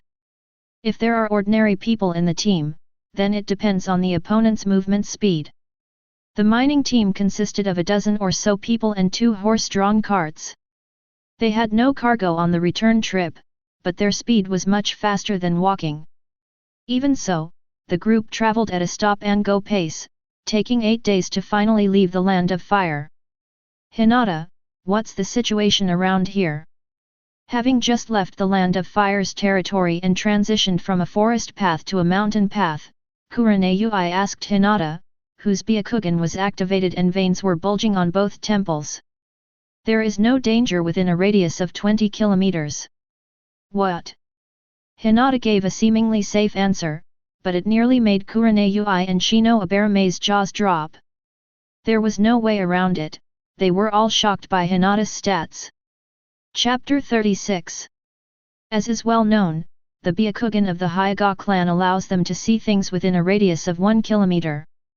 This range is not the limit, but rather what can be achieved by activating the white eye. Furthermore, the range of farsightedness can be increased by further developing the white eye. However, no matter how much development is done, the Byakugan of the Hyuga clan can only see a range of a few kilometers to a dozen kilometers. This is intelligence compiled by various forces during the 3 Shinobi World Wars. If Hayashi Hyuga had said those words, Izayoi wouldn't have been surprised. As the head of a clan, it's not surprising that he would break through the limits of intelligence. But how old is Hinata? Having graduated just over a month ago, her eyes can already see things within a 20-kilometer radius. What kind of monster is she? She's surpassed the limits of the Hyuga clan, hasn't she? Seeing the changes in their expressions, Izayoi smiled inwardly. Not to mention them, even Hayashi Hyuga was shocked by Hinata's growth. Izayoi, who possesses the bloodline of the Otsutsuki, Crimson, and Hinata, the princess with the Byakugan, Crimson, are a match made in heaven. Izayoi's discovery of Hinata's name is equivalent to transplanting Hinata's eyes. With the help of the sage's eye, Red, a speed-up cheat, she has now achieved her first fetal movement. Hinata, whose bloodline did not reach the red level, only needed to absorb Izayoi's chakra to unleash her potential and raise her ceiling. Starting from Konoha 58, Hinata and Hanabi began to defy fate. That year, Izayoi awakened the unique ability of the Uzumaki bloodline physical healing. Every day after training, regardless of whether he was injured or not, Izayoi would have Hinata and Hanabi bite him to absorb his chakra. The absorbed chakra is not only healing Hinata and Hanabi's injuries, but also unleashing their potential. Hinata's Byakugan has the highest purity, so her changes are the most obvious. At only 12 years old, the Byakugan's farsightedness range surpassed that of Hyuga Hayashi. At this rate, by the time Shippuden begins, Hinata's Byakugan bloodline limit might have upgraded from purple to gold. What's wrong? Hinata tilted her head cutely, wondering why Izayoi and Shino Abarame were so surprised. Izayoi calmed herself and solemnly instructed, Hinata, don't reveal your farsightedness range in the future, or many people will be watching you. Without the Byakugan of a caged bird, Hinata, the eldest daughter of the main branch of the clan, can see everything within a 20-kilometer radius. Such value and threat would definitely land her on the black market and the assassination lists of major ninja villages if other ninja villages found out. Yes. Although she didn't know why Izayoi said that, Hinata still nodded solemnly. This area is so reassuring. I'm counting on you for the rest of the journey. Izayoi smiled and patted Hinata's head. Shino Abarame silently withdrew the insects she had sent out. Faced with such a wide field of vision and perspective, the insect's sense of smell is utterly insignificant. So for the rest of the journey, Hinata would activate her Byakugan every now and then to observe the movements within a radius of 20 kilometers. 2 more days passed. In the past 2 days, the 8th platoon wiped out 2 bandit gangs and scared one away. Due to the steep mountain roads, it was difficult to change routes. Mountain bandits and ninja who know the terrain well will deliberately ambush you at places you can't pass through. You either have to take a long detour to avoid them, or you have no choice but to eliminate them. Mountain bandits and ninja generally avoid provoking caravans escorted by ninjas. But there are also those who are stubborn and ignorant, who choose to take the plunge. The two bandit gangs that were wiped out were the latter. As for these idiots, Class 8 naturally showed no mercy in killing them. The 8th class, who committed their first murder, only felt slightly unwell, but recovered quickly. The school teaches how to break illusions, and the teacher also casts an illusion on the whole class, showing them bloody scenes. Perhaps many people still won't be able to adapt. But as top students, Izayoi and her two companions had long since overcome this level of fear. That day, after walking several miles, Hinata activated her Byakugan as usual, preparing to observe the situation within a radius of 20 kilometers.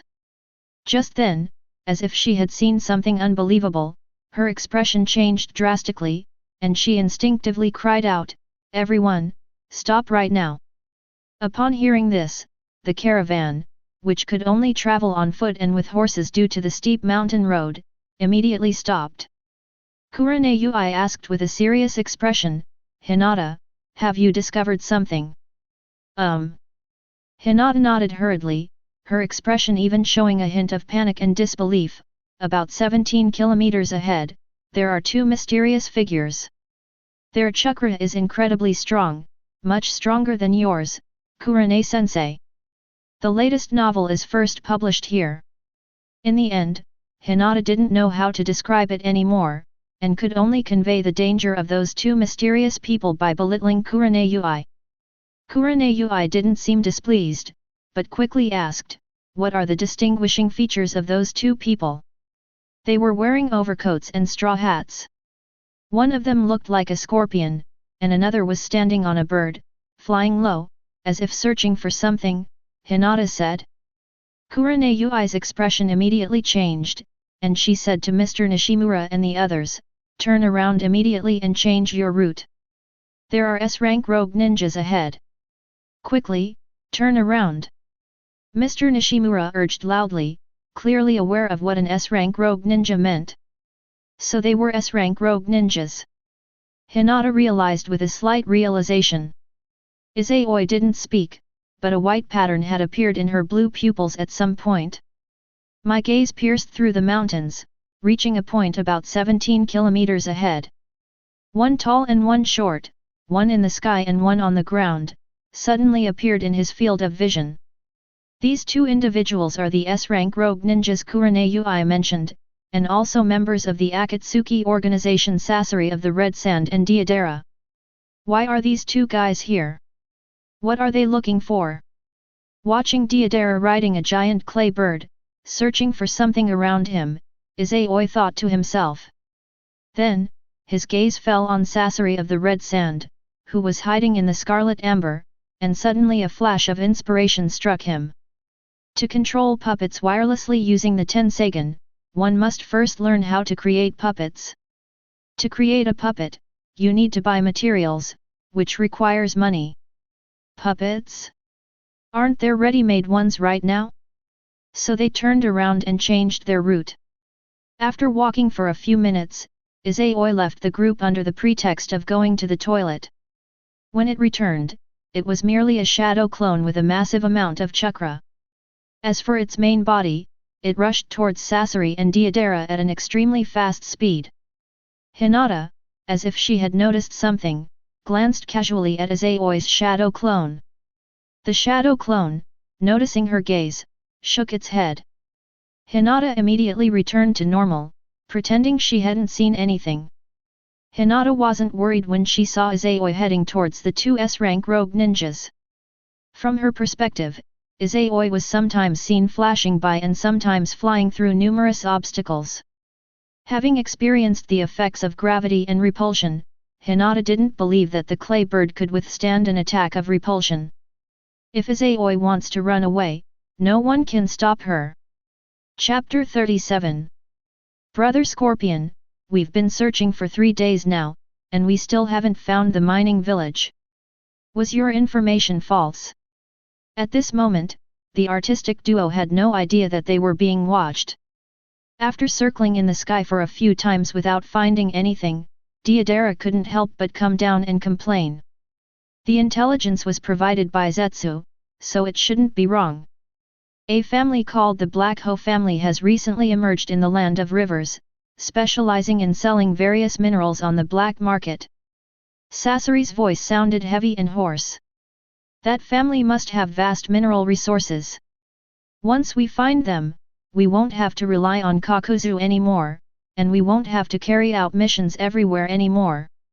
Alright, I'll help you look for a few more days then, Deidara said helplessly. After saying that, Deidara took Sasori of the red sand and flew into the sky, preparing to move to another area. As they flew through the sky, a small shadow suddenly enveloped them, shielding them from the sunlight. Looking up, the two saw a figure with a dazzling golden light shining behind it, whose face was completely obscured. Flying ninja! Deidara exclaimed, did the old man send people to take me back? Among flight-type ninjutsu, the most famous is undoubtedly the earth release, light and heavy rock technique from Iwagakure. Sasori, as if realizing something, hurriedly urged, he's not an IWA ninja, Deidara, land quickly. At the same time, his mouth opened wide into a rectangle, and he fired a barrage of extremely high-density poison needles at the figure in the sky, like a barrage of bullets. The poison needles were incredibly fast. Before Deidara could even react, they were already engulfing the figure from below. But the next second, these hundreds and thousands of poison needles bounced off as if they had hit an invisible wall. The rain poured down like needles. Seeing this, Deidara quickly manipulated the large white bird to descend, while simultaneously flicking his sleeve to release several small white birds, each the size of origami, which flapped their wings and flew into the sky. Explode! Deidara formed an unformed hand seal with his other hand and uttered a soft shout. Boom! Several explosions rang out in quick succession, and dazzling flames, like fireworks, bloomed in the sky. Unfortunately, it's still daytime, so the fireworks weren't quite as beautiful. A gust of wind dispersed the smoke in the sky, and Deidara and Sasori, now free from the shadows, finally saw the figure clearly. He was a man about 1.8 meters tall, wearing a black jumpsuit and a pure white mask that matched his hair color but had no eye holes. He exuded an aura of mystery. This person was none other than Izayoi, who had used the transformation technique. Looking down at Deidara and Sasori, Izayoi murmured, let's start with a little something. After he finished speaking, he raised his right hand, palm facing up. A wisp of chakra energy condensed and appeared, then vanished. Forget it, this technique isn't even fully developed yet, it's too unimpressive to use it as a greeting gift. Let's try this new technique. With my current chakra levels, I should be able to do it. Izayoi formed a hand seal, and blue chakra energy immediately surged from his body. An invisible current rose upwards, causing his long white hair to flutter wildly. Izayoi maintained this hand seal for more than half a minute, during which time the chakra aura never disappeared.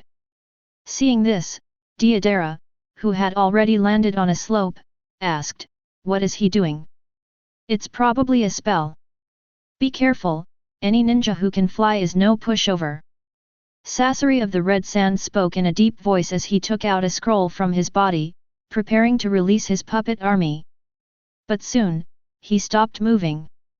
Meanwhile, Deidara, who was looking up at the sky, had his mouth wide open, looking utterly dumbfounded. Then they saw Izayoi in the sky waving at them, beckoning them from afar, if you survive, let's be friends. After saying that, he flew away. It is now noon, and the sun hangs high in the sky, like a giant fireball. Whether it was an illusion or not, the fireball seemed to be decreasing in height, approaching Deidara and Sasori. What is that? The scene shifts to the 8th squad and the convoy, which are taking a longer route and climbing a high slope, and they all stopped simultaneously. They all stared at the sky above the artistic duo, their expressions one of utter astonishment. Some timid ordinary people were so frightened that they collapsed to the ground. A shooting star. No, that's a meteorite. Indeed, the enormous fireball was clearly a meteorite that had fallen at high speed, generating flames through friction with the atmosphere and burning into a giant fireball. Gazing in the direction the meteorite had fallen, Kurane murmured, "Is it a coincidence? It must be a coincidence. The latest novel is first published here. After all, how could there possibly be a technique in this world to summon meteorites?" But she didn't notice that Hinata behind her was looking at the meteorite in the sky with an admiring gaze. "Deidara, run!" The scene shifts back to the art duo, where Sasori of the Red Sand shouts urgently. So cool. However, Deidara stood rooted to the spot, staring blankly at the meteorite in the sky, as if he could already see the magnificent spectacle of it hitting the ground. "This is art. Idiot!" Sasori of the Red Sand roared, and a huge iron tail extended from his back, binding Deidara before leaping down the slope. At the same time, he took out a scroll from his person and released the trump cards stored inside. With a bang, the white mist dissipated. A human puppet dressed in a black onesie, with human skin but bones and internal organs made of puppet materials, appeared next to Sasori of the Red Sand. This human puppet is none other than the third Kazekage. The chakra threads connected with the puppet, and the third Kazekage opened his arms. Countless black iron sands immediately surged out from his sleeves, forming a huge triangular pyramid in the air below. Sasori, carrying Deidara, landed on the triangular pyramid. He then manipulated the third Kazekage to use magnet release to shoot the pyramid towards another mountain. He then used chakra threads to pull the third Kazekage over, flying around the mountain wall, preparing to fly behind the other mountain. However, the meteorite fell too fast, there simply wasn't enough time.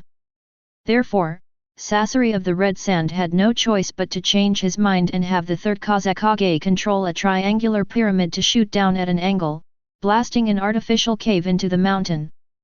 Sasori, along with Deidara and the third Kazekage, descended into the cave. He first manipulated iron sand to form a sturdy wall, sealing the entrance.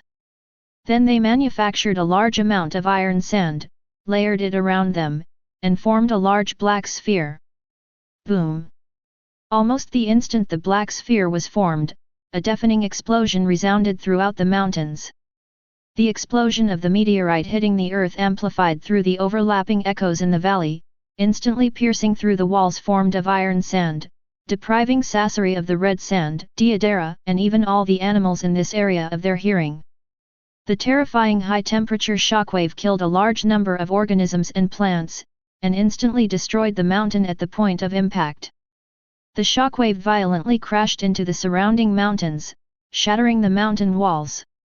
Even though they were 10 or 20 kilometers apart, the 8th Squad and the convoy, located on the slope, could hear the explosion and see a huge mushroom cloud rising in the distance. Even with mountains blocking their way, they could still feel the ground beneath their feet trembling slightly.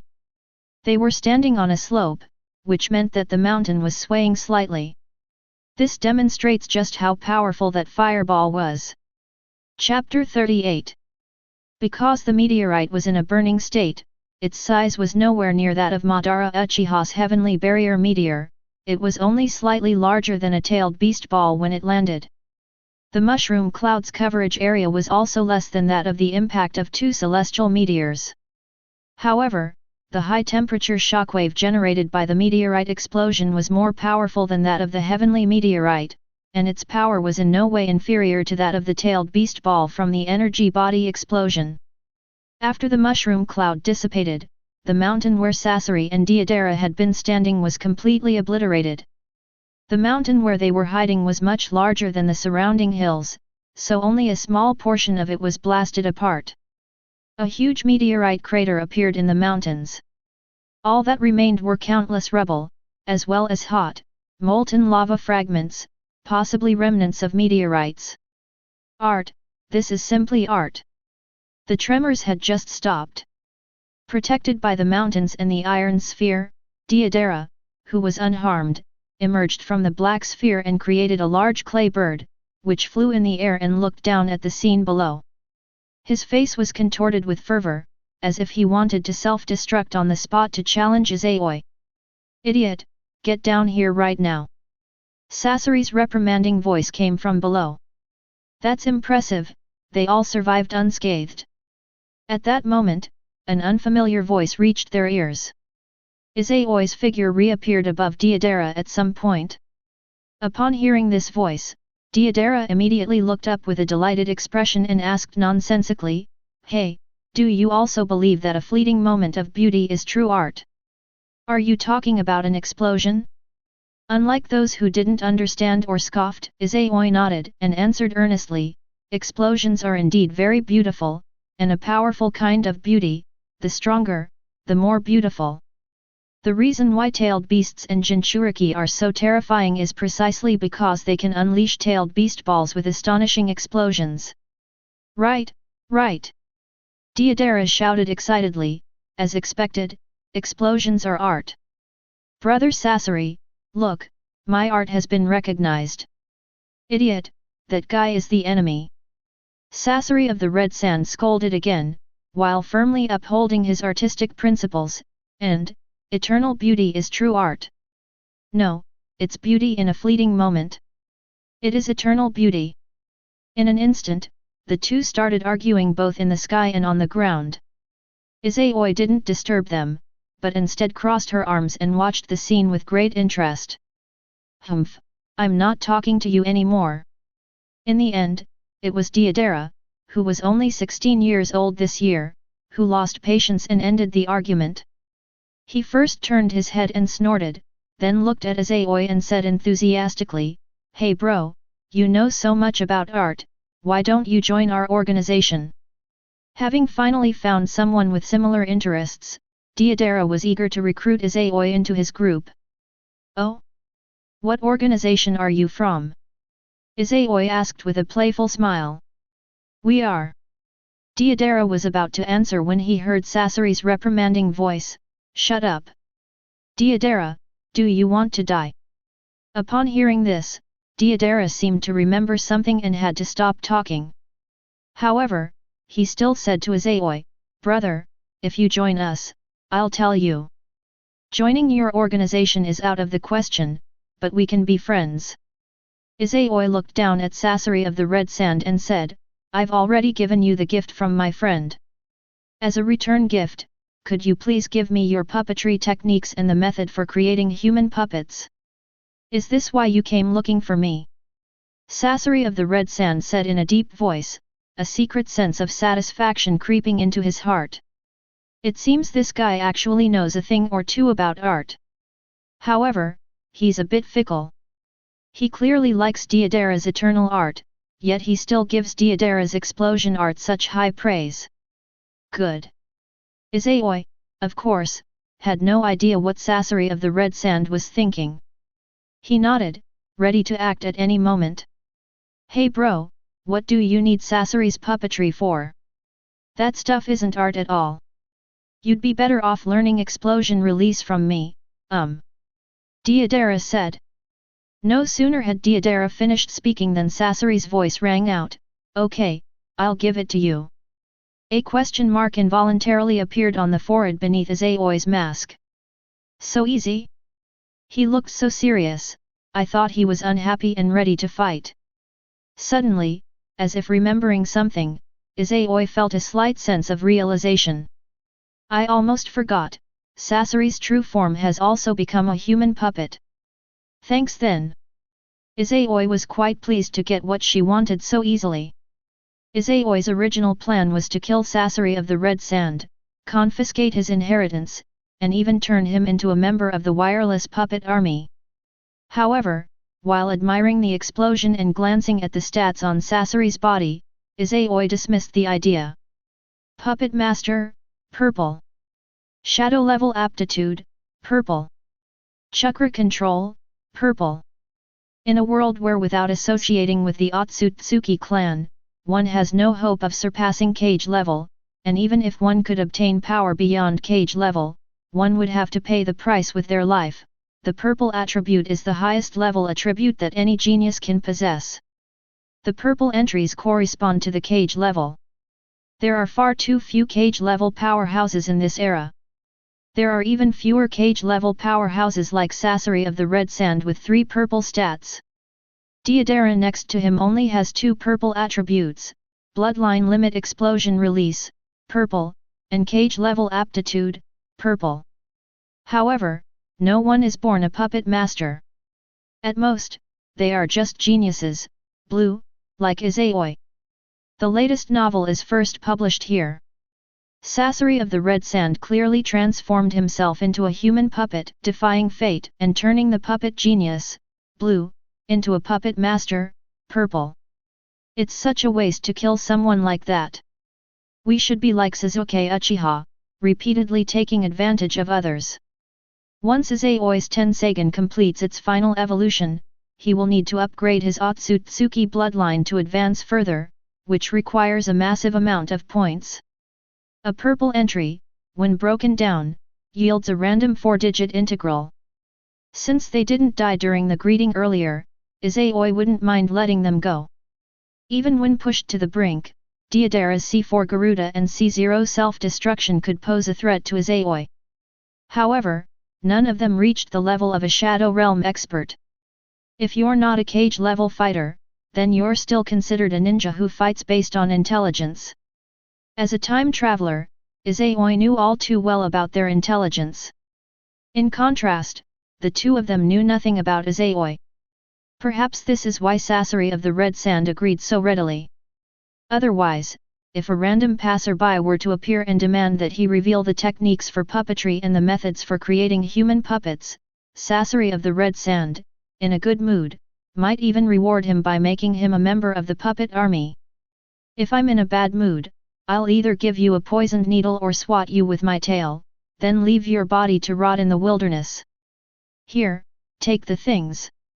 Sasori of the Red Sand took out 3 scrolls, wrapped them with his iron tail, and hurled them towards Deidara in the sky. As for why it wasn't thrown at Izayoi, it was naturally too high. Before Deidara could descend and catch her, Izayoi opened her palm. An invisible force of gravity immediately brought the flying scroll to a stop, and then it slowly floated into the air. This is the myriad manifestations' heavenly guidance. Upon seeing this, both Deidara and Sasori's true forms changed their expressions, staring at Izayoi in astonishment. The clueless Deidara tentatively asked, "Leader? What an idiot!" Sasori of the Red Sand was filled with helplessness. "Really?" Izayoi said with interest, "Universal pull? Not a bad name for a technique. Your leader also knows gravity." "Oh no." Deidara quickly covered his mouth, having accomplished the feat of kissing himself. The scroll did not fly to Izayoi's front, but stopped in the air a dozen meters away. With a gentle swipe of his finger, Izayoi opened the scroll automatically. Seeing that no poisonous gas was being emitted, Izayoi used the far-sightedness of her Tensagen to watch with peace of mind.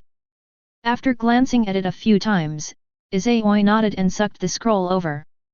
Then, looking down at Deidara and Sasori below, he waved goodbye, saying, "Thank you for the gift. Farewell, my friend." After saying that, Izayoi flew away. Watching his departing figure, Sasori of the Red Sand, who had been prepared to fight to the death if the other party turned on him, breathed a sigh of relief. Having witnessed the opponent's flight and meteors, Sasori of the Red Sand was certain that this was the type that countered him.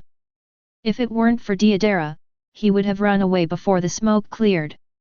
Upon witnessing his opponent unleash the leader's power again, Sasori of the Red Sand recalled the scene of his poison needles being deflected earlier, and felt an even greater sense of despair at the inability to defeat him.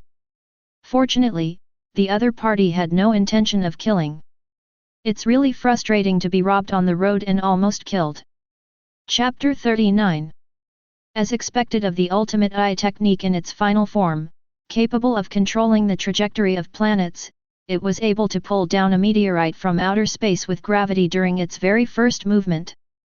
Even if that technique isn't fully realized, I already have a trump card for strategic deterrence. After flying for a distance, Izayoi descended from the sky, glide past in a flash, and thought to herself. The power of the Tensagen was beyond Izayoi's imagination. Moreover, it differs from the Rinnegan, which possesses exclusive eye techniques and powerful rules governing life and death. The power of the Tensagen is primarily manifested in its destructive aspects.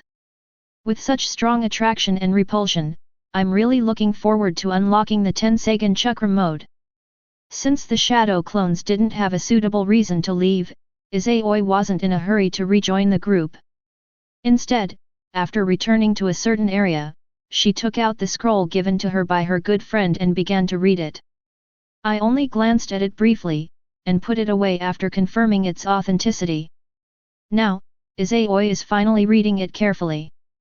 The scroll he was looking at wasn't about puppetry, that stuff was utter garbage to Izayoi, who could control puppets infinitely. Izayoi was watching a demonstration of how to make human puppets. So that's how he preserved his bloodline limit and ninjutsu. This guy is a genius.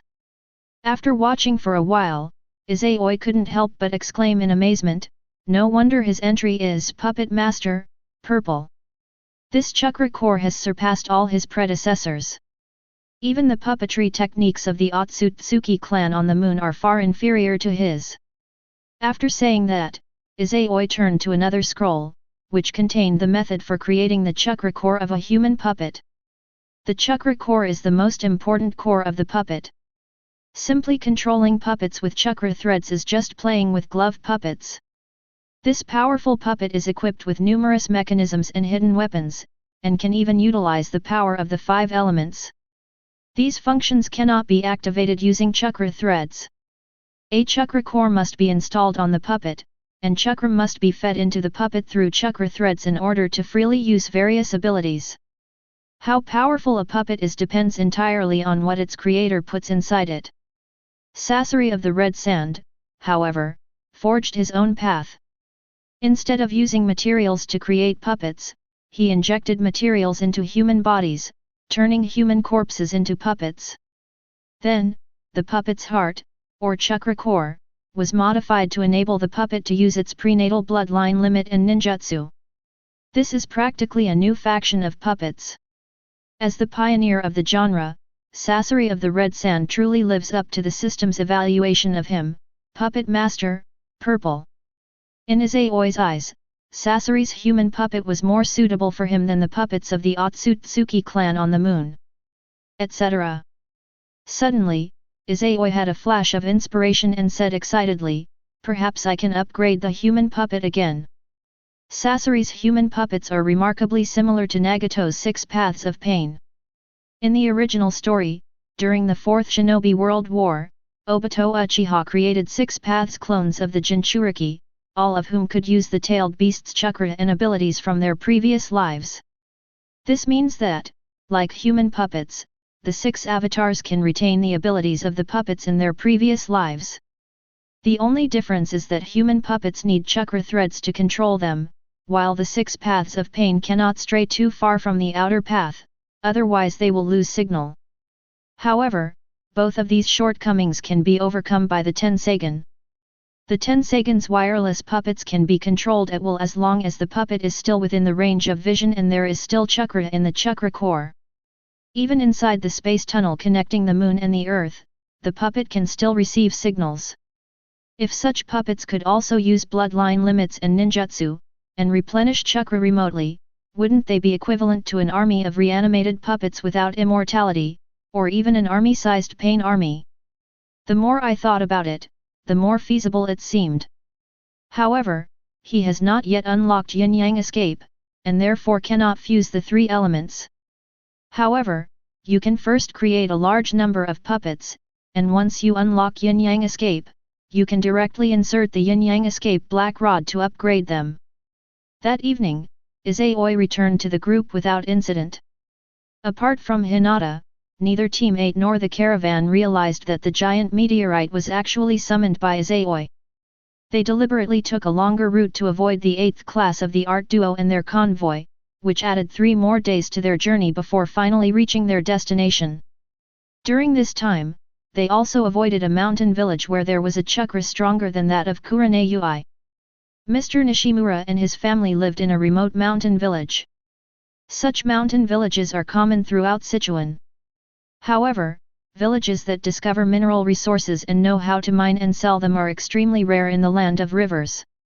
This makes Mr. Nishimura all the more valuable. Because the conditions in the mountain village were too poor, and because they arrived at noon, Kurenai declined Mr. Nishimura's hospitality. She took out the mission scroll, asked him to sign it and give her a good review, and then led Class 8 back home. Unlike their journey on foot, the 8th squad took a leap back, covering distances of several meters, or even more than 10 meters, in a single bound. At this rate, it should take them at most 2 days to get back to Konoha. This is the difference between ninjas and ordinary people. In this technologically abstract world, ninjas are also versatile tools, the most useful oxen and horses. What were your impressions of your first sea-level mission? The latest novel is first published here. I'm tired, so I'll get down and walk, Kurenai asked, looking at Izayoi and the other two. Very tired. Izayoi truthfully replied, at first, there was a bit of novelty, but after that it became physical and mental torture. Hinata and Shinoabara nodded in agreement. Escort missions are like that. Not only are they tedious and a waste of time, but the rewards are also pitifully low, Kurenai chuckled. However, our mission is rather special. The land of rivers is naturally densely forested with treacherous terrain, and we almost encountered an S-rank rogue ninja and a mysterious powerful figure. Few C-rank missions are as unlucky as ours. Thank goodness for Hinata's Byakugan, otherwise we would have been in grave danger this time. Finally, Kurenai reached out and patted Hinata's head. Hinata said softly, it's what I should do. Good girl, Izayoi got off easy. Kurenai decided to help Hinata out. Little did they know, Hinata and Izayoi both had their own plans. The two simply smiled without saying a word, ignoring Kurenai's attempt to help them. 2 days later, in the afternoon, Team 8 finally returned to Konoha. It took them exactly half a month to complete this sea-level mission. After 2 weeks of hard work, each of them received an exceptionally high reward. 23,000 taels of silver. This reward is indeed exceptionally high for a sea-level mission. Because the village will take a portion, the supervising ninja will take a portion, and the remaining reward will be divided into 3 parts, leaving 23,000 ryo. It means that the reward for this C-rank mission should be over 100,000 ryo. The reward for a sea-level mission is generally between 30,000 and 100,000. A reward of over 10,000 is reasonable given the timing.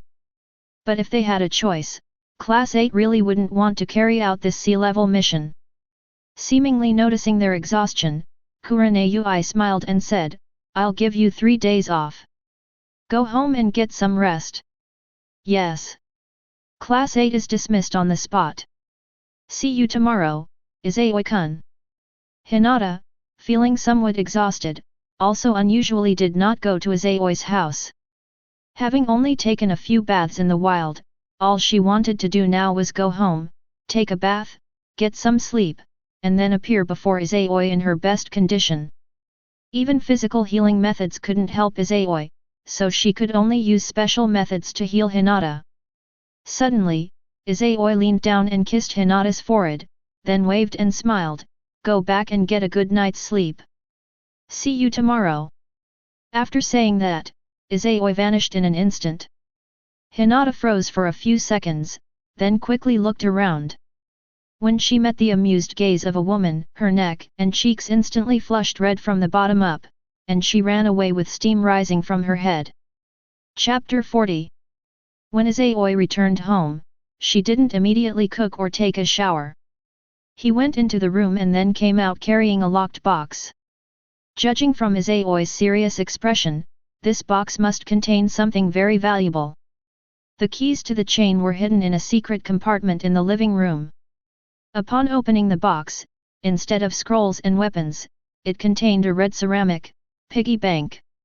Goodbye, little pig. Izayoi carried out the piggy bank, her hands and voice trembling slightly, her expression filled with grief. After saying that, he turned his head away, closed his eyes, and slammed the piggy bank to the ground. The ceramic piggy bank shattered into pieces in an instant, revealing a pile of coins on the ground. Izayoi crouched down and picked up the coins and banknotes one by one, just like she had been stuffing them into her piggy bank since she was a child.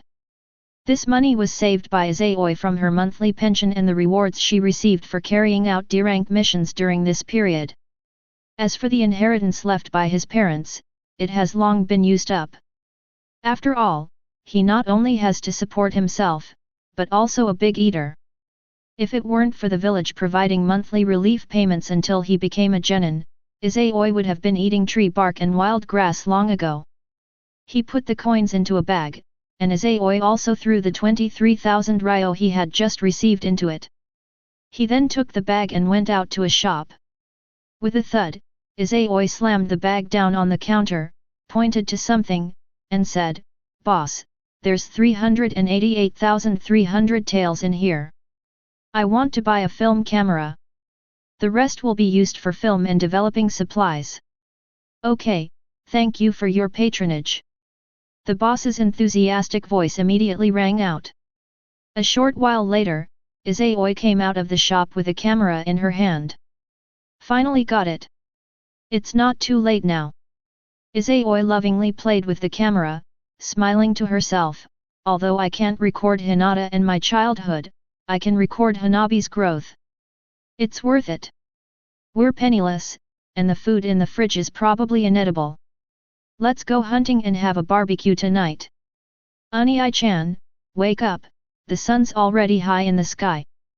The following day, Izayoi, who suffers from a tendency to oversleep, once again enjoyed the princess's wake-up service. However, this time it wasn't the eldest princess who woke him up, but the youngest princess. Her nose was a little itchy. Izayoi opened her eyes, and through her blurry vision, a delicate and cute little face slowly became clear. Hanabi, dressed in a yellow-brown kimono, straddled Izayoi, leaned over, and used her hair to brush Izayoi's nose and face. "You naughty boy, next time I'll do the same to you after you fall asleep." Izayoi chuckled as he gently rubbed Hanabi's cheek. "Hee. It was my sister who told me to wake up Ani-chan. If you want to blame someone, blame your sister." Hanabi immediately rubbed her hand against Izayoi's and started shifting the blame. "You can go out now, Ani-chan still needs to wash up." "Good." After playing with Hanabi on the bed for a while, Izayoi patted her little bottom, signaling her to get off the bed. Wearing white stockings, Hanabi jumped out of bed and ran out, no wonder she didn't make a sound. After a quick wash, Izayoi opened the drawer of her desk and took out the camera inside. "As soon as I stepped out of the room, the first thing I saw was Hinata busy in the kitchen." Hinata was not wearing her usual white trench coat and black trousers at this moment, but a white kimono with purple and white petal patterns on the belt, cuffs, and hem. Her long black hair was styled into a bun at the back of her head. Wearing an apron and holding a frying pan, she was skillfully tossing the pan. Fireworks, on the other hand, are rice balls wrapped in seaweed served on the dining table. Upon seeing this, Izayoi held her breath, tiptoed with her camera, and searched for the best angle to shoot with the light. With a click, a picture of two sisters, back to back, one standing and one kneeling, both wearing kimonos and busy with their own tasks, was instantly and permanently preserved. Hearing the sound of the camera shutter, Hinata and Hanabi both looked over. "Camera." Seeing the camera in Izayoi's hand, Hanabi's eyes lit up.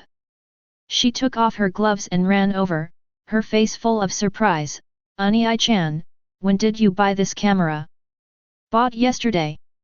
"Ani-chan, let me see." "Be careful, Onii-chan spent 300,000 ryo on this, using up all his savings and the rewards he earned from missions. Izayoi handed over the camera, reminding him. Upon hearing this, Hanabi vigorously wiped her hands on her expensive kimono, which could probably buy several cameras, before taking the camera. Onii-chan, how do I view the photos? The latest novel is first published here. We need to develop them. After breakfast, Onii-chan will teach you how to develop photos. Okay, okay. Onii-chan, let's take a picture together. No rush, let's take a picture together after your sister finishes cooking. That would be more meaningful.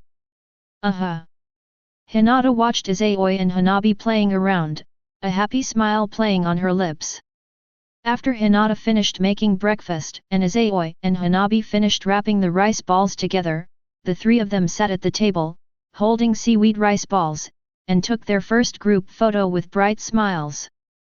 Izayoi sat in the middle, with the two sisters on either side. The person in charge of taking the photos was Izayoi's shadow clone. Selfie sticks are no match for shadow clone. After breakfast, the three of them stayed in Izayoi's room, drew the blackout curtains, and began developing the photos. So beautiful! Looking at the evocative photos of the twin sisters, I can't think of any words to describe their beauty, I can only marvel at them. Hinata stared at the photo of the three of them, her beautiful eyes sparkling. At that moment, the girl felt the same regret as Izayoi. If only we had a camera when we were kids, we could have documented her and Izayoi growing up. However, it's not too late now. So, for the rest of the day, Izayoi and the Hinata sisters started taking pictures everywhere. First, in various places around the house, such as the living room, balcony, dojo, yard. Then we went outside and came to the familiar abandoned training ground, as well as some beautiful waterfalls, and took photos of ourselves, couples, and groups of three. As they passed a large tree, Hinata, unusually proactive, tugged at the sleeve of Izayoi's specially changed robe, her face flushed as she pleaded, "Izayoi-kun, can I use the transformation jutsu?" Upon hearing this, Izayoi was slightly taken aback. Then, following Hinata's gaze to the large tree, Izayoi finally realized what was happening and nodded with a smile, "Okay, let's go together." Hinata nodded happily. After Izayoi used the shadow clone technique, the two stood facing each other and simultaneously formed hand seals, transformation jutsu. As the white smoke dissipated, two chubby-cheeked children dressed in ordinary clothes stood under the big tree, exchanging a smile. Then the two looked at Izayoi's shadow clone and both revealed bright smiles. With a click, the image was preserved forever. Chapter 41. Just as Izayoi and the sisters were capturing a beautiful moment. In the pouring rain of a Megakure, inside a steel building, a figure is communicating with a colorful entity of longing. "Scorpion, what's the matter? Leader, have you ever been to the land of rivers? Or, besides the other 5 pains, do you have any other clones? Why do you ask that?" Pain asked expressionlessly. "Answer me." "No." "Okay, I believe you." Sasori nodded and said in a deep voice, "Deidara and I encountered a guy in the land of rivers. He can summon meteors and uses the same repulsive and gravitational forces as you." Upon hearing this, Pain's expression finally changed slightly. "Who is he?" "I don't know." Sasori of the Red Sand shook his head. "That guy was wearing a long black robe, had long white hair, and wore a pure white mask without eye holes. His senses were ridiculously strong. He suddenly approached us, first summoning a meteor to intimidate us, then threatening me to hand over puppetry techniques and the methods for creating human puppets, but he had no intention of killing us." "So you suspect I did it," Pain said calmly. "That possibility cannot be ruled out." Sasori of the Red Sand stared at Pain's Rin-Egan, then suddenly let out a low laugh. "This kind of rule-like ability, I've only seen it in you so far.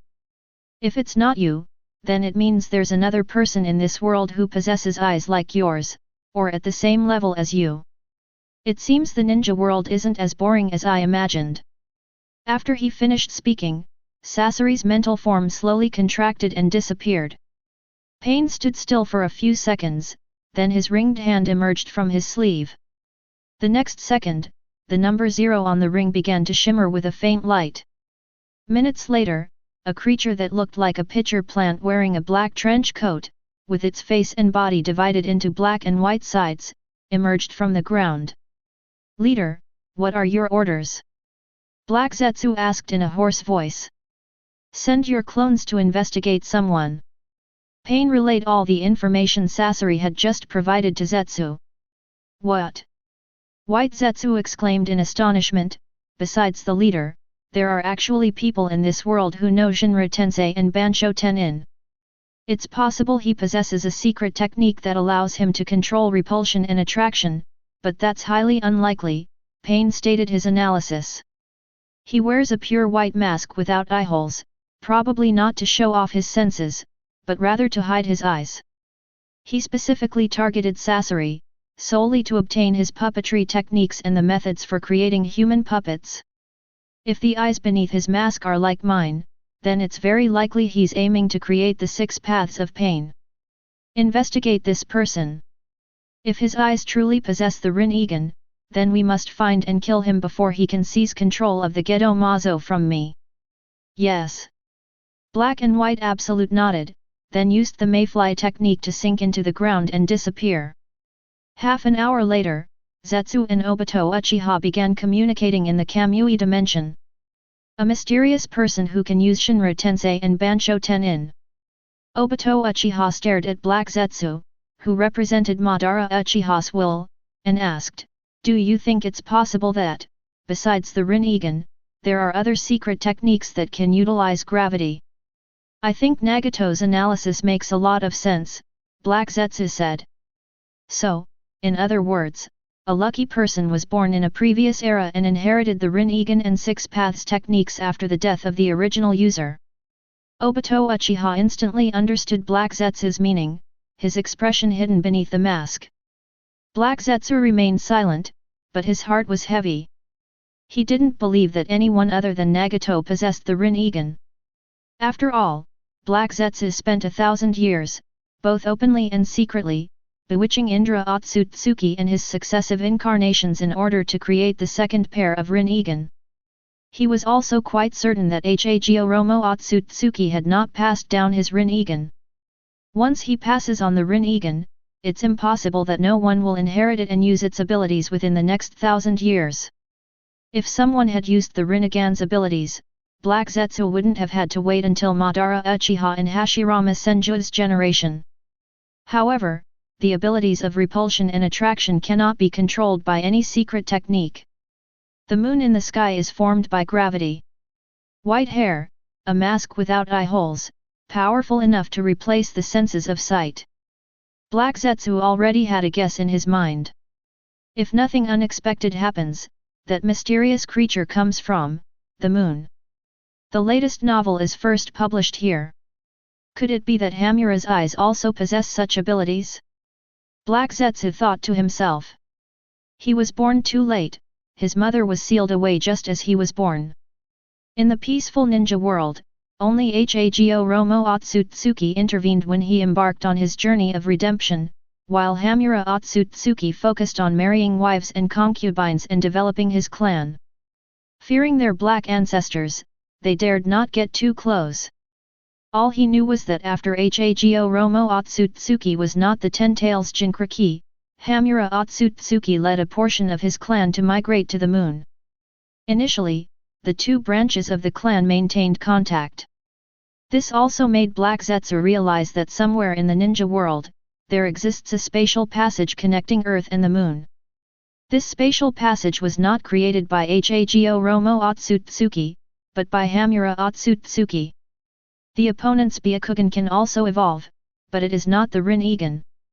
Aside from creating spatial portals, Black Zetsu also had no idea what other abilities this unknown eye technique possessed. The thought of that lineage on the moon preparing to establish contact with Earth, and the appearance of a terrifying being capable of using repulsive and gravitational forces to summon meteorites, made Black Zetsu curse inwardly.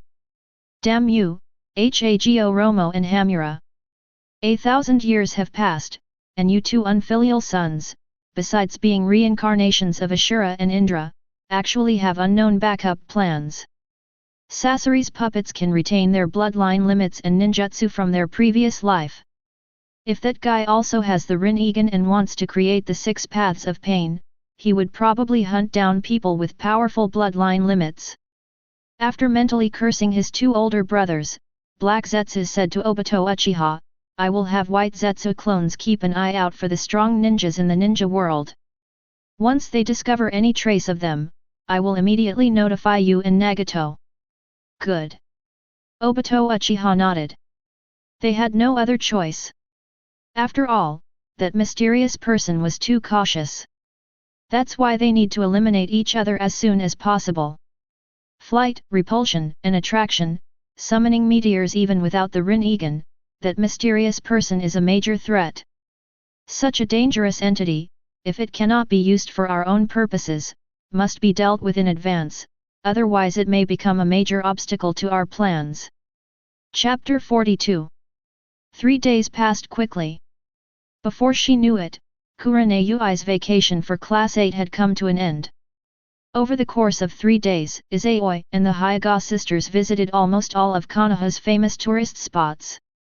Each of the 3 of them prepared a photo album, which was already filled with a large number of photos.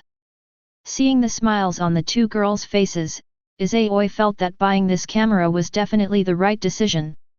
After the holiday, Izayoi began to work like a slave, full of motivation, which surprised Kurenai and Shino Aberame. Hinata seemed to remember something and felt a pang of guilt. "Izayoi-kun, here is my payment." After the 8th team disbanded, Hinata handed the envelope containing the banknotes to Izayoi. "No need, I'm not starving." Izayoi pushed the envelope back, pinched Hinata's cheek, and chuckled, "When I can't afford to eat any more, I'll come back to you, my lady, for a sugar daddy." Hinata didn't shyly lower her head this time, because her attention wasn't on that. When Hinata saw that Izayoi refused, she didn't insist. Instead, she planned to use all the reward money to buy ingredients. Hinata now realizes that Izayoi has always wanted to buy a camera, but simply couldn't afford it. The reason is that she eats too much. Since bringing Hanabi along to find Izayoi, the 2 have rarely gone on picnics, it's always Izayoi who goes out to buy ingredients. Hinata, living a life of luxury, had never noticed. It's only now that I realize that Izayoi's circumstances are completely incomparable to those of her family. Thinking of this, Hinata's eyes reddened slightly, and her heart was filled with emotion. She decided that she would work hard to earn money in the future to share the burden with Izayoi-kun. Izayoi was unaware of Hinata's thoughts, nor did she notice Hinata's change. Because at that moment, his gaze was drawn to someone. The other party was not a handsome man or a beautiful woman, but an old man with dark, aged skin. There was a wooden box next to him, and he was carrying a bottle of wine, but he couldn't bear to drink it all, only taking a small sip each time. He sat on a bench, seemingly waiting for someone, or perhaps he simply couldn't afford a hotel. This is someone from another village, easily identifiable at a glance. People from other villages come and go from Konoha every day. They could be natives of the Land of Fire, or foreigners from other countries. Izayoi has seen countless outsiders like this since she was a child.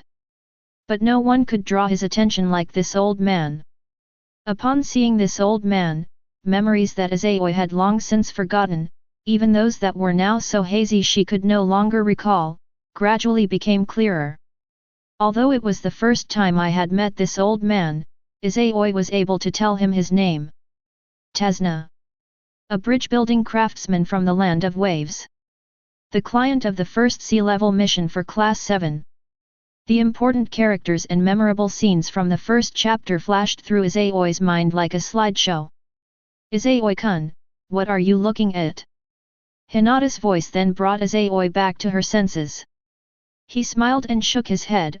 I wasn't looking at anything, I was just spacing out, and something came to mind. What's wrong?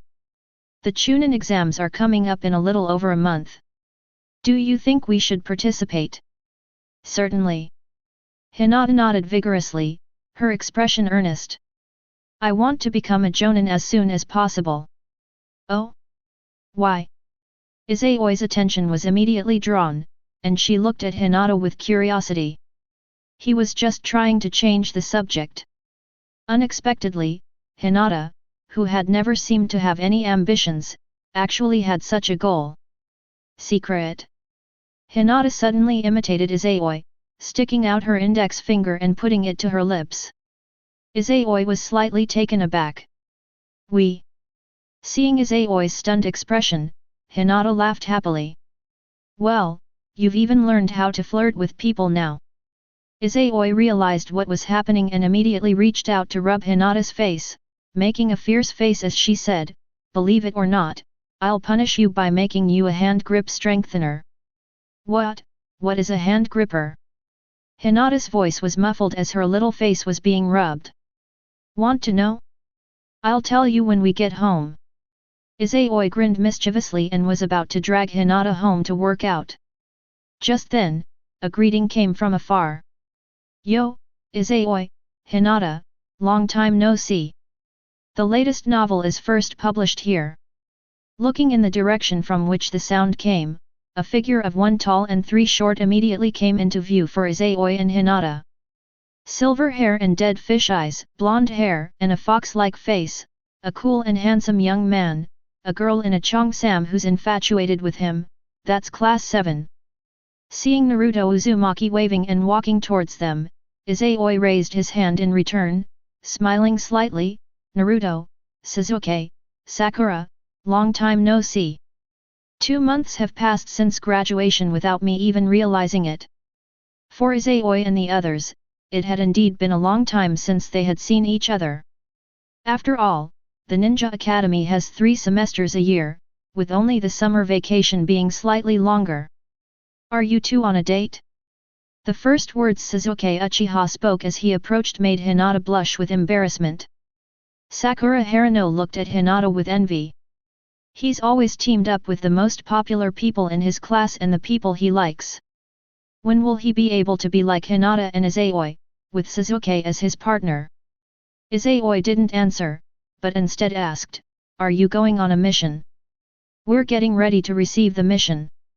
Naruto Uzumaki pointed at Kakashi Hatake, who was openly reading a erotic novel while walking down the street, and said, he's Kakashi-sensei, our Jonin instructor. Kakashi, Jonin. Izayoi and Hinata immediately greeted them politely. Hey, hello everyone. Upon seeing them talking about themselves, Kakashi Hatake put down his copy of Ika Ika Paradise and waved to Izayoi and Hinata. Then, looking at the two who completely outclassed Naruto, Sasuke, and Sakura in height and build, even without pulling up his headband, Kakashi Hatake could tell that their chakra reserves were absolutely superior to Sasuke and Sakura. So, looking at Izayoi and deliberately stirring things up, he said, is this the top student? Not bad at all. He's definitely not someone our class's geniuses and losers can compare to. Kakashi Hatake thought Naruto Uzumaki and Sasuke Uchiha would be displeased, but he found that the two didn't care at all. Even Sakura Haruno and Hinata agreed with Kakashi Hatake. Upon seeing this, Kakashi Hatake immediately gave Izayoi a very high evaluation in his mind. Even Uchiha Sasuke, who had awakened his Sharingan and evolved it to the Two-Tomo stage, and could easily use the Phoenix Flower technique and the Great Dragon Fire technique, thought it was only natural that he would lose to him. It seems that this generation also has some dazzling ordinary geniuses. Kakashi, you flatter me. Naruto and Sasuke are both exceptionally talented ninjas, and Sakura is consistently among the top 3 in academics. I'm just lucky to have a slight edge over them in overall grades. Izayoi smiled modestly before continuing, Kakashi is the renowned copy ninja, the Konoha technician who has copied thousands of ninjutsu. He's a direct disciple of the 4th Hokage and a legendary master of lightning release, capable of cutting through lightning. With Sasuke and the others training under your guidance, they'll master a vast array of ninjutsu in just a few months and completely surpass me. Kakashi Hataki's deadpan eyes suddenly constricted, and he broke out in a cold sweat. Sure enough, he immediately saw Class 7 staring at him with wide eyes, and he knew he was doomed. Kakashi-sensei, I never knew you were this amazing. Naruto Uzumaki pointed at Kakashi Hatake and shouted, "You're the 4th Hokage's disciple, and you've mastered over 1,000 ninjutsu, yet you refuse to teach us ninjutsu. Kakashi-sensei, you've gone too far." Sakura Haruno echoed the criticism. Sasuke Uchiha didn't speak, but his gaze towards Kakashi Hatake was filled with fervor. At the same time, there was also a hint of disdain. Kakashi Hatake knew that he wouldn't be able to slack off anymore. Izayoi, the culprit, had already run away with Hinata. Chapter 43. Night. The bathroom was filled with steam. Izayoi lay in the bathtub, her hands behind her head, staring at the steamy ceiling. If you look closely, you'll notice that his blue eyes look different than usual. The color was not as deep as usual, turning into a lighter sky blue. The black pupils were also assimilated into blue, and white light slowly flowed out from them, forming a beautiful white petal that seemed to move around. If you look closer, you'll see that Izayoi is spacing out. Because his gaze wasn't on the ceiling at all, but rather penetrated the house, looking down on the entire Hidden Leaf village from a godlike perspective. From Izayoi's perspective, Konoha at this time, whether in the city, the suburbs, or the forest, is surrounded by a circular wall about 20 meters high. If the earth were to sink a little more, then looking down from above, the entire Hidden Leaf village would resemble a pot, with the city and forests inside looking like the food inside. Moreover, there was a transparent cover above the pot, completely obscuring the leaves. Not only on the ground, but even underground, there are transparent walls. Whether it's someone inside or someone outside, as long as they touch the transparent wall, their chakra and location will be immediately detected by the sensory team. This is Konoha's sensory barrier. Even pain, one of the 6 paths of pain, could only choose to expose the location of one of his clones and force his way in. However, there is no perfect ninjutsu in this world, and the same goes for sensory barriers. The massive barrier had a gap, which led directly to the village entrance. Unless it's an emergency or a special situation, there won't be a barrier at the village entrance, otherwise, it would only increase the burden on the perception team. Even so, the barrier disappears for a short time every day. The time of this disappearance coincides with the shift change of the sensory ninjas. They change shifts every 6 hours, which means they disappear 4 times a day. Izayoi smiled and murmured to herself. He had already gotten back to bed from the bathtub, and it was late at night outside. After finding a weakness in the perception barrier, Izayoi's gaze left Konoha and shifted her perspective along the eastern part of the Land of Fire. Soon, his gaze fell upon a field. Several tents were pitched there, and the people inside were already fast asleep. There was a bonfire in the open space, and a young boy was keeping watch. It was Uchiha Sasuke. "We've only walked this far, there's plenty of time." Izayoi glanced at Tajuna one last time and smiled, "You're so pitiful, let me lend you a hand." That's right, Izayoi is preparing to participate in the storyline of the Land of Waves. Both creating puppets and chakra cores require materials, which can either be found by oneself or purchased with money. After buying the camera, Izayoi was penniless. If he only does D-rank missions, he doesn't know how long it will take him to save enough money to buy materials to make a puppet. Izayoi was still struggling with how to make money, whether to do normal tasks to save money, or to find a criminal gang to double-cross. Meeting Dazner today suddenly reminded him of someone, and he made a decision.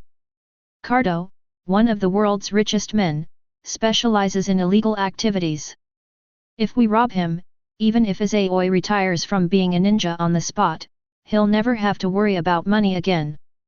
The materials for puppets are as plentiful as you can get. Thinking of this, Izayoi couldn't help but smile, preparing to rob the rich and help the poor tomorrow. The following day at noon, Izayoi used the rewards she had saved from completing missions to buy 2 storage scrolls at a ninja tool shop. She then created a shadow clone with a huge amount of chakra, while her main body secretly slipped out of Konoha during the shift change of the sensory team and headed straight for the Land of Waves. The Land of Waves is a very small island nation. Since it's an island nation, it's naturally not on the ninja continent. However, it is only a bridge away from the ninja continent. This small island is located in the sea at the easternmost edge of the Land of Fire. Once you reach the end, you can vaguely see the outline of a small island. Izayoi, who can see anywhere in the Land of Fire from afar, can naturally see this small island as well. Having just left Konoha, Izayoi had already found Gato. This is what makes the Tensagen so terrifying. The latest novel is first published here. The giant Tensagen on the moon can even monitor the entire ninja world. Such foresight and insight allow one to gain an absolute intelligence advantage in whatever they do.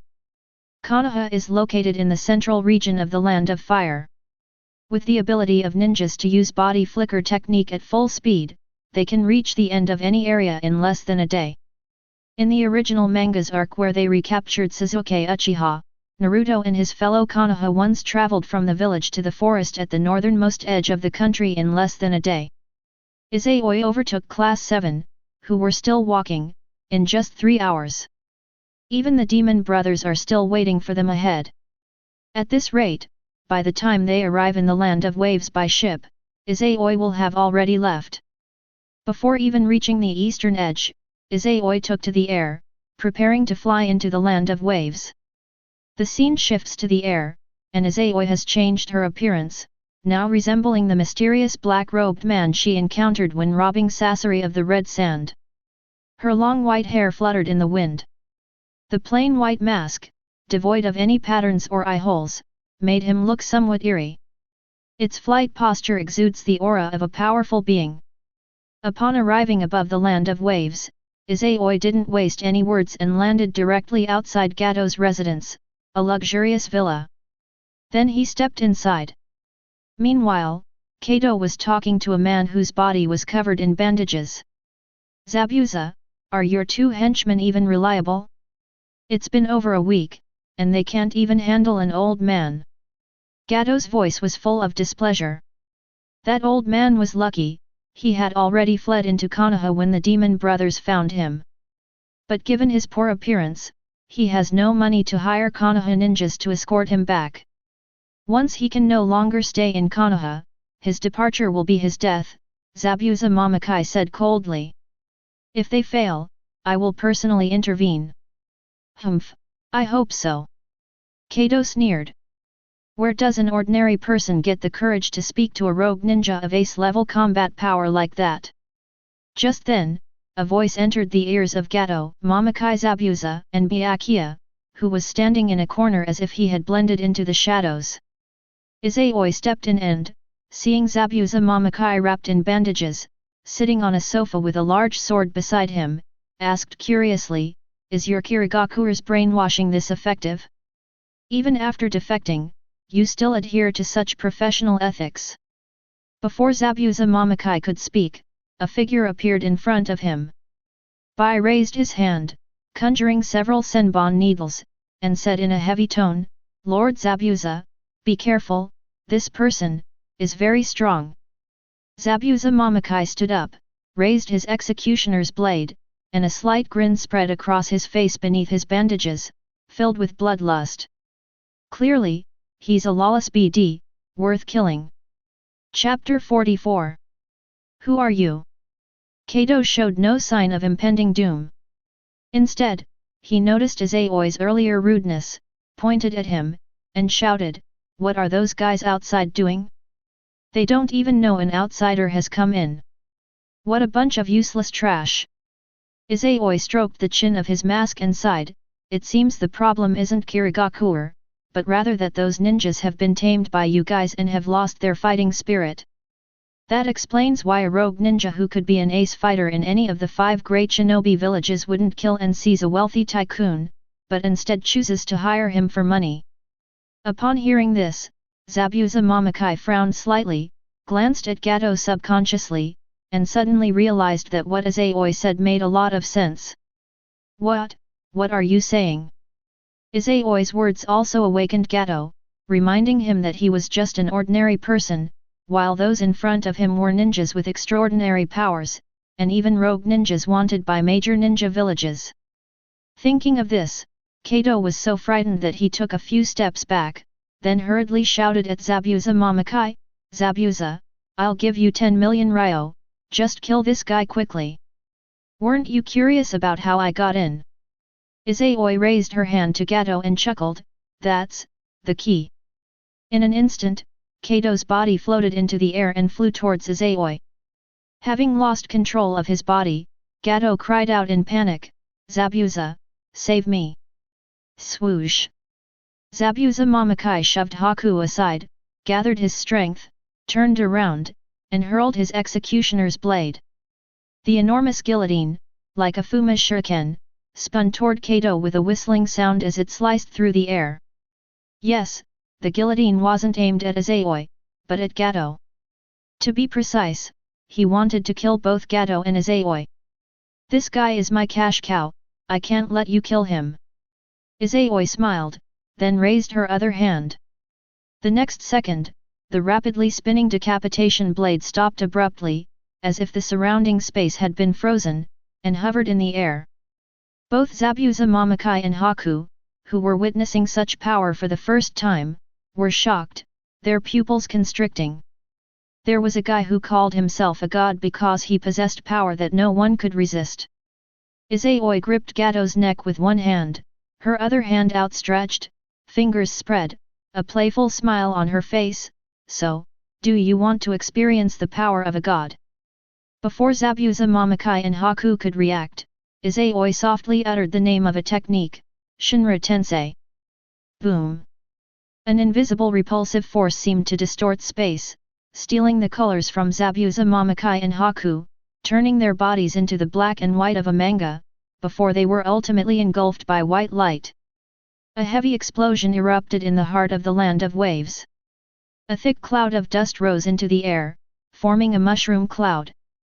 Many residents were frightened by the explosion, but when they saw the mushroom cloud, which was where Kato lived, their faces lit up with joy. Some people even clasped their hands together in prayer, hoping that something had happened to Kato, or better yet, that he had died in the explosion. The mushroom cloud came quickly and went quickly. Before it even reached its highest point, it was blown away by a man-made gale. The villa was now in ruins. Izayoi, holding Gato by the back of his collar, floated in the air. Beneath the mask, the Tensagan merely glanced at the ruins before fixing its gaze on one spot. Immediately, Izayoi raised her hand and waved it gently. Gravity instantly moved the rubble aside, revealing Zabuza Momokai and Haku lying beneath the ruins, their bodies stained with blood, suffering multiple fractures, and severe internal bleeding. They had both lost consciousness, but were still breathing. Shadow Clone Technique. Izayoi landed on the ground, formed a hand seal, and created a shadow clone. After sending shadow clones to treat Zabuza and Haku to prevent them from dying easily, Izayoi patted Gato's face, who was completely stunned and speechless, and asked, "Is all your money in the safe in the basement?" "Yes, yes." Kato snapped out of his daze, grasping at the last straw, and nodded repeatedly, saying, "My money is all hidden in the safe, I have money elsewhere, lots and lots of money. If you spare my life, all my money is yours. Don't kill me, please don't kill me." By the end, Kato was in tears, completely terrified. It's no wonder he behaved this way. In the eyes of ordinary people, ninjas are high-ranking and important figures. But in the eyes of daimyo, nobles, and the wealthy, ninjas were simply very useful tools. After becoming rich, Ronin, rogue ninja, and outlaw ninja all became Gato's tools. They'll do anything for money. He hired those rogue ninjas to do his bidding. If they succeeded, he would achieve his goal. The latest novel is first published here. They're dead, so that saves us some money.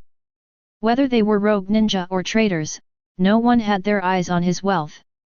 Both Gato and the nobles subconsciously believed that ninjas would not betray their masters and would adhere to professional ethics.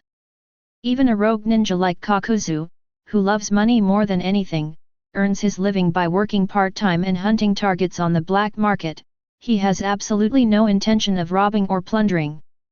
Unexpectedly, there was a crazy person like Izayoi who was unreasonable and had no professional ethics. It's normal for Kato to be terrified when facing such a fighter for the first time. There are other treasure troves. Izayoi frowned slightly, then pressed her finger on a pressure point on Kato's body, knocking him unconscious. Let's see how much money we have first. Casually tossing Kato towards the shadow clone, Izayoi raised her hands, releasing gravity, and countless fragments of rock floated into the air. Soon, a staircase leading to the basement came into Izayoi's view. Izayoi had already discovered the location of the safe, otherwise, he wouldn't have unleashed his repulsive force so recklessly. However, since there was no light source inside the safe, Izayoi had no idea how many things were hidden inside. That's why he saved Cardo. After descending the stairs to the basement, Izayoi stood in front of a safe that was 2 meters high and wide. This is a safe made entirely of metal, and it also has a combination lock. Izayoi didn't know the password, nor did she wake up Kato to ask him for it. He reached out and placed his hand on the door frame, and then with a loud bang, the safe's door and frame instantly dented and crumbled. After using repulsive force to bombard the safe several times, Izayoi managed to dismantle the safe door. The contents of the safe were immediately revealed to Izayoi. Without the safe door to conceal it, dazzling light shone from within, enveloping Izayoi like a rosy glow. Izayoi stood in front of the safe, hands on her hips. If you remove his pure white mask, you will see that Izayoi's Tensagen has disappeared, and his eyes are now just 2 large dollar symbols. We've struck it rich. Chapter 45. The safe, which was 2 meters high and wide, was filled with valuables. There were stacks of 10,000 yuan banknotes of the largest denomination, neatly arranged gold bars, bulging bags of gemstones and jewelry and land deeds casually placed in one compartment. Izayoi has lived 2 lives, and she has never seen so much money before. Is this the true value of being a top-tier tycoon? Izayoi exclaimed. If Kato isn't lying, this is just one of his treasure troves. Just how rich is this guy? Who cares, it's all mine now, hee hee. Izayoi took out a storage scroll she had prepared beforehand and put all the banknotes, gold bars, gems, jewelry, and land deeds from the safe into it. Unfortunately, the safe is too big, and the storage scroll isn't the large or extra large kind, so it can't fit the entire safe inside. Fortunately, Izayoi had anticipated this and had specifically bought 2 storage scrolls. After collecting all the treasures, Izayoi returned to the surface from the basement, then formed a hand seal with one hand and created a shadow clone with a huge amount of chakra. Izayoi said to her shadow clone, I'm leaving the rest to you. Is that all right? That's unnecessary. Don't you trust me? The shadow clone raised its hand and released gravity, lifting Gato up and taking him away from the land of waves. After watching the shadow clone leave, Izayoi, along with another shadow clone, took Zabuza Mamakai and Haku and flew away from the land of waves.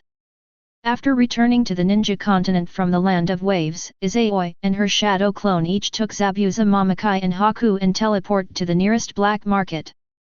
The Tensagen can monitor Izayoi throughout the land of fire, so of course she knows the location of the black market. After all, apart from Konoha's Anbu and Root, only the people in the black market live underground. As for the black and white Zetsu and the white Zetsu clone, Izayoi tried to find them with her Tensagen, but couldn't find them at all. If nothing unexpected happens, it should be the effect of the mayfly technique merging with the earth and vegetation. Although black and white absolutes have little combat power, they possess 3 divine skills: the spore technique, the disguise technique, and the mayfly technique.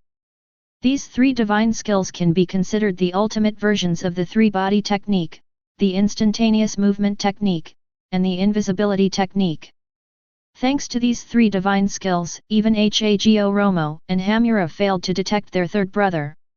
In less than half a day, Izayoi and her shadow clone arrived outside the nearest black market, which was a public toilet. Izayoi left her shadow clones outside to watch over Zabuza and Haku, while she entered the black market alone. "Welcome. Please follow me." As soon as Izayoi entered the black market through a special passage, a middle-aged man in a black suit led him into a private room.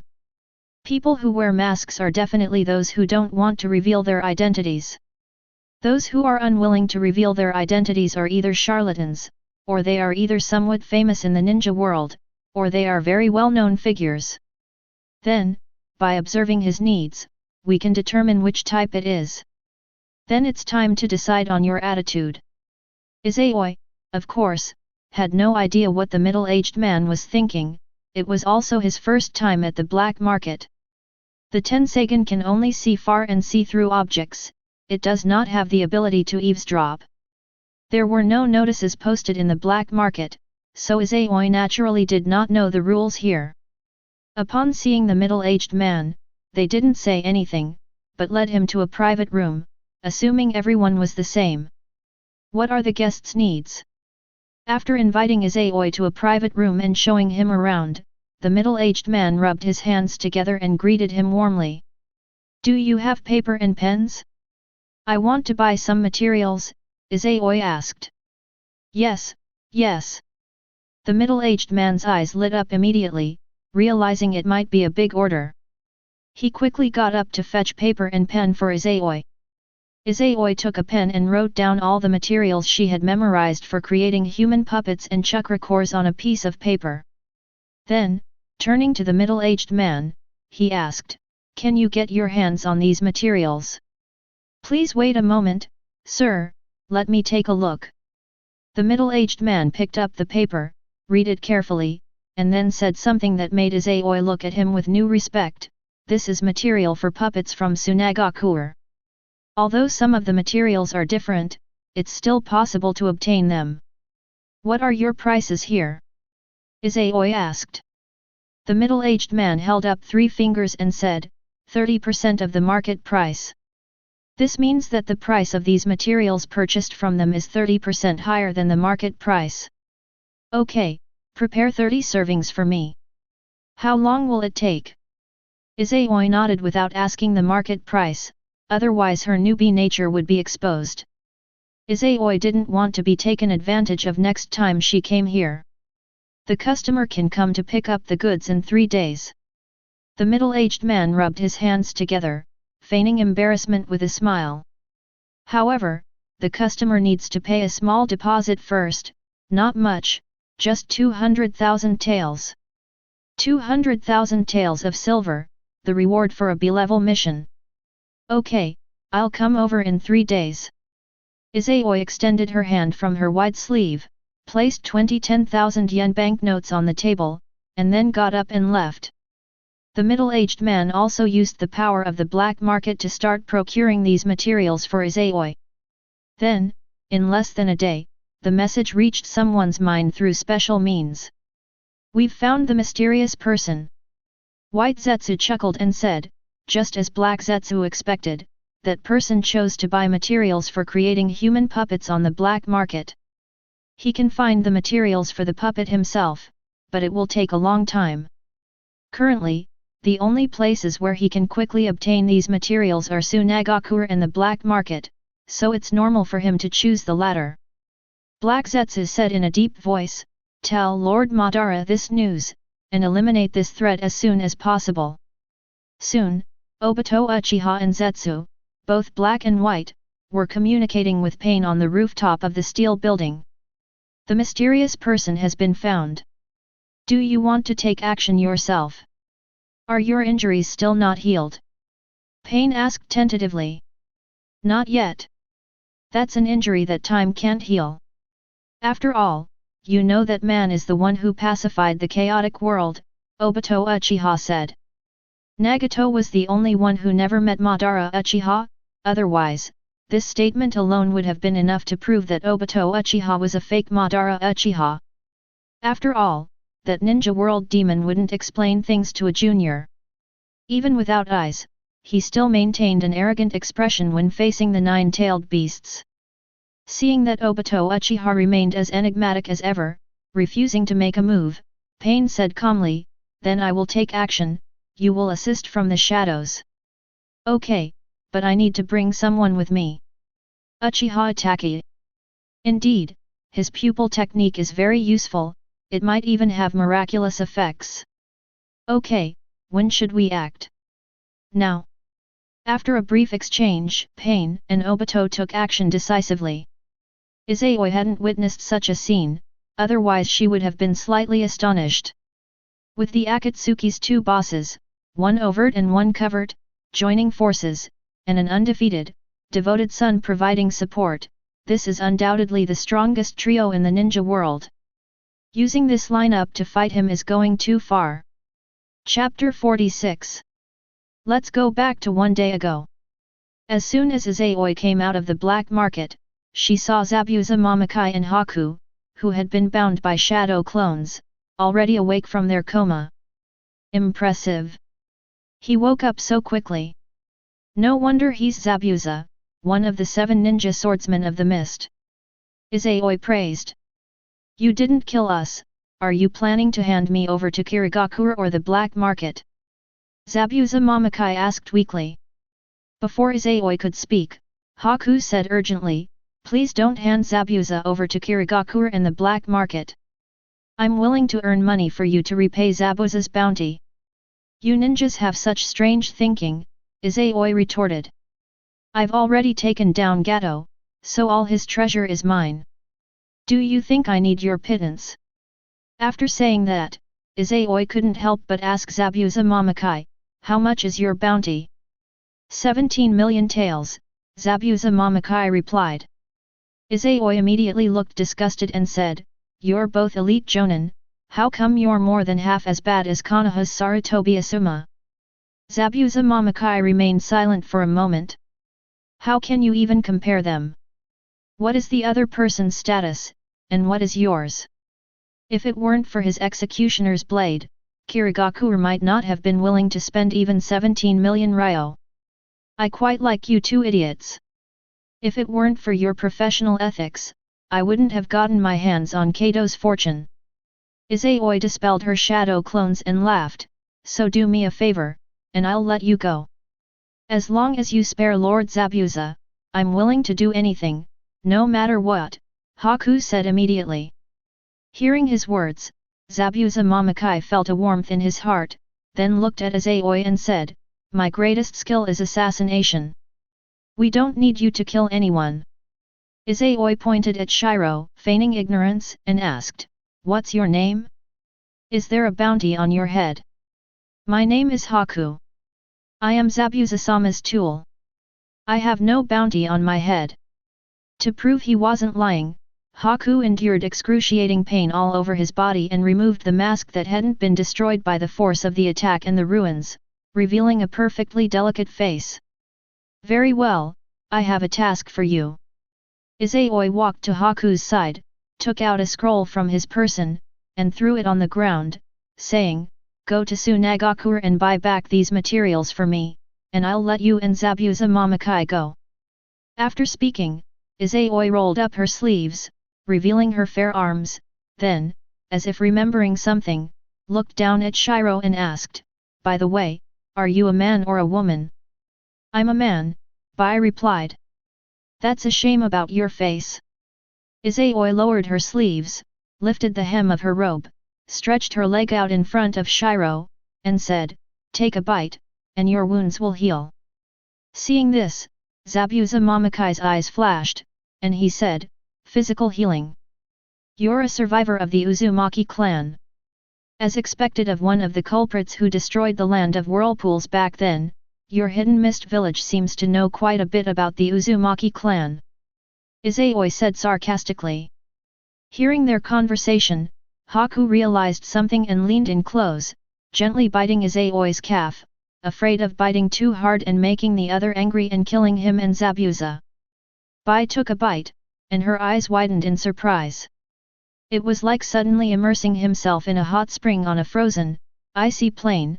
The warm current that dispelled all negative energy surged through his body. Under the influence of this warm current, Bai's external and internal injuries healed at a speed visible to the naked eye. Even the bones that were blasted away by the repulsive force and broken from repeated collisions with the villa, as well as the internal organs that were bleeding, all of them were repaired and restored as if time had reversed. This demonstrates the immense power of the Uzumaki clan's physical healing abilities. In the original story, Tsunade, whose body was severed in two, was able to heal herself and be reborn through her physical abilities. In just a short while, Bai's injuries were completely healed. Izayoi rubbed her calves against her white clothes, then said, "The scroll lists the materials I need. I'll give you a budget of 30 million taels, buy as much as you can." "My lord, I will certainly complete the task you assigned me. Please also heal Lord Zabuza." Haku bowed respectfully to Izayoi. "Get lost. Do you think anyone has the right to bite me? If I didn't need you to do my work, you wouldn't deserve this treatment," Izayoi said irritably. "This guy won't die. If you had come back sooner, there would have been time to take him to get treatment. Remember, you only have 10 days. After 10 days, I'll consider you dead." "Haku, don't worry about me," Zabuza Momokai chimed in. "Yes." Soon, Haku took the money and scroll given to him by Izayoi and teleported towards the land of wind. Izayoi also created another shadow clone, picked up Zabuza Momokai, and left the area. "Aren't we waiting here for Haku to return?" Zabuza Momokai asked. "You didn't tell him where we'd meet." "No need. As long as he appears in the land of fire, he won't escape my eyes." "So arrogant? Could it be that he has awakened the Kagura mind's eye of the Uzumaki clan? Or is it that his intelligence network spans the land of fire? Aren't all members of the Uzumaki clan supposed to have red hair? Why is his hair white? Transformation magic, or is he a mixed-race individual?" Zabuza Momokai thought to himself. Arriving at a cave more than 100 kilometers away from the black market, they threw Zabuza Momokai inside and had his shadow clones guard him. Izayoi used her Tenseigan to monitor the entire land of fire and began to await the outcome. Izayoi wondered if Sasori, whom she had robbed, would tell Nagato. However, considering that his repulsive and attractive forces had been discovered, Izayoi felt there was a high chance that Sasori of the Red Sand had told Nagato. If that's the case, then this disguise of mine should have caught the attention of Nagato, and even Obito Uchiha and Black Zetsu. After all, the repulsive and attractive forces, which are like rules, are not something that everyone can possess. In the original work, there is no secret technique that can control these two abilities. This is one of the basic abilities of the ultimate eye technique. Besides pain, another person has emerged in the ninja world who can use repulsive and gravitational forces, and he even wears a pure white mask without eye holes. Whether Nagato and Obito Uchiha will feel uneasy is unknown, but Izayoi knows that Black Zetsu will definitely feel uneasy. After all, he had been striving for 1,000 years before finally seeing hope of rescuing his mother in this era. Now that an anomaly has suddenly appeared, he will find Izayoi even if he has to dig 3 feet into the ground.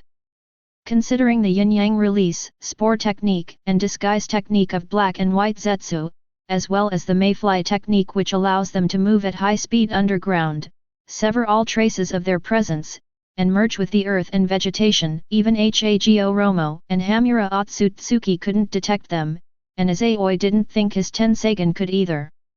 White Zetsu has the best intelligence gathering ability in the ninja world. He might find out that Izayoi bought materials for human puppets on the black market. To avoid being set up, Izayoi needs to make a backup plan. This is why he left blank spaces and why he didn't kill Momokai Zabuza. Chapter 47. There was definitely a problem. Luckily, I read the brave warrior in my past life, oh wait, I mean, the cautious warrior.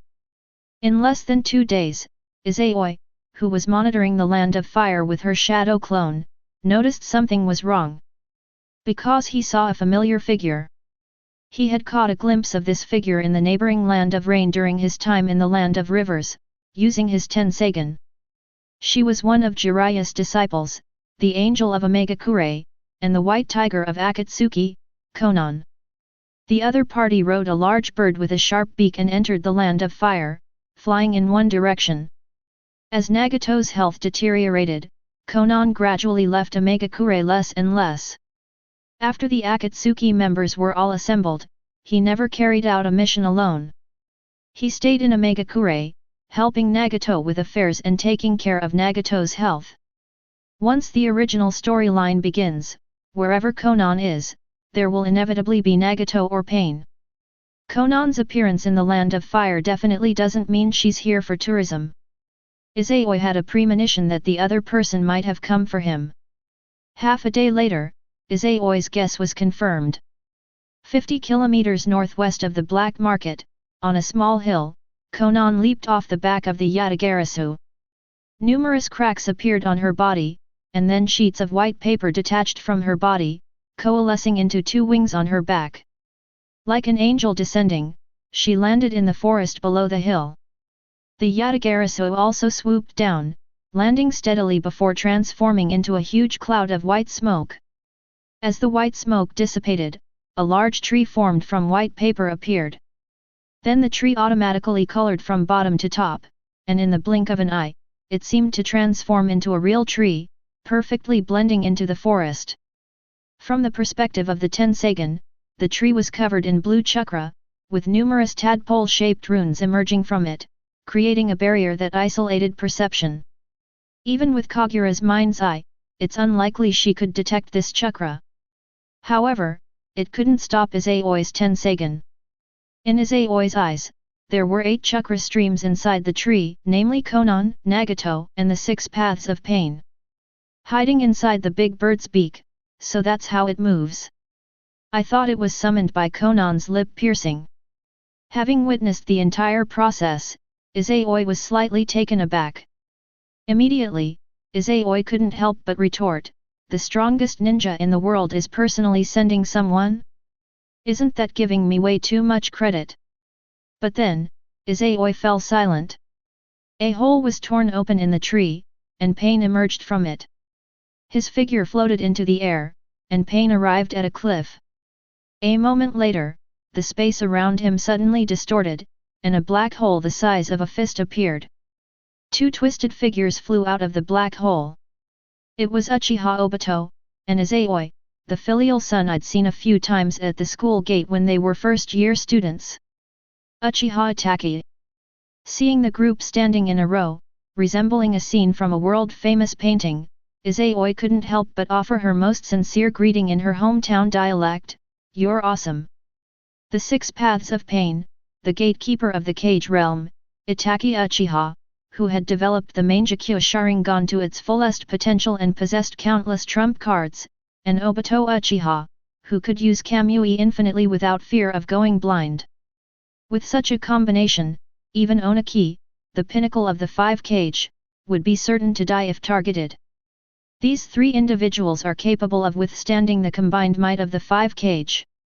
If they let down their guard against each other, even the 5 Kage would be no match for them. Using this lineup to deal with him? What makes them think they can do that? Just then, Izayoi heard the voice of her shadow clone, spoken in Mandarin, "Look, there's movement at the black market too." Upon hearing this, Izayoi's gaze immediately shifted to the black market. The middle-aged man in the suit had been impaled by a tree branch. Then a white creature transformed into the appearance of a middle-aged man. The mayfly technique, as expected, even the Tensagen couldn't detect it. Izayoi's expression immediately turned serious. His disguise is flawless, it truly deserves to be called the strongest transformation technique in the ninja world, the shadow clone said. If the Tensagen, even after its second awakening or final evolution, still can't see through it, then we'll have to give Kagura's mind's eye the ability to sense good and evil. Upon hearing this, Izayoi fell into deep thought. His mind was already racing, wondering what other abilities in the ninja world, besides Kagura's mind's eye, could detect an imposter's disguise? Ideally, even the art of the mayfly could be broken. After all, what black and white absolutes fear most is not their disguise techniques, nor their possession techniques, but their mayfly technique, which allows them to ignore barriers and move at high speeds, merging with the earth and vegetation. That's a technique that even a 6th-level expert couldn't detect. The thought of being watched by such eyes in the dark made Izayoi feel nauseous. But for the time being, Izayoi couldn't think of a solution. So he put the idea aside for the time being. With a glance of his Tensagen at the white Zetsu clones in the black market and the strongest duo on the cliff, Izayoi chuckled, "I was originally thinking of giving you a little something to say, but I think I shouldn't waste my energy. I'll just have you stand here as punishment for a while. Isn't this good news?" This blatant act of waiting for prey to come to them suggests that Black Zetsu was unaware of the Tensagen's existence or its abilities. This is Izayoi's advantage. Izayoi cannot afford to squander this advantage. Luckily, I had a backup plan, otherwise the losses would have been much greater. I'll remember this grudge, I'll repay you handsomely in a while. Izayoi took one last look in the direction of the strongest combination, then dispelled her shadow clones and returned to the cave to take Zabuza Momokai with her. 3 days later, the appointed time arrived. As dusk fell, Itaki Uchiha gazed at the setting sun, now only visible in the northern hemisphere, and asked Obito Uchiha, who was also watching the sunset beside him, "Has the target not appeared yet?" "You'll only know if you ask them directly," Obito Uchiha said quietly. Upon hearing this, the black and white Zetsu, half hidden in the ground, said, "The item has been delivered to the clone, but that guy hasn't shown up yet, and the clone is unharmed. Have we been exposed?" "It's not impossible," Heiju said, his mood growing even heavier.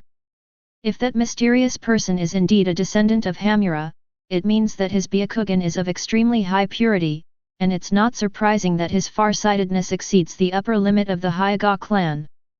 But they've all maintained a distance of 50 kilometers, and these days they're frequently hiding within barriers and alternate dimensions. How could they possibly be exposed? This is even more outrageous than Kagura's mind-controlling abilities from the Uzumaki clan. Wait one more day, and Itaki and I will distance ourselves." Pain left these words calmly before turning and departing. Uchiha Itaka stood up and followed closely behind. Obito Uchiha also hid inside the Kamui dimension. Only black and white Zetsu, using the Mayfly technique and white Zetsu clones, were monitoring the black market while simultaneously expanding their reconnaissance area to see if that person was hiding nearby. Then another day passed, and the strongest duo still hadn't seen anyone arrive, so they left with mixed feelings. If they couldn't catch that person this time, it will be even harder next time. With this level of perception, they're already at a disadvantage before the battle even begins. 6 days later, in a forest near the border of the Land of Fire. "My lord, this is what you wanted. It cost a total of 29,870,000 taels." Having just returned to the Land of Fire from the Land of Rivers, Haku removed the 3 large scrolls from his back and respectfully addressed Izayoi. "Well done. You don't need to pay back the rest of the money, it's a bonus." Izayoi used gravity to catch the scroll, then soared into the sky and left. Watching his departing figure, Haku and Zabuza Momokai, who had been worried that he might go back on his word, both breathed a sigh of relief. "Lord Zabuza, where are we going next?" Haku asked, helping Zabuza, who had recovered somewhat and could barely stand with his cane. "Let's go and eat each other alive," Zabuza Momokai said in a deep voice, his eyes flashing with a sharp light, as if he had opened the door to a new world. The demon-san who received a lesson from Izayoi has grown up. Chapter 48. Izayoi was unaware that her actions inspired Zabuza Momokai, leading him down a different path as a rogue ninja. After obtaining the materials to create the human puppet and chakra core, Izayoi did not immediately return to Konoha. During this period, every 3 days he would create a shadow clone with a huge amount of chakra and return to the village to take over from the shadow clone that was about to automatically dissipate. Apart from Hinata and Hanabi, no one knew that Izayoi in the village was just a shadow clone. Having already informed the Hyuga sisters, Izayoi wasn't in a hurry to return to the village. Instead, she changed her identity and first met up with her shadow clones who were scavenging other treasure locations in Kado to sort out the spoils of this trip. It turned out that it was impossible to calculate Kado's assets.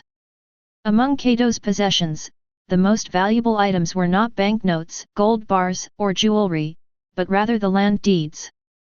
The land deeds that Kado could hide were certainly not worthless. These land deeds are all for houses or shops in prime locations in various countries. By selling just a few land deeds, Izayoi earned the equivalent of several Sarutobi Asumas. After becoming incredibly wealthy, Izayoi immediately used the land deed to find a villa that Kado had bought in the Land of Fire. Then, in the city where the villa was located, she bought a clothing store, leaving a shadow clone to learn from the tailors and designers inside. Instead of returning to Konoha, the main body left the Land of Fire and entered the Land of Rivers, carrying 2 large, empty storage scrolls. Rumble. Dark clouds gathered over a mountain village, and rumbling thunder echoed through the air. A short while later, a light rain began to fall. Even so, outside the village, villagers with bare torsos were still pulling out cartloads of minerals from a mine, and the sounds of mining could still be heard from inside. Not far from the mine, in an open area, stand numerous tombstones. There are still several people wearing black raincoats gathered around a coffin that has just been lowered into the pit, mourning the person inside. Ah, why would someone as good as you die? It breaks my heart, it breaks my heart. The person leading the shouts made exaggerated gestures, revealing their true feelings. However, none of the people around felt sadness, their eyes only showed fear of the leader. In their eyes, this clan chief was simply a capricious and unpredictable fellow. They'd hold a funeral for someone over the slightest disagreement. Rega, a very strong chakra is approaching this way. Just as the leader was putting on his show, a childish voice suddenly rang out from inside the bulging raincoat on his back, sounding somewhat panicked, "Be careful, that guy can fly." Upon hearing this, Rega Kurosuke, who was still covering his face and crying, immediately lowered his hand and looked up at the sky with a solemn expression. In the rain, a black figure descended from the sky. Lightning release, lightning ball. Before the figure could land or speak, Rega Kurosuke drew his strangely shaped twin swords, crossed them towards the sky, and condensed his lightning-style chakra at the tips into a blue-white ball of light, which shot out. As the lightning ball flew towards them, the figure simply extended their hand from their sleeve, fingers spread wide. Then the lightning ball seemed to have hit an invisible wall, exploding with a deafening roar, like fireworks bursting forth, with countless arcs of electricity flashing and disappearing. "I knew it. It's you too, Kurosuke Rega, and the owner of the Red Eyes Bloodline Limit." Izayoi smiled. "Since you let the original go, you 2 bootlegs will become my puppets. I'm in a hurry, let's finish this quickly." Universal pull. An invisible force, like a giant, unseen hand, pulled the black Hoshino Rega up from the ground. "No hand seals, I can't see anything, what kind of weird ninjutsu is this?" Rega Kurosuke's expression changed drastically, but he quickly crossed his twin swords again and channeled a large amount of chakra into the lightning swords, converting it all into lightning release nature transformation. Lightning release, lightning fang. The twin swords transformed into lightning, shooting out curved bolts of lightning towards Izayoi, like a barrage of lasers. This move is Rega Kurosuke's signature technique, just like Kakashi Hataki's lightning blade. If lightning misses its target, it will fly into the sky, merge with the dark clouds, and then fall back down as lightning. Your moves are good, and your sword is excellent, but that's all I can praise you for. Izayoi spread her arms, and a green dome formed by the distorted air due to her charging up appeared. Shinra Tensei. As Izayoi finished speaking, the protective barrier, like a water-filled balloon, reached its breaking point and suddenly ruptured. The repulsive storm contained within instantly shattered the rain curtain, engulfing the black Hoshino Rega, which was falling downwards without being pulled by gravity, as well as the black Hoshino family members fleeing below. Boom! The deafening explosion echoed throughout the entire mountain village. Both the miners and the villagers could hear the explosion. Those who were closest to the mine shaft could even feel the entire cavern shaking violently. Fortunately, the cave did not collapse. When the rain returned and gusts of wind dispersed the dust, the cemetery had vanished, replaced by a huge meteorite crater. The entire Kurosuke family is dead. Reiga Kurosuke, who was in close contact with the earth and subjected to the repulsive impact, suffered broken bones and severe bleeding in his internal organs. However, before being blasted to the ground, Reiga Kurosuke decisively threw away his twin swords to protect Ranmaru behind him, so that the latter did not die on the spot, but was seriously injured like him. When Izayoi descended from the sky, Reiga Kurosuke, his mouth still full of blood, weakly pleaded, "Please, please, spare Ranmaru. Those you killed, didn't they say the same things to you?" Izayoi scoffed, "You claim to be an elite Jonin-level rogue ninja, yet you speak so childishly." After speaking, Izayoi raised her hand and used gravity to pull the twin swords towards her, but she did not change direction to shoot them at Kurosuke Reiga and Ranmaru. Instead, he smiled at Reiga Kurosuke and said, "Help me conduct an experiment, make the most of your last bit of value before you die." Immediately, Izayoi formed a hand seal and created a shadow clone with a small amount of chakra. Then, the main body and the shadow clone each held a lightning blade, channeling chakra into them and transforming it into lightning release nature transformation, instantly making them seem as if they were wielding lightning. The main body and the shadow clone hurled lightning bolts from their hands, piercing through the bodies of Reiga Kurosuke and Ranmaru. However, the scene that Izayoi wanted to see did not appear. Neither Kurosuke Reiga nor Ranmaru had any related entries revealed. Shadow clones and killing don't increase the critical hit rate. Is there really no other mechanism to increase it? Izayoi thought to himself. Chakra definitely isn't the standard for measuring strength, otherwise, besides Jinchuriki and Naruto, no one else could provide me with any stats. So how is strength determined? If it's based on stats, then since I was 3 years old, there have only been a handful of people in the ninja world who can provide me with stats. But the stats my classmates obtained mean it's not based on stats. Is it based on techniques, or performance? Looking at the corpses of Reiga Kurosuke and Ranmaru, Izayoi said softly, "Try this method one more time. If that doesn't work, we'll have to be more violent and force the ninja world. After all, I already have this level of equipment, how can I let someone with worse equipment catch up to my efforts of over a decade in just a few years?" No one can understand Izayoi's anxiety. Chapter 49. The people who invaded your village have been killed by me. These minerals are my spoils of war. You have no objections, do you? No, no. Please, sir, do you need any help? No need for help, I'm in a hurry, goodbye. After storing the bodies of the Kurosuke family and some minerals needed to create the puppets into 2 large storage scrolls, Izayoi floated into the air, sometimes flying, sometimes teleporting, leaving the land of rivers at top speed. The next morning, Izayoi returned to the land of fire and went straight to the tailor shop. She created a shadow clone with a huge amount of chakra and handed it the scroll containing the minerals and the corpse. Without taking a break for even a quarter of an hour, he first went to a shop to buy something, and then, carrying gifts for Hinata and Hanabi, rushed back to Konoha at full speed. Finally, Izayoi returned to Konoha before 6 p.m. During her shift break, Izayoi entered Konoha from another location, then returned to the central town from the wilderness, arriving home quickly. "I'm back." On the night of the 16th night, as she changed her shoes in the entrance hall, she shouted loudly. Then, he picked up the gift box and headed upstairs. However, a curtain has been installed at the top of the stairs at some point. Izayoi drew back the curtains, revealing a dimly lit room with the blackout curtains drawn.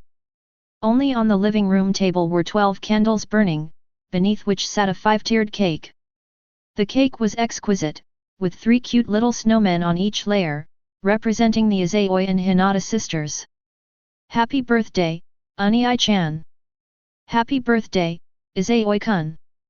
Hinata and Hanabi were already waiting for Izayoi in the living room.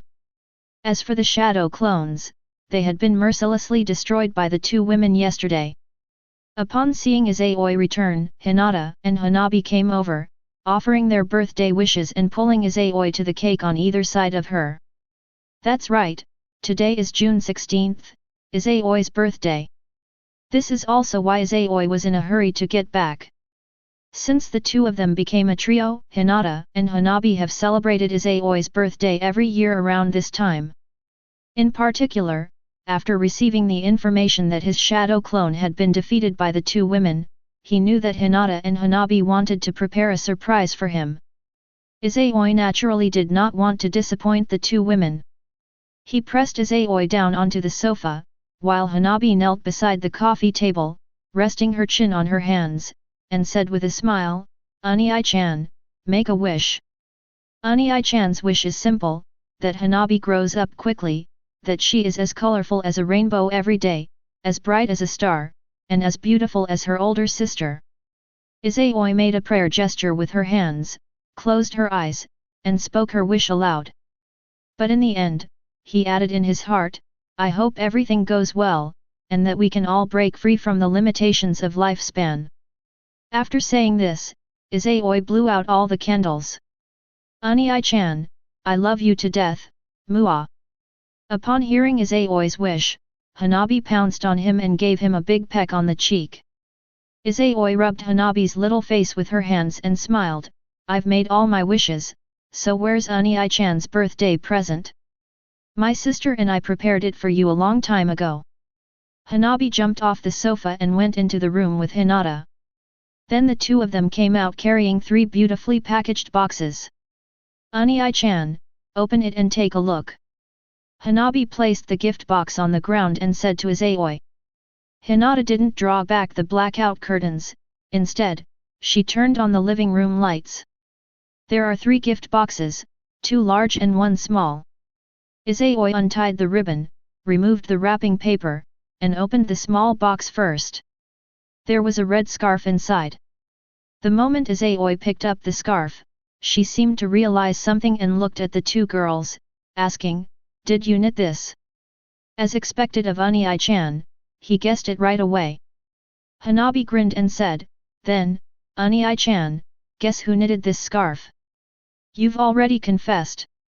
Izayoi flicked Hanabi's forehead and laughed, "Your sister definitely had a part in it.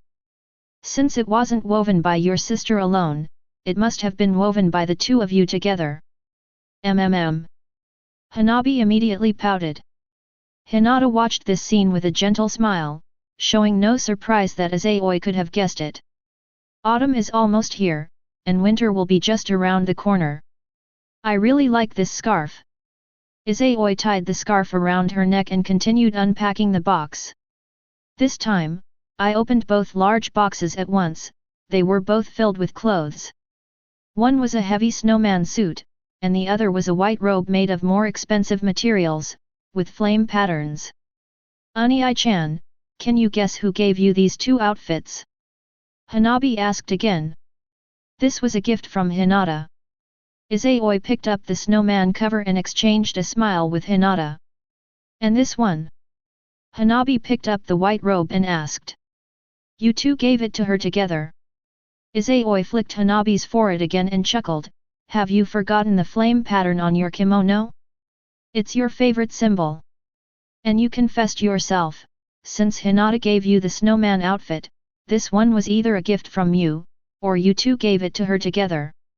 This isn't fun. Ani-chan, can you read minds? Hanabi immediately started throwing a tantrum.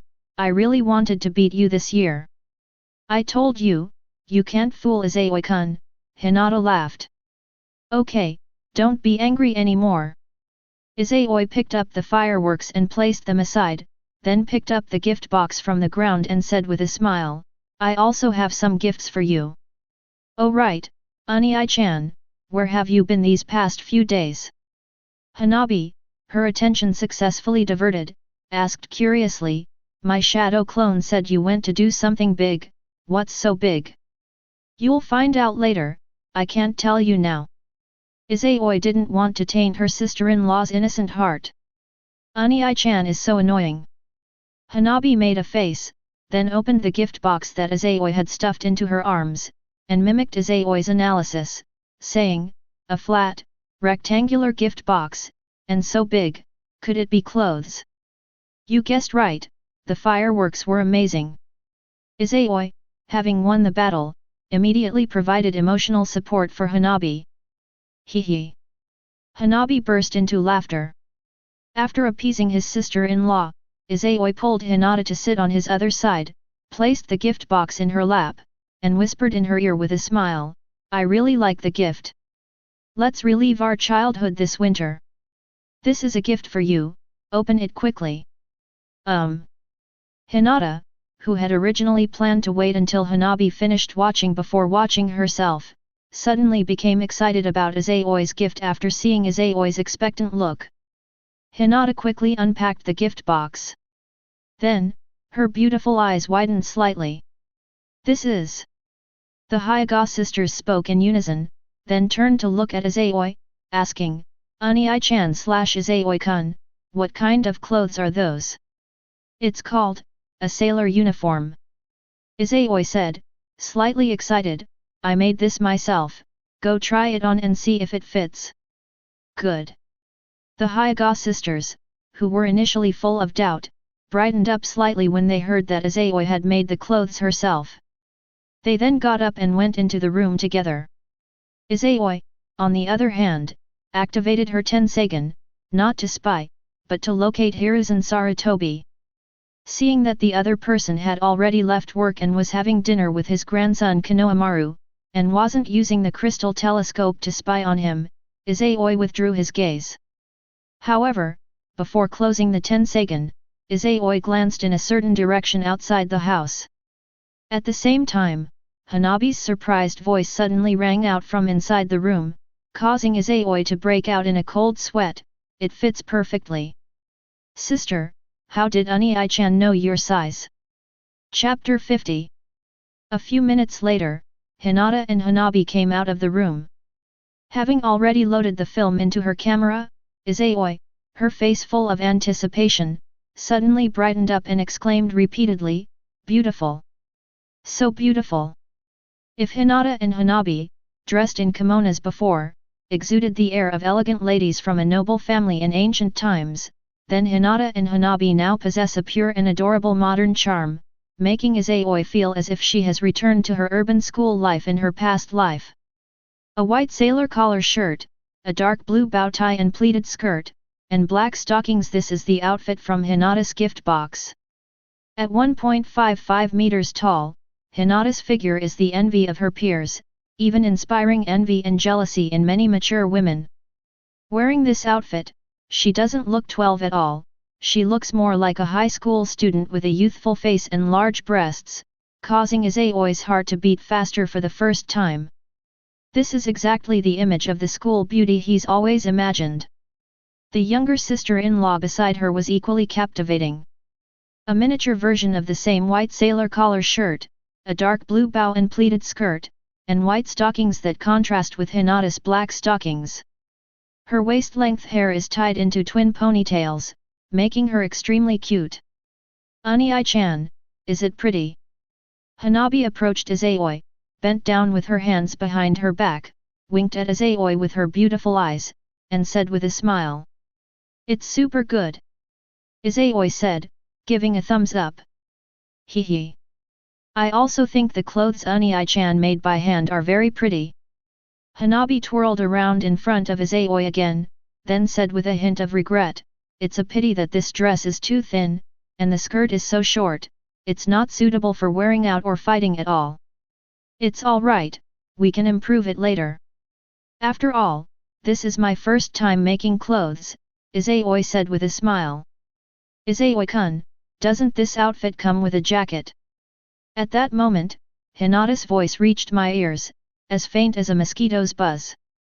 Hinata, standing beside the fireworks, had her hands protectively clasped in front of her, her cheeks flushed, her gaze darting away, and her voice trembling. This is how Hinata looks when she's shy. Seeing this, Izayoi asked in confusion, "Hinata, doesn't this outfit fit?" "There's no reason for that, this size should be just right." Could it be that Hinata has grown up again? No. No, these clothes are just right, it's too obvious, Hinata said weakly, then lowered her hands. In an instant, the white sailor collar shirt, with its tight fit no less impressive than the black fishnet shirt, perfectly showcased Hinata's assets. "Ahem. We do have coats, but we don't have enough materials or time, so we haven't made them yet," Izayoi said with a light cough. Hinata blushed and lowered her head. "Let's not talk about that now, let's take a group photo." Izayoi quickly changed the subject, then picked up her camera, looking excited. Soon, a screenshot was taken of the three of them standing in a row, Hinata and Hanabi on either side, one arm linked with Izayoi's, the other making a peace sign, their smiles radiant. Immediately, Izayoi snatched the camera back from the shadow clone, punched it away, and began directing Hinata and Hanabi to pose for photos. There's a photo of Hinata and Hanabi together, with little hands forming a heart. There's a scene where Hinata and Hanabi are back to back, posing as if they're shooting a pistol at Izayoi. After a few photos, at Hinata and Hanabi's request, Izayoi changed into a snowman outfit and a new white robe, and began taking photos with the Hinata sisters. The person taking the photos was not Izayoi's shadow clone, but Hinata and her shadow clone who had been secretly learning photography techniques all this time. After a while, the three moved to the dining room and cut the cake at the table. Various scenes were captured by the camera once again. The image shows three people clinking glasses with juice, their eyes crinkling into crescent moons with laughter.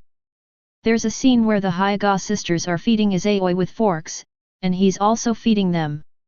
There's a scene where Izayoi's face is smeared with cream by Hanabi's little hands, and Hanabi has a mischievous smile on her face, while Izayoi closes one eye with a doting smile. There's a scene where Hinata is wiping cream off Izayoi with a handkerchief. At first, the atmosphere was very warm and cozy, leaving behind many beautiful memories. But gradually, there's a scene where Hanabi is covered in cream and turned into a little kitten, pretending to be fierce as she bites Izayoi's hand, while Hinata gently flicks her forehead with her fist.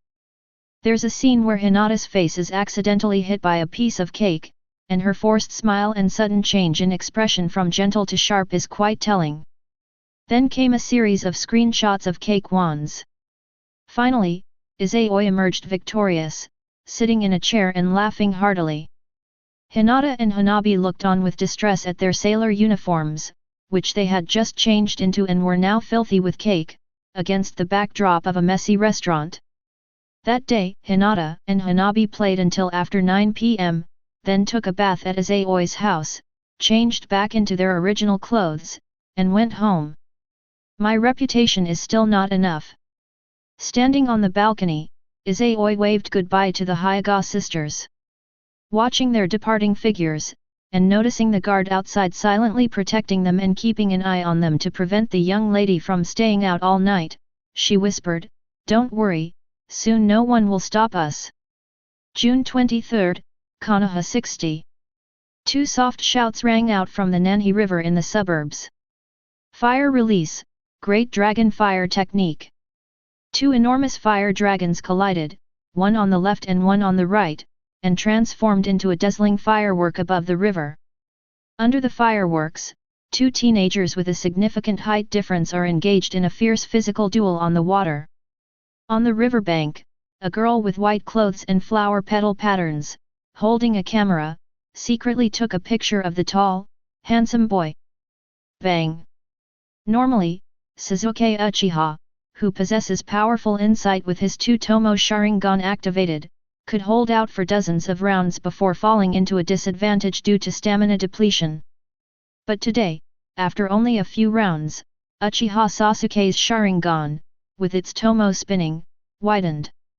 His handsome face was deformed by Izayoi's punch, and he was sent flying backward. The punch wasn't particularly powerful, and Sasuke Uchiha, whose resilience had been enhanced, wasn't instantly killed. Normally, he would have gotten up and continued the attack long ago. This time, however, Sasuke Uchiha sat on the water's surface, staring wide-eyed at Izayoi, and asked, "That was lightning release?" Just now, Izayoi's speed suddenly surged, reaching a level that the Sharingan could see but the body couldn't react to, leaving Uchiha Sasuke completely powerless to resist that straight punch. To be precise, it's lightning release, nature transformation, Izayoi lied without batting an eye. "I'm perfecting a ninjutsu I developed myself. I had Hinata find me a scroll on how to train lightning release, nature transformation, and I unexpectedly discovered that the chakra from lightning release, nature transformation can stimulate cells, causing a surge in my body's speed." In fact, this was Izayoi's shadow clone, who transformed Reiga Kurosuke into a human puppet, observed Reiga Kurosuke using his Tenseigan to learn how to use the Raito sword, and then easily figured out the technique based on a diagram of the human body. After awakening the Tenseigan, Izayoi has mastered at least 6 nature transformations. His profound secrets are being perfected. Compared to ultimate techniques, stimulating cells with lightning chakra is just a very simple skill. Sasuke Uchiha, of course, knew nothing of this, and his focus wasn't on the lightning release nature transformation. Instead, he exclaimed in astonishment, "You even developed your own ninjutsu. Want to learn? You developed this ninjutsu? Dream on." "I was talking about techniques that use lightning release chakra to stimulate cells." Izayoi rolled her eyes. "If I hadn't seen that you've already learned to climb trees and walk on water, and you even have lightning release, I wouldn't have taught you such dangerous techniques. I want to learn, teach me." Uchiha Sasuke stood up and nodded, practically reaching out like a chimpanzee, completely oblivious to the concept of politeness. He had no fateful entanglement with Izayoi, but over the years he had been thoroughly impressed by Izayoi's strength. "Whether it's a 1-tomo or 2-tomo gem, I can't beat the opponent. Both have amazing chakra, but Naruto Uzumaki, the loser, is not even in the same league as Izayoi." In Sasuke Uchiha's heart, Izayoi was also the first friend he truly acknowledged.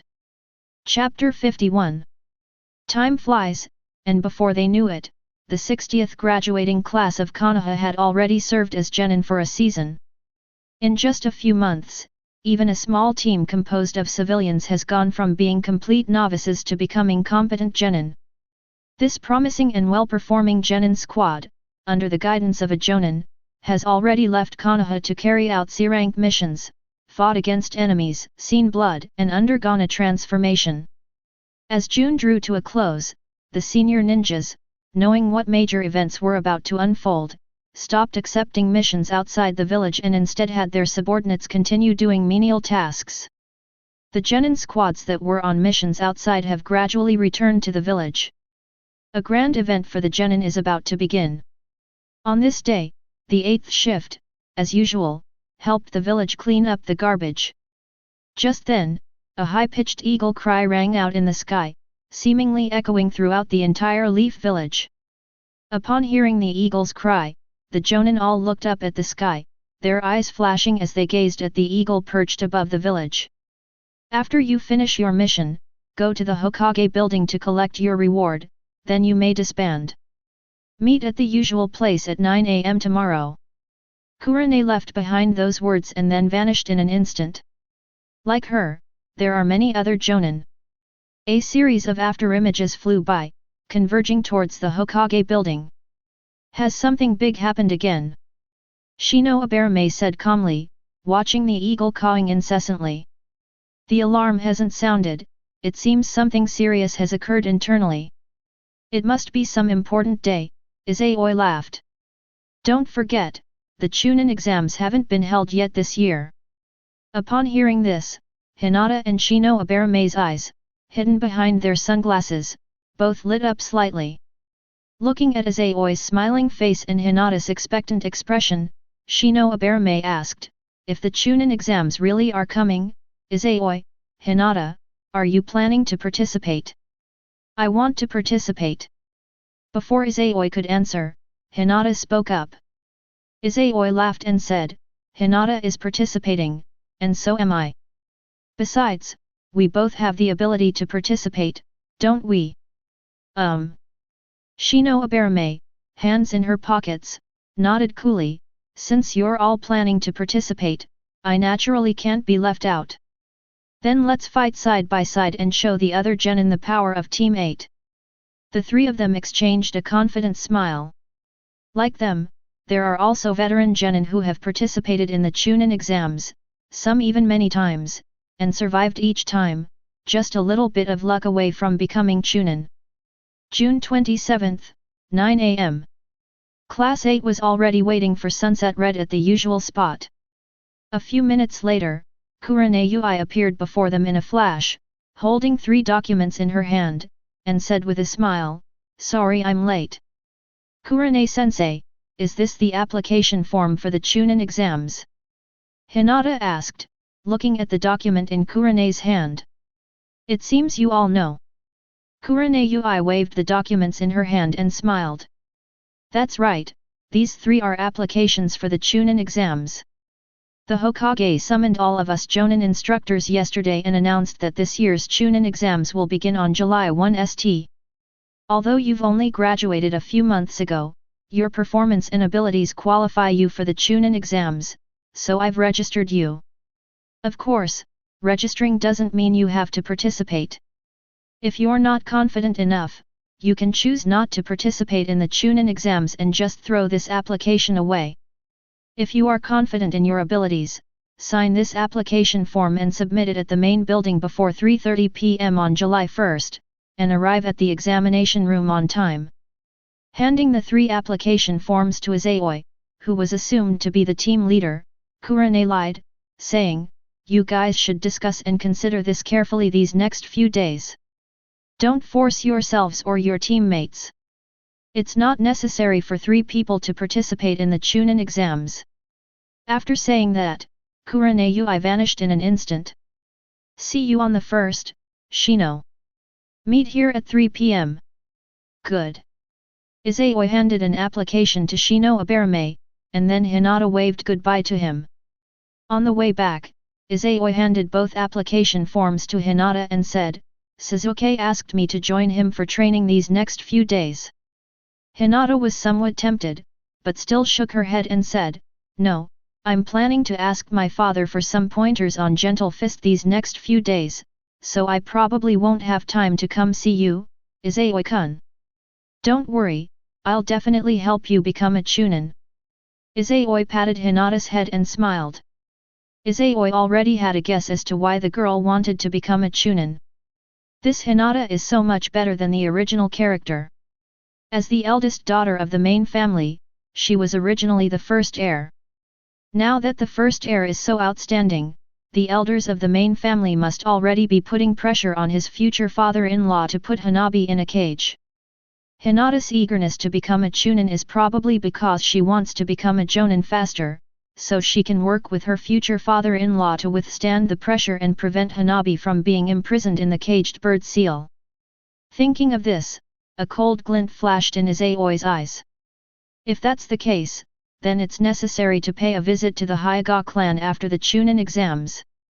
Little did they know, Hinata's eagerness to advance was solely for the purpose of being with him legitimately. Izayoi, are you planning to participate in the Chunin exams? Of course, don't tell me you're scared. Humph, who's afraid? I'll definitely be one of those promoted to Chunin this time. Not necessarily. If you run into me along the way, you'll have to go home early. Cut. Nighttime, the Uchiha clan head's residence. In the courtyard, Izayoi and Sasuke Uchiha, having finished their training, were having a barbecue and chatting. Sparks danced before his eyes, their vibrant colors reflected on Uchiha Sasuke's face.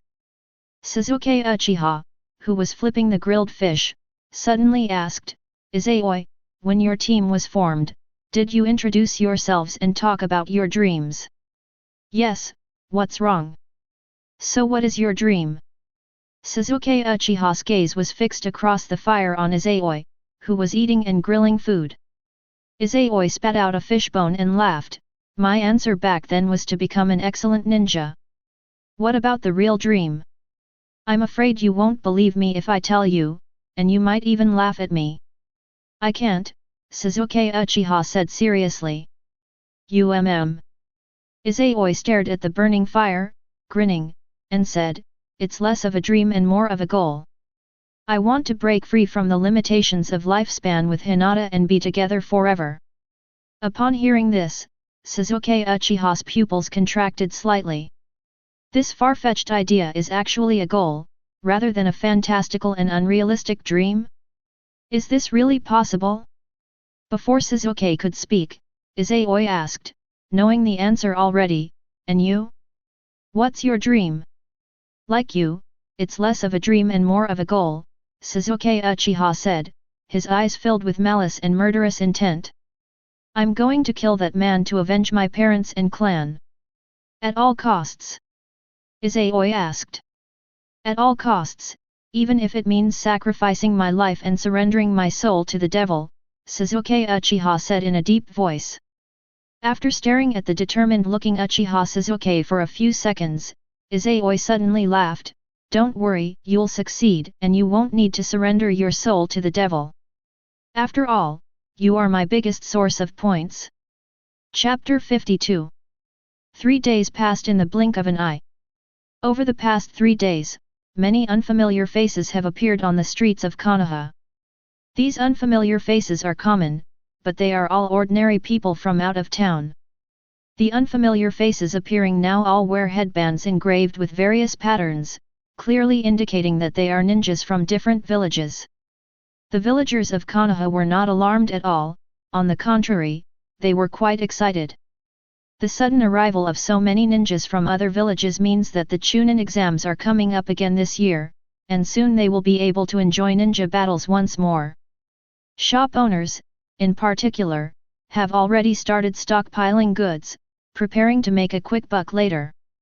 This is the Chunin exams, one of the most important events in any major ninja village. July 1st, 3 p.m. Team 8 gathered at the usual spot on time, carrying their application forms, and headed to the Ninja Academy.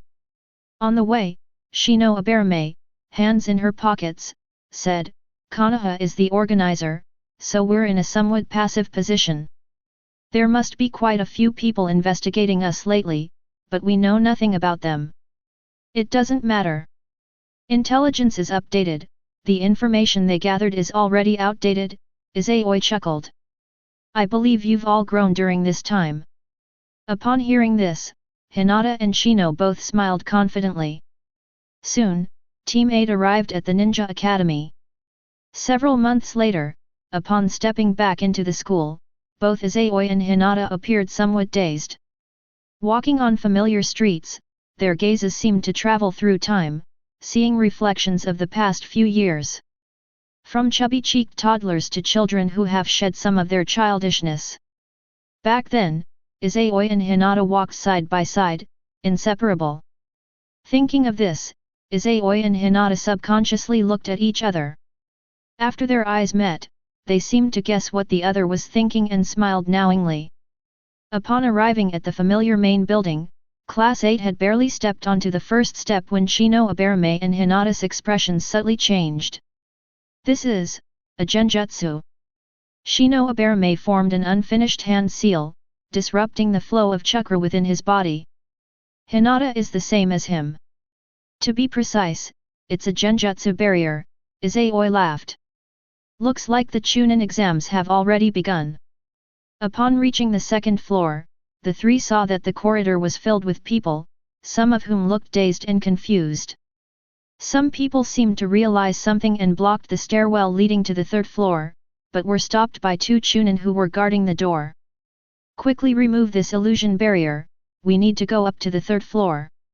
Before Class 8 even reached the stairwell, they heard a familiar voice. It's Sasuke-kun. Hinata spoke the name of the person who spoke, but her gaze shifted to a bystander in the crowd. She said softly, and Neji-san, he's here for the Chunin exams too. As if hearing Hinata's voice, Hyaga Neji, who was watching Team 7's performance, turned his head to look. Upon seeing Hinata, he immediately stepped forward, bowed expressionlessly, and said, Lady Hinata.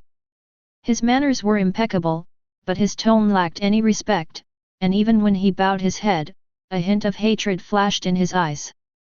Good luck on your exam, Neji-san, Hinata said softly.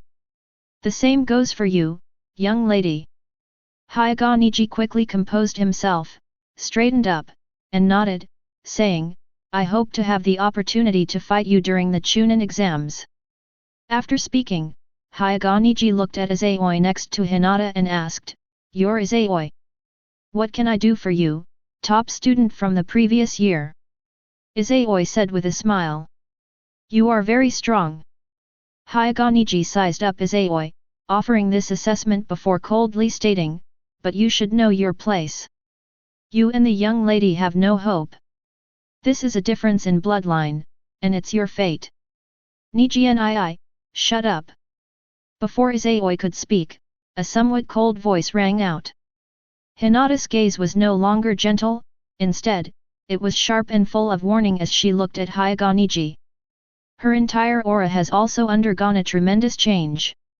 Excuse me, young lady. Hyaga Neji bowed in apology, then turned and left. Watching her cousin leave, Hinata regained her ladylike demeanor and said softly to Izayoi, Izayoi-kun, Neji didn't mean it. Please don't blame him. With a hand on Hinata's head, Izayoi patted her head and praised, Hinata, you looked so cool just now. It's such a shame I couldn't get the camera out in time. Indeed, the aura just now was incredibly oppressive. Shino Aberame nodded in agreement. The top three in the grade, as expected, none of them were easy. This Chunin exam might just be the time to see the full power of Izayoi, Hinata, and Sasuke Uchiha. Not at all, you flatter me. Hinata blushed and lowered her head, her index fingers pointing rapidly, creating a stark contrast between her previous and current demeanor. If you didn't know better, you'd think she was the one with a split personality, not Sakura Haruno. Yo! Izayoi, Hinata, and whoever else, you've arrived. Just then, Naruto Uzumaki's voice reached his ears. Then, the 7th class, whose interlude had ended, was seen walking towards the 8th class. Aberame Shino. Seeing that Naruto Uzumaki hadn't called out his name, Shino Aberame couldn't help but emphasize her own presence. Oh, Shino, hello. However, as before, Shino Aberame's insistence remained unsuccessful. Naruto simply greeted him, then his gaze fixed on Izayoi, grinning as he said, Izayoi, you guys really did come to participate in the Chunin exams. This time, I won't lose to you. Oh. Izayoi also became interested and said, judging from your confident look, did you learn ninjutsu from Jonin Kakashi? If that's the case, then the butterfly effect is truly enormous. The original work avoided an imbalance in the protagonist's strength, but this resulted in Kakashi Hatake being unfairly maligned. The copy ninja, who has mastered thousands of ninjutsu, is unwilling to teach even the lowest-ranking sea-level wind release technique to his teacher's son. This is even after Naruto Uzumaki has already learned to climb trees. But there's nothing that can be done about it. Naruto Uzumaki has already mastered the multiple shadow clone technique. With that enormous amount of chakra, even if he only learned one C-rank wind release technique, his strength would still be among the strongest of the genin. The protagonist's inspirational story could no longer continue. Hundreds and thousands of shadow clones simultaneously unleashing wind release, great breakthrough. The power would be far more outrageous than Madara Uchiha's great fire annihilation. Hehe, you and Sasuke just wait and see. Naruto rubbed his nose, beaming with pride. I'll definitely surprise you both. The riddle maker, get out of the leaf. Izayoi retorted, which drew strange looks from Hinata, Shino Abarame, and Sasuke Uchiha. Their eyes seemed to say, how dare you criticize others. Chapter 53. After chatting for a few minutes in the corridor, Class 8 and Class 7 went up to the third floor together, submitted their applications, received their seat numbers, and prepared to go downstairs to the teaching building. In the stairwell, Sasuke Uchiha asked Izayoi, Izayoi, have you noticed those guys these past few days? Izayoi nodded. He knew that Sasuke Uchiha was referring to the ninjas from other villages who were secretly investigating them. As the top student of this year's cohort and an orphan of the Uchiha clan, Izayoi and Sasuke Uchiha are the focus of attention. In the past few days, quite a few people have indeed been loitering outside Izayoi's house. They didn't go too far, so Izayoi didn't care. Have you ever encountered a guy carrying a gourd? Sasuke Uchiha continued to ask. No, he's very strong. Ah, a formidable enemy. As if recalling something, Sasuke Uchiha's lips curled up slightly. This year's Chunin exams are truly teeming with monsters. I can't wait to face them. Then you might get your wish soon. Izayoi said with a smile, as if she had discovered something. Just as I entered the lobby at the back entrance of the main building, a voice came from behind. Please wait a moment. Upon hearing this voice, Sakura Haruno from Class 7 froze instantly. It's you again, you thick-browed devil. What do you want? Naruto shouted, pointing at Rock Lee on the second-floor balcony. Rock Lee leaped down from above, landing steadily. He then assumed a martial arts stance and looked at Izayoi earnestly, saying, My name is Rock Lee. I want to challenge the number 1 rookie this year. Come and fight me, Izayoi. Challenge Izayoi. Class 7 was slightly taken aback. He seems to be Neji's teammate. Hinata frowned slightly, her eyes sharpening again, as if she had misunderstood something. The insects told me he had a faint smell of blood on him, Shino Abarame said calmly. His strength is not simple. Izayoi was also somewhat surprised, not expecting that Rock Lee would choose to challenge him instead of Sasuke Uchiha. Thinking of the 8 gates, a divine technique on par with the Flying Thunder God technique and the Impure World Reincarnation technique, Izayoi became somewhat interested. However, after glancing in a certain direction, that interest immediately vanished. If it were an unrestricted, all-out battle, Izayoi would also like to experience the power of the 8 gates. But now, Izayoi said to Uchiha Sasuke, Sasuke, you go. Sasuke Uchiha paused for a moment, then recalled the image of Rock Lee blocking his and the gatekeeper Chunin's kick. His fighting spirit ignited, and he nodded, saying, All right, I'll take him on. Upon seeing Uchiha Sasuke emerge, Rock Lee frowned and looked at Izayoi, asking, What do you mean by this? Before Izayoi could speak, Sasuke Uchiha made a defeated gesture, pointing a thumbs up to himself, and said, You can only challenge Izayoi if you beat me. If you can't even beat me, there's no need to humiliate yourself. Rock Lee suddenly realized and said, I see, so you're Izayoi's underling. Who's his lackey? Sasuke Uchiha roared, then his eyes transformed into Crimson Two-Tomo Sharingan. He said coldly, Enough talk, let's begin. Those eyes. Staring into Sasuke's eyes, Rock Lee paused for a moment, then said with a fierce fighting spirit, So you're a descendant of the Uchiha clan. Very well, then let me experience the Sharingan of this genius clan. After finishing speaking, Rock Lee introduced himself with a serious expression. My name is Rock Lee, nice to meet you. Enough talk, let's get this over with. Sasuke Uchiha charged straight at Rock Lee. Meanwhile, Class 7 and Class 8 leaned against the pillars in the hall, watching the battle. As the figure magnified in his vision, Lee Locke tensed up. The moment Sasuke Uchiha threw his punch, Rock Lee vanished into thin air. Body flicker technique? No, it's different from body flicker technique. Uchiha Sasuke, whose punch missed its mark, was slightly taken aback. Immediately, he released his senses. The next second, as if sensing something, Uchiha Sasuke turned his head to the side and raised his right hand, successfully blocking the kicking leg with his forearm. Then Sasuke Uchiha's expression twisted, his eyes filled with horror. Such immense power, could this guy be? In those 2 seconds of distraction, Rock Lee had already retracted his leg, and with incredible flexibility he somersaulted and landed in front of Sasuke Uchiha. With his hands on the ground like a street dancer, he executed a Thomas Flare and kicked Sasuke in the face from below. Uchiha Sasuke tried to block with both hands, but was still sent flying into the air by the powerful kick. His hands were slightly numb after landing.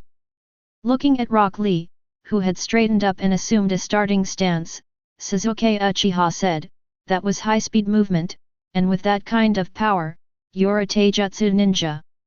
"That's right, I am a taijutsu ninja."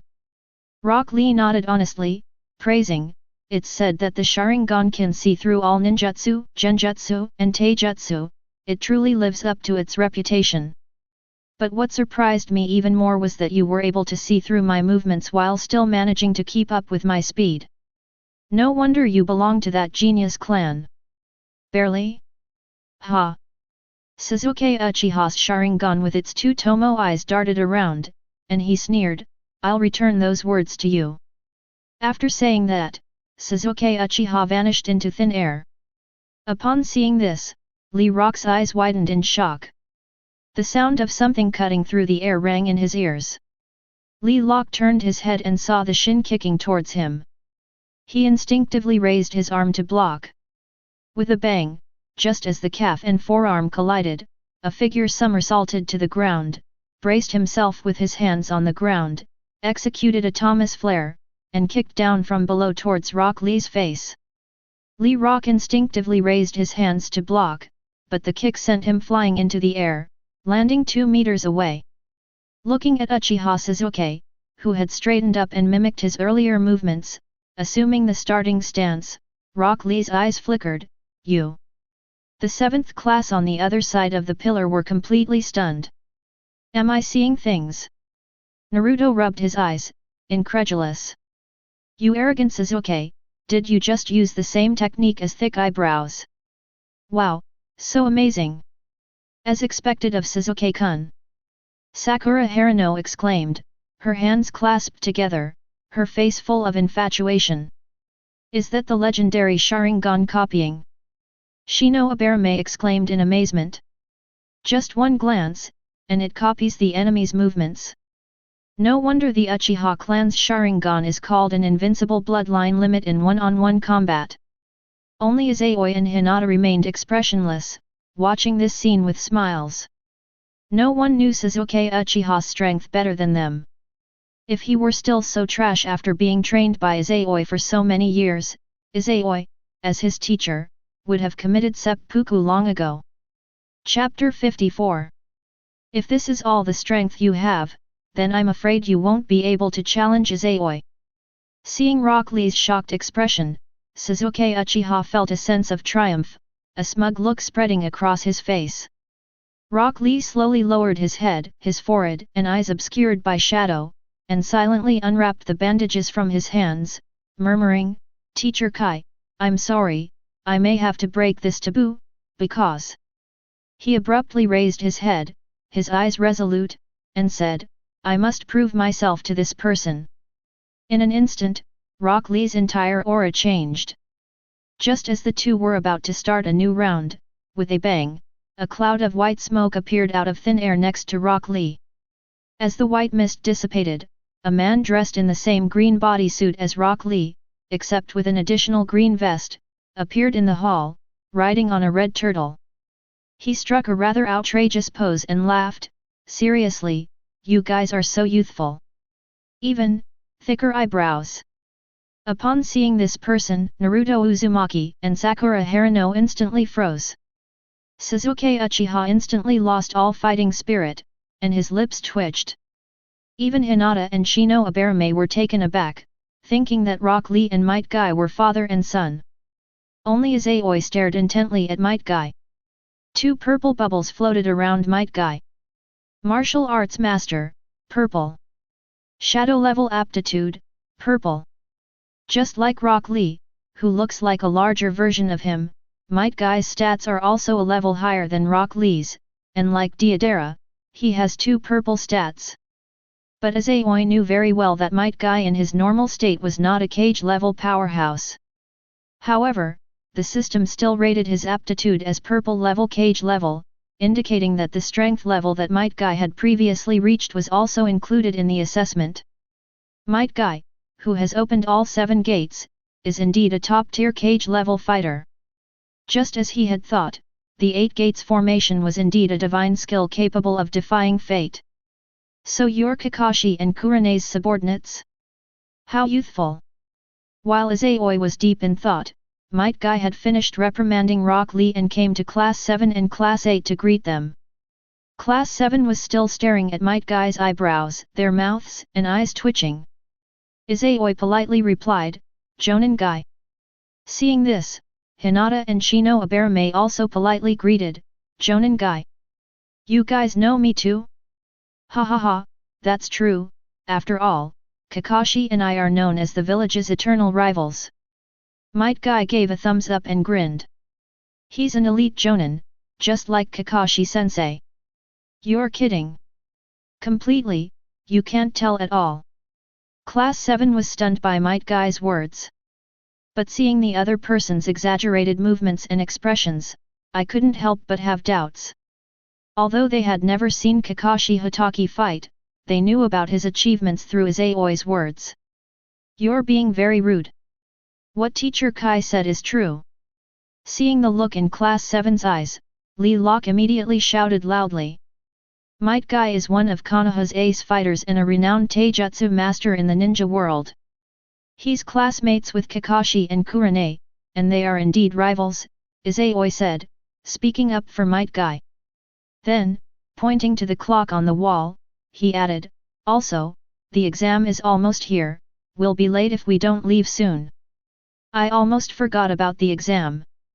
Might Guy, who had originally wanted to show off his skills to prove himself, couldn't help but pat Rock Lee's head and chuckle, "Lee, you should have been punished for breaking the taboo. However, the situation is special now, so we'll postpone the punishment until after the Chunin exams." "Yes, Mr. Kai." Rock Lee immediately stood at attention and shouted. Class 7 had become numb to the bizarre master-disciple pair. "Then, we'll take our leave first." Izayoi politely bid farewell to Class 8 and walked out of the main building. Class 7 followed closely behind. On the way to the teaching building, Naruto Uzumaki leaned close to Sasuke Uchiha, grinning mischievously, and asked, "Sasuke, when did you become Izayoi's underling? You bottom-of-the-barrel guy, do you want to die?" Sasuke Uchiha, who had originally intended to boast to Izayoi about how well he used his lightning release chakra to stimulate his cells, suddenly had a red swastika appear on his forehead, and stared at Naruto Uzumaki with murderous intent. Naruto Uzumaki showed no fear whatsoever. Instead, he pointed ahead and said, "Sasuke, you go." Sasuke Uchiha instantly turned red-hot, clenched his fists, and lunged forward to beat Naruto Uzumaki. Naruto Uzumaki retaliated just as fiercely. Then these two arch-rivals put on a bizarre scene, slowly advancing while simultaneously fighting each other. "Stop fighting! Please stop fighting!" Sakura Haruno stood by, trying to mediate the fight, her expression worried. The second personality within him was loudly cheering on Uchiha Sasuke. Let's quicken our pace. Noticing the strange looks from the other examinees, Shino Aberame, who had an extremely low profile, unusually made a suggestion. Izayoi and Hinata agreed in unison and silently quickened their pace. It's so embarrassing to walk with 3 idiots. Soon after, Class 7 and Class 8 arrived outside the examination room of the teaching building. 3 figures sat on a bench in the corridor outside the door. Red Teacher, Kakashi, Jonin.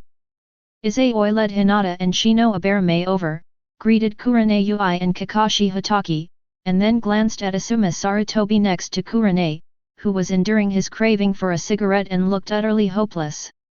I'm very pleased to see you all here.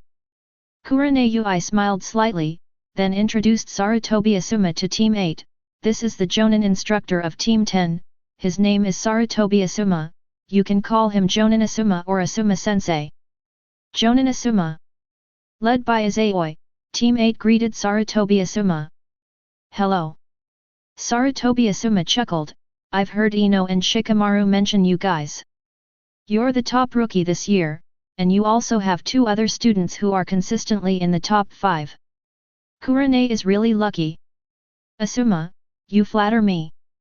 Izayoi smiled modestly. Meanwhile, Kakashi Hatake has confessed to Team 7 why they, the Jonin instructors, are here.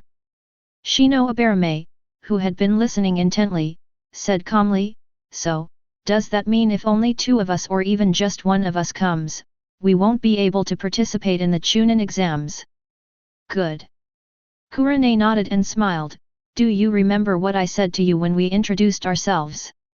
Until any of you are promoted to Chunin, for a long time to come, I will be leading you on missions. Only when one of you becomes a Chunin, and gains the approval of your instructors, Jonin, and the village, can you serve as a leader and lead your teammates on missions. If you don't have the approval of your teammates and the courage to lead them to complete the mission, then you're not qualified to be a team leader. The Chunin exams began the moment you received your application forms. Upon hearing this, Shino Aberame and Hinata seemed to understand slightly. Seeing that Izayoi remained unfazed, Kurenai stood up and personally opened the door for Class 8, smiling as she said, go in. Good luck on your exams, and I look forward to hearing your good news. We won't let you down, Teacher Hong. Izayoi smiled slightly and led Hinata and Shino, who were full of confidence, inside. Class 7, having regained their senses, followed closely behind. Chapter 55. The outdoor and indoor atmospheres are completely different. Although there were very few people outside, Class 7 and Class 8 felt very warm and cozy, like a heated corridor in winter. The room was clearly crowded and noisy. But as Naruto and Sakura entered the examination room, they felt a chill run down their spines. As if noticing them, the examination room suddenly became much quieter, and countless gazes were cast upon them like needles. Naruto Uzumaki and Sakura Haruno, who had not encountered Zabuza Momokai and Haku in the Land of Waves arc, and whose demon brothers had both been defeated by Sasuke Uchiha, tensed up, and their eyes involuntarily revealed a hint of fear. Last place finisher, are you trembling? At that moment, Sasuke Uchiha's voice reached his ears. Seeing Sasuke Uchiha's mocking expression, Naruto Uzumaki, for some reason, felt his fear vanish instantly and shouted, I'm not afraid of them at all. I'm just trembling with excitement. Izayoi ignored Team 7 and instead said to Hinata and Shino Aberame, go find your seats first. Hinata and Shino Aberame nodded, then looked for their seat numbers and walked over. Izayoi and Hinata's seats were in the third row from the middle, meaning they were sitting at the same table. Yes, Izayoi's seat is the same one Naruto Uzumaki's seat from the original manga. Naruto's assigned seat was still next to Hinata's, and then Izayoi switched seats with him. Naruto Uzumaki naturally wouldn't refuse such a small request. Interestingly, Izayoi's assigned seat number was the same as Sasuke Uchiha's. Now that they've switched seats, Sasuke Uchiha and Naruto Uzumaki are sitting next to each other. It's unclear whether Sasuke will help Naruto cheat, and whether the morale-boosting scenes from the original story will still appear. But the butterfly effect has already occurred. The 9 main characters did not gather on the stage, Kabuto Yakushi did not appear to gain favor, and there was no little farce directed or acted by Kabuto Yakushi and the Sound Ninja. Before the exam started, Izayoi and Hinata whispered to each other, just like they used to do at school. Of course, considering that everyone around them was a stranger, the two of them only talked about normal topics. Hanabi has already started learning the 8 trigrams 32 palms? That's amazing. Izayoi asked, somewhat surprised. Yes. Hinata nodded, a proud smile spreading across her face. Father and the clan elders also said that Hanabi's gentle fist talent is even higher than mine. When I was her age, I was still practicing pressure point techniques, and my chakra wasn't as strong as hers. To this, Izayoi smiled but remained silent. Hanabi's talent is certainly high, but compared to Hinata, there is still a significant gap. If Izayoi had obtained the Uzumaki bloodline, purple, and awakened his healing abilities when Hinata was 5 years old, allowing Hinata to absorb chakra for 2 years, she would have been even more amazing than Hanabi when she was 7. His chakra reserves are enormous, which is a hidden talent. However, Hanabi's growth still surprised Izayoi. It seems that the combination of the Otsutsuki bloodline, red, and physical healing has turned me into a powerful tonic. She started learning the 8 trigrams 32 palms at the age of 7. If Hanabi continues to absorb these techniques until Boruto, to what extent will her fate be defied? Has it evolved into the Tensagen? I think it's unlikely. Because Izayoi gradually realized something very important. Hinata absorbed his chakra, and her Byakugan had already surpassed the limits of the Hyuga clan, it shouldn't be long before it levels up. This level of improvement, if applied to a blue level entry, would have already upgraded it to a purple level entry. However, Hinata's Otsutsuki lineage remains only a blue-labeled attribute. This means that Izayoi's chakra cannot upgrade Hinata's Otsutsuki bloodline. The Tensagen, on the other hand, is primarily derived from the Otsutsuki bloodline, red. Even if the Byakugan's purity is only at the gold level, it can still evolve into the Tensagen. If Hinata and Hanabi only focus on improving their Byakugan, then the chances of them awakening the Tensagen in the future are very small. But what would happen if their Byakugan, their bloodline limit, were upgraded to a red attribute? Like Kaguya Otsutsuki, can she unleash pressure and genjutsu? Or, like the pure-blooded Otsutsuki clan, can they awaken special abilities? Izayoi didn't know, but he was very much looking forward to the two girls' future. While Izayoi and Hinata were chatting, the examinees began to arrive one after another. Bang bang bang! After an unknown amount of time, the overlapping sounds of several balloons popping interrupted Izayoi and Hinata's whispered conversation. Several wisps of white smoke appeared out of thin air over the podium. After the smoke cleared, Ibiki Marino, the chief examiner for the first exam, made a dazzling entrance accompanied by several proctors. Quiet! With just a soft shout, Ibiki Marino made the entire examination room so quiet you could hear a pin drop. The genin who had previously looked fierce and were specifically there to intimidate the newly arrived examinees were now holding their breath, not daring to utter a sound. There's no way around it, Marino Ibiki's appearance and his eyes are just too terrifying. His face was covered in scars, and his eyes were like those of a prison warden, as if the person in front of him was not an examinee but a prisoner, someone who might be subjected to severe torture at any moment. With his imposing presence, Ibiki Marino doesn't need to use anyone to establish his authority. After briefly explaining the exam rules and that the 10th question would be revealed at the very end, he announced the official start of the first exam. Sasuke, help me! Upon encountering the first exam, a nightmare he had endured for 6 years at the Ninja Academy, Naruto Uzumaki turned completely white. He who had never been convinced by Sasuke Uchiha, also sent out a distress signal for the first time. Upon hearing this, Uchiha Sasuke couldn't help but smirk smugly. However, when the exam papers were handed out, his expression froze. What is that? Are these the kinds of questions taught at the Ninja Academy over 6 years? Could it be that his status as a top student in academic subjects was actually a lie? Almost instinctively, Sasuke Uchiha looked up at Izayoi and Hinata. The two of them had already begun writing.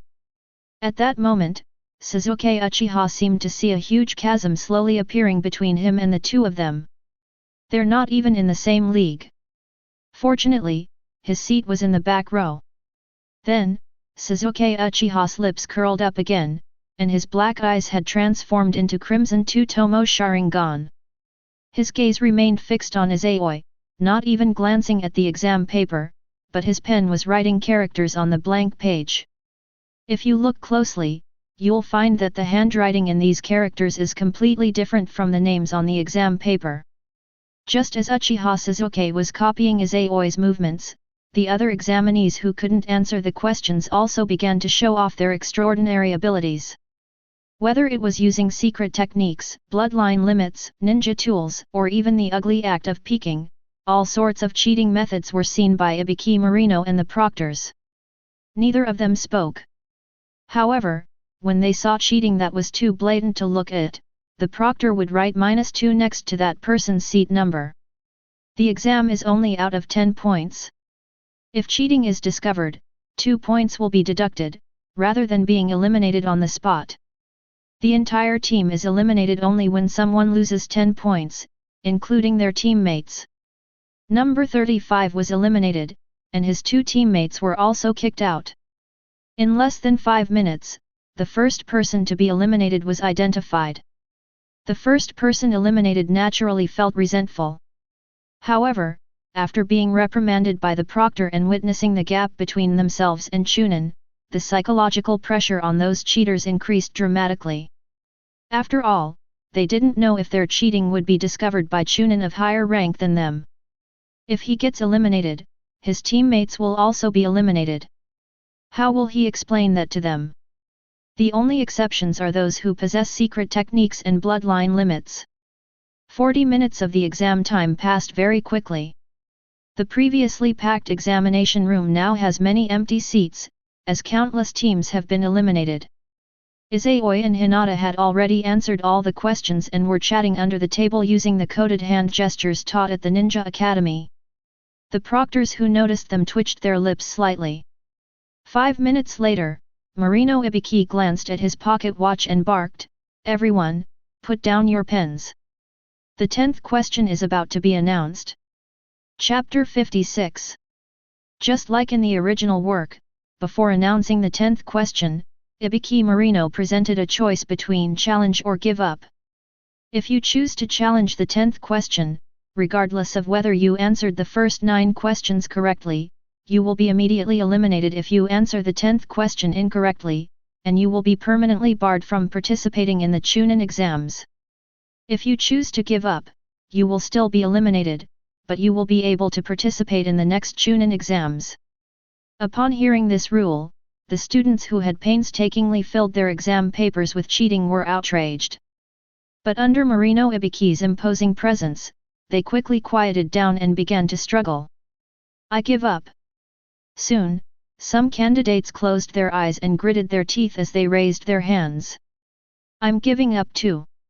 I can always try again next time. I'm not gambling with my future."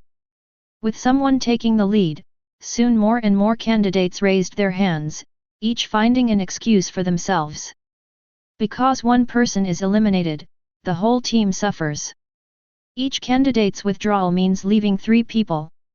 In no time, the examination room, which already had a lot of empty seats, was reduced by a third. Izayoi, propping his chin up with one hand and holding Hinata's small hand under the table with the other, was very curious about Naruto's expression and wondered what he was feeling. If Izayoi turned her head, or activated her Tensegan, she would find Naruto Uzumaki standing with his arms crossed, looking relaxed and confident. If you look closely, you'll see that his exam paper is already filled with answers. Unlike the blank exam paper in the original work, Naruto, who became Sasuke's desk mate, didn't have to do anything at all.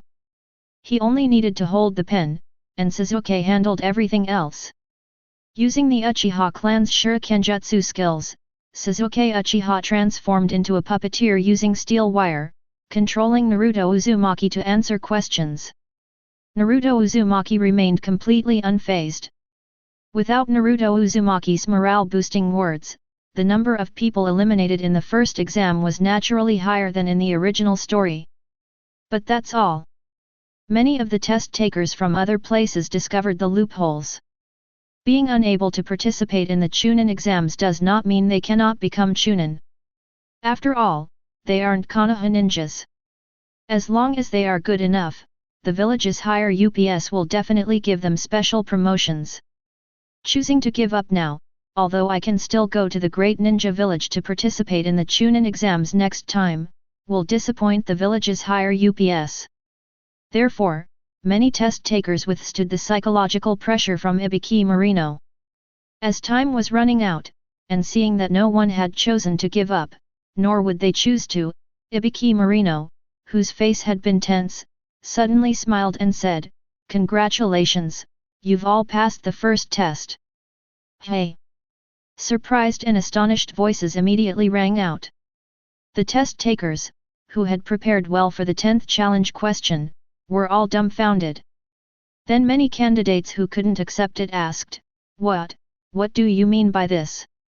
In response, Ibiki Marino began to recount the trials of the first exam. The first 9 questions tested the ninja's knowledge and intelligence gathering abilities, while the 10th question targeted the team's cohesion. Even so, many test takers were still momentarily dazed. Bang! Before they could react, the sound of a broken window drew their attention. Then, Mitarashi Anko made a dazzling entrance in a way that Naruto Uzumaki found all too familiar, as if he were looking in a mirror. Many test takers were speechless upon seeing this. However, the conversation between Mitarashi Anko and Marino Ibiki that followed caused all the examinees to change their expressions slightly. "Ibiki, what's wrong with you? How come there are still so many people left? This year's genin are quite good. Tch. Whatever, I'll make sure they're reduced by at least half in the next exam anyway." In the end, Mitarashi Anko, like a hunter, swept her gaze across the entire room. Unlike her flamboyant entrance, her sinister smile, reminiscent of Orochimaru, and her aura as a jonin made many examinees shudder, no longer daring to underestimate this woman. Just like Ibiki Marino, those who can become examiners are indeed extraordinary individuals. Everyone must assemble outside the 44th training ground of Konoha by 3 p.m. tomorrow. Anyone who is late will be considered to have forfeited. After leaving those words, Mitarashi Anko left the examination room, marking the end of the first exam. "Hey, long time no see." Class 8 and Class 7 left the examination room together as usual. However, before they even entered the building, Izayoi and the others heard a familiar voice in the corridor. Turning around, I saw Nara Shikamaru walking over with his hands behind his head, accompanied by Akimichi Koji and Yamanaka Ino. "Sasuke, it's been a long time." Yamanaka Ino enthusiastically tried to pounce on Uchiha Sasuke, but the latter dodged her with a sidestep. "Inobora, what do you intend to do to Sasuke?" Sakura Harino said angrily. "Wide forehead, what's it to you? Want to fight?" Yamanaka Ino retorted defiantly. Then these former best friends, just like Sasuke Uchiha and Naruto Uzumaki's previous brawl, started bumping foreheads together, ready to fight at any moment. "Long time no see, Shikamaru, Koji." Izayoi and the others ignored the two girls and greeted Nara Shikamaru and Akimichi Koji. Izayoi teased, "I thought someone as averse to trouble as you wouldn't participate in the Chunin exams." "I really didn't want to participate, but Asuma-sensei and my father forced me to," Nara Shikamaru said, shrugging. "Besides, Ino also wants to participate in the Chunin exams, and I'm sure you all noticed something was off from her application. Izayoi nodded, and then the 9 main characters of the new version walked out of the teaching building together. On the way, Yamanaka Ino, who had finished arguing with Harano Sakura, had somehow found her next to Hinata, looking her up and down at her white kimono, and said with a smile, "Hinata, you look beautiful in this new outfit, it suits you perfectly." "Thank you." Hinata smiled gently. "That." Ino, a little embarrassed, tugged at Hinata's sleeve, glanced at the group of boys, then leaned close to Hinata's ear and whispered, "Hinata, how did you do that?" Sakura Harano's ears twitched slightly as she subtly moved closer to the 2 women. "What?" Hinata asked, somewhat confused. "This is it. How did you do that?" Ino first glanced at Hinata's astonishingly large breasts, which even the loose kimono couldn't conceal, then looked at her own while not exactly flat-chested, she wasn't exactly well endowed either, and asked again, "Hinata, what do you usually eat?" Hinata's face instantly flushed red. As if remembering something, she slowly lowered her head and whispered, I don't know either. I just eat more than others." "Is eating a lot enough?"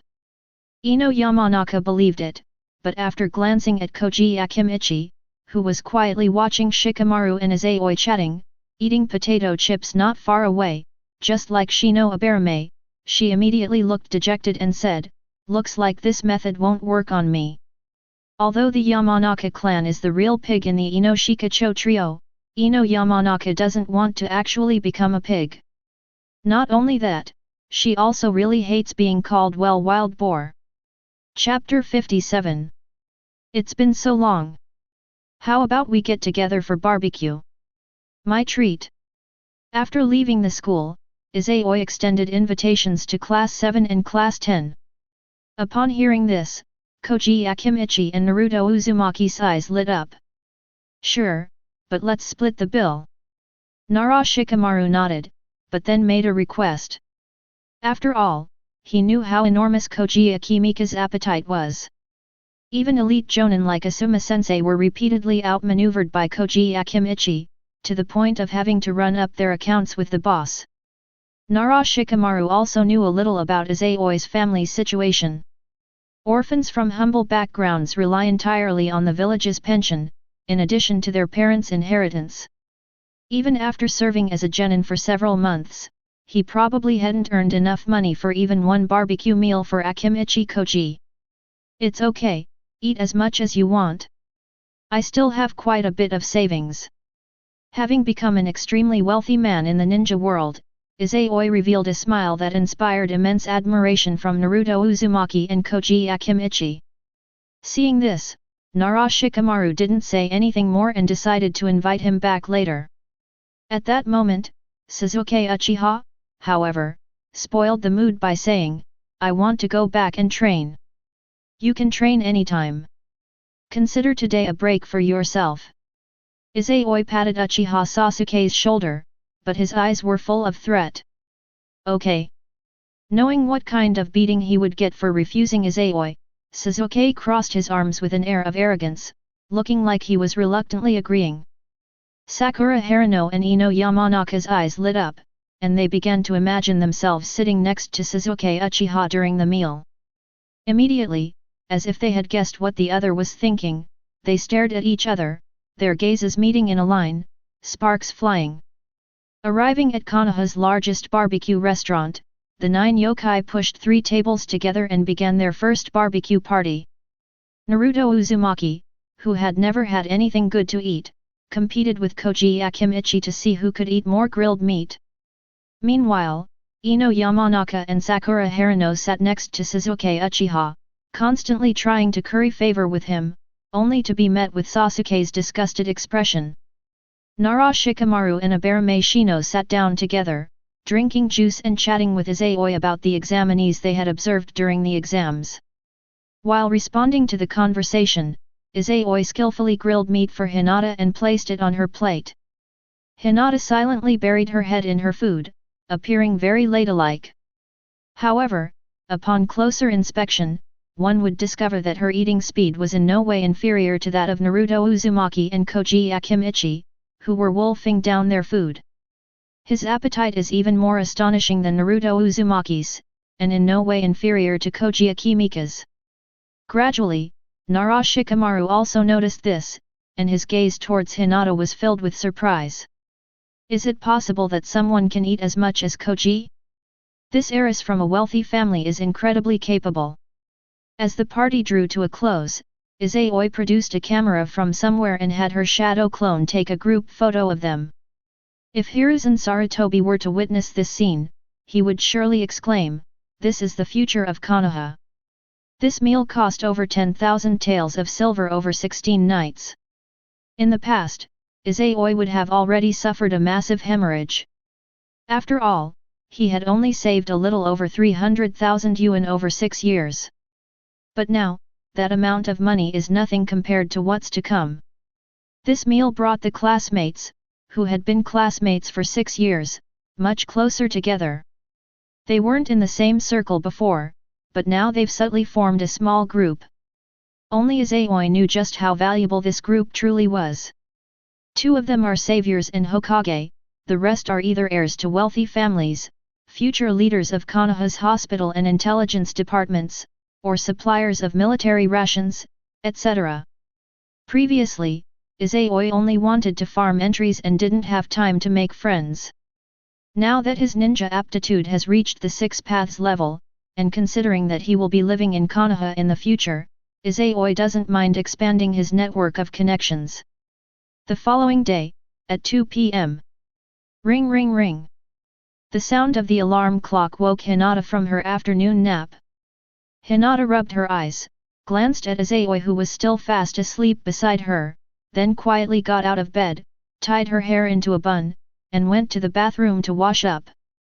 Izayoi-kun, it's time to get up. After washing herself up, Hinata squeezed toothpaste onto Izayoi's toothpaste before waking him up. What time is it? Izayoi mumbled in a daze. It's already 2 p.m. I have 1 more hour, let me sleep a little longer. Dame Dies, wake up. Hinata pulled back the covers and gently nudged Izayoi, preventing him from falling back asleep. Then kiss me, or I won't get out of bed. Izayoi started making demands. What? Hinata pouted, her face slightly flushed, but she still leaned down and kissed Izayoi's forehead. It's too light, I can't feel it. Wee-a. I want a kiss on the cheek. Wee-a. And this side too. Izayoi pointed to the other side of her face, her eyes already open, a mischievous grin on her face. Izayoi-kun, do you know who you look like now? Just like Hanabi. Hinata rolled her eyes at Izayoi, but still blushed and leaned in to give him a light peck on the other side of his cheek. Then he pulled Izayoi up. Hanabi is someone we've watched grow up, so what's so strange about her having a similar personality to mine? Izayoi chuckled, gently rubbing Hinata's cheek and giving her a kiss on her rosy face. Go brush your teeth, your breath smells awful. Hinata's face turned even redder, and then she pretended to be disgusted as she pushed Izayoi into the bathroom. While brushing her teeth, Izayoi mumbled, Hinata, go open the desk drawer and get me the red box inside. Good. Hinata, who was just about to go out to pour milk for Izayoi, immediately nodded. Hinata came in quickly, carrying a box. She didn't go out either, but stood aside, waiting for Izayoi to finish washing up. Soon, Izayoi finished rinsing her mouth and washing her face. After wiping her face with the handkerchief Hinata offered, Izayoi opened the box, which contained 2 lenses. These are glasses? Hinata asked in surprise. No, these are colored contact lenses. Izayoi awakened her Tensagen and then put on her colored contact lenses. The pupils, which were originally sky blue with white shimmering patterns around the iris, instantly returned to their original deep blue. This is something Izayoi bought in the city where the villa is located before she returned to Konoha. Seeing that Izayoi had concealed his Tensagen, the astute Hinata seemed to realize something and asked with a serious expression, "Izayoi-kun, is this Chunin exam dangerous?" Having witnessed the power of repulsion and attraction, Hinata didn't believe that any genin could be a match for Izayoi. But now, Izayoi is wearing colored contact lenses, clearly preparing to use repulsive and attractive forces, but not wanting others to discover his eye technique. What kind of enemy could possibly warrant such treatment? Hinata's mood was somewhat heavy. It's just a precaution. If things go smoothly, it'll be easy, if not, there might be a fierce battle. Izayoi looked at herself in the mirror and gave a meaningful smile. Chapter 58. 2:40 p.m. Izayoi and Hinata first went to their usual spot to meet Shino Aberame, and then arrived outside the 44th training ground of Konoha. Konoha's 44th training ground, also known as the Forest of Death, is one of the few training grounds in Konoha that is not open to the public except under special circumstances, and it is also one of Konoha's forbidden areas. The proctors had already set up tents and sheds outside, and there was also a sign for a meeting point. Although there were still 20 minutes before the exam started, Class 8 was not the first group of candidates to arrive. A large number of examinees were already standing in the open space. There are at least a dozen groups of 3. In the next 10 minutes, more and more candidates arrived, and the open space became crowded. "Yo, Izayoi, you guys are here so early. Long time no see, Izayoi-kun, Hinata. Long time no see, Minako." Since Class 8 was standing on the outer perimeter, Class 7 and Class 10, who had just arrived, spotted them immediately. In addition, another squad also joined in. It was Team 6, where Kaiba Inyazuka was. "Have you heard? Out of the 10 teams in our class, it seems only 12 of us received the approval of the Jonin instructor, the rest were eliminated," Minako said. Hinata asked, slightly surprised, did the other students go back to school to repeat their studies? 2 teams went back to school to repeat their studies, and the rest were specially recruited by other departments. A few other students, it seems, suffered some kind of blow and chose to drop out, Minako sighed. Becoming a full-fledged ninja doesn't seem like such a good thing. Last month we did a C-rank mission and were almost killed by the enemy's poison gas. Thankfully, Akamaru saved me. Keep it up, you'll definitely get stronger. Hinata could only offer encouragement. After all, Class 8 is the perception class, and her white eye has been enhanced to the point that she can see things within a radius of more than 20 kilometers. She may never experience this feeling in her lifetime. "I've heard the Forest of Death is forbidden territory in Konoha. This exam might very well be a wilderness survival test, and there might even be competition between the examinees," Sasuke Uchiha said provocatively as always. "If that's the case, you'd better watch out, and don't let me eliminate you." Izayoi frowned slightly, pressed her finger to her nose, and leaned back slightly, saying, "Have you been drinking?" "No, I'm only 12 years old." Uchiha Sasuke shook his head. Seeing Izayoi's disgusted look, he almost couldn't help but sniff his clothes to see if he really smelled of alcohol. But Izayoi's next words instantly made him blush. "Oh, I thought you were still hungover and talking in your sleep." Puff. Ha ha ha. Kaiba Inyazuka and Naruto Uzumaki couldn't help but burst into laughter. "Humph, just you wait and see."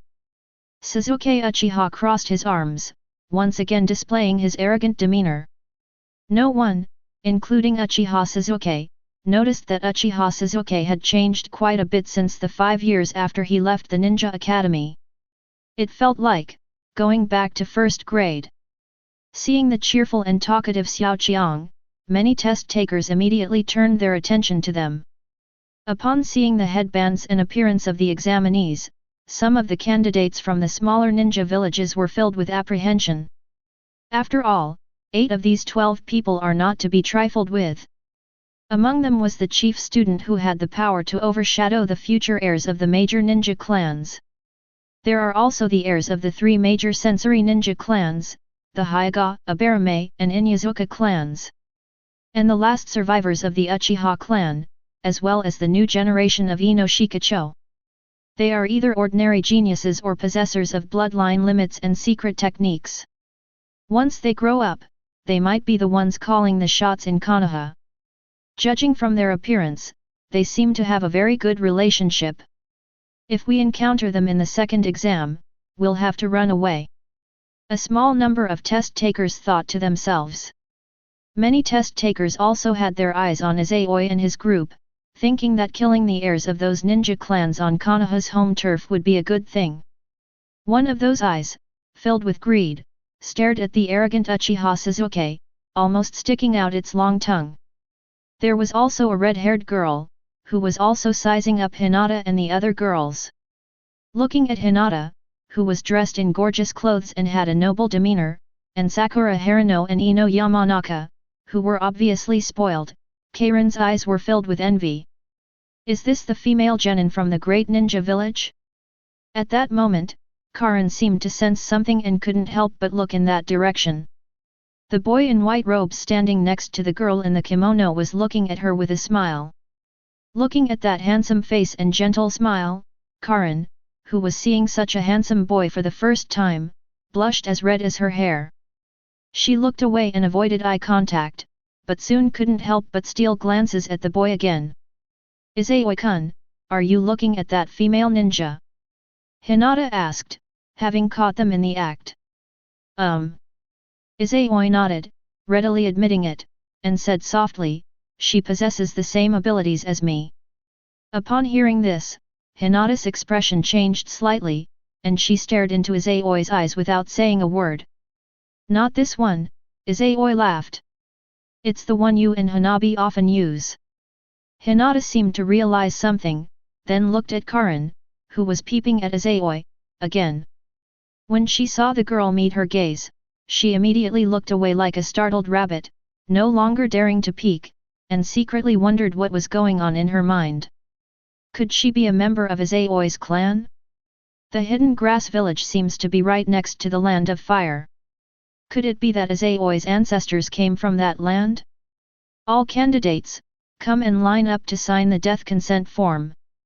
The second exam is about to begin. Time quickly passed to 3 o'clock in the afternoon. Since the Konoha ones were all standing on the periphery of the group, there was no scene like the one in the original story where Naruto Uzumaki provoked Anko Mitarashi, was then taught a lesson by her, or the reunion between master and disciple. All candidates stood in rows, lined up to sign the death consent form, and then the leader led them into a tent next to the shed to receive one of the Heaven and Earth scrolls. They were then led by the invigilator to a private entrance. On the way, the proctor also explained the rules for the second exam to them. Just as Sasuke Uchiha said, the second test was wilderness survival, which lasted for 120 hours, or 5 days.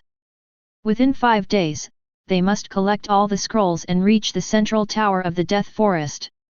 If you exceed the time limit or fail to collect all the Heaven and Earth scrolls, you will be unable to enter the central tower and will be eliminated. Anyone who opens the scroll out of curiosity will be eliminated on the spot. After the rules were explained, the proctors stood guard in front of the iron gate at the team's designated entrance, waiting for the announcement to be made. Roll your eyes out. Hinata, on the other hand, formed an unmarked mudra with her hands, and the veins on her temples bulged. A few seconds later, she spoke, our entrance is number 8. The teams at entrances 7 and 9 all possess Earth Scrolls. It's all right. There are 24 teams in this exam, and a total of 12 Heavenly Scrolls. Even if we don't take the initiative, prey will come to us. Izayoi glanced at the scroll in her hand, it had the character, Earth, written on it. Hinata said gravely, one member of the team at entrance 7 has extremely powerful chakra. Oh? Who is he? Izayoi, who hadn't yet awakened the Tensagen, said with great interest. I don't know, but, he was wearing a sand ninja headband and carrying a gourd on his back. Hinata described the man's features. This person, Sasuke seemed to have mentioned him yesterday, Shino Aberame said calmly. Anyone Sasuke remembers must be someone extraordinary. Yet, he's a powerful guy. Izayoi nodded with a smile. Chapter 59. The second round of the Chunin selection exams officially begins. As the exam began, Mitarashi Anko's voice was immediately broadcast to all the proctors and examinees. The proctors, who had been waiting at the entrance, immediately took out their keys, opened the iron gate, and said to the candidates, "Go in." In an instant, the candidates who passed the first exam either flew in like afterimages, rushed in with their fists clenched behind their backs like ninjas, or walked in at a leisurely pace. Class 8 was the last one. Izayoi-kun, should we take the initiative? Hinata asked. No rush, let's go find someone first. Izayoi activated her Tensegan, her gaze transforming into a godlike perspective. First, it enveloped the entire death forest, then, like a surveillance camera, it switched to each and every small team. Soon, Karin and her two teammates' locations were revealed to Izayoi. Follow me. Izayoi instantly flew out. Hinata and Shino Aberame followed closely behind. Izayoi-kun, are you going to find that female ninja? Hinata vaguely guessed what Izayoi was going to do. Yes, such talent shouldn't be wasted, Izayoi nodded. Izayoi was well prepared for this exam, even wearing colored contact lenses. He wants to change the fate of two people, one of whom is Karin. The trip to the black market made Izayoi realize the inconvenience of being a lone wolf. If it weren't for the clever decision to spare the lives of Zabuza Mamakai and Haku, Izayoi would still not have a single human puppet. Haku is a decent tool, but unfortunately, he's only loyal to Zabuza Mamakai. Izayoi distrusted Zabuza Mamakai, so she wouldn't recruit such a rogue ninja. But from that time on, Izayoi began to have the idea of recruiting subordinates. Karin was one of his targets.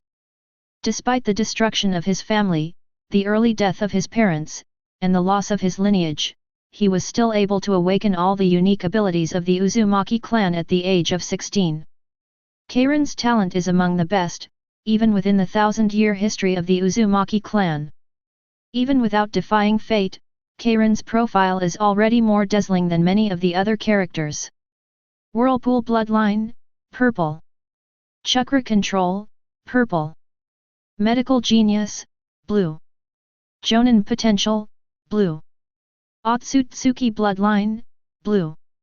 Just like there are differences between red-colored bloodlines, although Karin and Naruto Uzumaki both have purple bloodlines, the purity of the red-haired one's bloodline is definitely superior to that of the blonde one, even though the blonde one has ancestral chakra within her. Moreover, Izayoi was quite certain that 5 terms were not Karin's limit. The first time he learned medical ninjutsu, he unlocked the entry for medical genius, blue. The Uzumaki clan possesses an innate talent for sealing techniques. Once Karin begins learning sealing techniques, she will definitely unlock the talent of a sealing genius, blue, just like Izayoi. At that time, Karin will be a genius with 6 attributes. How could Izayoi possibly give up such a talent to Orochimaru?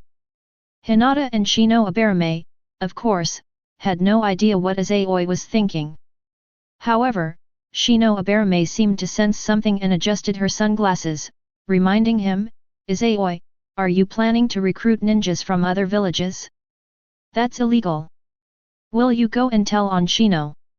Izayoi asked with a smile. Shino Aberame thought for a moment and said, if you don't leave her in Konoha, I won't. Having spent this time together, Shino Aberame has come to regard Izayoi and Hinata as comrades.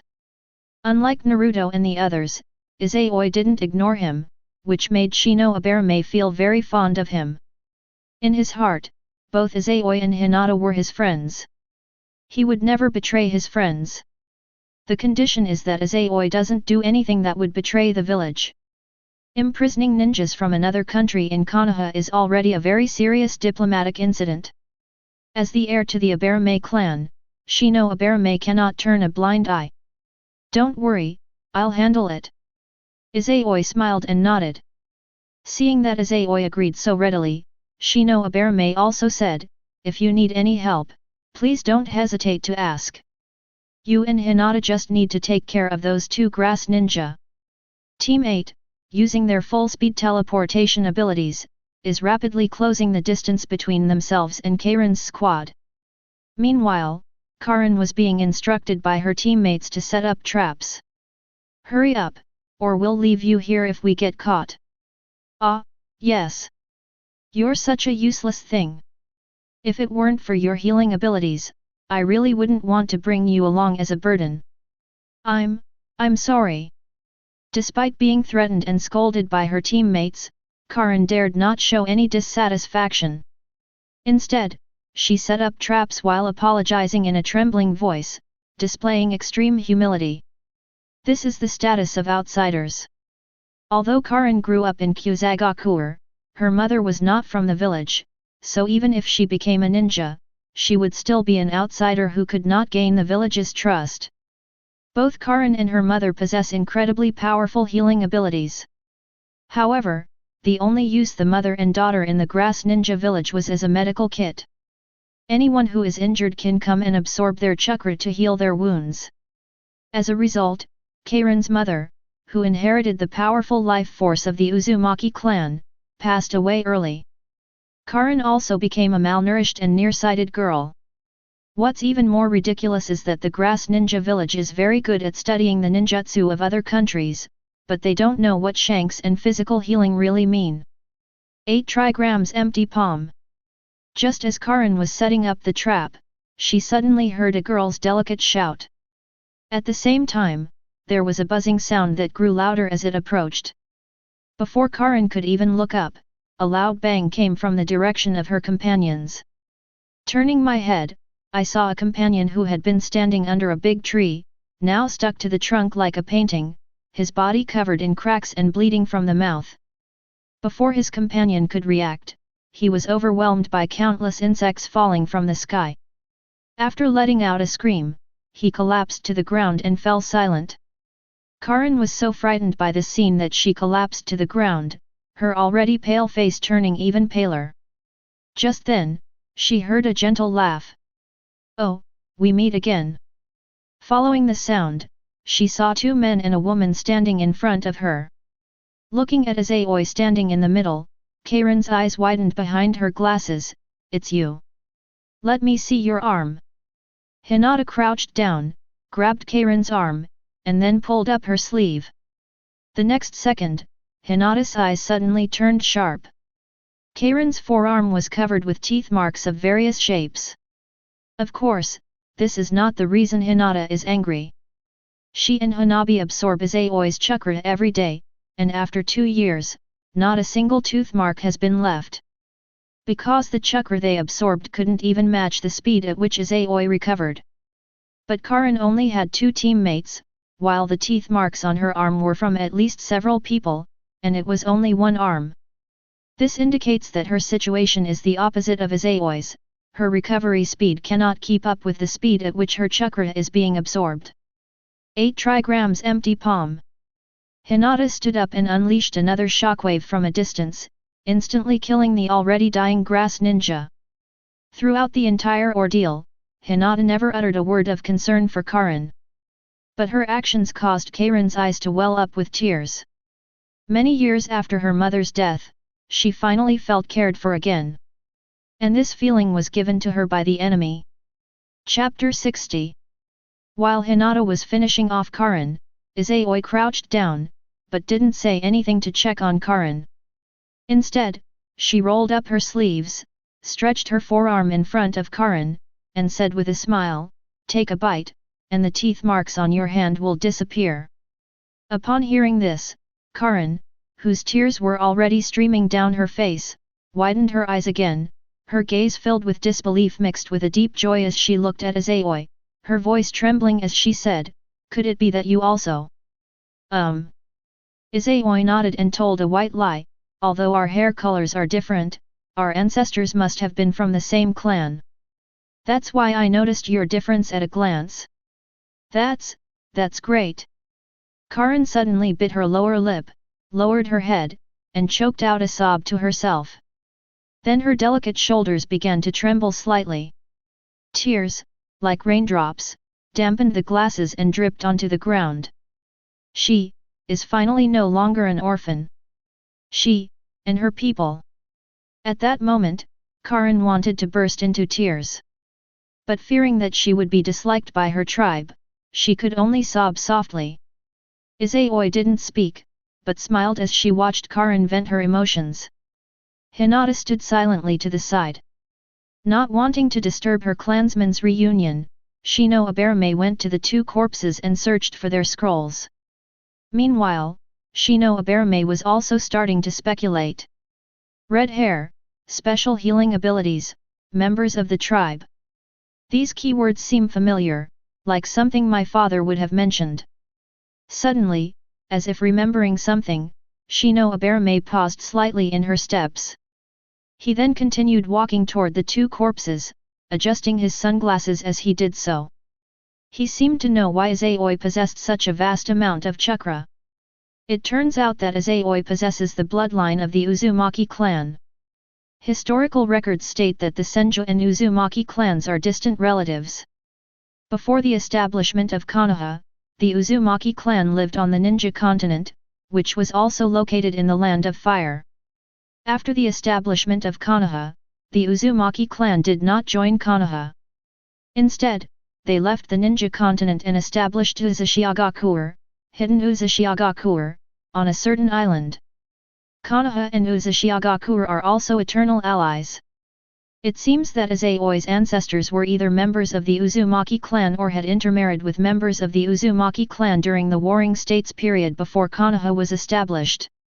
Bloodlines were diluted generation after generation, surnames and characteristics disappeared, and then Izayoi awakened in her generation. Shino Aberame thought about it more and felt that this was highly likely. To be precise, only this explanation makes sense. He seemed to understand why Izayoi had recruited that girl. Kagura's mind's eye, Izayoi must have awakened this unique ability of the Uzumaki clan. Karin cried for several minutes before she seemed to realize something and gradually stopped. "Let me wipe it." Hinata bent down and handed her a handkerchief. Thank you." Karin took the handkerchief and thanked him softly. After she wiped away her tears, Izayoi stretched out her forearm again and smiled, "Take a bite, and your injury will heal." "No. No need, I'll be fine after resting for a while."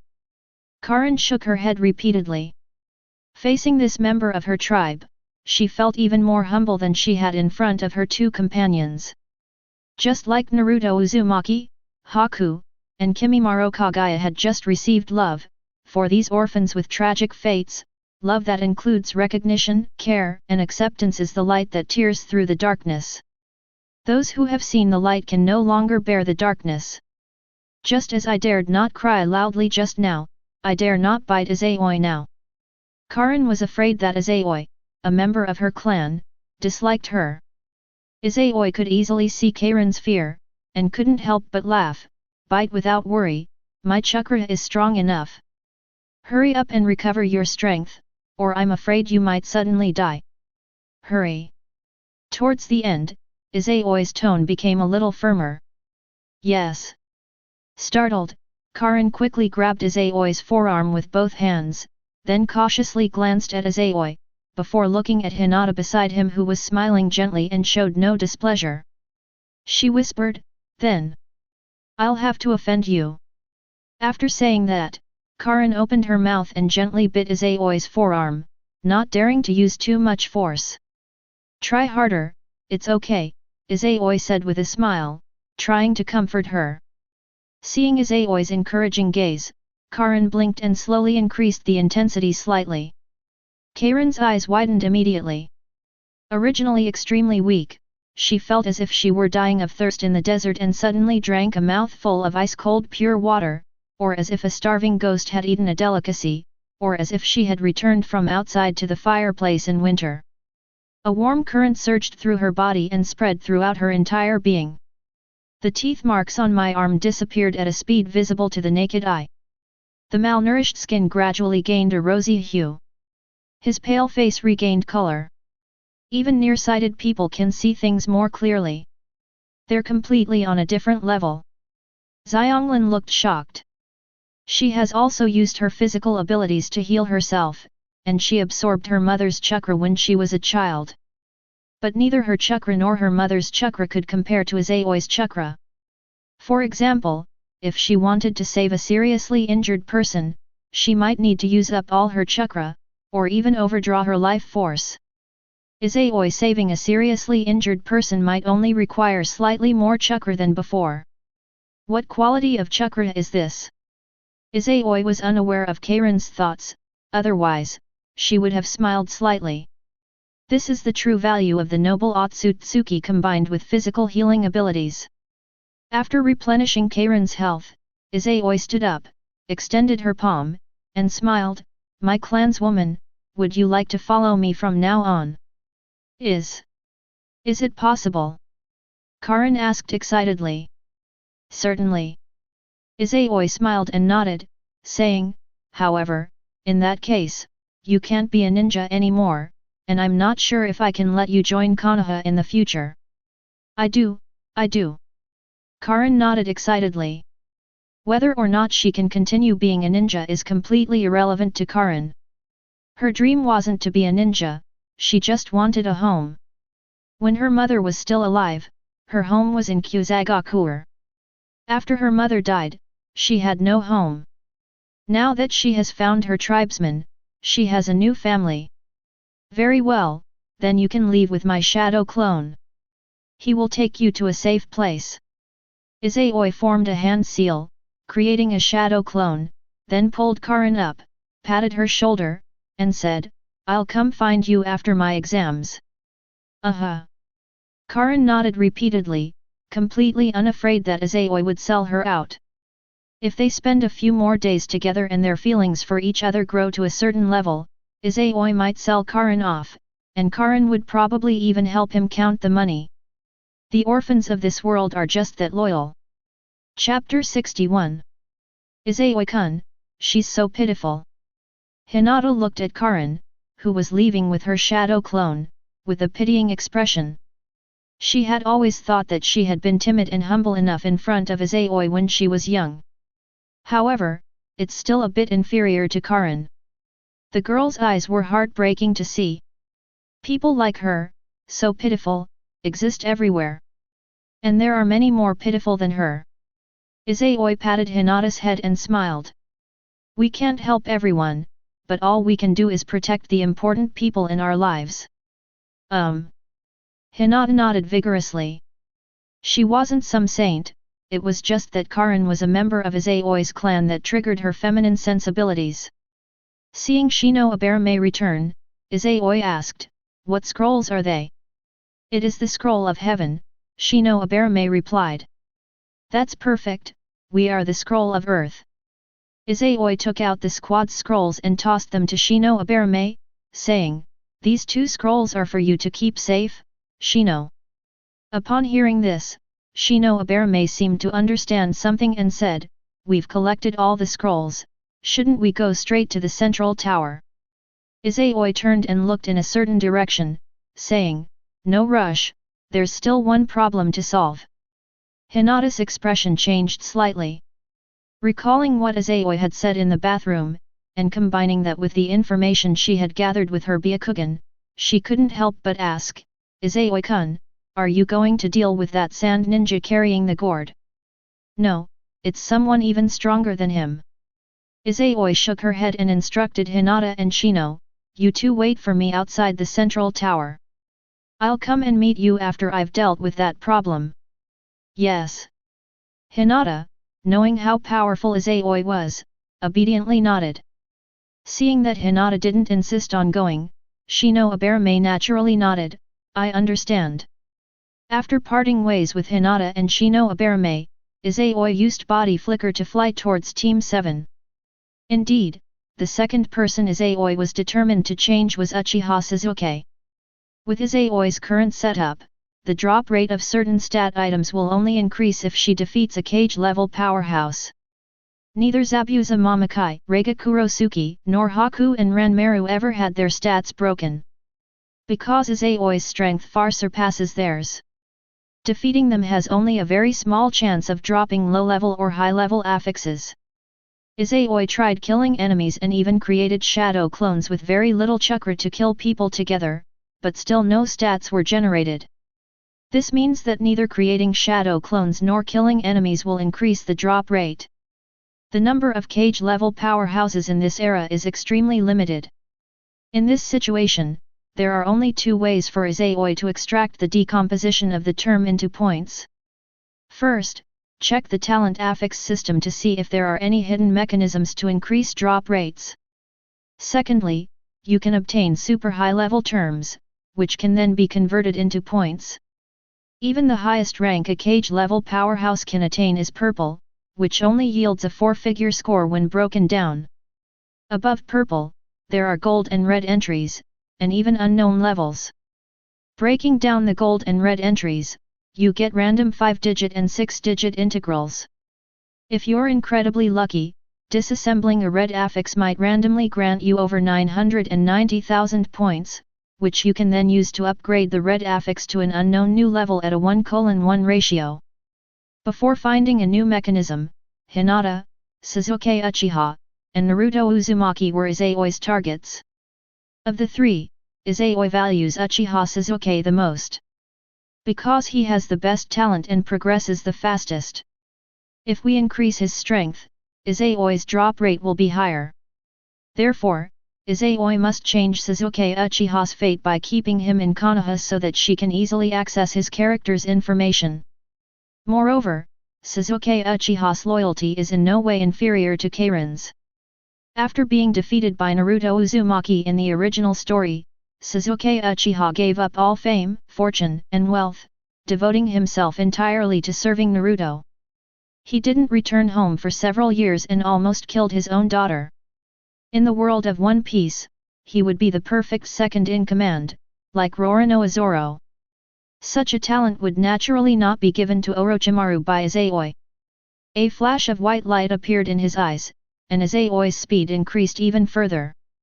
Meanwhile, Team 7 was confronting a grass ninja. You have the heavenly scroll, you must really want the earthly scroll I have. Orochimaru, disguised as a grass ninja using the face-changing technique, waved the earth scroll in his hand, and then, under the wide-eyed gaze of Team 7, tilted his head back and stuffed the scroll into his mouth. He swallowed it. He actually ate the scroll. Naruto Uzumaki exclaimed in disbelief.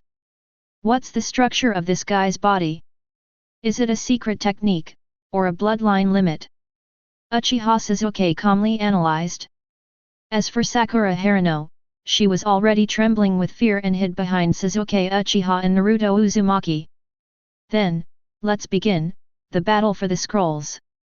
Orochimaru, having swallowed the earth scroll, smiled knowingly at Team 7, I'll go all out, you know. Boom! An invisible wave of energy roared out from Orochimaru's body. The 7th class was stunned for a moment, then collapsed to the ground, their faces pale and their breathing rapid.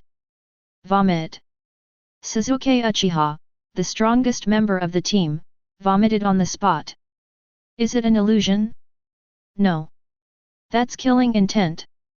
Sasuke Uchiha stared at Orochimaru, his eyes filled with the same fear he had shown Itachi Uchiha years ago. Just his killing intent is enough to make us witness our own deaths. Who is this guy? Why is someone like this even here during the Chunin exams? Both were brimming with murderous intent, but the sand ninja carrying the gourd was on a completely different level from the grass ninja in front of them. No, it should be said, they're not from the same dimension. Damn it, don't think you can scare me like this. Just then, Naruto Uzumaki's voice reached his ears. Uchiha Sasuke instinctively turned his head to look. When he saw Naruto Uzumaki, he not only didn't vomit, but he also gritted his teeth, stood up, and made a hand seal gesture. For some reason, Sasuke Uchiha's fear of Orochimaru vanished instantly. He's not even afraid of being at the bottom of the class, so what is he afraid of? Thinking of this, Sasuke Uchiha's eyes suddenly hardened, and his black pupils turned into crimson Sharingan with two tomo. Don't underestimate me, I'm going to be the Hokage. At that moment, Naruto Uzumaki shouted at Orochimaru, multiple shadow clone technique. Thump thump thump. A series of sounds, like balloons being popped, echoed through the forest. At the same time, each sound also brought up a cloud of white smoke. These wisps of smoke formed a white fog covering an astonishing area. As a gust of wind dispersed the fog, 300 Naruto Uzumakis appeared in the forest. Sasuke, Sakura, both of you hide in the back. The shadow clone lifted Sasuke Uchiha and Sakura Haruno up, then passed them hand to hand to the back. The main body and the other shadow clones formed hand seals and arrogantly shouted, "Watch me blow you away with one breath." Seeing Naruto create so many shadow clones in one go, and with that hand seal, Orochimaru, who had been playing cat and mouse with him, suddenly changed his expression slightly and said, "With this kind of chakra, could this brat be?" A major breakthrough in wind release. 300 shouts rang out in unison. Chapter 62. Waaya. The howling wind, like the sound of a typhoon passing through, echoed throughout a large part of the death forest. Especially for the students who were closer to Class 7, the strong wind had only just turned their heads to look in the direction from which the wind was coming when it swept in. The examinee, who was in the midst of a swift leap, was thrown away by the gale and crashed into a towering tree. The test takers walking on the ground seemed to have been suddenly pushed hard and fell directly to the ground. Click! Rumble! Amidst the howling wind, the sounds of objects breaking and collapsing could be faintly heard. As the camera zooms in, it reveals that the airflow in a certain area has become distorted, resembling a whirlpool in the ocean. The towering trees caught in the vortex bent low, eventually breaking apart and crashing heavily to the ground, raising clouds of dust. Fortunately, these strong winds were not sharp, and the death forest is a primeval forest, where every tree is a towering giant that would take more than a dozen people to encircle, making them incredibly resilient. Otherwise, even more trees would be broken, and the area might even become a wasteland. Even so, this scene was no less intense than the Fourth Shinobi World War in the original story, where Temari led the wind release team to unleash a chaotic whirlwind of wind release against the Ten Tails, and perhaps even stronger. When the storm subsided, the forest where Class 7 was located was left in a state of utter devastation. Naruto's 300 shadow clones had all vanished, blasted away by his own wind release technique. This is the power of a bottom-of-the-class student. Teleport to the back by a shadow clone, Uchiha Sasuke and Haruno Sakura, using a towering tree as cover, looked at the ravaged forest with trembling eyes. Clearly, Sasuke Uchiha hadn't expected Naruto Uzumaki to be so powerful. "You can't be kidding me, Naruto is that strong." Sakura Haruno covered her mouth, her eyes filled with disbelief. Because of their mission in the Land of Waves, they didn't encounter Zabuza Momokai. Sasuke Uchiha and Sakura Haruno's impression of Naruto Uzumaki was still stuck in the stage of him being toyed with by Kakashi Hatake and terrified by the demon brothers. The only bright spot is his enormous chakra reserves, and he's somehow learned the multiple shadow clone technique. Unexpectedly, Naruto Uzumaki possessed the power to create natural disasters. If he's at the bottom of the class, then what about her, the top student? It turns out, she was the weakest member of the team. Ha ha ha. Just then, a loud laugh reached their ears. I looked in the direction the sound came from. On a fallen tree, Naruto Uzumaki stood with his hands on his hips, laughing triumphantly, "Now you see how powerful I am. This is my true strength. Whether it's Izayoi, Hinata, that arrogant Sasuke, or even that thick-browed guy, they will all become my defeated opponents. That was a really powerful combo, you almost killed me." Suddenly, a voice rang in Naruto's ears, silencing his laughter. Before Naruto could turn around or use his teleportation to create distance, two large snakes bound his body like ropes, leaving only his belly exposed. Then a completely unharmed figure slowly emerged from the ground, revealing a mocking smile to him. "Damn it, let me go right now." Naruto struggled incessantly, and his eyes unknowingly turned into red vertical pupils. Seeing those eyes, Orochimaru laughed. "It really was you, you brat." "What? It really was me. What are you talking about?" Naruto shouted. "If you've got the guts, let me go, and then we'll have a fair fight again." Hee. Orochimaru chuckled. "If you hadn't used that combination technique, I wouldn't mind playing along. But now, you'd better keep quiet." After saying that, Orochimaru lifted Naruto's clothes with one hand, while the 5 fingers of his other hand were wrapped with blue chakra flames that formed the characters for wind, fire, water, earth, and lightning. "Let go of Naruto." At that moment, Sasuke Uchiha's voice grew louder as he appeared out of nowhere next to Orochimaru, kicking him towards him. Unfortunately, he was still a little too slow. 5 Elements Seal. Orochimaru's 5 fingers, like claws, struck Naruto Uzumaki's stomach with one palm, while simultaneously raising his other hand to block Sasuke Uchiha's kick to the shin. Naruto Uzumaki was sent flying by a single palm strike, and Orochimaru was also kicked away by Sasuke Uchiha. Fire Release, Great Dragon Fire Technique. Uchiha Sasuke pressed his advantage, swiftly forming hand seals and unleashing a wisp of flame that grew into a fire dragon, roaring towards Orochimaru. Orochimaru, who had already landed, looked at Sasuke Uchiha's 2 Tomo Sharingan through the fire dragon, his eyes filled with greed. At this moment, he felt as if he had returned to the time when he secretly watched Itachi Uchiha train. At such a speed, and at such a young age, to have awakened the double Tomo Sharingan. Perhaps this boy is not much less capable than his older brother. He absolutely had to have a body like that.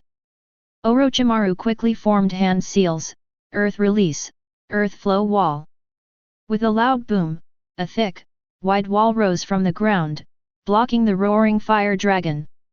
Sasuke Uchiha, who had already used lightning release chakra to stimulate his cells and increase his speed, did not come around to the back.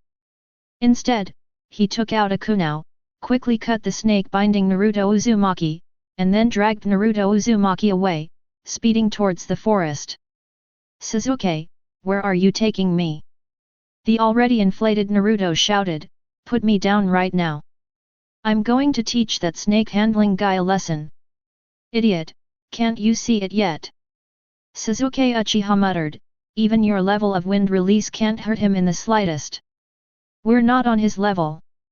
Upon hearing this, Naruto Uzumaki finally came to his senses. "Oh right, that's all the combo moves he knows right now.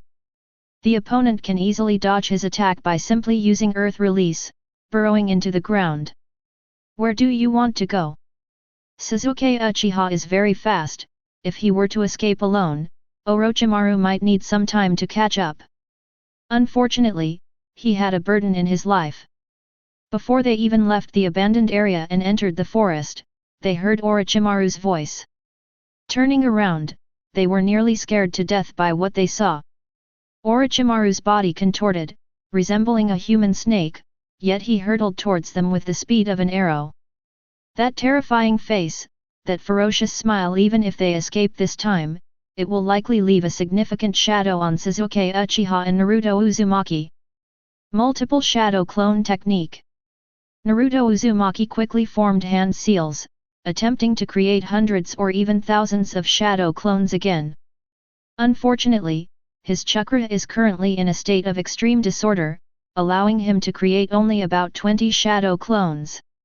As soon as these shadow clones appeared, they quickly formed hand seals, preparing to unleash another wind release, great breakthrough. But the next second, these shadow clones, just like when Sasuke first learned the fireball jutsu, could only exhale a small stream of air. How could this be? Naruto Uzumaki exclaimed in disbelief, his eyes wide. It was the sealing technique from before. Uchiha Sasuke broke out in a cold sweat, becoming even more certain that this guy was definitely not a genin. Seeing that escape was impossible, Sasuke Uchiha tossed Naruto aside, turned, and charged towards Orochimaru, shouting, "Loser! I'll buy you time. Go outside and find reinforcements." "No way! I would never abandon my comrades." Naruto Uzumaki, having landed, got up and rushed over to fight alongside Sasuke Uchiha. "Hurry up, this isn't the time to be reckless," Sasuke shouted, throwing ninja tools at Orochimaru. This guy isn't a genin, the commotion he made must have caught the examiner's attention. "Go find reinforcements now, and we can all survive. Otherwise, you, Sakura, and I will all die. In that case, I absolutely cannot abandon you," Naruto Uzumaki said resolutely, then formed hand seals again and shouted, "Shadow clone technique." With a few loud thuds, several shadow clones appeared around Naruto Uzumaki, then dispersed and flew off towards the outside of the Forest of Death. As for its true form, it charged towards Orochimaru. Little did he know that his sense of loyalty would ultimately harm Sasuke Uchiha. Having already mastered the basics of lightning release chakra stimulating cells, Sasuke Uchiha was even faster than Rock Lee, who was wearing weights. With the Sharingan's ability to perceive, even Orochimaru would need to use Orochimaru's Orochimaru-style ninjutsu or earth release to catch his opponent. Now that Naruto Uzumaki has entered the fray, Sasuke Uchiha is not only unable to fight freely, but also has to constantly worry about his comrades' safety. Orochimaru also realized this, so he changed his target from Sasuke Uchiha to Naruto Uzumaki. In just a few rounds, Sasuke Uchiha fell into his own trap, and both he and Naruto Uzumaki were trapped by their feet in the swampy ground, and were even bound like dumplings by the giant snake. Just as Orochimaru formed hand seals, stretched out his neck, and flew over, preparing to plant the heavenly curse seal on Uchiha Sasuke's neck. Bang! A figure appeared out of thin air and punched Orochimaru squarely in the face. The force was so great that it seemed as if the fist was about to sink into Orochimaru's head. Orochimaru's head was blasted away like a baseball by a single punch, and his body flew off as well. The one who threw the punch was none other than the belatedly arriving spotter, Izayoi. Chapter 63. Izayoi. Upon seeing Izayoi suddenly appear, Sasuke Uchiha and Naruto Uzumaki were overjoyed, as if they had found a savior. Sasuke Uchiha, in particular, felt a strange sense of security. "I can't believe you guys are so unlucky to have been targeted by this guy." Izayoi pulled Naruto and Sasuke out of the swamp, one in each hand, and threw them back to the ground. Sasuke Uchiha immediately grasped the key point and quickly asked, "Izayoi, do you know who this guy is?" "I didn't know before, I only sensed his chakra, which is not something a genin could possess." Izayoi watched as Orochimaru's head returned to normal and his body slowly stood up, and said, "But now, his identity is clear, one of the legendary Chunin, and also one of Konoha's S-rank rogue ninja. Orochimaru. It was him." Sasuke Uchiha's pupils contracted, his eyes widening in disbelief as he stared at Orochimaru, a great figure from the history books. "Why are you here?" "I don't know, but he's clearly targeting you. There's probably something on you that he's after. Is it for the Sharingan?" Sasuke Uchiha understood immediately, his expression grave. "Izayoi, what do we do next?" "The unspoken message is, from now on, I'll listen to you fight or run. Escape from such a powerful being is no easy task. The only thing we can do now is stall until rescue arrives." Izayoi looked at Uchiha Sasuke and laughed, "Do you still have the ability to fight?" "Of course." Sasuke Uchiha smirked. "And there's me, the Great One. I can keep fighting too." Naruto Uzumaki emphasized his presence. Izayoi grinned and said, "In that case, let's experience the power of the legendary ninjas." Hee. Meanwhile, Orochimaru was also observing Izayoi, praising him. "I never expected that in this generation, besides the descendant of the Uchiha and that brat, there would be such an outstanding young man. Konoha truly lives up to its reputation as a cradle of geniuses. But now, I don't have time to play pretend ninja games with you. After saying that, Orochimaru once again used the Orochi-style's body flicker technique and rushed towards Izayoi and the other two. Just as Izayoi said, he was in a hurry and had to plant the heavenly curse seal on Uchiha Sasuke before the rescue team arrived. However, Orochimaru, who only focused on Uchiha Sasuke, clearly did not expect that a monster would emerge from this generation of newcomers. His figure had just shot out when Izayoi disappeared from the group of three ahead. As if teleported, Izayoi appeared out of thin air in front of Orochimaru, holding a kunai with wisps of electricity crackling in it, aiming for Orochimaru's head. This sight caused Orochimaru's pupils to shrink slightly. The movement method was familiar, but the speed was even more astonishing than that of Uchiha Sasuke. At the same time, Orochimaru swiftly opened his mouth and spat out a sword blade, which extended and severed Izayoi's kunai, attempting to pierce Izayoi's neck. This approach is unprecedented. Without prior intelligence, one might fall victim to a trap. However, just as the sword blade shattered the kunai, Izayoi's figure vanished. What Orochimaru saw was Sasuke Uchiha leaping into the air, spitting out a wisp of flame that quickly transformed into a giant fire dragon. Fire release, Great Dragon Fire Technique. Sasuke Uchiha, whose chakra reserves far surpass those in the original story, under Izayoi's tutelage, prefers and excels at using the Great Dragon Fire Technique rather than the Great Fireball Technique. Seeing the fire dragon flying towards him, Orochimaru neither dodged nor evaded, letting the fire dragon devour him. In the flames, Orochimaru's body turned into a pool of liquid. This is an earth substitute. Sasuke Uchiha's expression changed slightly in mid-air. After landing, he stared intently at the ground, his eyes swirling wildly with Tomo, fearing that Orochimaru would emerge from the ground again as before. Swoosh!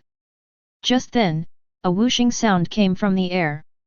A gigantic python burst forth from behind a fallen tree, its jaws wide open, attempting to swallow Uchiha Sasuke whole. Sasuke Uchiha sneered, then vanished into thin air and reappeared beneath the python. He kicked the python in the head, violently slamming its open mouth shut. But the next second, Sasuke Uchiha's expression changed drastically. Suddenly, the python's abdomen burst open, and a figure emerged, extending a hand that transformed into a swarm of snakes. Hidden shadows, many snake hands. This surprise attack caught Uchiha Sasuke completely off guard. Having just unleashed Shadow Dance Leaf and not yet finished his attack, he could only watch helplessly as the swarm of snakes was about to bind him. Just then, that voice that filled him with a sense of security rang out again. Wind Release, Wind Slice Technique. Izayoi and the transparent white wind blade appeared almost out of thin air. The incredibly sharp wind blades not only instantly severed the group of snakes but also cleaved the enormous python in two. It's you again, you brat!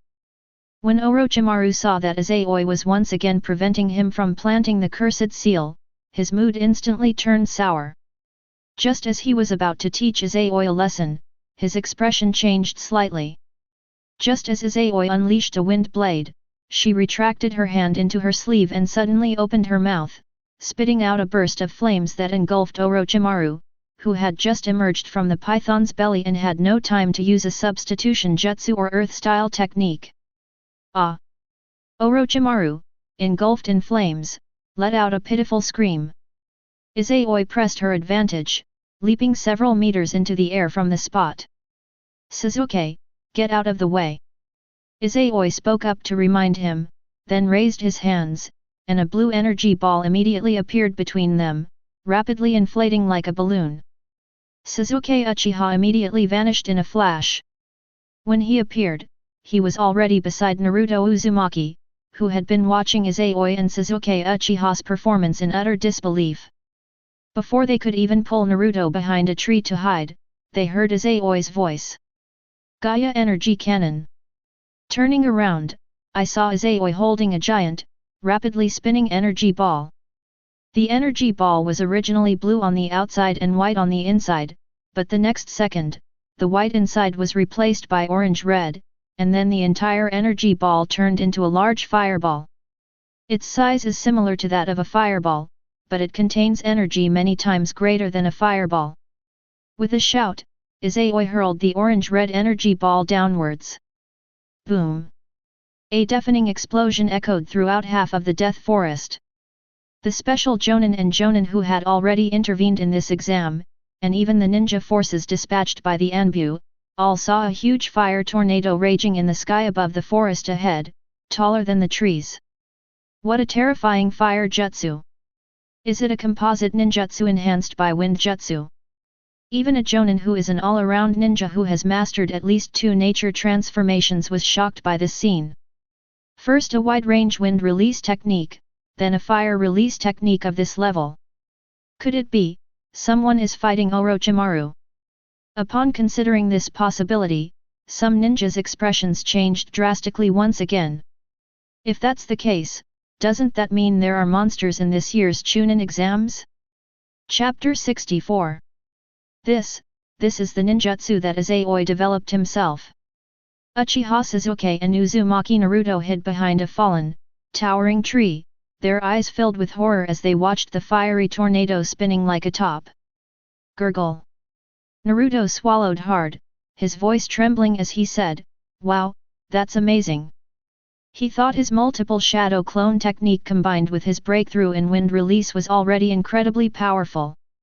Unexpectedly, besides him, Izayoi also mastered a wide range of ninjutsu. Moreover, it doesn't require the use of shadow clones, or even hand seals. This is simply not in the same league. Naruto's newly inflated ego was instantly shattered. Walk. At that moment, Izayoi appeared behind Sasuke, Uchiha and Naruto Uzumaki, grabbed them, and vanished in an instant.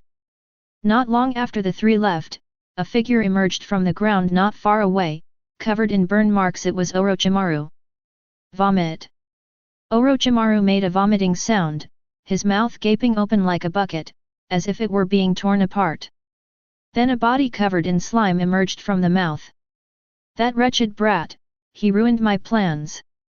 Orochimaru, having used the Orochi-style substitution technique to conjure a new body, first cursed in a hoarse voice, then grinned and said, "But that kind of chakra, and the speed of casting the technique, truly astonishing talent."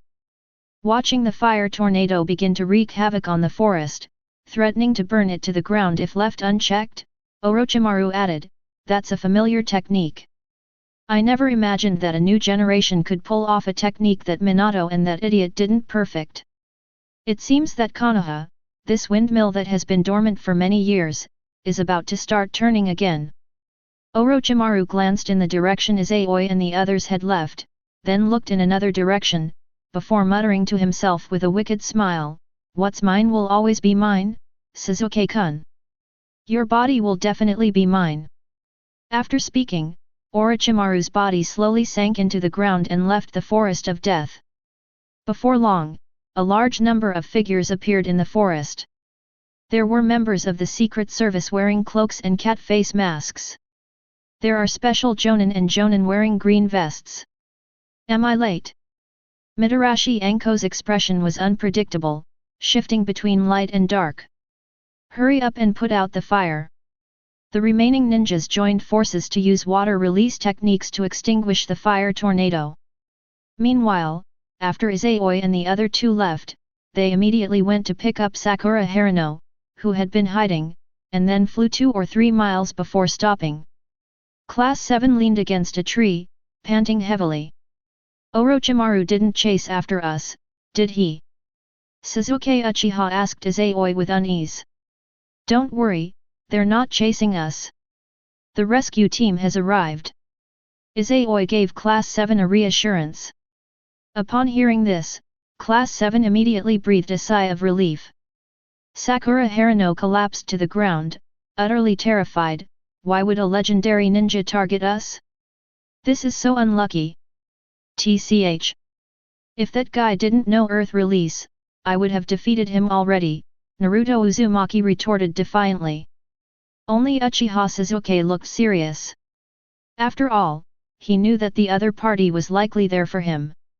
The thought of being targeted by such a powerful figure sent chills down Sasuke's spine. He escaped this time because Izayoi was there, but what about next time? What about the next time? Seemingly sensing Sasuke's inner panic, Izayoi patted him on the shoulder and comforted him with a smile, "Don't be nervous. After all, the village should be nervous. An S-rank rogue ninja is the most dangerous person in the ninja world, even the great ninja villages dare not underestimate him. Such an important figure, suddenly appearing in Konoha, the Hokage will surely gather the entire village's resources to find him. During this period, the village's security will be at its peak. After the exams, don't go home. Stay in the central town until the village has dealt with Orochimaru." Upon hearing this, Uchiha Sasuke felt a sense of relief and nodded emphatically, "Yes, I understand." After recovering, Izayoi and Class 7 headed towards the central tower. On the way, Naruto Uzumaki approached Izayoi and asked curiously, "Izayoi, was that fire tornado you just used a ninjutsu taught to you by your Jonin instructor?" "No, that's a ninjutsu I developed myself," Izayoi said, shaking his head. "What? It's a ninjutsu I developed myself? That's amazing!" Naruto Uzumaki and Sakura Haruno gasped in surprise. Sasuke Uchiha seemed to remember something, his expression slightly changing as he asked, "This is your perfected ninjutsu? Isn't it lightning release?" "Of course not."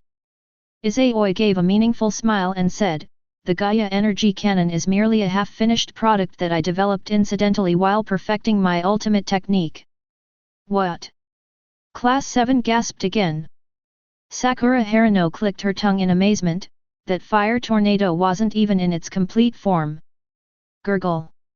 Naruto Uzumaki and Sasuke Uchiha swallowed hard, feeling as if another huge chasm had appeared between them and Izayoi. Even a half-finished product has such power, they dared not imagine just how powerful Izayoi's ultimate technique would be once it was completed. At the same time, Sasuke Uchiha's gaze towards Izayoi was filled with fervor. A ninjutsu that can be called an ultimate technique is an S-rank ninjutsu.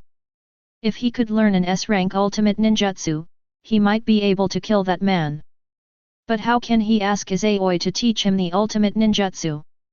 Even if I don't teach him the ultimate techniques, that Gaia energy cannon from earlier was pretty good. After all, he also has fire attributes. With that in mind, Uchiha Sasuke decided to wait until after the exam to find a way to win over Izayoi. After using the Tensagen to pinpoint Orochimaru's location and confirming that he had truly given up on planting the cursed seal on Sasuke Uchiha in the Forest of Death, Izayoi separated from Team 7 to reunite with Hinata and Shino Abarame, and then entered the central tower. Without the cursed seal, Sasuke Uchiha's strength in the Forest of Death meant that his opponents were only Kabuto Yakushi, who was hiding his true power, Gaara, Rock Lee, and Neji Hyuga. As for the other examinees, none of them were a match for Uchiha Sasuke. At this rate, Class 7 should reach the central tower soon. And that is indeed the case. Fearing that Orochimaru would come after them again, Team 7 didn't rest for almost 15 minutes before setting off to find the team that possessed the Heavenly Scroll. After stealing the Heavenly Scroll from the other party, they rushed to the central tower and reported Orochimaru's stalking to the shadow clone of Umino Irika that appeared from the scroll. The moment it was officially confirmed that Orochimaru had returned to Konoha, undercurrents surged and the atmosphere became tense. Many ninjas urged Hiruzen Sarutobi to stop the Chunin exams and focus all his efforts on capturing Orochimaru. However, with a large number of ninjas from other villages gathered in Konoha, and invitations already sent to the 4th Kazekage and other dignitaries, it is impossible to stop the Chunin exams.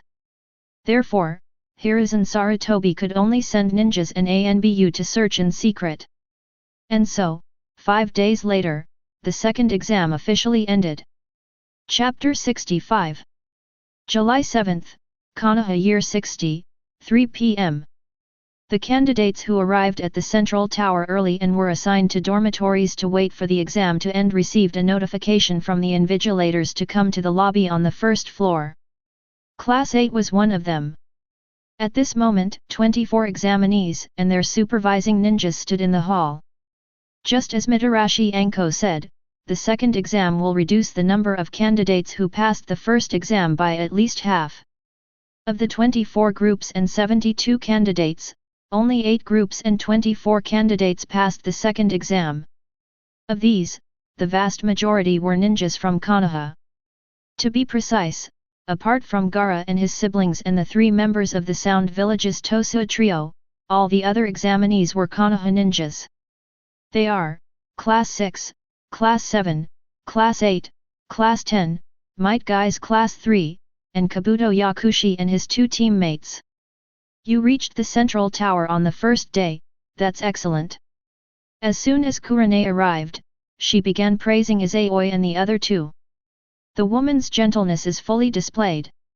In fact, as a perception-based class, Class 8 was already slow in not being the first to arrive at the central tower. Therefore, Team 8 showed no pride whatsoever.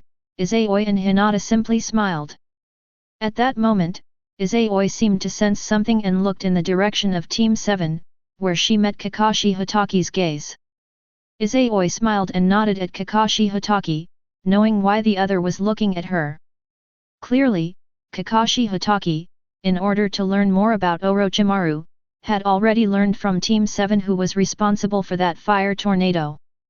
Before the examinees could even chat with their instructors for a short while, Hiruzen Sarutobi and the examiners for the second exam appeared on the second floor.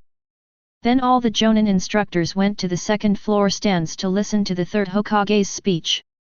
After Hiruzen Sarutobi finished explaining that the Chunin exams were a microcosm of the Allied Powers War, and that the third exam would be a large event attended by dignitaries and spectators, and that a new batch of outstanding genin needed to be selected from those who passed the second exam to ensure the competition was entertaining, Heiate Gecko appeared as the chief examiner.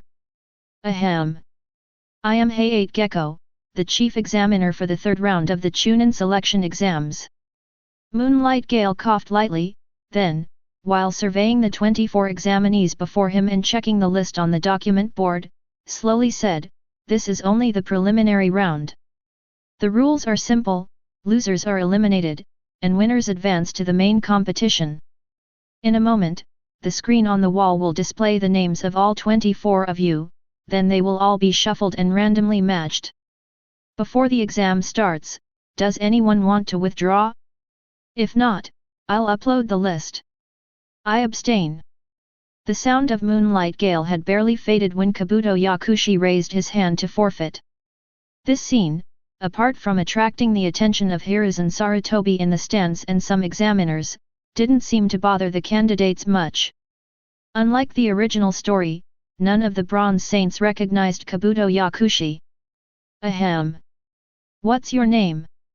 Yakushi Kabuto. Okay, you can leave now. Heiate Gecko crossed out Kabuto Yakushi's name with his pen and asked again, there are now 23 examinees left. There will be one by spot. Does anyone want to withdraw? Seeing that no one spoke, Heiate Gecko took out a walkie-talkie and said, "Then I hereby declare the third preliminary round of the Chunin exams officially open." Immediately, the screen flickered with static. Then the candidates' names appeared one by one, as if someone were typing on a keyboard behind them. Once all 23 candidates' names were displayed on the screen, the image suddenly changed, with 2 large VS letters replacing the list and occupying the center of the screen. Names flashed incessantly on both sides of the VS. A few seconds later, the image froze. Toshinogi vs Akimichi Koji. Those whose names are displayed, please stay. Everyone else, go to the second floor stands to watch the game, Moonlight Gale said. Koji, do your best. Don't lose to the ninjas from the small village. If you win, Asuma-sensei will treat you to barbecue. Upon hearing the words barbecue, Koji Akimichi instantly opened his eyes and nodded seriously. Arriving next to Kurane, Izayoi leaned on the armrest, but instead of looking at Koji Akimichi and Hinata, who were already fighting below, she was eyeing the jonin from Otagakure next to the sakeku stirrups and harp mallets. Others couldn't discern the identity of this sound ninja, but Izayoi recognized him immediately. It was Orochimaru. Izayoi never expected that Orochimaru's curse would fail, yet he still managed to sneak into the central tower to watch the preliminary rounds. If that's the case, then why wasn't the first match Uchiha Sasuke vs Akabane Armor? Was he simply there to watch the show, or did he have other plans? As if sensing that Izayoi was looking at him, Orochimaru's gaze fell upon him, and he gave Izayoi a wicked smile. Izayoi smiled and nodded politely, as if unaware of Orochimaru's identity. Meanwhile, the battle below had already been decided. Although Toshin didn't reveal information like in the original work, Koji Akimichi still used the human bomber tank from the very beginning. Koji Akimichi, by tucking his head inside his body and plugging his ears, miraculously escaped being instantly killed. However, his combat experience was still far inferior to that of Toshin, who had fought his way up in smaller towns.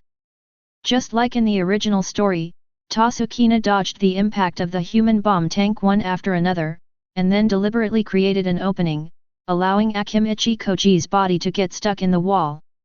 Then, using the water in his body, he delivered a sonic punch that instantly defeated Koji Akimichi. Akimichi Koji is unable to fight. The winner of the first round is Tasukinari. Gekko Hayate immediately announced the result. Seeing this, Nara Shikamaru and Yamanaka Ino both helplessly covered their foreheads. Sarutobi Asuma, with a cigarette dangling from his lips, chuckled, "It's good that he's not injured. Koji is still very strong, he just happened to run into someone who counters him." After saying that, Sarutobi Asuma instantly flew down and brought Akimichi Koji back to the stands, without taking him to the medical room. The screen flashed the name again, then quickly settled. Uchiha Sasuke vs Zaku. I'm looking forward to your performance, Zaku. Orochimaru smiled encouragingly at Zaku. Yes. Sixten almost stood at attention with excitement, and quickly assured him, "Sir, I will certainly not let you down." Over at Team 7, Sakura Harino warned Sasuke, "Uchiha, Sasuke-kun, those guys from that ninja village seem to use sound wave ninjutsu. You need to be careful." Naruto, hands behind his head, taunted, "Arrogant Sasuke, don't you dare lose before you meet me." Sasuke Uchiha, who was just about to leave, suddenly stopped, turned to Naruto Uzumaki, and smiled, "Naruto, I'd also like to spar with you." This time, Sasuke Uchiha did not call Naruto Uzumaki a loser. Naruto Uzumaki was startled, his eyes, which had been narrowed to slits, slowly opened, and he stared blankly at Sasuke Uchiha. Then a strange emotion welled up inside him, making him tremble with excitement and giving him goosebumps. Chapter 66. Uchiha Sasuke, I will definitely defeat you and prove my worth. As soon as Uchiha Sasuke came down, he heard Zaku say this to him from across the room. Ha! Sasuke Uchiha was confused, but seeing a guy from a small ninja village acting so arrogantly, he immediately sneered, "Save your nonsense for when you're dreaming." "Humph, you'll see." Recalling the information Orochimaru had given him, Zaku smiled confidently. "Ready? Let's begin." Moonlight Gale took a few steps back and announced the start of the second round. Sniff sniff. Sasuke Uchiha immediately took out 3 shuriken from his ninja tool pouch and threw them at Zaku, testing the guy's strength first. Zankyuha. Faced with the incoming shuriken, Zaku didn't dodge or throw it back. Instead, he opened his right hand, revealing a hollow in his palm, formed a hand seal, and channeled his chakra through a special device to convert it into air pressure, which then surged out from his wind cave.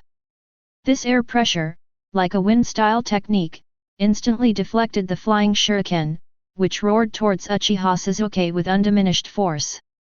Seeing the sonic attack, which was different from the one from the Toso Kainu, Sasuke Uchiha's contempt vanished, his black pupils turned into crimson Sharingan with 2 tomo, and then his body disappeared into thin air. Wow, that's fast! Many of the test takers in the stands gasped in surprise. Some of the jonin, however, noticed something amiss in their eyes. However, Sax was not surprised but delighted, shouting, "That's exactly what I've been waiting for." After speaking, Sakton crouched down and slapped the ground with both hands, sky-slicing extreme wave. All the chakra within his body was transformed into sound waves, surging out from the wind cave and turning into invisible waves that distorted the air, instantly engulfing the entire hall. Even Hayate Gecko, a special jonin, felt uncomfortable being inside the domain. He instantly teleported to the second floor stands, tensing up to prepare to rescue the person inside. Meanwhile, Sasuke Uchiha appeared out of thin air not far behind Zaku, covering his ears with his hands and showing a hint of pain on his face. Sensing Sasuke's presence, Zaku immediately turned around, his hands aimed at Sasuke, and the still surging air pressure instantly blasted Sasuke away. Fortunately, most of the power of this attack was applied to the floor, otherwise, if Sasuke Uchiha had taken the hit head-on, he would have been in serious trouble. Even so, Sasuke Uchiha felt a surge within him and his head spin. Just like how Toshinari instantly killed Akimichi Koji, the sound waves are penetrating his body's moisture, causing an internal attack. Looking at the smug smile on Sasuke's face, Sasuke gathered chakra in his feet, drawing it into the wall to withstand the final pressure. Once the air pressure dissipated, Uchiha Sasuke formed hand seals, shadow clone technique. With 2 loud thuds, 2 shadow clones appeared on either side of Uchiha Sasuke. The next second, the 3 Uchiha Sasukes vanished into thin air. Upon seeing this, Zakuro's face instantly turned panicked. He then prepared to repeat his previous tactics, intending to unleash the sonic wave on the ground to create a sonic field that would trap Uchiha Sasuke. But he forgot that the battles of ninjas are battles of intelligence. Having just gained the intelligence advantage, he failed to seize the opportunity to instantly kill Uchiha Sasuke, thus completely losing his chance of victory. Zankyo Kyakuha. Sax used the same trick again, placing both hands on the ground and releasing air pressure and sound waves with all his might. Invisible waves, distorting the air, once again flooded the hall. Sasuke Uchiha's 2 shadow clones, which were moving at high speed and invisible to the naked eye, were suddenly exposed, covering their ears with their hands and showing signs of pain.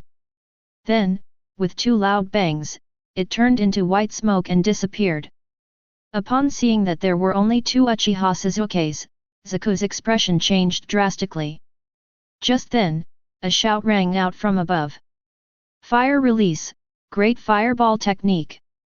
A wave of scorching heat swept down, and when Sexton looked up, his eyes were instantly filled with a huge fireball.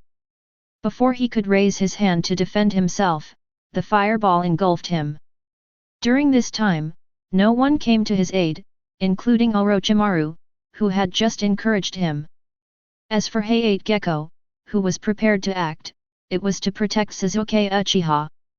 Since the person in danger wasn't a ninja from his own village, he naturally wouldn't intervene. Ah! The fireball blasted a small crater in the ground, causing Sak to scream in agony. Just as he was about to be burned to death, a stream of water finally extinguished the flames. Medical team, please come over here. Hayate Gecko, who used water release to save Zaku, took out a walkie-talkie and spoke. Soon, 2 medical ninjas in white uniforms arrived with a stretcher and carried Zaku away. Throughout the entire process, Orochimaru, Tasukainobu, and Koto Chui showed no emotion, as if they were completely indifferent to the life and death of their comrades. This scene sent a chill down the spines of many test-takers. As for the Jonin, they already had some understanding of the Sound Village. This is a small ninja village where competition is fierce and the strong prey on the weak. At that moment, names flashed on the screen again. The lineup for the 3rd round of competition was quickly finalized. Hinata Hyuga vs Kototsumu. Hinata, do your best. Kurenayui cheered Hinata. If you win, I'll treat you to a big meal. Izayoi didn't speak, but instead rolled up her sleeves, revealing a storage scroll the size of a wristband. She then performed hand seals to retrieve a camera from inside and smiled at Hinata, saying, "Hinata, act cool, I want to take a picture to show Hanabi." Hinata smiled and nodded, then slowly walked towards the stairs. Along the way, the cockroaches cheered Hinata on. Sasuke Uchiha, who was going upstairs, also spoke up to warn, "Be careful of their weapons and devices, they use those things to create sound waves." Hinata nodded again, her smile brimming with confidence. Upon entering the hall, the piano mallet, which had leaped down from the stands, was already standing to the left of Moonlight Gale, having been waiting for some time. Looking at Hinata across from her, Kotochui, like Karin, subconsciously felt inferior. Unlike Karin's envy, Kotokui's eyes were filled with jealousy towards Hinata. Both of them had long, straight black hair, but Hinata's hair was much shinier than hers. She was also wearing an expensive kimono that Hinata could probably never afford in her lifetime. Furthermore, despite being about the same age, Hinata had an incredibly stunning figure and an air of superiority that made her seem unapproachable just by standing there. Whether in appearance, inner qualities, or even background, the hammer was utterly outclassed, they were not even in the same league. To be precise, they are not in the same world. That's why the mallet was consumed by jealousy. Why am I just an orphan, while the other person is a wealthy heiress born with a bloodline limit? Why is it that I fought tooth and nail to secure this spot in the Chunin exams, while my opponent is just standing here so easily? I want to cut her hair, slash her face, and make her feel inferior too. Thinking of this, a sinister smile crept onto the hammer's face. No one knows what the mallet is thinking. However, upon seeing her opponent's unsettling smile, Hinata's gaze gradually shifted from gentle to sharp, and veins bulged on her temples. Chapter 67. Round 3, Begin. As the sound of moonlight and gusts of wind faded away. Just as the harp mallet was about to take out the senbon needles with bells tied to them from the ninja tool pouch, throw them at Hinata, and cast a sound wave genjutsu. Hinata, who was 2 meters away from her, appeared in front of her in a flash, as if she had teleported. The speed was so fast that the body couldn't react at all. Snap snap snap! With blue chakra flames swirling around her fingers, Hinata mercilessly stabbed the harp mallet. Amazing finger strength, allowing his fingers to penetrate the body through the clothing. Chakra penetrates clothing and flesh, entering acupoints and blocking the flow of chakra through the meridians, while also causing excruciating pain to the harp hammers. However, before she could even scream, Hinata, whose attacks were as swift as the wind, had already been struck more than 10 times with both hands. Finally, Hinata slapped the harp mallet with her palm. With a loud bang, a distorted stream of air shot out from behind the hammers. When the shockwave dissipated, the piano hammer's eyes were lifeless, blood was flowing from the corner of his mouth. He first bent his knees and knelt down, and then collapsed to the ground. "Thank you for your guidance." Hinata spoke softly, yet looked down at the harp mallets with a condescending air, the bulging veins on her temples slowly disappearing. Click! Click! Click! Meanwhile, from the second floor stands, the sound of camera shutters being pressed could be heard continuously. Izayoi, now a photographer, grinned broadly. If he weren't still young and their relationship wasn't public, he would have loved to shout something right now. "My wife is so cool." What just happened? What was with Hinata's body flicker technique just now? So fast, and without any hesitation. This mode of transportation looks so familiar, it seems like I've seen it somewhere before. The cockroaches were completely stunned. In particular, Yamanaka Ino and Harino Sakura felt just like the piano mallet, realizing that they were not on the same level as Hinata at all. Meanwhile, on Might Guy's side, Neji Hyuga clenched his fists, his eyes filled with resentment. The young lady has become even stronger. In his mind, the scenes of his sparring with Hinata over the past few years replayed, from the initial evenly matched contest, to being gradually suppressed by Hinata, and finally to being completely crushed. With that level of finger strength and chakra, one wouldn't even need to complete a minimum set of 32 palm strikes to inflict internal injuries, cause the enemy to vomit blood, or even collapse and be unable to get up. Even if Hyuga Neji had mastered the rejuvenation technique, he wouldn't be confident of defeating Hinata. Meanwhile, Tenten, who was standing nearby, stared at Rock Lee, whose eyes were trembling, and asked, "Lee, did Neji's clansman just use hypersonic movement? It moves at high speed, but it's different from mine." Lee Locke nodded, then shook his head. Might Guy chuckled and explained, "It's a nature transformation. Neji's clansman, she's mastered lightning release nature transformation, just like Sasuke Uchiha before. She uses lightning release chakra to stimulate her cells and increase their speed." "Ah, youthful energy. I see." Rock Lee suddenly understood, finally realizing why Sasuke Uchiha's speed was so astonishing. He could barely react at first, but in the next second he unleashed an astonishing speed. "I thought it was a Sharingan ability, but it turns out it's a lightning nature transformation." Indeed, Hinata has also mastered the technique of stimulating cells with lightning release chakra. The Hyuga clan is another branch of the Otsutsuki clan that remained in the ninja world. Although their bloodline has been diluted to the blue bar over the past 1,000 years, and their surname has changed to Hyuga, it does not mean that the Hyuga clan cannot use ninjutsu. The Hyuga clan only uses bloodline limits and gentle fist because the gentle fist technique is best suited to their bloodline limits, combining offense and defense, and encompassing both ranged and melee combat. It allows them to train to the level of elite jonin, so they don't waste time training ninjutsu. Unlike the Hyuga clan, Izayoi wasn't rigid. He mastered the technique of stimulating cells with lightning release chakra and immediately taught it to Hinata, who had lightning release, allowing her to transform body flicker technique into a high-speed taijutsu, thus increasing her attack speed. Clearly, Izayoi is right. Hinata, stimulating her cells with lightning release chakra, instantly teleported without any stiffness, and her attack speed was as fast as the wind, just like Rock Lee unloading his weights. This generation of the main branch of the family is truly outstanding. Hiruzen Sarutobi held his pipe, exhaled a puff of smoke, and chuckled softly. Then, his gaze shifted to Izayoi, who was examining the film, and his smile suddenly turned playful. "It's truly remarkable that the eldest daughter of the main family has been raised to be like this. But how can you possibly be with such an outstanding heir?" On Team 7's side, Kakashi Hatake asked Sasuke Uchiha, "Sasuke, did you teach Hinata?"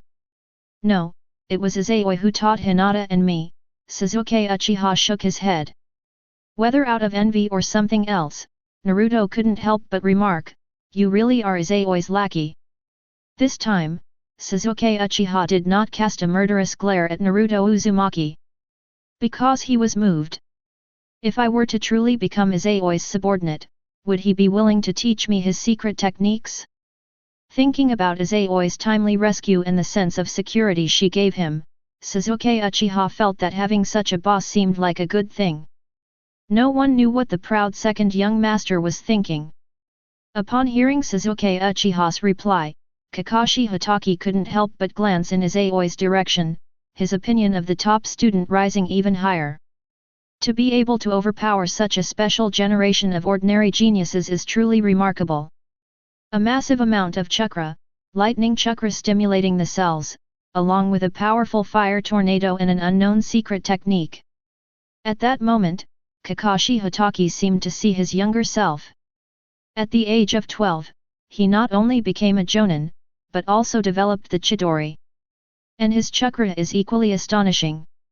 Thinking about this, Kakashi Hatake couldn't help but become curious about Izayoi's strength, and looked forward to the upcoming duel even more. Orochimaru shared the same thoughts as Kakashi Hatake. So the battle of the three-man group of Tosu ended, and Orochimaru did not leave the scene, but continued to watch the next battle. The fourth round of the competition began soon, Masumi Kenshin vs Kankuro. Masumi Tsurugi is one of Kabuto Yakushi's teammates. Although she appears to be a genin from Konoha, she is actually one of Orochimaru's spies planted in Konoha. Moreover, this spy is quite bizarre.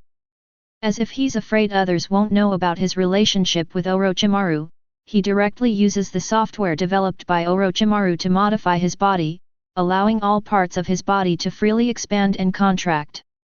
If it could be combined with the Akimichi clan's expansion technique, Izayoi would be willing to call it the strongest divine technique that surpasses even the 8 gates.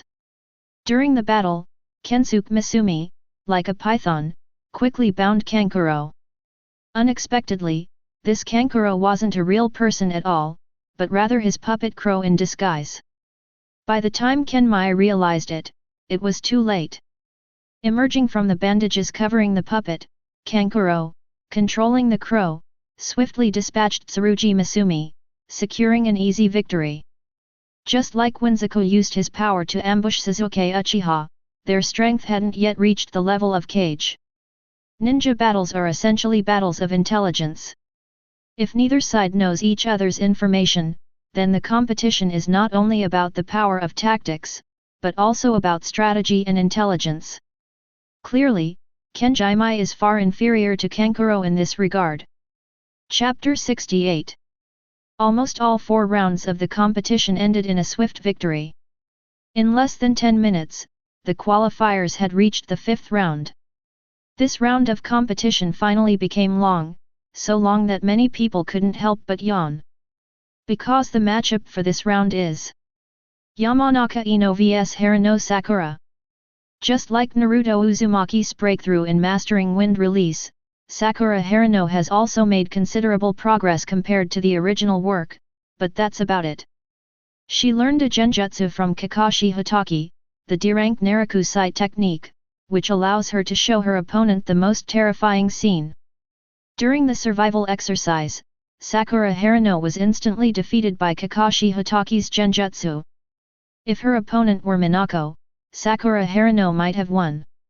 Unfortunately, her opponent was Yamanaka Ino, who was skilled in yin release techniques.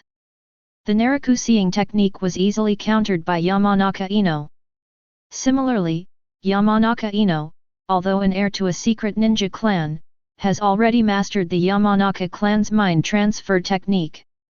However, the Mountain clan is positioned as a support class, and their mind transfer technique has no offensive capabilities. Although she successfully tricked Sakura Haruno and took over Sakura Haruno's body using the mind transfer technique, she was expelled by the second personality within Sakura Haruno's mind. An illusion was countered, and a family secret technique was countered. These two former best friends are like natural enemies, and they can only settle their differences using the basics taught at the Ninja Academy. The two girls possessed excellent fundamentals in 3 body techniques, shuriken throwing, kunao melee combat, and physical duels. They were definitely top students. But in the eyes of a jonin, it was just like children playing ninja games, extremely boring. Even Izayoi and the others felt that these two were too weak. Only Minako felt a connection. She realized that these top students were just like her. In the end, just like in the original story, both women collapsed from exhaustion, failing to qualify for the official competition. When they woke up, the battle had reached its 9th round. The 6th round match is between Tenten and Temari. This was a crushing defeat. Tenten, whose attributes were countered by Temari, was completely powerless against her opponent's wind release techniques. The 7th match is between Nara Shikamaru and Sawano Geniki. The latter is one of Kaiba Inyazuka's teammates. Like Sakura Haruno, he comes from a ninja family. His father was an ordinary Chunin and has a surname. Geniki Sawano is also quite strong, having mastered a C-rank water release, water chaos wave.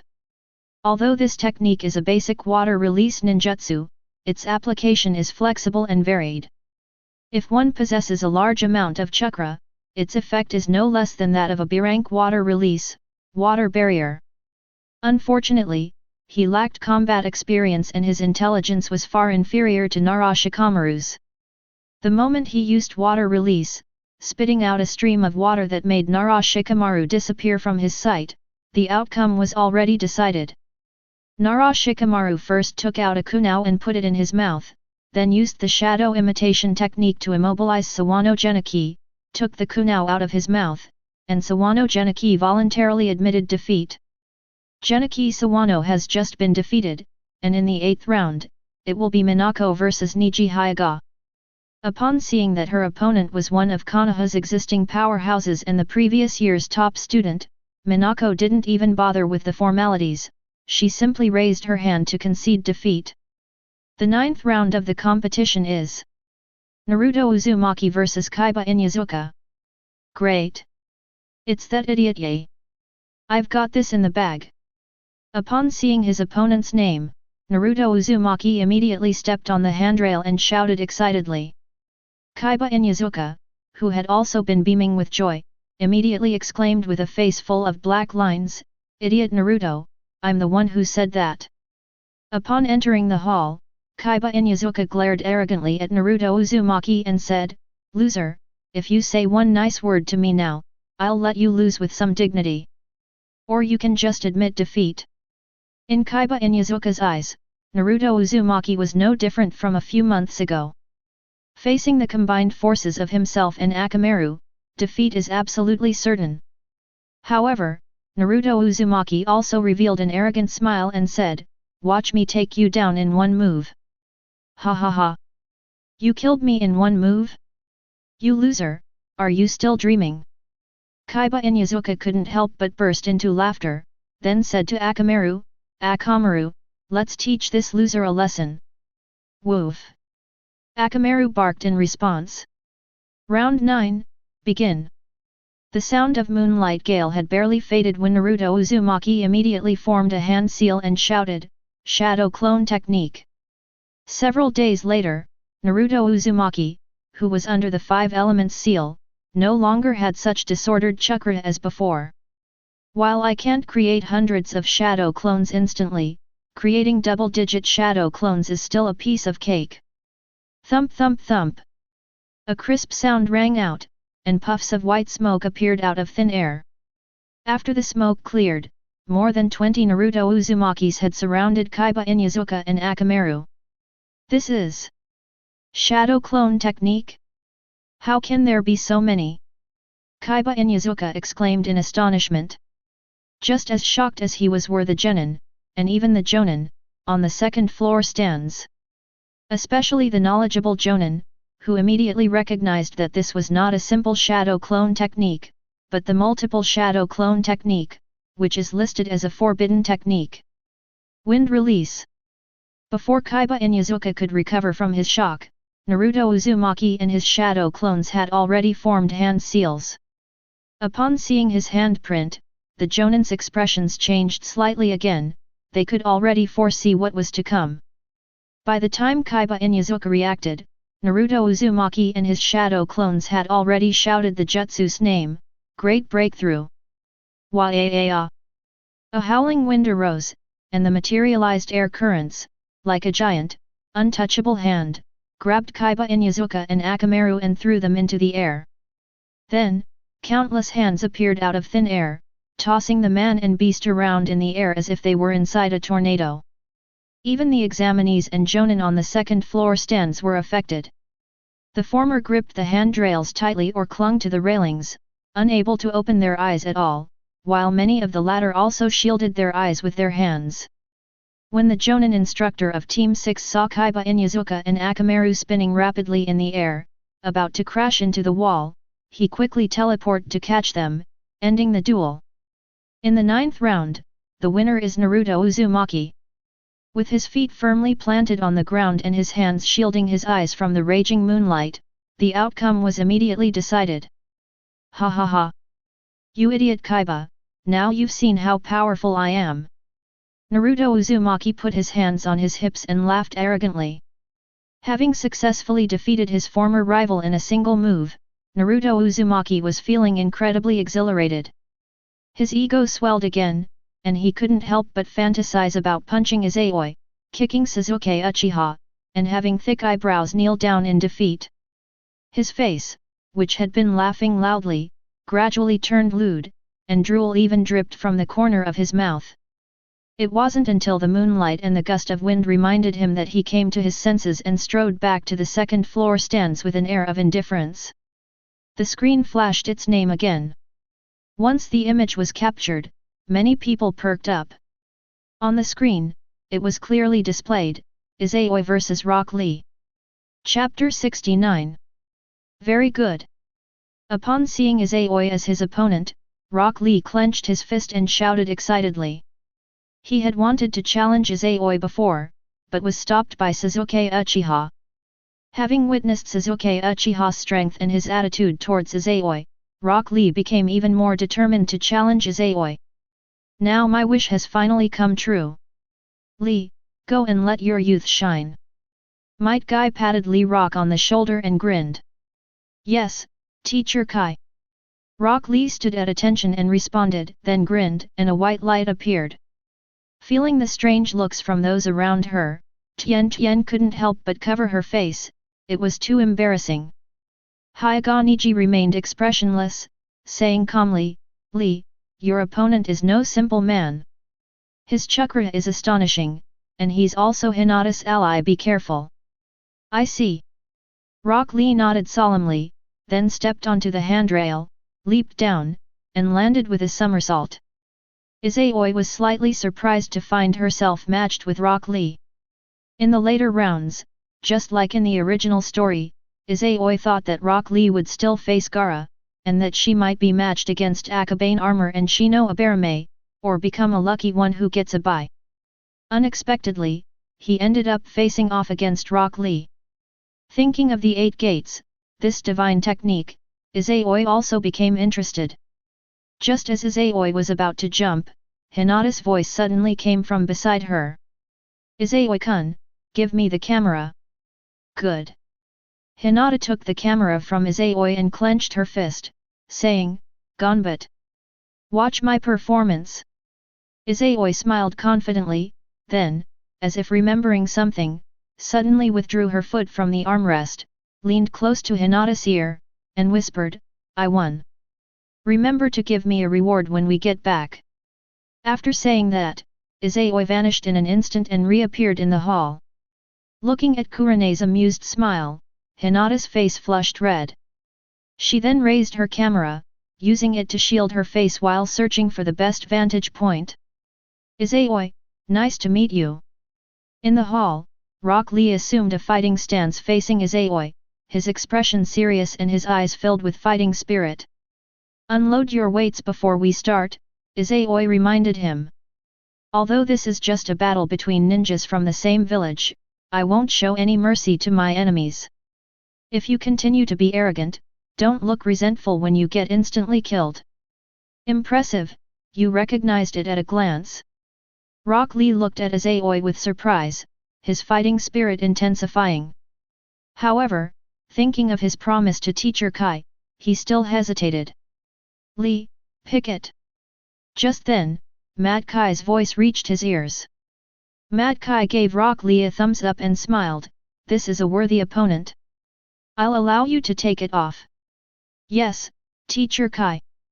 Lee Rock's eyes instantly welled up with tears, and then he sat down excitedly and began to remove the weights from his feet. What? That guy with the thick eyebrows is even wearing weights. On Team 7's side, Naruto Uzumaki and Sakura Haruno were completely dumbfounded. Sasuke Uchiha scoffed, they're just a few pieces of iron. But the next second, his pupils suddenly contracted. Boom! 2 loud explosions rang out, overlapping each other. A thick cloud of dust rose from a corner of the hall. When the dust settled, the ground where the 2 pieces of iron had been was found to have sunken in, with numerous cracks appearing around them. All the candidates were stunned by what they saw. This guy! Uchiha Sasuke gripped the handrail tightly, deeply shaken. Despite carrying such a heavy load, this guy's speed was so fast that I had to use lightning release chakra to stimulate his cells. Just how fast is he really? Even many jonin showed surprise. That Kai guy, he's really going too far. Kakashi Hatake, Asuma Sarutobi, and the others twitched slightly at the corners of their eyes and mouths, remaining silent for a moment. Kurenayui, unaware of Izayoi's true strength, said with a grave expression, Izayoi has met his match this time. Shino Abarame took her hands out of her pockets, gripped the armrest, and stared expectantly at Izayoi, whose expression remained unchanged, through her sunglasses. Finally, I'll get to see the true strength of this top student I've been classmates with for 6 years. This kid, could he have mastered that special skill too? Watching Rock Lee, now unburdened and bouncing around in place, Orochimaru, who hadn't left the scene, also became very interested in the battle. I haven't felt this relaxed in a long time. Having finished warming up, Rock Lee once again assumed a starting stance towards Izayoi and said, Izayoi, this is my strongest form. Let's have a showdown. Izayoi smiled and held up her index and middle fingers, bring it on, please give me your feedback. Please give me your guidance. Rock Lee's starting stance has also become the opposite sign. Seeing this, Hiruzen Sarutobi in the stands couldn't help but smile with satisfaction. As if sensing the combined aura of the two, Hey-8 Gecko's expression turned serious. Holding a document tablet in one hand and raising the other high, he shouted, Round 10, Izayoi vs Rock Lee. Officially begins. With a heavy swing of his arm, Moonlight Gale instantly appeared on the second floor stands, leaving the entire hall to Izayoi and Rock Lee, as if afraid of hindering their performance. Moonlight Gale was fast, but Rock Lee was even faster. Before Hey-8 Gecko even appeared on the second floor stands, Rock Lee vanished and reappeared out of nowhere to Izayoi's left, launching a low kick attack. Leaf Whirlwind. The speed was so fast that none of the examinees, including Gaara or even some specially appointed ones, could react in time. However, Izayoi is the real Superboy. Almost the instant Rock Lee appeared on the left, Izayoi turned her head and gently blew a breath at the kicking foot. Wah! The howling wind and distorted air currents not only blocked Rock Lee's kick but also blew his body away. It was the wind release breakthrough that Naruto Uzumaki had used earlier. One-handed hand seals? Such fast casting speed! Some of the more experienced jonin subtly changed their expressions. To the examinees and jonin, Izayoi stood motionless, his hands hidden in his wide sleeves. He then anticipated Rock Lee's location, turned his head, and exhaled a stream of air that expanded into an invisible hand, grabbing Rock Lee and throwing him against the wall. At that moment, Moonlight Gale had just appeared on the second floor stands. From the examiner leaving the room to Rock Lee's attack, and then to Rock Lee being blown away, the entire process took less than 3 seconds. In those less than 3 seconds, most of the test takers saw the gap between themselves and Rock Lee, as well as Izayoi. Sasuke Uchiha snapped out of his daze and immediately activated his Sharingan. Even Kakashi Hatake pulled up his headband, revealing his left Sharingan with 3 tomo, and stared down at Izayoi and Rock Lee. He had a premonition that these two teenagers would present everyone with a spectacular battle. Chapter 70. Indeed very strong. Rock Lee, who had been blown away by the gale, stuck to the wall with his feet and looked at Izayoi, who had a calm and collected expression, with great excitement. When the air currents weakened, he vanished again, but did not reappear around Izayoi. Instead, it transformed into a black afterimage, circling around Izayoi.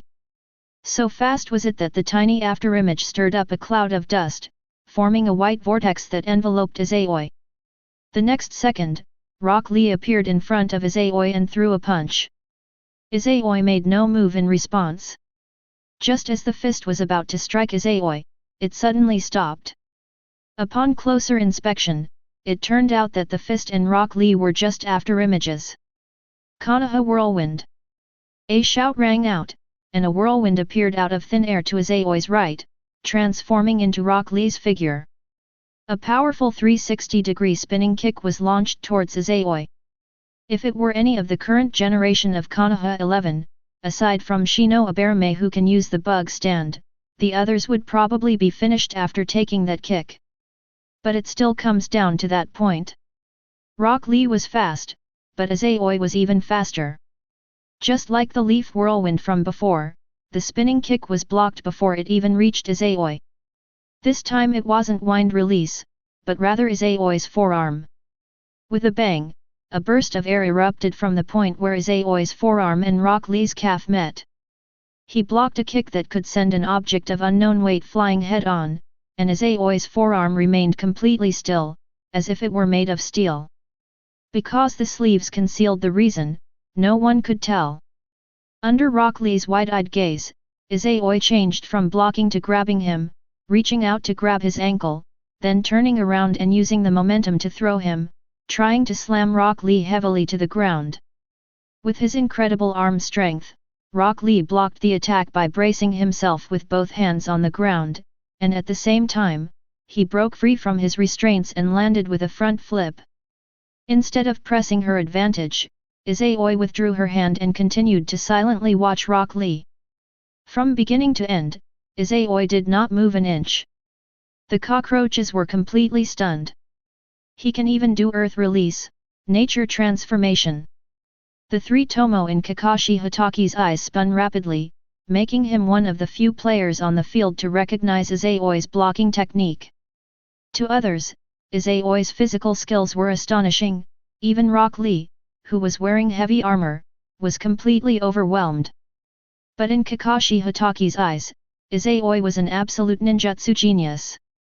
Having taught Sasuke and Hinata the lightning release nature transformation, the fire tornado of the forest of death, the wind release just now, and the earth release nature transformation now, Izayoi has mastered 4 nature transformations. This kid, could he be, all around good at everything? Kakashi Hatake thought to himself. Even for someone with all attributes, it still requires rigorous training to master this level of attribute transformation. No wonder the Hyuga clan didn't stop the eldest daughter of the main family from dating him. It seems they had already discovered and invested in this diamond in the rough. Truly outstanding.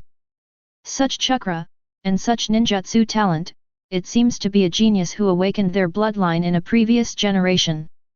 So, is it the Senju, or the Uzumaki? Orochimaru grinned wickedly, his thoughts mirroring Kakashi Hatake's. Both suspected Izayoi possessed all elemental attributes and even speculated about Izayoi's ancestral origins. Bang bang bang! The sounds of fighting continued, but Rock Lee, who was being repeatedly overwhelmed, showed no signs of discouragement. Instead, he excitedly continued to attack Izayoi, growing stronger with each blow. Izayoi stopped using ninjutsu to defend herself and instead released Kagura's mind's eye perception. At the same time, she used lightning release chakra to stimulate her cells and increase her speed, engaging in a fierce taijutsu duel with Rock Lee. Inside the hall, 2 afterimages collided with each other like rapidly spinning tops. Each time they collide, they reveal themselves, then move to a different position and continue colliding. When fists and feet collide, whether it is pure force or an invisible wave of energy generated by chakra, it will surge out from the point of contact. Gradually, the two increased their speed, no longer confined to the ground, and sometimes even leaped into the air, a dazzling sight. Sasuke's eyes could barely keep up, but Naruto and the others were completely baffled. Not only them, but even some special jonin who were not good at sensory perception were filled with surprise. They never expected that there would be 2 such monsters among this year's genin. The all-around jonin, along with the elite jonin with ace-level combat power, looked at Izayoi, who, despite not being a taijutsu expert, possessed speed in no way inferior to Rock Lee, and sighed slightly. Such impressive nature transformation, such strong chakra control. While both Sasuke and Hinata use lightning release chakra to enhance their speed, neither can compare to Izayoi. This incomparability does not refer to speed. Instead, after the speed surges, they either can't perfectly control their bodies, or they need to adapt slowly before they can increase their speed, and their endurance is generally limited.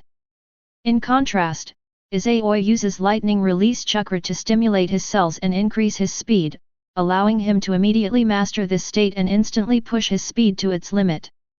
This requires not only powerful nature transformation, but also astonishing chakra control. Moreover, the latter is the key. To have this level of chakra control at such a young age, it's no wonder he's mastered 2 or 4 nature transformations at such a young age. Everyone present seemed to see a scene where, in a few years, Konoha would gain another all-around jonin. But soon, the jonin present realized that they had underestimated Izayoi. After countless rounds of combat, Izayoi and Rock Lee, who had been colliding like spinning tops and turning into afterimages, finally came to a stop. At this moment, Rock Lee was breathing heavily, sweat beading on his forehead as he looked at Izayoi across from him. Izayoi remained calm and composed, smiling slightly. "Your physical skills are impressive, but if that's all you've got, the battle will be over quickly. Do you have any more powerful techniques?" Upon hearing this, Rock Lee subconsciously glanced in Might Guy's direction. When he saw that Mr. Kai still grinned and gave him a thumbs up and nodded, Lee Locke's face immediately lit up with joy. Then, while unwrapping the bandages from his hands, he said to Izayoi, "I have even more powerful techniques, but those are forbidden techniques that must not be used against comrades. The reason I was punished by Guy-sensei in my last battle with Sasuke was because I almost broke the taboo. But if the opponent is you, Izayoi, I think you can withstand the power of Renka." With his bandaged hands hanging limply to the ground, Rock Lee looked resolutely at Izayoi and said in a deep voice, "Izayoi, I'm about to use this move to prove to you that hard work can defeat genius." Upon hearing this, the candidates immediately focused their attention. Even the jonin were watching Rock Lee intently. Kakashi Hatake, who knew Might Guy best, had an even bolder idea. "That guy Kai, did he teach him that forbidden technique too?" The next second, Kakashi Hatake's idea was confirmed. From the perspective of the Byakugan and Sharingan, Rock Lee's brain suddenly experienced a surge of chakra, which then flowed through his entire body along his meridians, as if some kind of restriction had been lifted. As a result, the aura also changed. Many jonin felt a sense of pressure from Rock Lee, a sense of the potential to overthrow their superiors. Izayoi also noticed this, and her expression finally became completely serious. Without using the power of the Tensagen, Izayoi was very curious about just how powerful the 8 Gates, one of the 3 great techniques of Shippuden, really was. Then Izayoi saw Rock Lee in his sight. In a flash, he appeared in front of him from several meters away and threw a straight punch. Izayoi reacted quickly, trying to raise her hand to strike his wrist. But in the next instant, Rock Lee used the same trick again, his figure vanishing without even leaving an afterimage, and appeared behind Izayoi, his fist turning into a claw, attempting to capture and bind Izayoi with bandages. Sizzle! At that moment, the sound of electric currents colliding rang out. Snake-like blue and white arcs of electricity appeared out of thin air, coiling around Izayoi. Before Rock Lee's hand could even touch Izayoi, he was shocked and withdrew his hand, quickly putting distance between himself and Izayoi. "This is the lightning release chakra mode of Kyumegakuer. No, this is just a change in shape. Wow, this guy is amazing. Not only is his nature-changing ability incredible, but his form-changing ability is also this powerful. This lightning release talent is practically identical to Kakashi's jonin level." A gasp of amazement rose from the second-floor stands. The people speaking were all high-ranking ninjas. These words were so jarring to Kurenai. At the same time, she couldn't help but smile wryly, feeling that the Hokage had assigned her to the wrong class. With a talent like Izayoi's, he should be Kakashi Hatake's apprentice. If Izayoi were Kakashi Hatake's disciple, she might have already mastered a large number of the 5 elements release techniques, or even the Chidori, or even the S-rank secret technique Reikari, which is a fusion of nature transformation and form transformation. As for the test takers, most of them didn't even understand the nature of changes, let alone the morphological changes. Only Sasuke Uchiha's eyes lit up, so lightning release chakra can be used in this way. Little did he know, this move was the very technique he would develop in the future, the Chidori stream. Bang! Izayoi, using the Chidori stream, also gained increased speed, flashing in front of Rock Lee and delivering a punch. Rock Lee instinctively used both hands to block, and the next second his eyes bulged out, his face showing pain. He was kicked in the stomach and sent flying by Izayoi's kick. He crashed heavily into the wall, creating a small dent and then a crack that spread. Instead of pressing her advantage, Izayoi, her body wreathed in blue and white arcs of electricity, laughed and said, "A mere 20% increase in speed isn't exactly forbidden. You should be able to become even stronger. Let me see your true trump card." Like a painting falling from the wall, Rock Lee, who had climbed down, lowered his head and remained silent. But the users of eye techniques and the ninjas skilled in sensory perception in the stands all seemed to see something, their pupils constricting and their expressions changing in shock. 8 gates formation, the third gate, the gate of life. Open! Rock Lee crossed his arms, and the air around him suddenly twisted and rose. When he looked up, his eyes were completely filled with the whites of his eyes, and his pupils were no longer visible. His face flushed red, veins bulged on his forehead, and white steam emanated from his body. With a loud shout, green energy burst forth. Chapter 71. Hey, don't forget to share and subscribe. Chapter 72.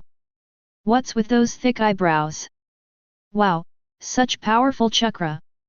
What kind of technique is this? All the examinees were astonished as they gazed at Rock Lee, whose entire body was covered in green energy, surrounded by blue chakra flames, whose air seemed to distort and rise, and whose hair stood on end and fluttered. Neji Hyuga and Sasuke Uchiha, who had activated their Byakugan and Sharingan respectively, were deeply shaken, their eyes trembling as they experienced a profound shock. They hadn't expected Rock Lee to be this strong. The Jonin's eyes were also filled with horror, they sensed a deadly threat emanating from Rock Lee. The 8 gates formation. I never expected this brat to actually master this forbidden technique. Orochimaru, disguised as a sound ninja, also took Rock Lee seriously, inwardly marveling, this generation of Konoha is truly brimming with geniuses. Just like the Flying Thunder God technique, the 8 gates released formation, a forbidden technique, is also a well-known existence in the ninja world.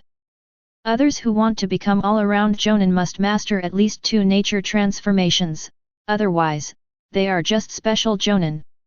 Might Guy, however, became one of Konoha's ace fighters simply by mastering Taijutsu, and is a renowned Taijutsu master in the ninja world.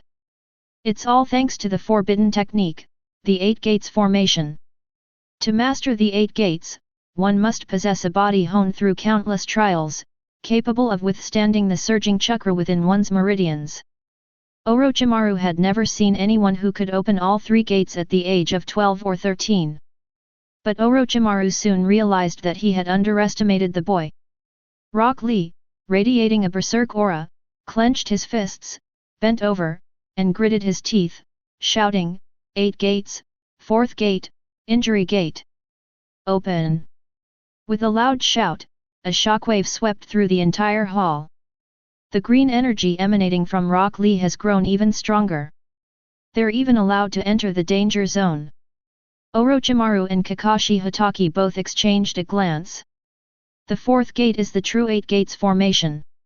Even Hiruzen Sarutobi put down his pipe and stared at Izayoi, whose expression was serious, wanting to see if Izayoi was feeling fear.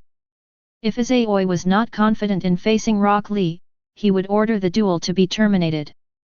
The 8 gates formation, this forbidden technique that amplifies power, is indeed very unfair to others. Meanwhile, Rock Lee had already adapted to the 4-gate situation and assumed a starting stance. Seeing this, everyone focused their attention. Even Izayoi used Kagura's mind's eye to lock onto Rock Lee. Snap! Boom!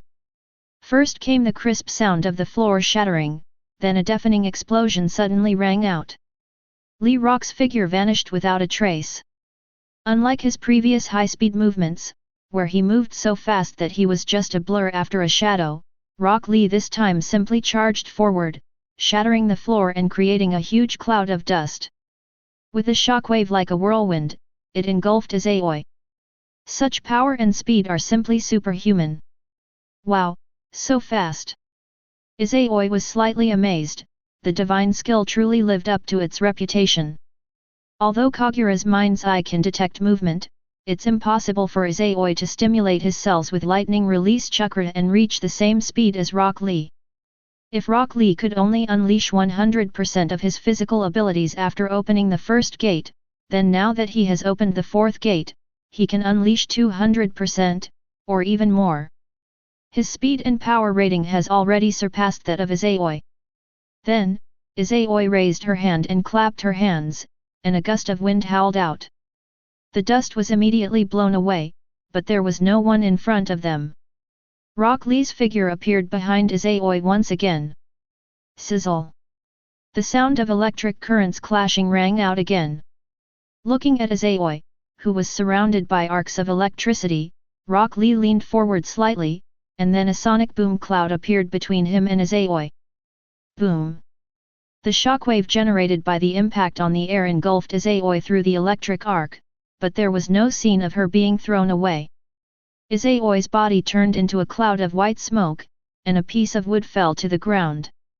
Substitution technique. Rock Lee looked up and saw Izayoi's true form, enveloped in a gust of wind, suspended above the ceiling. We won!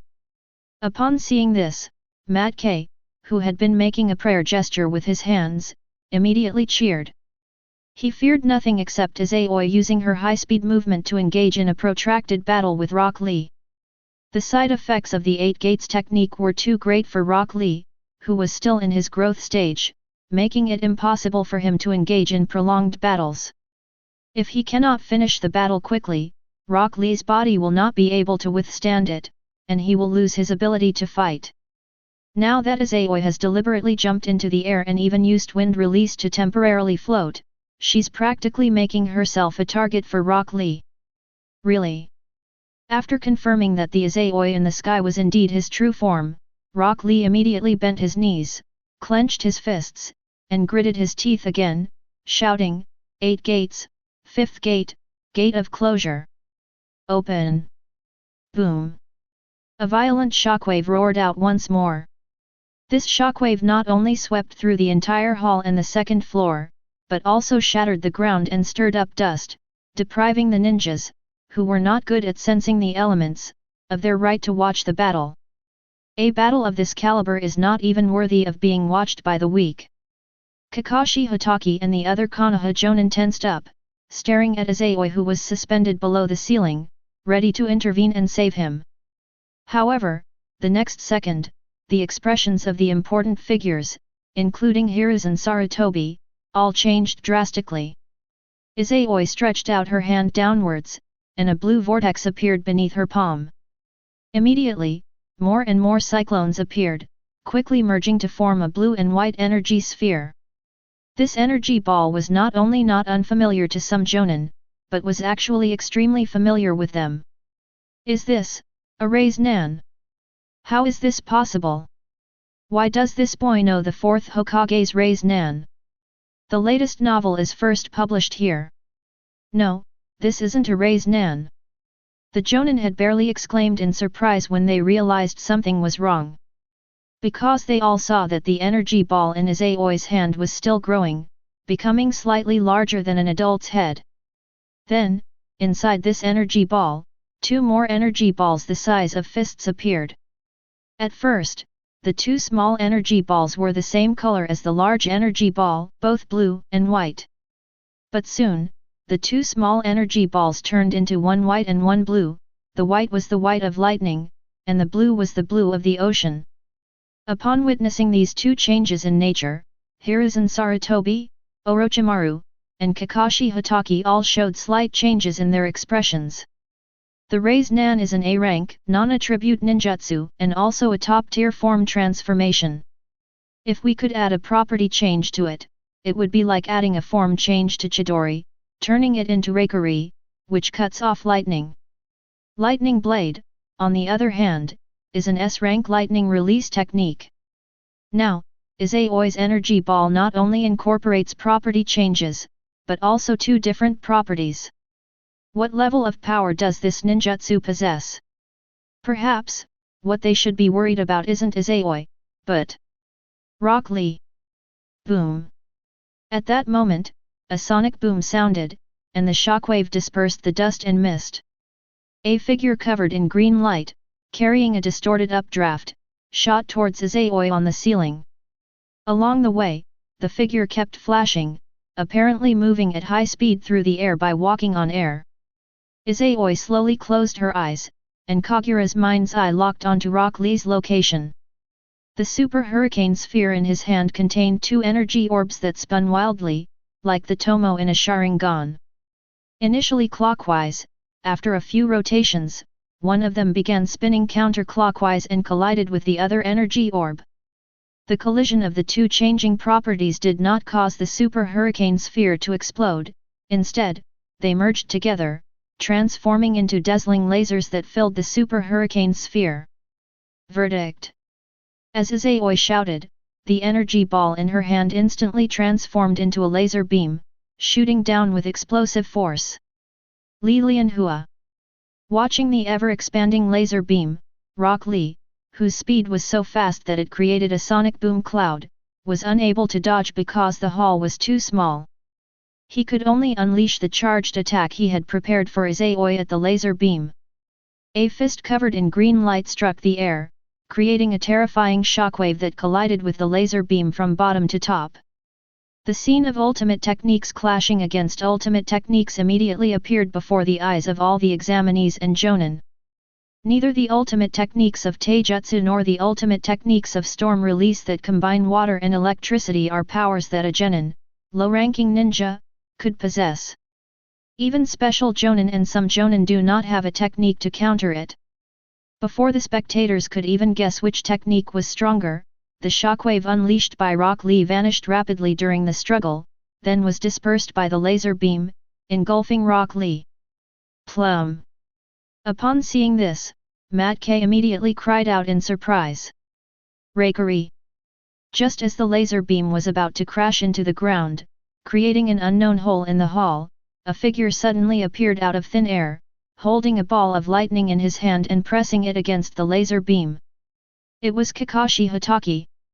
The power capable of severing lightning successfully cut off the section of laser that had engulfed Rock Lee. A blur flashed by, and moonlight and a gust of wind caught the unconscious, even dying Lee Lock, before vanishing in an instant. Boom! The remaining laser beams crashed to the ground. The entire central tower was shaking violently. Those candidates who didn't grab the handrails and didn't have time to use their chakra to hold onto the ground were all knocked to the ground. Despite their disheveled state, they didn't care about their appearance. Instead, they gripped the railing with both hands, staring wide-eyed as the beam of light gradually shrank until it disappeared as a line. After the beam of light completely disappeared, there was hardly any room left to stand in the entire hall. There was only a bottomless black hole. Chapter 73. Lee, are you all right? Lee, wake up! The atmosphere in the hall was very quiet. Only Mat Kai's voice was filled with panic. No wonder he reacted that way. At this moment, Rock Lee looked like a burnt fish, his clothes and skin completely blackened. Due to the side effects of the Eight Gates formation and the lingering power of the storm release technique, his body was still emitting wisps of steam. He had long since lost consciousness. If it weren't for his breathing and heartbeat, no one would doubt that he was a roasted corpse. At the same time, two invisible blue beams of light shot out from Rock Lee's body and flew towards Izayoi. Although he lost to Izayoi, Rock Lee still proved himself to Izayoi through the Eight Gates. Ahem! Don't panic, he's just unconscious. Moonlight Gale reassured him, then took out his walkie-talkie and said, "Medical team, come quickly, there's a patient here who needs emergency care." A short while later, 3 medical ninjas dressed in white appeared instantly with a stretcher. They performed first aid on Rock Lee while carrying him away from the examination room. Might Guy, whose other 2 disciples had finished their matches, chose to follow them. Nobody paid any attention to this, because everyone's gaze remained fixed on the black hole that had replaced the hall. Then their gazes all turned to Izayoi as she drifted down. Whether they were genin or jonin, the way they looked at Izayoi had completely changed. If Izayoi's use of lightning release nature and form transformations before made the jonin believe he was a future all-around jonin, now, everyone regards him as Konoha's future trump card. Ultimate ninjutsu, also known as S-rank ninjutsu, is a super ninjutsu that no matter how much effort you put in, you may not be able to learn. Every ninja who masters S-rank ninjutsu is an elite jonin from a major ninja village, possessing the power to threaten a cage. Becoming a cage represents the cage's trump card. Without a doubt, Izayoi already possesses such strength. Once his wisdom, benevolence, courage, leadership skills, and battle record improve, becoming an elite jonin will be inevitable. Izayoi, is this the ninjutsu you developed? As soon as Izayoi fell asleep, Kurane asked excitedly. Shino and Hinata, standing nearby, were also staring intently at Izayoi, with the latter's eyes revealing undisguised admiration for him. Izayoi nodded and smiled. I told you I'd surprise you, and I haven't disappointed you, have I? Yeah, that's incredible. Kurenai patted Izayoi's shoulder forcefully. You little rascal, you're really hiding your true strength. I thought Izayoi would be the Kakashi of this era, but unexpectedly, Izayoi is even more outstanding than Kakashi. Although Kakashi Hatake had already become an all-around jonin by the age of 12, and had even developed his own A-rank lightning release, Chidori. However, his Chidori is nowhere near as powerful as Izayoi's storm release, Judgment. Having such students, Kurane suddenly found their bet utterly ridiculous. She won from the very beginning, and she won big. This kid has actually perfected the Raise Nan to this extent, he's truly a genius. Orochimaru looked at Izayoi with admiration in his eyes, and almost couldn't resist sticking out his long tongue and licking his lips. Izayoi didn't let him wait in vain, she indeed presented him with a spectacular duel. Although he lacked a bloodline limit, his natural talent allowed Orochimaru to see a reflection of his past self, as well as that of many other ordinary geniuses. Satisfied, Orochimaru quietly left. Meanwhile, the special jonin guarding near Hiruzen Sarutobi used Earth Release Ninjutsu to repair the black hole in the hall. The time required and the chakra consumed are both astonishing. The ninjas who witnessed it firsthand experienced once again the power of that storm release technique. The fact that he can fuse lightning release and water release nature transformations into storm release, could this kid have somehow created a bloodline limit? Kurenai seemed to have thought of this as well, and couldn't help but ask, Izayoi, have you synthesized the storm release Kekii Genkai? No, I merely used that energy sphere as a carrier and, through its ultra-high-speed rotation, barely managed to fuse the two nature transformations. It's a more advanced composite technique, I can't directly convert chakra into storm release nature transformation, Izayoi said, shaking his head. In fact, when Izayoi first synthesized the storm release technique, it startled him. However, after carefully examining his body, Izayoi discovered that he did not possess the storm release Kekii Genkai, and the entry for storm release, purple, Kekii Genkai did not appear on his personal panel. The ability to synthesize storm release is entirely due to chakra control, gold. It could also be thanks to the Tensagen, reincarnation eye. However, the fusion of the two techniques is not Izayoi's limit. Storm release, judgment is just one of his ultimate techniques. After the hall was repaired, the exam continued. The battle between Izayoi and Rock Lee took place in the 10th round. Of the 23 examinees, only Gaara, Akagiri armor, and Shino Aberame remain. Of these three, one will be lucky. The name on the screen was quickly set. Gaara vs Red Copper Armor. Izayoi remained silent for a moment, then secretly glanced at Shino Aberame with a strange look. The perceptive Shino Aberame immediately noticed, "What's wrong?" "No, it's nothing." Izayoi shook her head. "He can't very well say, the reason you didn't get a turn is because you were so inconspicuous that even the proctors backstage ignored you, can he?" If those words were said aloud, Shino Aberame would be heartbroken for a long time. The 11th round of the duel ended predictably with Gaara instantly defeating the bronze-armored warrior. If Akagiri hadn't been wearing Konoha's headband and if Hayate Gecko hadn't intervened in time to stop the match, Akagiri might have been crushed by Gaara's sand coffin. Even though Sasuke Uchiha wasn't implanted with the Heaven's Curse seal, he could still use the Sharingan. However, the ability of the red copper armor to absorb chakra wasn't as powerful as Zuko's sky-slicing extreme wave. Having failed to secure a bye, the fate of the crimson armored warriors was sealed.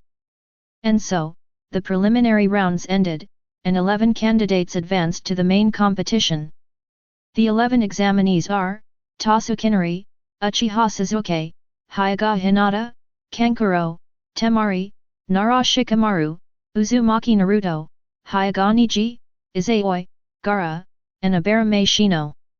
As mentioned earlier, the Chunin exams are a microcosm of the Allied Powers War, and the official third round of the exams will be attended by a large number of dignitaries and spectators. These people could become your clients in the future, so you have 1 month to prepare in order to deliver the best visual feast for them. Use this time to improve yourselves, and then gather at the Konoha Plaza promptly at 10 o'clock am. In the hall, after giving his instructions, Hiruzen Sarutobi ordered Anko Mitarashi, who was carrying a box, to come out so that the 11 examinees could draw lots to determine their opponents a month from now. 11 candidates competed in 5 rounds, yet one lucky candidate still received a bye. Soon, all 11 candidates had completed the lottery. Mitarashi Anko wrote down the numbers they had drawn, along with the names of the examinees, on a board. 1 Naruto Uzumaki vs 2 Toneri. Number 3 Hinata Hyuga vs Number 4 Temari. 5 Nara Shikamaru vs 6 Kankuro. Number 7 Izayoi vs Number 8 Gaara. Number 9 Uchiha Sasuke vs Number 10 Hyuga Neji. The lucky one who got a bye, Shino Aberame.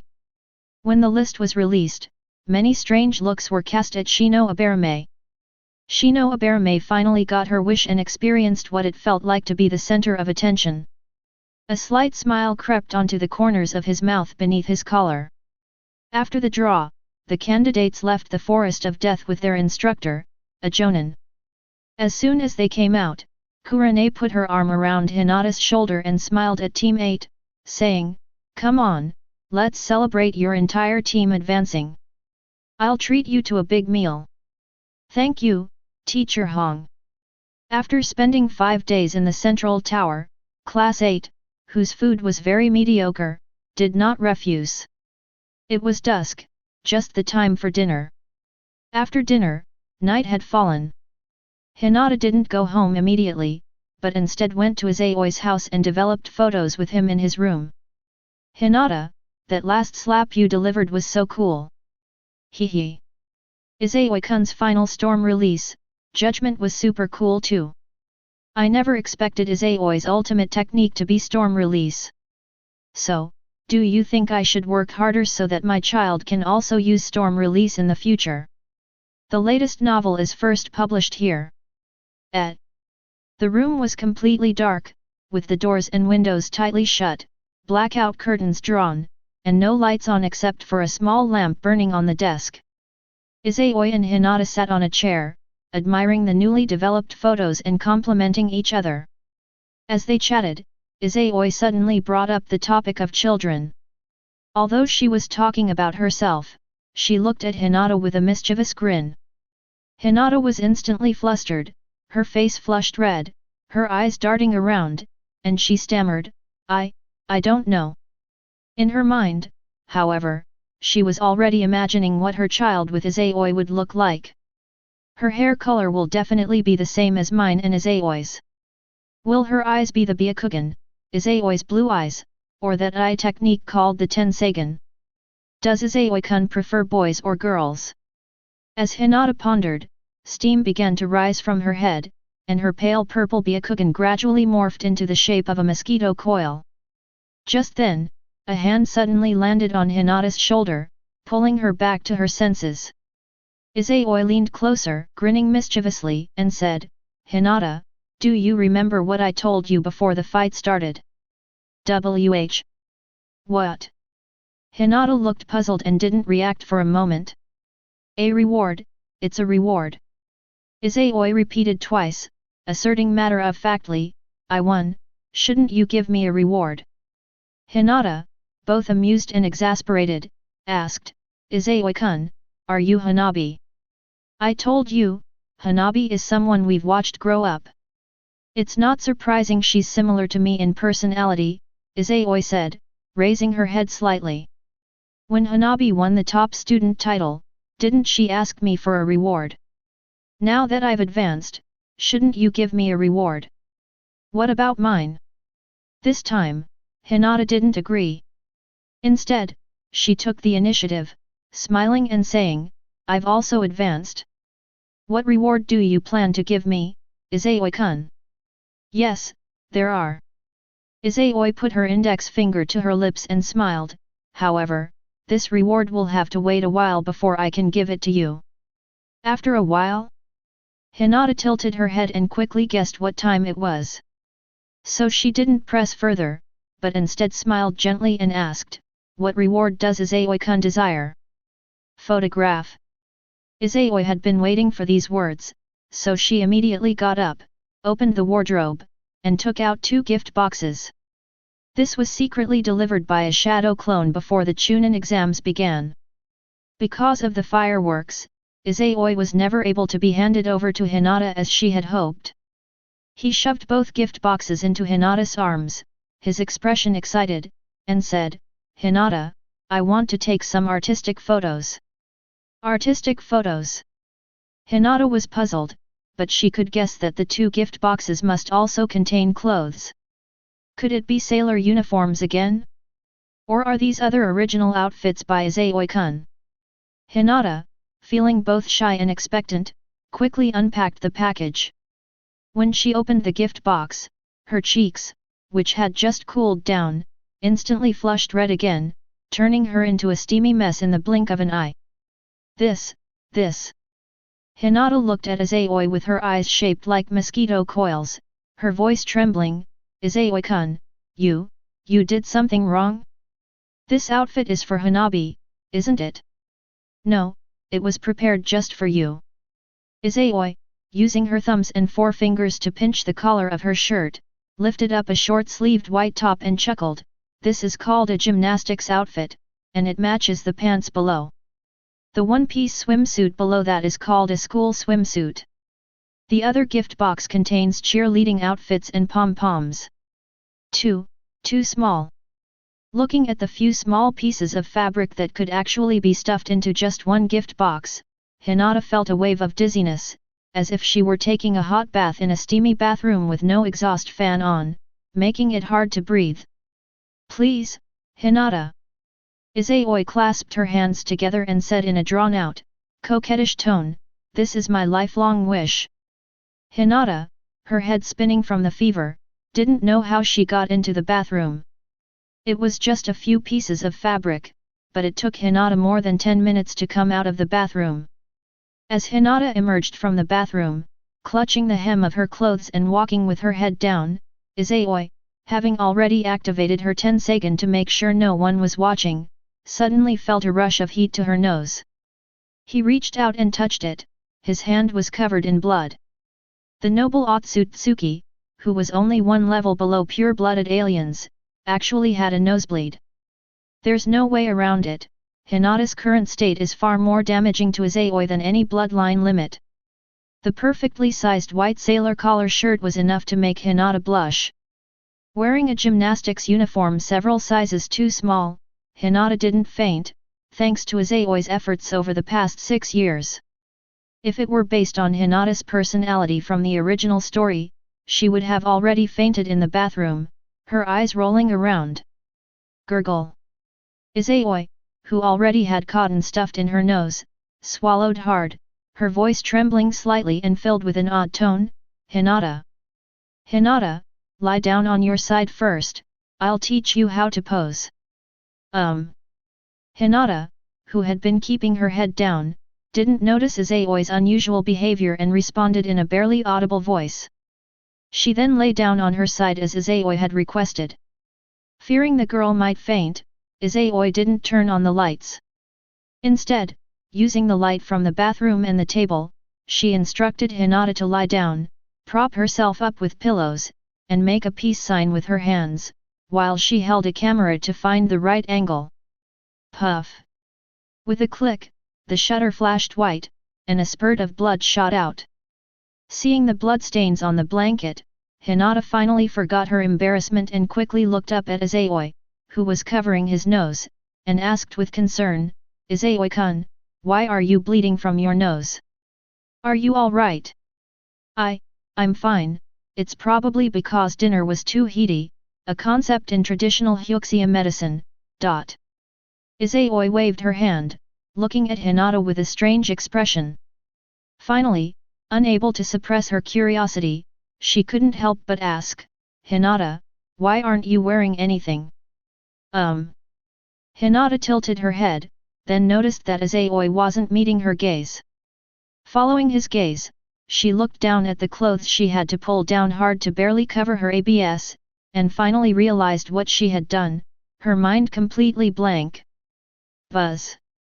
Whether it was a hallucination or not, Izayoi vaguely heard the sound of a train whistle. Izayoi's wish was shattered after just one artistic photo was taken. The female protagonist was lying on the bed, her cheeks flushed, white steam rising from her head, and her eyes turning into mosquito coil-like circles. She had fallen into a coma. Chapter 74. After the artistic photo incident, Hinata did not appear in front of Izayoi for several days. This is extremely rare under normal circumstances. Although it was used as a hand gripper a few times, it was still within Hinata's tolerance. After all, she had 2 layers of protection. However, being seen naked and having photos taken clearly exceeded Hinata's limits. The girl's immune levels have likely been 0 or negative these past few days. Before his stats are restored, he probably wouldn't dare appear before Izayoi. The limited edition art photo was also kept by Izayoi in a small coded album, stored together with the camera in a wristband-style sealed scroll, which she carried with her at all times. "Unii-chan, my sister asked me to tell you that she needs to train with father in an even stronger gentle fist technique, so she might not be able to come over this month." On July 21, Hanabi was ordered to come to Izayoi's house. After relaying Hinata's message, she clung to Izayoi's arm and said in a spoiled tone, "Unii-chan, Hanabi's on summer vacation now. Since you haven't been using your true form to train, can you spend some time playing with Hanabi?" "Sure, what does Hanabi want to play?" Izayoi smiled affectionately and patted Hanabi's head, then pinched her cheek. "Let me think." Hanabi pinched her chin, a troubled look gradually appearing on her face. "I've explored the whole central street, and I'm tired of all the food. What should I do next?" Seeing his sister-in-law's adorable appearance, Izayoi, despite having seen her for years, was still charmed. He couldn't help but pick her up and place her on his lap, playing with her braided bangs as he chuckled, "Since you're tired of Konoha, how about Unii-chan takes you on a trip?" "Really?" Hanabi's beautiful eyes lit up instantly, but then, as if remembering something, she shook her head regretfully and said, "No, father won't allow me to be away from home for too long. Besides, there are guards secretly protecting Hanabi. If I stray too far from the center street alone, one of them will come out and stop me." "It's okay, Unii-chan will secretly take you out," Izayoi said confidently with a smile. "Go back and tell your sister, she'll persuade your father." Then bring some clothes with you, Ani-chan will secretly take you out. Okay, okay. Hanabi will go back and pack her bags now.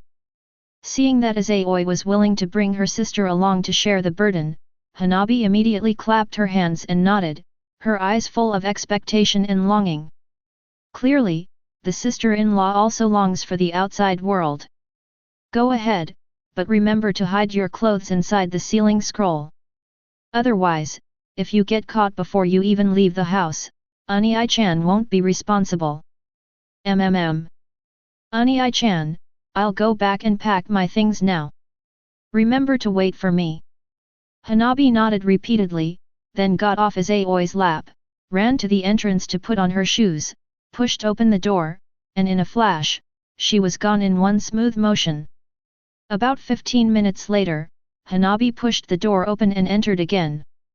Ani-chan, I'm here. Still wearing that yellowish-brown kimono, her hands empty, she threw herself into Izayoi's arms as he stood up, smiling broadly, and asked, Ani-chan, when are we leaving? No rush, let's go buy some things first. Izayoi glanced at the clock on the wall, it showed 11:35. Then, taking Hanabi's little hand, they walked towards the entrance. Carrying fireworks with her, Izayoi went straight to a familiar shop. Hey, young man, you're buying film again. Young people have so much energy, you can shoot photos all day without getting tired. Uncle, I just want to record my own and those around me's growth process before I become an adult, so that I can look back on my youth through the photos later. You're right.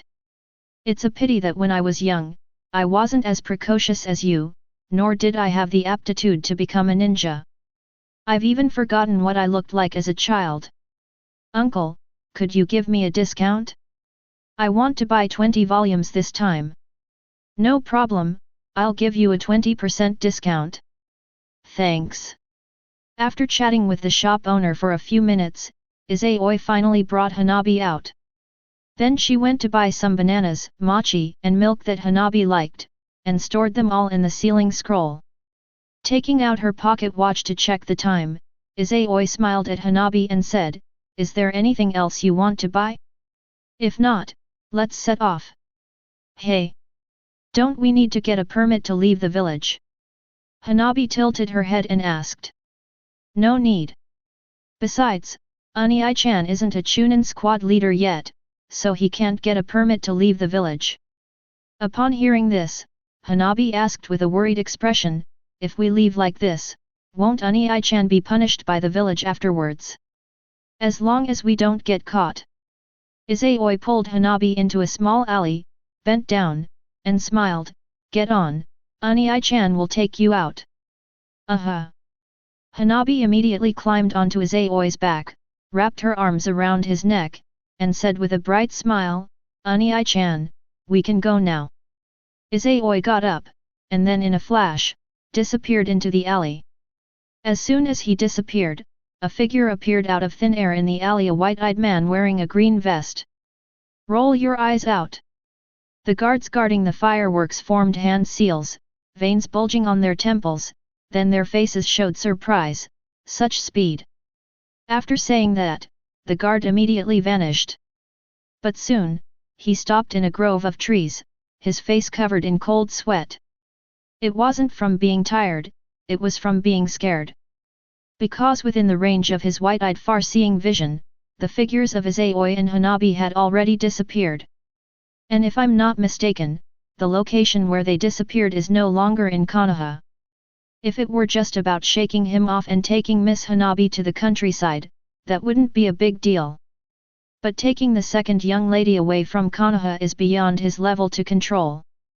The guard immediately returned to the Hyuga clan and reported to Hyuga Hayashi. I understand. You may leave. Hayashi Hyuga said expressionlessly, without any change in expression. Yes. The guard nodded respectfully, then vanished in a blur. After the guards left, a smile finally appeared on Hayashi Hyuga's serious face as he muttered, that brat is getting bolder and bolder. If anyone comes looking for him, I won't protect him. Half an hour passed, and no one from Konoha came to inform the clan leader that his second daughter had been kidnapped. Clearly, Izayoi and Hanabi's departure went unnoticed by the sensory class. This means that Izayoi either knows the rotation schedule of the perception class, or she is able to ignore the barrier. Either way, it's a remarkable approach. It's easy to see from Hayashi Hayaga's expression that he was very satisfied with Izayoi. He didn't even bother to say hello before taking his second daughter away from Konoha, and he didn't blame her at all. If Izayoi had done this before the Chunin exams began, Hayashi Hayaga would definitely have been furious. But now, Izayoi's performance at the Central Tower is no secret within the Jonin circle. At the age of 12, he mastered all 5 nature transformations and even developed a new ninjutsu similar to the Raise Nan without hand seals. He also accomplished something that even the 4th Hokage couldn't do. He transformed this ninjutsu into an S-rank ultimate ninjutsu, which was a combination of 2 nature transformations: the Storm Release Ultimate Ninjutsu. The ultimate techniques with and without hand seals, and the ultimate techniques for attack and the ultimate techniques for support, are different. Similarly, individual profound mysteries and group profound mysteries are also different profound mysteries. Izayoi's Storm Release technique is not only a technique without hand seals, but its attack range is also astonishing.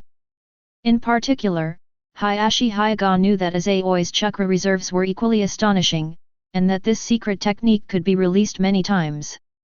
Such strength is already enough to threaten the existence of a cage. Looking across the entire ninja world, they are at the ace level. With Izayoi protecting her, Hanabi is safer than if she were by his side.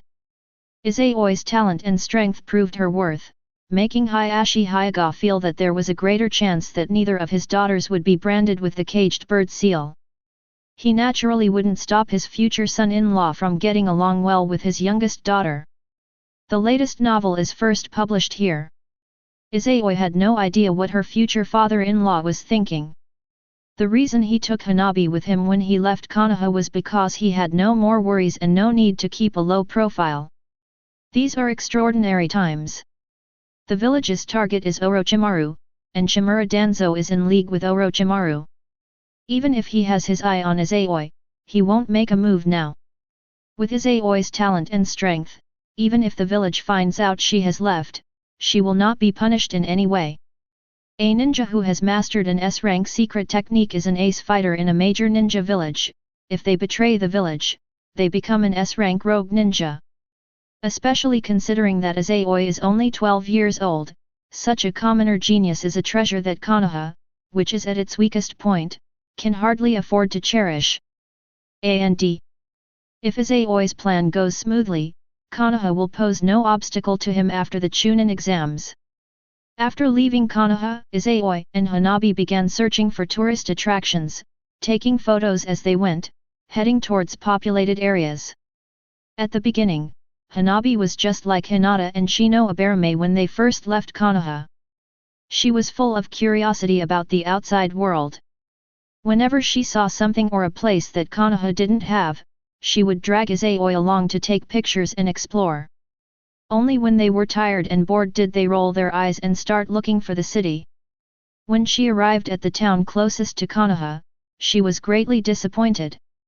"Unii-chan, it doesn't seem as fun outside as Konoha," Hanabi couldn't help but complain.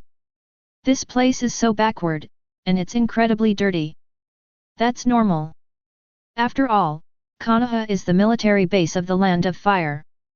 The daimyo allocates a large sum of money for military expenses every year, plus commissions from various projects, so its infrastructure is naturally better than other places." Izayoi patted Hanabi's head and smiled. If Hanabi wants to find some fun places, Unii-chan happens to know a few bustling cities. "Shall I take you there now?" Hanabi was somewhat tempted, but shook her head and said, "No need, let's leave it at that for our first trip. Unii-chan's business is more important right now." Upon hearing this, Izayoi appeared slightly surprised. "Hanabi, how did you know?" "Hehe, now you know." Hanabi first stuck her tongue out at Izayoi and made a face, then pretended to be sad. wiping her eyes and choking back tears, saying, "Ani-chan really didn't bring Hanabi on this trip. He really hurt my little heart. I need at least 10, no, 100 conditions to make him happy." With a sharp crack, Hanabi immediately clutched her head, crouched down, and cried out in pain, "It hurts, it hurts. Come on, I didn't even use any force." Izayoi gently flicked Hanabi's forehead, then rolled her eyes, a rare occurrence for her, and said, "Hanabi, with acting skills like that, you shouldn't be a ninja anymore. You should become an actress. Start as a child star, and maybe you can compete with Fujikaze Yuki for a living when you grow up. Ani-chan, you bullied me, Hanabi will bite you to death." Hanabi pounced on Izayoi, coiling around his back like a snake, and then biting his shoulder. Despite the anger, it didn't bite hard, only gently sucking up chakra. Seeing that it was still early, Izayoi carried little vampire Hanabi on her back and left the town, heading towards the city where Karin was. The city is called Sakura Town, and it is one of the bustling cities in the Land of Fire. However, it is not a commercial city in Tanabata Town, but a tourist city. Just like the city's name suggests, Sakura Street is planted with a large number of cherry blossom trees and hosts several cherry blossom festivals every year, attracting a large number of tourists. The location is neither too close nor too far from Konoha. If I use my full-speed teleportation, I can get there in half a day.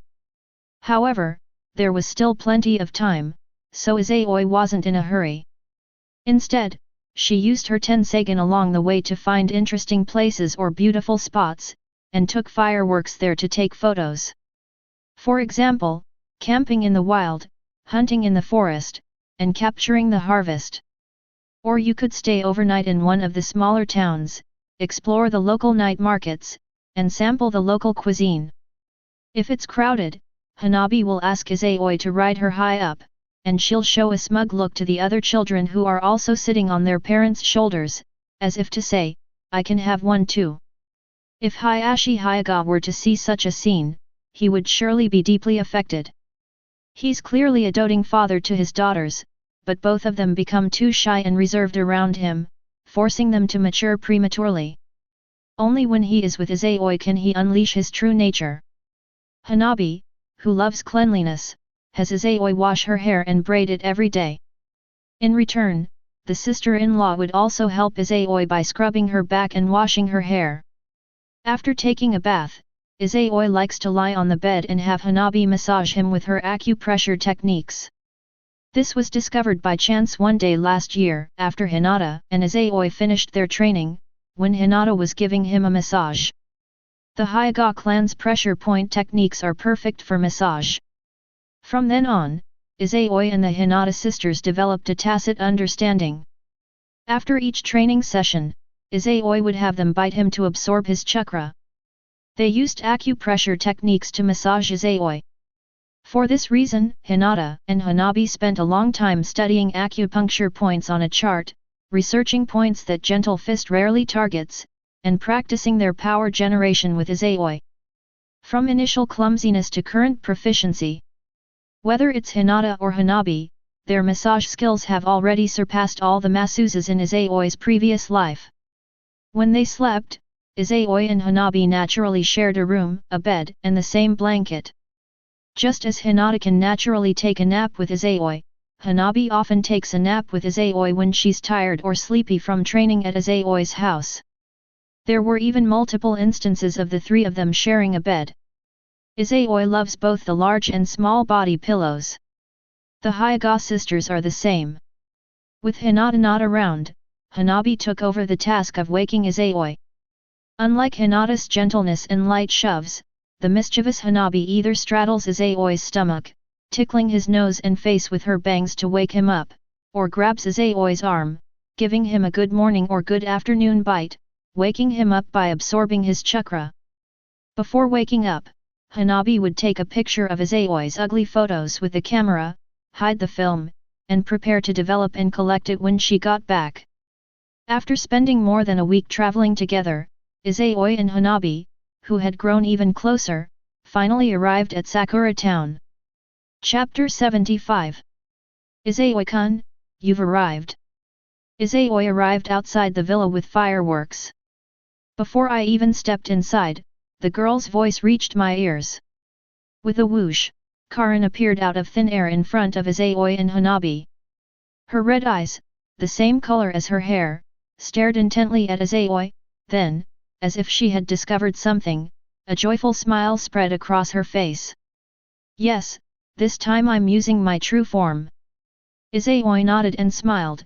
Thank you for your hard work these past few days, Karin. It's not hard work at all, not hard work at all. Karin shook her head repeatedly, her face full of gratitude. Compared to life in Kusagakur, this place is simply paradise. I was just helping you, Izayoi-kun, buy materials in Tsunagakur, yet I get to stay in such a nice house and receive so much reward. I truly feel unworthy. No, you've been a huge help. Under Hanabi's pouty gaze, Izayoi reached out and gave Karin a gentle head pat. He stroked her red hair, which was now smooth and shiny compared to its previous dryness, and smiled. There are very few people in this world I can trust, and you are one of them.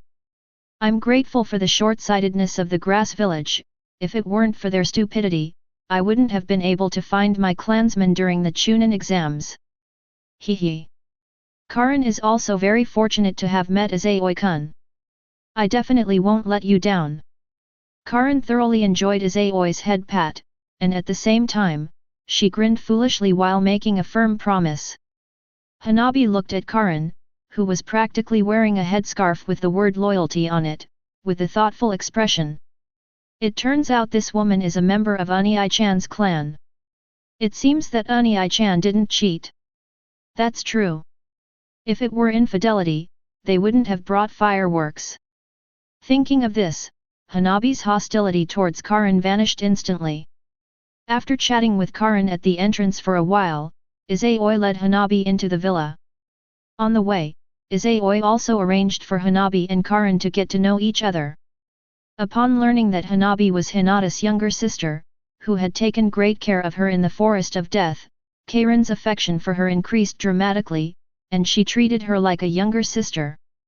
Hanabi, if you and Karin are touring the villa and get bored, you can go out and play.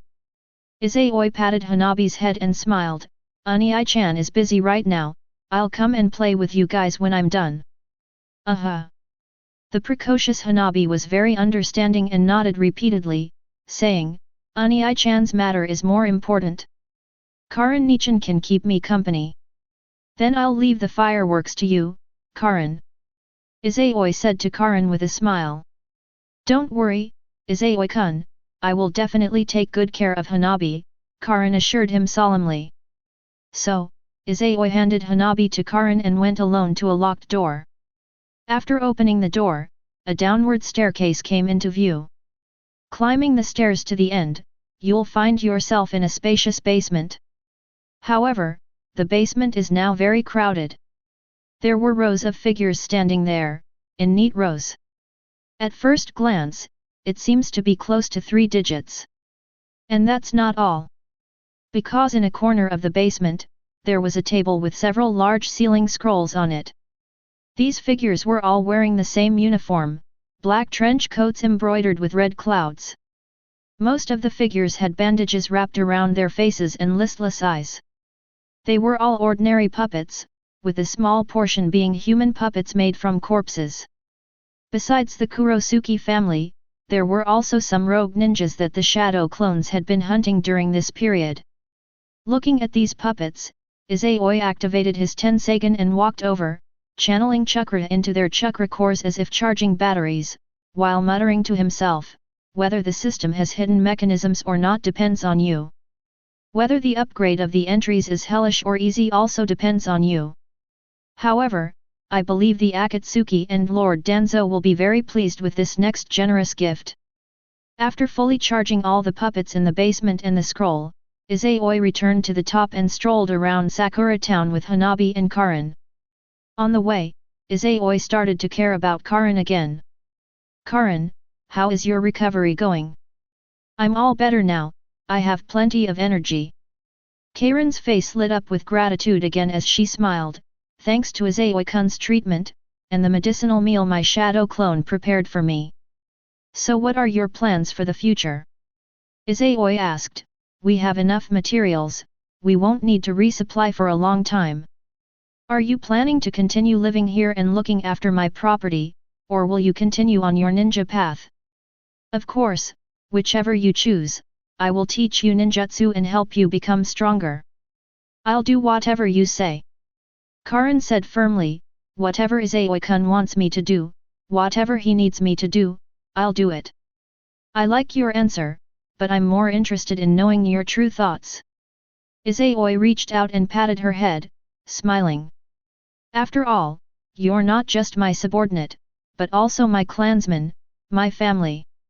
Whatever your choice, I will help you achieve it. Looking at Izayoi's sincere face, Karin's eyes welled up with tears again. Whether someone treats you well or not is never determined by what they say or what promises they make, but by what they do. Karin witnessed firsthand the wickedness that the grass ninja village had shown her. She could even see the future, that she would likely die suddenly one day, just like her mother, due to extreme physical weakness. The latest novel is first published here. If life in Kusagakure was hell, then this period of time was heaven for Karin. After Izayoi's shadow clone took Karin away from Konoha, he sent her to Sakura town, not only letting her live in a large villa, but also giving her the key to the vault, allowing her to control hundreds of millions of yen inside. Knowing that she didn't know how to spend money, the shadow clone took the initiative to buy a large amount of ingredients and some medicinal herbs, and also invited a professional chef to make medicinal cuisine for Karin to replenish her severely overdrawn body. Not only that, the shadow clone also took her to a clothing store and had a large number of beautiful clothes custom made. Some of the fabrics were so expensive that she couldn't afford them even if she did a lifetime of missions. Even the jewelry in the safe was available for her to choose from.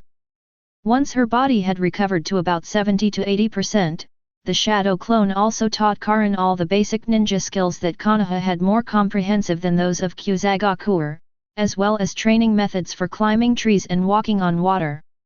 He even lent Karin Regakurosuji's lightning sword and instructed her in the lightning release, nature transformation.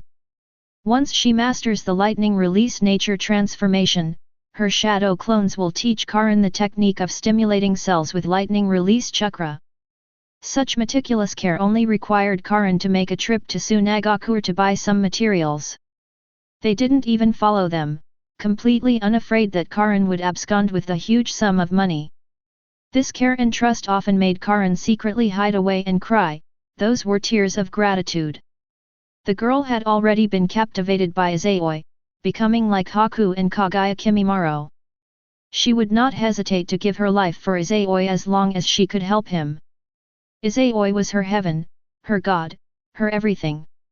So, after wiping away the tears from the corners of her eyes, Karin looked up at Izayoi and grinned, saying, Izayoi-kun, I want to be a ninja. By becoming an all-around ninja, I can be of even greater help to you. Izayoi, of course, had no idea what Karin was thinking.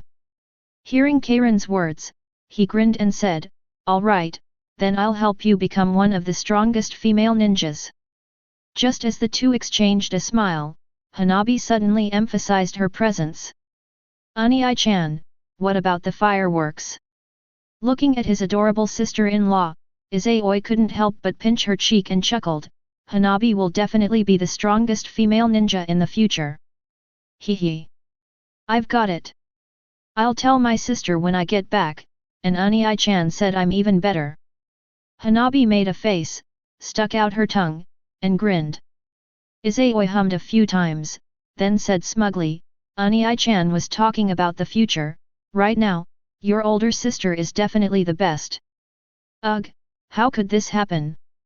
Suddenly, Izayoi mimicked Hanabi's behavior from a few days ago, clutching her heart and feigning sadness, saying, Hanabi actually tried to trick Ani-chan. It really hurt Ani-chan's fragile heart. It won't be enough to soothe him without 10, no. 100 massages. Ani-chan, I was wrong.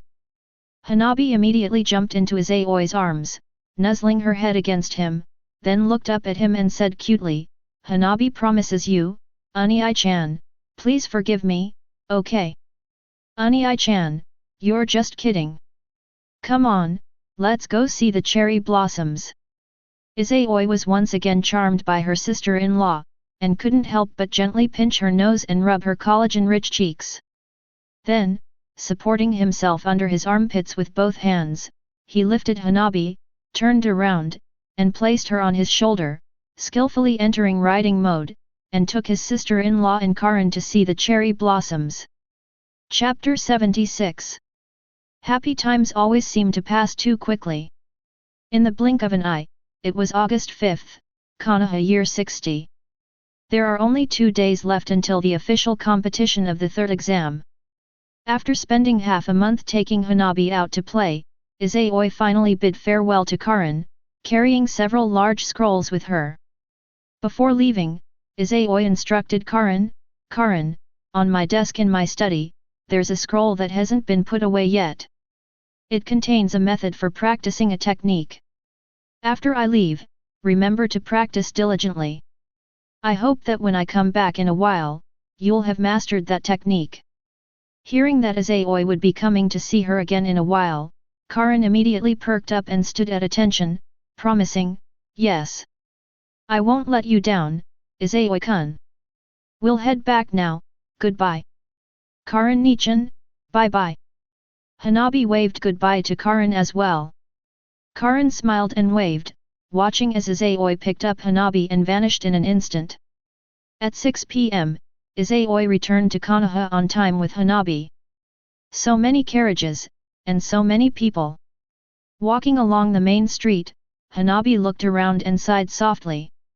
After all, the Chunin exams are in 2 days, and those ordinary people don't know the body flicker technique, so they'll definitely have to come early, Izayoi laughed. Ani-chan, Hanabi will definitely be there to cheer you on, so please don't lose. Hanabi said, clenching her fist at Izayoi. Don't worry, Ani-chan is going to win. Izayoi gazed in a certain direction, his eyes seemingly piercing through all obstacles, a confident smile on his face, and whispered, in every way. After returning Hanabi, who had taken out the sealed scroll containing the souvenir, to the Hyuga clan's gate, Izayoi waved goodbye to her and went home to make final preparations for the grand event that would take place the day after tomorrow. August 7, Konoha year 60. As dawn broke, the central street of Konoha began to bustle with activity, gradually becoming a lively hub of voices. When the sun was shining brightly, they even set off fireworks. Whether they were ordinary civilians or wealthy people dressed in finery, traveling by carriage or stretcher, they all headed to Konoha's plaza. An hour before the exam, the square was already packed. Many people who came from other places and countries but failed to get tickets even blocked the entrance and argued with the ninjas. After confirming that they really couldn't get in, they didn't leave. Instead, they stayed outside the square, preparing to imagine the scene through sound. Unfortunately, the ninjas were too inept. They didn't keep a batch of tickets inside to sell as scalpers or set up a gambling operation outside, otherwise they would have made a fortune. Izayoi-kun, it's been a long time. A month later, Hinata finally left her house and came to Izayoi's house. The negative effects of the artistic photos have long been overcome by the intense longing. The moment Hinata saw Izayoi, she unusually rushed into his arms, hugging his waist tightly with both hands, her tone and eyes filled with longing. Long time no see, Hinata. Izayoi hugged the girl tightly, and even though there was a strong pressure in front of him, he had no other thoughts. This is the first time the two, who have been inseparable since they were 6 years old, have been separated for so long.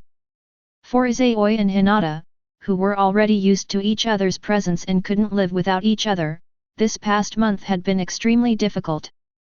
Izayoi was all right, since he still had his sister-in-law with him.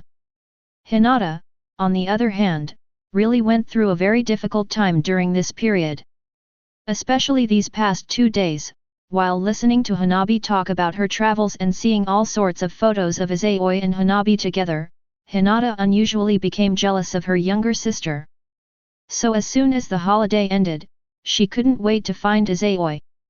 This separation did not weaken their feelings for each other, on the contrary, it deepened them. They embraced in silence for a long time before separating and having breakfast. While Hinata was washing the dishes, Izayoi returned to his room, took out Hanabi and one of the birthday gifts Hinata had prepared for him, a white robe with flame patterns as well as the large scrolls he had brought back from Sakura town, and went into the en-suite bathroom. By the time Hinata had put down the tableware and untied her apron, Izayoi had already come out of the room. Then, the two of them left their house together and headed to the plaza in Konoha. Konoha Plaza is a spherical, open-air structure, similar to the Forest of Death, a special training ground, and is one of the places that is not open to the public except under special circumstances. Every time the square is open, it's an important festival. Entering the plaza through the contestant entrance, the examiners and some candidates were already present in the spacious examination hall. Seeing the examiner with a senbon in his mouth, Izayoi knew that even the protagonist of Shippuden was destined to die. "I thought you two were so busy dating that you forgot about the exam." Izayoi and Hinata had just joined the team when they were immediately subjected to a barrage of sarcastic remarks from Sasuke Uchiha. Hinata remained shy, while Izayoi chuckled, "Judging from your expression, this month seems to have been quite difficult for you." "On the contrary, I've been doing exceptionally well this month." Sasuke Uchiha smiled smugly, a slight smirk playing on his lips. "If we meet in the finals, I guarantee I'll give you all a real surprise. I'm really looking forward to it." Izayoi glanced at Uchiha Sasuke's neck and, seeing that the heavenly curse seal was absent, knew that Sasuke had been training with Hotake Kakashi during this time, just like in the original story. If nothing unexpected happens, he should have mastered the lightning release, Chidori.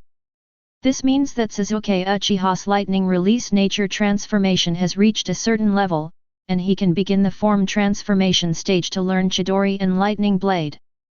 The stronger Uchiha Sasuke became, the happier Izayoi was. Time passed slowly, and the other candidates arrived one after another. Just as Sasuke Uchiha wasn't late, Naruto Uzumaki wasn't chased to the exam hall by a herd of bulls. The latest novel is first published here. On the VIP stands, Hiruzen Sarutobi and Orochimaru, disguised as the fourth Kazekage, had already taken their seats. Taking out his pocket watch and checking the time, Genma Shiranui looked at the 10 examinees before him and slowly said, "Time's up."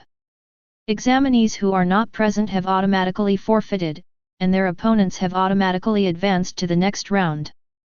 Upon hearing this, many examinees turned their gaze to Naruto Uzumaki. Of the 11 candidates, only Toshin was absent. Having won without a fight, Naruto Uzumaki put his hands on his hips and laughed triumphantly, "Ha ha ha, that guy must have been afraid of me and took the opportunity to run away. Now I'll explain the exam rules to you." Genma Shiranui took out a document board, crossed out Tasukina's name on the list, and said, "You've all studied at the Ninja Academy, and you're all familiar with the no-rules duel. The rules of the official matches are that any means are allowed, and you won't be held responsible for killing your enemy, because the death consent forms you signed in the second exam are still valid. So, those who overestimate themselves have better admit defeat when it matters, otherwise their deaths will be in vain, and they shouldn't expect me to come to their rescue at a crucial moment. Candidate number 2 has automatically forfeited. Naruto Uzumaki, who drew number 1, advances to the next round. Hinata Hyuga, who drew number 3, and Temari, who drew number 4, remain. Everyone else, please proceed to the contestant area to wait." As Genma Shiranui finished speaking, Gaara, Kankuro, and Neji Hyuga left immediately. Izayoi and the other members of the team cheered Hinata on before heading towards the stands in the players' area. "Great! The first match is my sister's. Go sister!" Looking at Hinata and Temari who remained on the field, Hanabi in the stands instinctively shouted loudly. "Fireworks, pay attention to etiquette." Hayashi Hyuga began to reprimand. "Yes." Knowing she couldn't bring shame to the family in public, Hanabi quickly straightened up and sat up straight, her little face serious. "Hinata Hyuga, right? Are you really only 12 years old this year?" On the field, Temari sized up Hinata, who was 3 years younger than her but whose figure completely outshone hers, a figure that even mature women might not have, and her eyes and mouth twitched slightly. Then, recalling the intelligence that the other party had a handsome childhood friend who was ranked first from enrollment to graduation, mastered several nature transformations, and developed an S-rank storm release technique, and that the two remained teammates after graduation, never separated since childhood, even Temari, the daughter of the Kazekage and princess of Tsunagakure, couldn't help but feel jealous. She's perfect in appearance, personality, and background, but how come her partner is perfect too? This woman, did she save the world in her past life? Hinata was unaware of Temari's thoughts. However, upon hearing Temari's words, she couldn't help but feel a little shy. For some reason, women her age, and even those older than her, always stared at her conscience with expressions of envy and jealousy. It was clearly a heavy burden. Of course, this was Hinata's initial idea. After discovering that Izayoi also liked her and even got a nosebleed because of it, Hinata no longer saw it as a burden affecting her strength, but rather as something to be proud of. Thinking of this, Hinata's shyness vanished instantly, and the corners of her lips turned up slightly. In Temari's eyes, Hinata was staring at her meager assets with a disdainful smile. The princess of Tsunagakure instantly flew into a rage. With a bang, Temari took the 3-star fan from her back and slammed it heavily to the ground. She sneered at Hinata, "Young lady of a wealthy family, I hope your strength can satisfy my 3-star fan." The words wealthy family seemed to have flipped a switch in Hinata's mind, making her think of something. Hinata glanced in the direction of her sister and father, and veins bulged on her temples. Looking at Temari with a serious expression, she said, "I will do my best." Their gazes met instantly, sparks flying. The powerful aura also piqued Genma Shiranui's interest. He took down a senbon needle, raised his arm, and shouted, "The third round of the Chunin exams, the official match between Hinata Hyuga and Temari, officially begins."